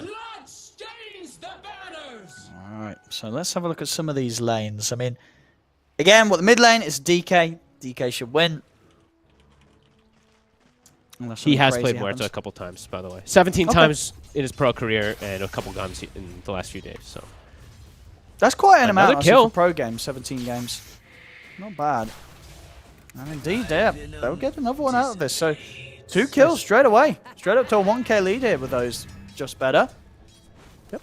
And do have good lane setups overall, as we were mentioning, right? They have the Wind Ranger versus the Slardar, which should be pretty good. The Wind Ranger should free farm down here versus double melee. Legion should do fine top. Shouldn't be at risk of dying versus this Venomancer. And DK. We'll see how this matchup goes. I think this is one of the few heroes that can actually bully a DK. I say that, but we'll see. I mean, come on. DK never loses. Come on, bro. He never loses. These remnants are massive. I'm telling, dude. Like, when I was talking with Quinn and stuff about it with Gunner, and they were just like, dude, it's even as ranged heroes, it's very hard to dodge these remnants. They are quite huge. But yeah, it's DK, so we're not gonna look at that one. It's boring. Oh, so this bottom lane, obviously you pick the Wind Ranger so you don't die against the Slardar. Are you able to potentially get aggressive against this Slardar Spirit Breaker lane? Yeah, you just look, definitely. You can look for kills? Yeah, you whittle them down. It's just the constant spam out and stuff. Maybe not because you have a Shaman behind you, but just the constant right clicks of the two can, in theory, especially if Pablo starts moving around. And as you say, whilst we've seen other teams try like the Shaman in the 4, you'd actually probably prefer it just to be the 5 if you are going to play it as a team? I actually think maybe now. I'm like trying to think. This needs so much more sample size, obviously. But, you know, it's always been traditionally looked at as a 4 position because the hero has awkward mana costs, is what the pros we all used to talk about. If you look at his mana pool, everything costs like 100 mana. You have 400 mana pool. You can barely even ult plus use your 3 spells. So you always wanted to try to get farm, but maybe times have changed a bit. Maybe now you don't use either shock as much. Not sure. I came a long way. You were out of your depth. I should be likely to... yeah, between the two of them, they shouldn't be dying on Radiant down here, right? You know, Focus and Spartan. Spartan they get maybe. caught. Sure. I guess maybe Spartan's going to be slow. he's definitely going to be the more vulnerable out of the two of them. Yeah. Yeah. And if he's too far up, you are like a 3. I mean, you're a little bit faster because he has Windlace. I think that's probably why he got it. You're a 285 movement speed hero normally, so you're very slow. If you step up too far, you're likely dead. But with double range, should be okay. But Stonebank so far not feeling the pressure in these first 3 waves.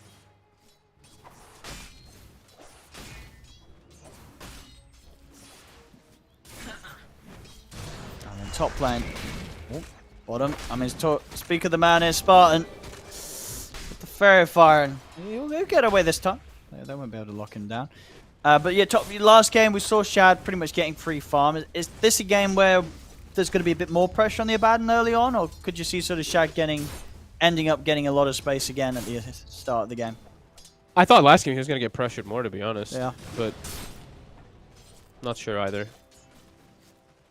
Skylark just played it really quite passive in the last game. I guess maybe because he was a Doom. So maybe we'll see something different out of a Legion, but we'll see. Courier, Pablo, we'll be able to get a snipe. Those are always great. Double melee versus double range, and getting a Courier sniper too is very nice. And Spartan, quite far up. Pablo now taking a beating. Got the shackles. Bash. And he's just going to turn straight over towards Spartan. They've got the crush. Spartan. Oh! Foul play! Hey! He gets away! Got him! Easy. Wait. There's a I mean, charge. is he going to get charged? He is. Oh. Okay, so Pablo will get... But I tell you, Focus might get this kill. 2 more hits. He's going to have it, surely. Could he juke through the tree line? He can't. So Focus, he gets the double. Hey, Spartan, that's a job well done. My man. Honestly, Spartan. This might be his hero. He did Take this one and I'm dying. Right? He used to be. He did used to play this. Very nice. Gets himself some nice items to be brought into bottom too. He's got the Band of Elven skin plus that Null Talisman up on Wind Ranger, so extra armor, extra attack speed.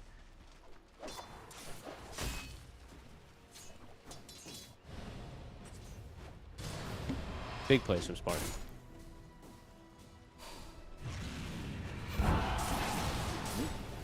Good nuke there from Constant Skylark. battles up top. Yeah, I mean, he's getting very good overwhelming odds. In fact, Hansken, he may just be straight up... Oh my goodness, he's not going to die, but they're both left very, very low. They're almost just in kill threat. Astral, he's getting mangoed up. He's thinking about it. If he can get the dead shot, it's a kill. Whoop. Poking Shad. I mean, Skylark's still looking. He's baiting. I mean, he's found Hansken. He's going to get... Ooh, the Gale! Okay, Hansken's actually able to keep his distance. Oh, okay, I say that. He's just... Keep running. He's too slow. Run. He's not there. Juke him. Oh. Oh. Oh. Dude, he nearly did the sweet spot juke. He actually, in fact, he did. Almost. He did. He did. Skylark's, he's lost him. He doesn't know where he's gone. Astral, can he hit the blind dead shot? Probably not. He missed. He missed completely. Now he's dead. He's dead. Oh, no. Oh, that was not just Better's top lane's high, sort of finest moments there. Well, his other lane's doing well. Spartan's owning. So. Oh no. Oh Lord. No, good jukes from Hansken, honestly. He made them run and work for that one, in and out of the pit, and getting an easy kill at the end of it all. And he's gonna get a pull off too. It's a stacked pull, so he'll get to deny almost a full wave away from Skylark as well. Lane is going rougher though for the Abba this time around. At least for now. Until these lanes start to break, which they usually do around this moment here. These 5-minute 30 around this power rune. 6 has been hit for DK. Spartan's in the area. Stupendous. And now Focus can be left pretty much alone down bottom. Wind Ranger versus Slardar matchup. Should be pretty safe. Spartan not able to grab the power in time. Pablo, he'll take that one. Okay, I was about to say, I'm like, Focus. He wind ran in and got stunned. So that was actually very scary for a second. I was like, no, my God, is he going to die? Like, and as you say, you can't be dying in this 1v1. No, if you die in this 1v1 as this Wind Ranger, you have made many a mistake. Catch, Pablo. See if they can get him here. Yeah, they've certainly got him. So setup there from Spartan will allow them to get a kill for Thug. Spartan is owning his early game, I gotta be honest. 1-1-4, the foul play, and then baiting up a kill. You see he's, so this is just a really funny thing to point out, but he's using Hex and then blood grenading instantly for the bonus damage. I love Spartan sometimes. That's smart. I get some stacks going as well. He's doing what he can here. He's doing some good stuff to secure this early game. Easy peasy. Love it. Wisdom Runes, 1-for-1 exchange, all things balanced. And all 3 lanes, all 3 cores at the top for the side of just better this time around. Let's have a look. I mean, they had this going for them last time, right? They did have a good early game. But things did start to fall apart rather rapidly towards the end of the mid-game. Storm's still farming as well, too. Storm's still at the top, same for the Slardar. Just the Abba this time a little bit more slowed down. Spartan. They've got Hanskin in with the rotation. Focus. Blood grenades are many. He's gone for the focus fire, but will not be able to stand his ground and try and go for a kill off the back of that. He's got to stay back here, Focus.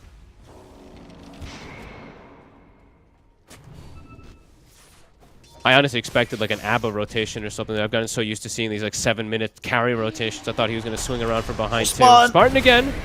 They'll get him this time. No foul play.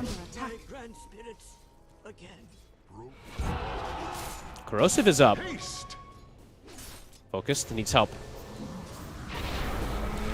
Good body blocks here. Focus is trying to run, but he's sort of surrounded by the 3 of them. They'll zip across. Xantic's ready with the rotation. That's Focus going down. Thug's turned up as well. Xantic's playing aggressive under the tower. He's trying to finish off Astral. Astral's going to get caught by the charge, but the Dragon Tails there actually stop the charge connection. They'll turn with the dead shot on towards Pablo, so they'll get the kill in return. And now with the shackles, got the lockdown onto the Storm. Is there any way to get Xantic out of this one? He's got a little bit of mana left for the Ball Lightning. Thug trying to close in on him, but Xantic's got the distance. He's away. Nice play from Hanskin. Good rotation down, gets a little bit of slow. Allows Xantic to use that haste, get away. Good move. Get themselves back on the board, 7-5. Rotation toward top Shad, holding skill point. He's got the borrowed time. Spartan's here, though. Gonna hold him through it. There's going to be enough for 1 charge and a shield. So He's okay. Is there, and indeed, as soon as the shield's up, they can't go for the kill no longer. Charge coming through. Is it level 6? Not quite yet onto Pablo. He won't even go for it. Skylark is just fine. So you're going to have a lot of duel up moves again. Maybe able to try something with the backup as supports, especially if Focus wants to head up and join the fight up top. They could look for a dual kill. Shad is incredibly low right now. 300 HP. Hanskin. 0 mana on Hanskin either. See if they're going to be able to get Hanskin out of this. They're not. It's a kill to be found. I mean, yeah, this top area is very scary now for Twisted Minds. Just better, they've got a lot of heroes around Skylark ready to make a play. Hanskin made the executive call. Shad went up to go shield him, and I think he Hanskin's like, "Don't come to me, leave me." But now Skylark might actually just find him anyway. He's just having to walk up, get the duel. Easiest duel of his life there. He had a ward too. He saw the. That was strange from Shad. But wait. Oh, yeah. Not that one. There was a ward to the south that was watching. Lit right there. There was a ward right there that expired. Oh. He ran right through it. Maybe just didn't expect duel to be back up. I mean, might be back up for about 20 seconds or so. So either way, that's a bit of a slip up for Shad. And, it's definitely going to hurt him. It's going to keep him held behind, as you say, out of all the cores. Still struggling to keep up on the Abaddon in this early game. He is far at the bottom this time. I mean, last time he honestly was a little slowed down too for a moment, and then the Doom just never found him again, and Shad got to just sit back and free farm. Yeah, this time, yeah, he's 1,200 behind all the rest of the cores. Everyone else is pretty much even.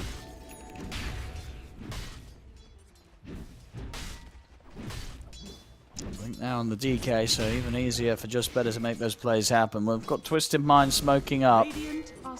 Seeing if they can maybe go for Skylark as he pushes out on this top lane. Still no 6 on Hanskin. They're going to try anyway. I mean, with the numbers they've got here, should be a kill. Skylark has got a bit of a barrier built up, but it won't keep him safe. Pablo finishes him off with the charge. The first static vermin, how did that hit him? I swear the AoE is too big. I don't know. That looked like more than 300 radius. Dire's middle tower is under attack. They're ready to go again. They're feeling strong now, Twisted Minds. 6 on Hanskin. They've got 6 also on Pablo, so great kill threat with the 2 supports. Well, on the flip side, Spartan has its 6, but Muerto not yet. I mean, Muertos isn't really that important. Stone blank, blink, stone blink. The jump. Charge as well, looking towards the 2 supports, but the backup's coming in. Thug's ready to help out, turns over towards Pablo. But any further lockdown, Pablo's able to get up to the high ground. Hansken throws the ult down on a Spartan. Spartan, he'll drop the wards. They'll very quickly get farmed up though. Focus, Chad died again. Chad. Getting that sort of kill, I mean, but backing up again to help out Skylark on that top lane. I mean, taking Shad down. Going to continue to keep this Abaddon in a pretty sore spot right now. Another jump. Another kill. So they're finding kills elsewhere, but yeah, Shad needs to find space or find a location to not get picked off while all this is happening, because this team just got excellent kills. Not just kills, they cleaned up every single one of the Shaman wards, like you mentioned. All 8 of them brought down from the Veno.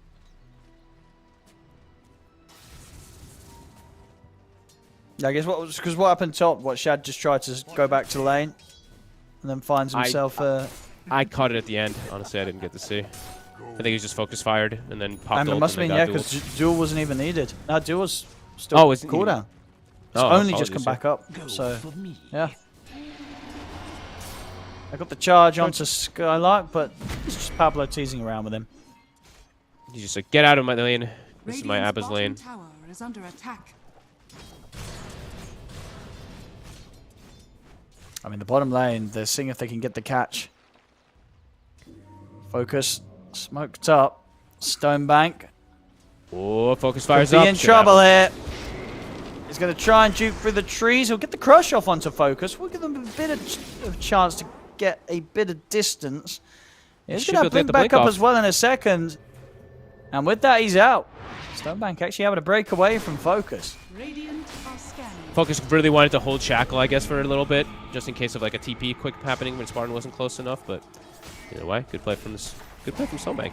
Gets himself away, some time bought to get farm, and ooh, a rune. Mid lane jump. I mean, Thug's going to try and come in with a counterplay. They've got the Hex, they've got the wards dropped down, they've got the lockdown on towards that Xantic. They'll get him. Pablo as well to get cut down by the power shot of Focus. Good response here from Just Better. The Noxious Plague will spread multiple times here. I looked like it was going to spread again, I swear. Oh, well, Spartan, very good move. Max Hex, look, I mean, the 0-4-4 build, this is it. I actually think this is it as 5 position. This might just be better for the Shadow Shaman. Gets the catch. The wards there actually saw them get to do some good damage as he gets them under the tower. And that's going to be the catch for the Storm that they'll always have in this game. That long duration disable. And it's probably kind of sad too, because there's a DD or amp damage that spawned top as he made the jump. So if he had waited a little longer, maybe they had the amp damage.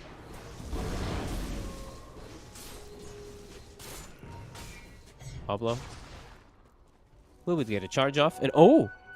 I made the meme about it. Oh, wait a second. It's off the mark. It's going to be a dual damage here. Coming in for Skylark. Made the meme about it in the draft, Owen, but Pablo actually has the Aghanim skewed. So if he can redirect these disables to allow his Storm and his Abba, redirecting a duel, stuns, Hex. Okay, we'll have to see if he gets there and when he does. Because it's only going to get one of the spells, but still it's that all could... spells. Wait, what? No, but it's just the first targeted enemy here. Ignore that. Ignore what? That's just wrong. It's just straight wrong. Unless I'm on crack, I'm pretty sure that the Ag's buff was that it redirects all. No longer stops working after blocking one spell. Oh, there you go. And that, from what you've wrote to me there, that absolutely sounds like it's going to keep blocking. Well, they get the shackles off onto him. We'll see if he actually gets there. I mean, jump forward. They've got the grab onto Skylark. Another set of Serpent's Wards are going to be dropped down, but Twisted Minds Plague back is bouncing. Away. If he can get back in, I mean, you'll see the jump from Stonebank. He's then on to Spartan. Chad wanting to get involved in this. He's going to get healed to finish off Spartan. He'll get kill off the foul play? I mean, the foul play may just save him. It actually will. No, it won't. Stonebank's in under the tower, but he did have to dive in for that one. See if he gets away. He does. So he'll be able to get in and finish off the job, taking out Spartan and get out. Shad also getting involved. I mean, Shad, he's getting close towards that relic timing and the Radiance. In fact, he's got the relic, so Forge got in on top of the Talisman as well. He is catching up. That Radiance, sure, it's not going to be super fast, but once it's there, he's very likely to be up there with the rest of the cores. Bottom. Are they going to make it in time with Stonebank? They will. No further follow-up, though. Yeah, couldn't keep chasing. No TP, I guess, from the Veno. I saw Huntskin had it, but couldn't actually get it in time. I thought they were going to TP to go for the counter gank, but Exantic will survive. And important always, of course, with the galvanized stacks and whatnot, in order to be able to get his timing on his Eternal Shroud, which should still be pretty good for Exantic. Pablo. Focus, he's cleaning up a lot of kills on this carrier room range so far. 7-1 on the 3. And he's got the Gleipnir, so it's going to be very ideal versus the Storm and the Slardar.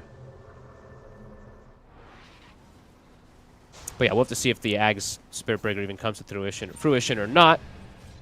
As I'm just seeing Stonebank, he's playing more of like a sacrificial Slardar, but hasn't been dying. He's just running around trying to get the setup and catch his team back up, which I really like. It's letting Shad just get that Radiance up online. And he'll still have good timing on this Aghanims. It slowed him down just a small little bit. But save his buddies. Yeah, they should probably fix that that tooltip. Yeah, because it sounds very underwhelming, but then obviously you say in practice, if it's grabbing them all, then it absolutely sounds to be a great build in certain games such as this one. In most, if you bulldoze first and then you redirect like 5 spells to you, right? Like on paper, this can be one of the most broken things ever if it's used properly. It's just, will it be used properly, or will it just be used completely wrong and do absolutely nothing, right? Or does he even not get it? We'll see. Chad? Found again. Any way out of this? There is Team's pretty far away. Duel's at the ready. And Shad's gone. Another successful duel for Skylark. Only just, to be honest. That was like 0.1 second last frame gets the duel win, but does get it, and it's in position around Roche. Can't quite go for it, though, it looks like. Thought maybe they might with the Shaman, but he's actually looking to make another aggressive play. Look at Spartan go.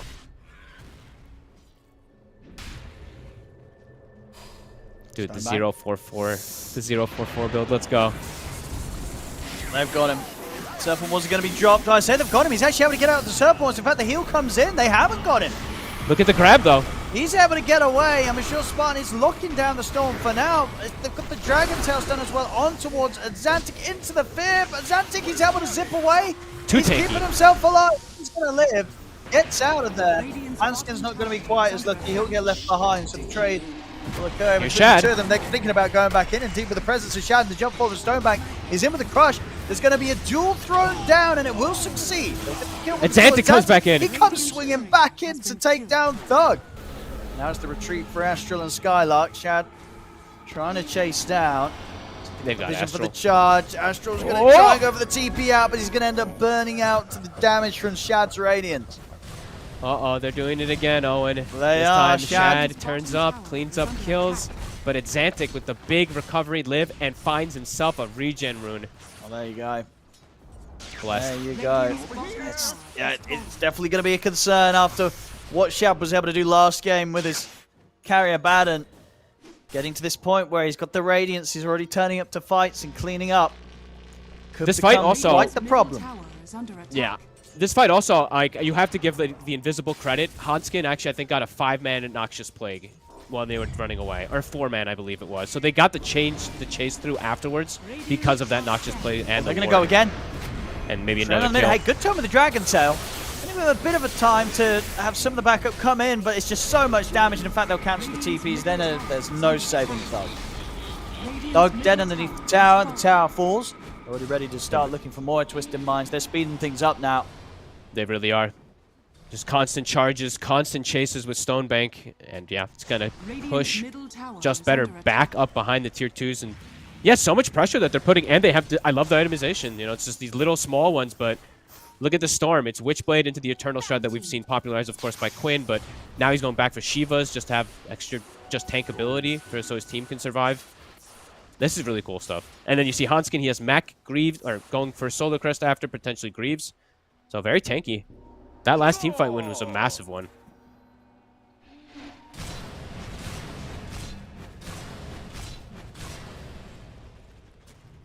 Much more difficult. It's starting to get difficult in terms of how they want to start fights on Shad. It's always ways to bail each other out now versus the duel. They have Pavis, soon Solar with the Mac, and they have the shields if it's, you know, if Shad's in the area.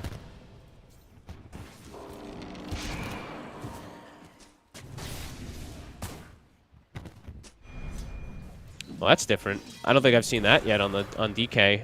Not in this patch. S and Y after the blink. Okay. I mean, what is this just sort of what feeling that he doesn't need the BKB or what? I guess just wanting to omit it because they have a lot of physical and stuff, but Radiant are scanning. Whatever. I mean, S and Y definitely going to be back on the rise. Need that status res somehow. Doesn't want to get chain stunned. See if it pays off. Quick Smoke, just better, is looking to catch people off guard here. Spirit Breaker is dead. Stonebank has the Bash primed, and he's got Aghanims. Are they going to get the jump on this? They might sell for hands. Can they? Will they just look for the easy dual damage? It's a good kill. I think it's important to even... Like, this Veno does a deceptive amount of damage. If you take him out first, it's very nice. Otherwise, you get Noxious Plague spread. He protects, saves, etc., so... But in the meanwhile, they're just going to farm.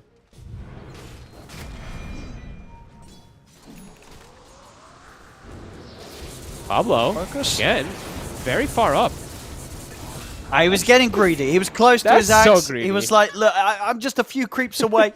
I want to hit these creeps, get my Aghanims done. I'm looking forward to see what the Ags... if he's going to be able to absorb a bunch of spells, or if it's just going to do nothing.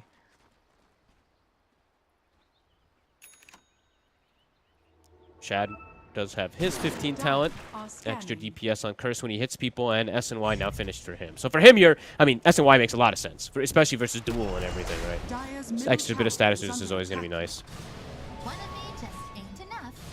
Maybe I don't hate the DK one as much as I initially did when I first glanced at it, but it just feels weird. Fortune's changed. They wanted to try and fight here just better with the duel. They obviously have the Aghanims now on Legion. Radiant are scanning. Further bit of lockdown. We're not catching anyone. Twisted Minds again. Doing a good job of avoiding this, and now they themselves very ready to fight. They're feeling strong. Still without that Aghanims. Still 200 gold to go for Pablo. He'll get it off the fight. Probably if he just gets one assist. They're setting up also, though. This could be the big clash that we're looking for. I'm just going to go in first. Pablo. Hello. Oh, and they're just going to get the jump in the trees. Charge, of course, as well under the two of them. It's going to sort of shake just better up a little bit. As they're going to start going on the retreat. They feel that they can't find this fight right now. They're trying to find a better angle. The wards are being placed down, though. Vision is there. For the side of Twisted Minds, all in the vicinity. Full Shiva's coming out for Xantic as well. Skylark, what's he going to do about this? Doesn't want to dual Shad, of course. This looks like an awkward spot for Just Better. I don't know how they get in on this fight. They don't have a ward there either. Happen. Oh man, Spartan, this is such a risky move. He's going for it though. Does anyone have an obs? They don't have any obses. Shad's is charging in. Radiant's top tower is under attack. Focus. Yeah, I think they're going to start backing off now. The Ags it's online. They've got the play in a pocket. What's he going to absorb? I imagine he just absorbed like everything. Each one gets dueled, focus fire. Focus fire, like. Yeah.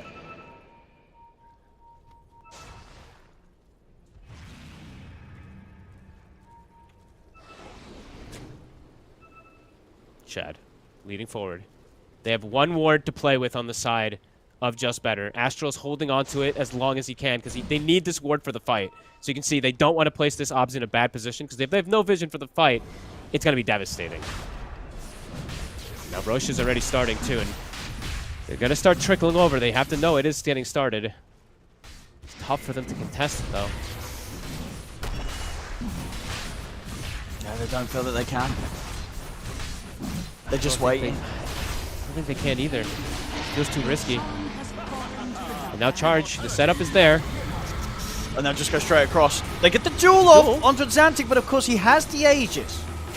If he goes down the once, you won't really mind. They get him the first time round, but the second time, they've got to start retreating. Astra's going to get chased first. Focus is going to try and come in from the side and look towards Hansken, but he's getting charged. He jumped, he'll back away. Focus fire on towards Xantic, but Xantic, he's perfectly fine, and in fact, he's ready to go back in. Zip straight across onto Doug. Now they can look to turn towards Focus, as there's only 2 left here on Just Better. Focus on the retreat, but the charge comes in from Pablo. Focus, he'll be dead as well. 4 dead on Just Better. Blew the man down. They get slammed. I think it's a full duration Focus Fire, too. I think he just gets all the hits off possible, but yeah, it's a pretty much perfect jump there from the side of Twisted Minds to force the go on a bad target. The Storm jumps in with Aegis. Everyone else gets free reign to pick and choose their targets. Everyone gets all their spellcasts off perfectly. Radiant's top tower is under attack. And also, just to point out, Planar Pocket absorbed absolutely nothing that I noticed. I was going to say, yeah, I don't know if our observer, Mr. Weppy, saw a single spell get absorbed, but I didn't. Maybe one? Okay, I don't know. I didn't quite get to say, but maybe it did catch something. It's tough to see in the midst of the fight. In a very comfortable spot now, 11k lead. Xantic takes a craggy coat too. Look at this Storm. This Storm is sitting at 46 armor. Whoa. That must be the highest armor on a Storm I've ever seen, but Radiant's middle tower is under attack. Can definitely understand why he wants it when they're just jumping them every time. Tizu in the mid. It's going down. 12k lead right now for Twisted Minds. Oh, and Shad goes back for a blade mail. That's just mean. Radiant's middle tower has It's like telling them to just come at me, Wind Ranger. If you make one mistake, if you click Focus Fire once wrong and aren't careful. Going back. They'll get him with the duel. He's got backup coming in though. He's not going to die to this duel. Stonebank's going to survive. Skylark gets taken out. Focus cannot finish off the kill on a Stonebank. And he's running out of places to run. Caught in the corner, nowhere to go. That time Planar Pocket did get, I believe, at least a Shackle and a Hex absorbed, if I saw correctly there. So maybe could have gotten a kill perhaps, but unlikely as instant responses again. I think I'm just going to have to watch this. If I actually want to pay attention to Planar Pocket, I have to just stare at Spirit Breaker. It's cruising though. 16 seconds, 2 cores dead. Charge coming up from Pablo. Oh, Pablo's straight he's going straight for it. Xantic, Oh, not quite enough mana to follow up, as he wasn't quite able to close the gap. And Spartan, Pablo, you have 2 mangoes. Give them to your Storm. No, I'm just kidding. It wouldn't have mattered, but still. There he does now. He does now. He heard me. Bug. Oh, they'll back off. They won't try and fight this whilst Xantic's a little low on the mana. Wait for Shad to join them. Back is just waiting though. Over and over again, these initiations by him have been beautiful. Itemization, standard and natural. Ags into Eternal Shroud, working out perfectly for him. And yeah, they know their strength, sticking together. Shield run on Xantic. Could be the last hurrah. Let's see what they go for. They're going for the duel. See if they can finish it off Hanskin during it. They can. They'll be able to bring down the Veno. They'll turn towards Pablo. They'll get themselves a second. Focus, though, he's getting jumped by both Shad and Stonebank. He'll back off for now. Spartan trying to hold back Shad. There were the 3 cores alive on Twisted Minds, but so far just better to lose no one in this fight. Come forward. 3v5. Nope. Thinking about going again. Can they deal with Shad, though? It looks like even though they've got the 5 versus 3, they don't feel that they can chase these cores down. Damn, 3v5, and they have vision, complete vision control of that area, and they can't take out the cores. That might have been their chance to at least get something going back with them when they delete the two supports. I think the Focus Fire got redirected to him that time. What, Spartan? I think he may have got him killed. Spartan? Ooh, not able to lock down Stonebank. In fact, Stonebank! He's going back in. I mean, he's getting caught by the shackle. I mean, he knows he can. Shad's by his side to back him up. I mean, even with sort of these sort of situations, maybe these bit of windows to try and make something happen from Just Better, they just can't. They can't. No. At least they get the 2 supports. So at the least there's that. It was a 14k lead, did shrink down to like 11k, so they got quite a bit out of those kills. But yeah, do have to start killing these cores at some point. Because they're getting pretty out of control. And soon Lincoln's is going to be up for Xantic, so Duel's going to be even harder. He's so tanky. Yeah, he is not dying very quickly at all, Xantic. Get caught by the Hex, but the shield comes out. Xantic's fine. And it's going to be Just Better again that's going to end up losing heroes. They've lost Focus and Skylark. Astral to fall as well. It's getting pretty painful, unfortunately, for the boys on Just Better again. He was sitting at, let's see, 74 armor when he was buffed up. I think even higher than that, maybe. He had the Craggy buff up, then he got Solar, then he got the Grieve amp buff. Insane tankiness from this Storm. And now there's going to be a Lincoln's finished up after that. I mean, they're trying to go for the windows. They're trying to get the catches, but time and time again, Twisted Minds are just ready. Yeah, it's like you duel the Veno or you're not going to get a duel win, which is just kind of sad because he just has the protection for his allies. And now he has a Craggy Code of his own, so might not even die. Radiant's bottom tower has fallen.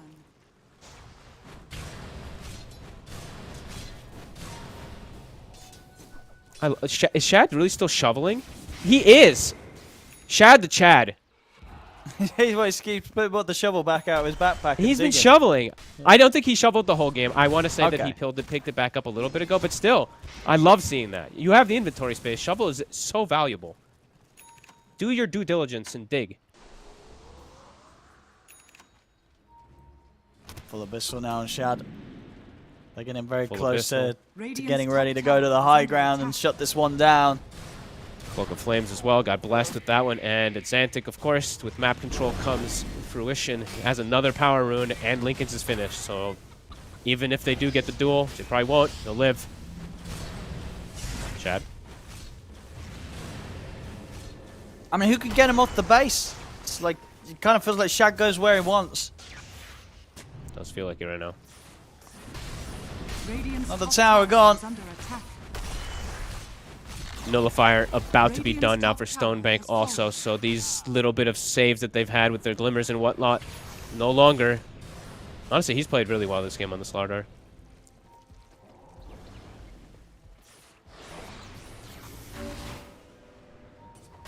They're definitely seeing why, at least in the first draft, I can't remember if it was the same the second draft, but a lot of off-lane heroes were getting targeted.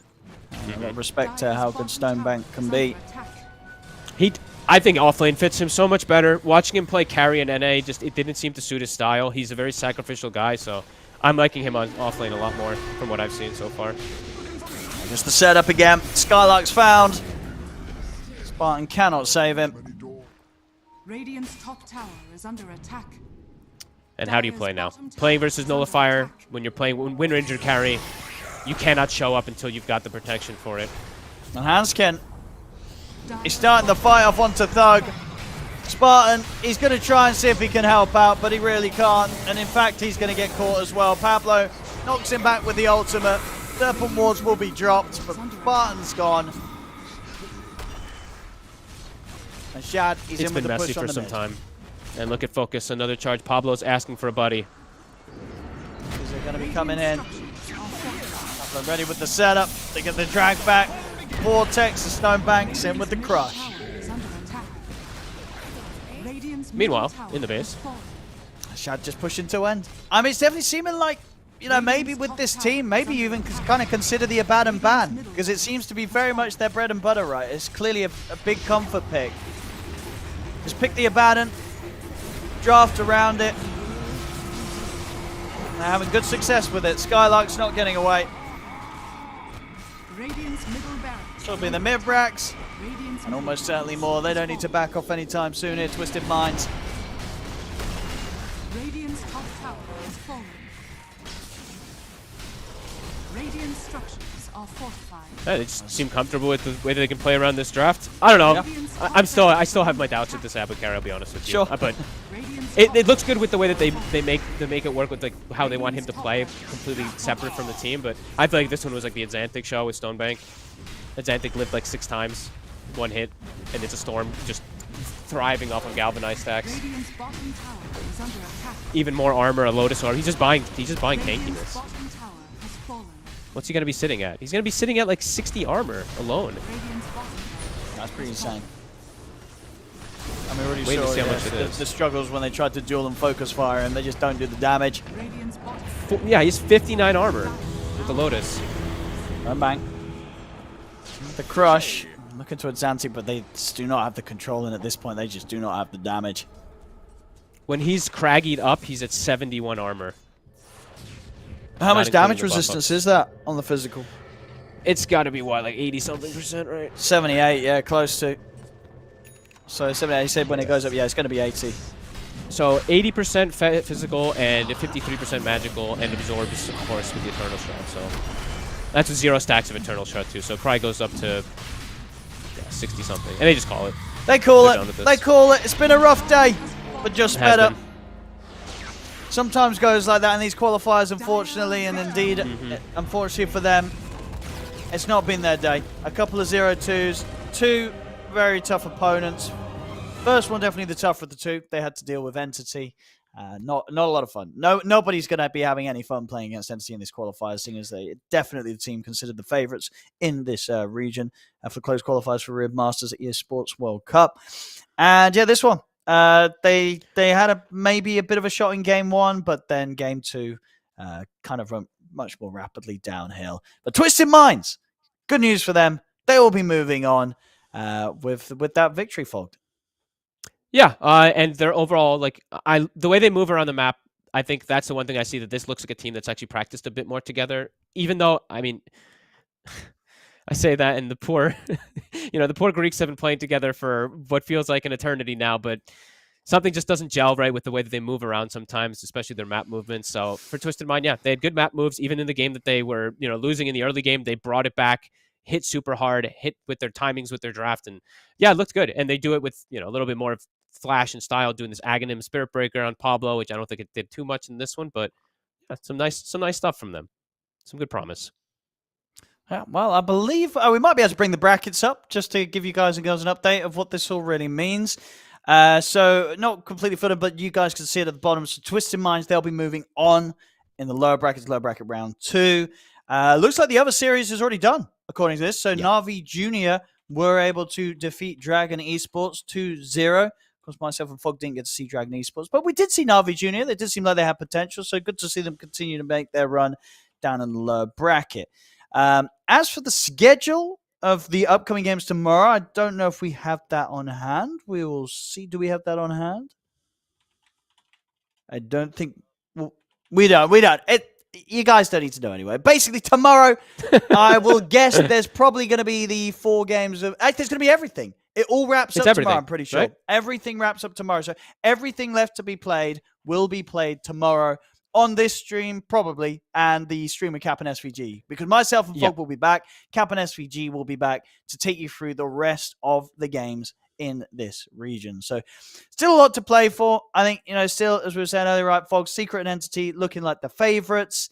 Maybe we get a team coming in with a bit of an upset. I mean, we saw, with this lineup, I think, Twisted Minds, they did take a game off Mouse. So we could definitely see them kind of end up in a situation where they're contesting them. And it's really kind of down to Mouse or Twisted Minds, I feel, to upset Secret Entity. Outside of that, it's probably not happening. At least from what I saw, you just don't see it at all. I didn't get to see Secret, so I'm going to go back and watch the games myself, at least just to see how they're playing. But from what I saw, they got quite a bit to climb up. Twisted Minds, they did some cool stuff here, but the lanes and everything weren't perfect. And overall, it's the individual skill that sometimes just makes that difference there when you're versus someone like these guys on Secret. So we'll have to see. And Entity, I think they are... especially from what I hear, I've been getting messages also during these games from some of the guys too. People are like, Entity's top dog right now. So I feel like that's going to be tough for Secret, and then we'll have to see from there. Absolutely. Well, ladies and gentlemen, you have been absolutely fabulous. Hopefully you've enjoyed the coverage today here with myself and Fogged. We hope to see you tomorrow. In fact, I know I will see you tomorrow. We will be ready to go live with the Western European Games again, starting at 12 CET. So make sure you've got your streams open and ready to join us for the action tomorrow. As myself and Fogs, we will see you then. You've been fantastic. Thank you for tuning in to the Western European Close Qualifiers for Rib Masters of the Esports World Cup. We'll catch you again, same time tomorrow.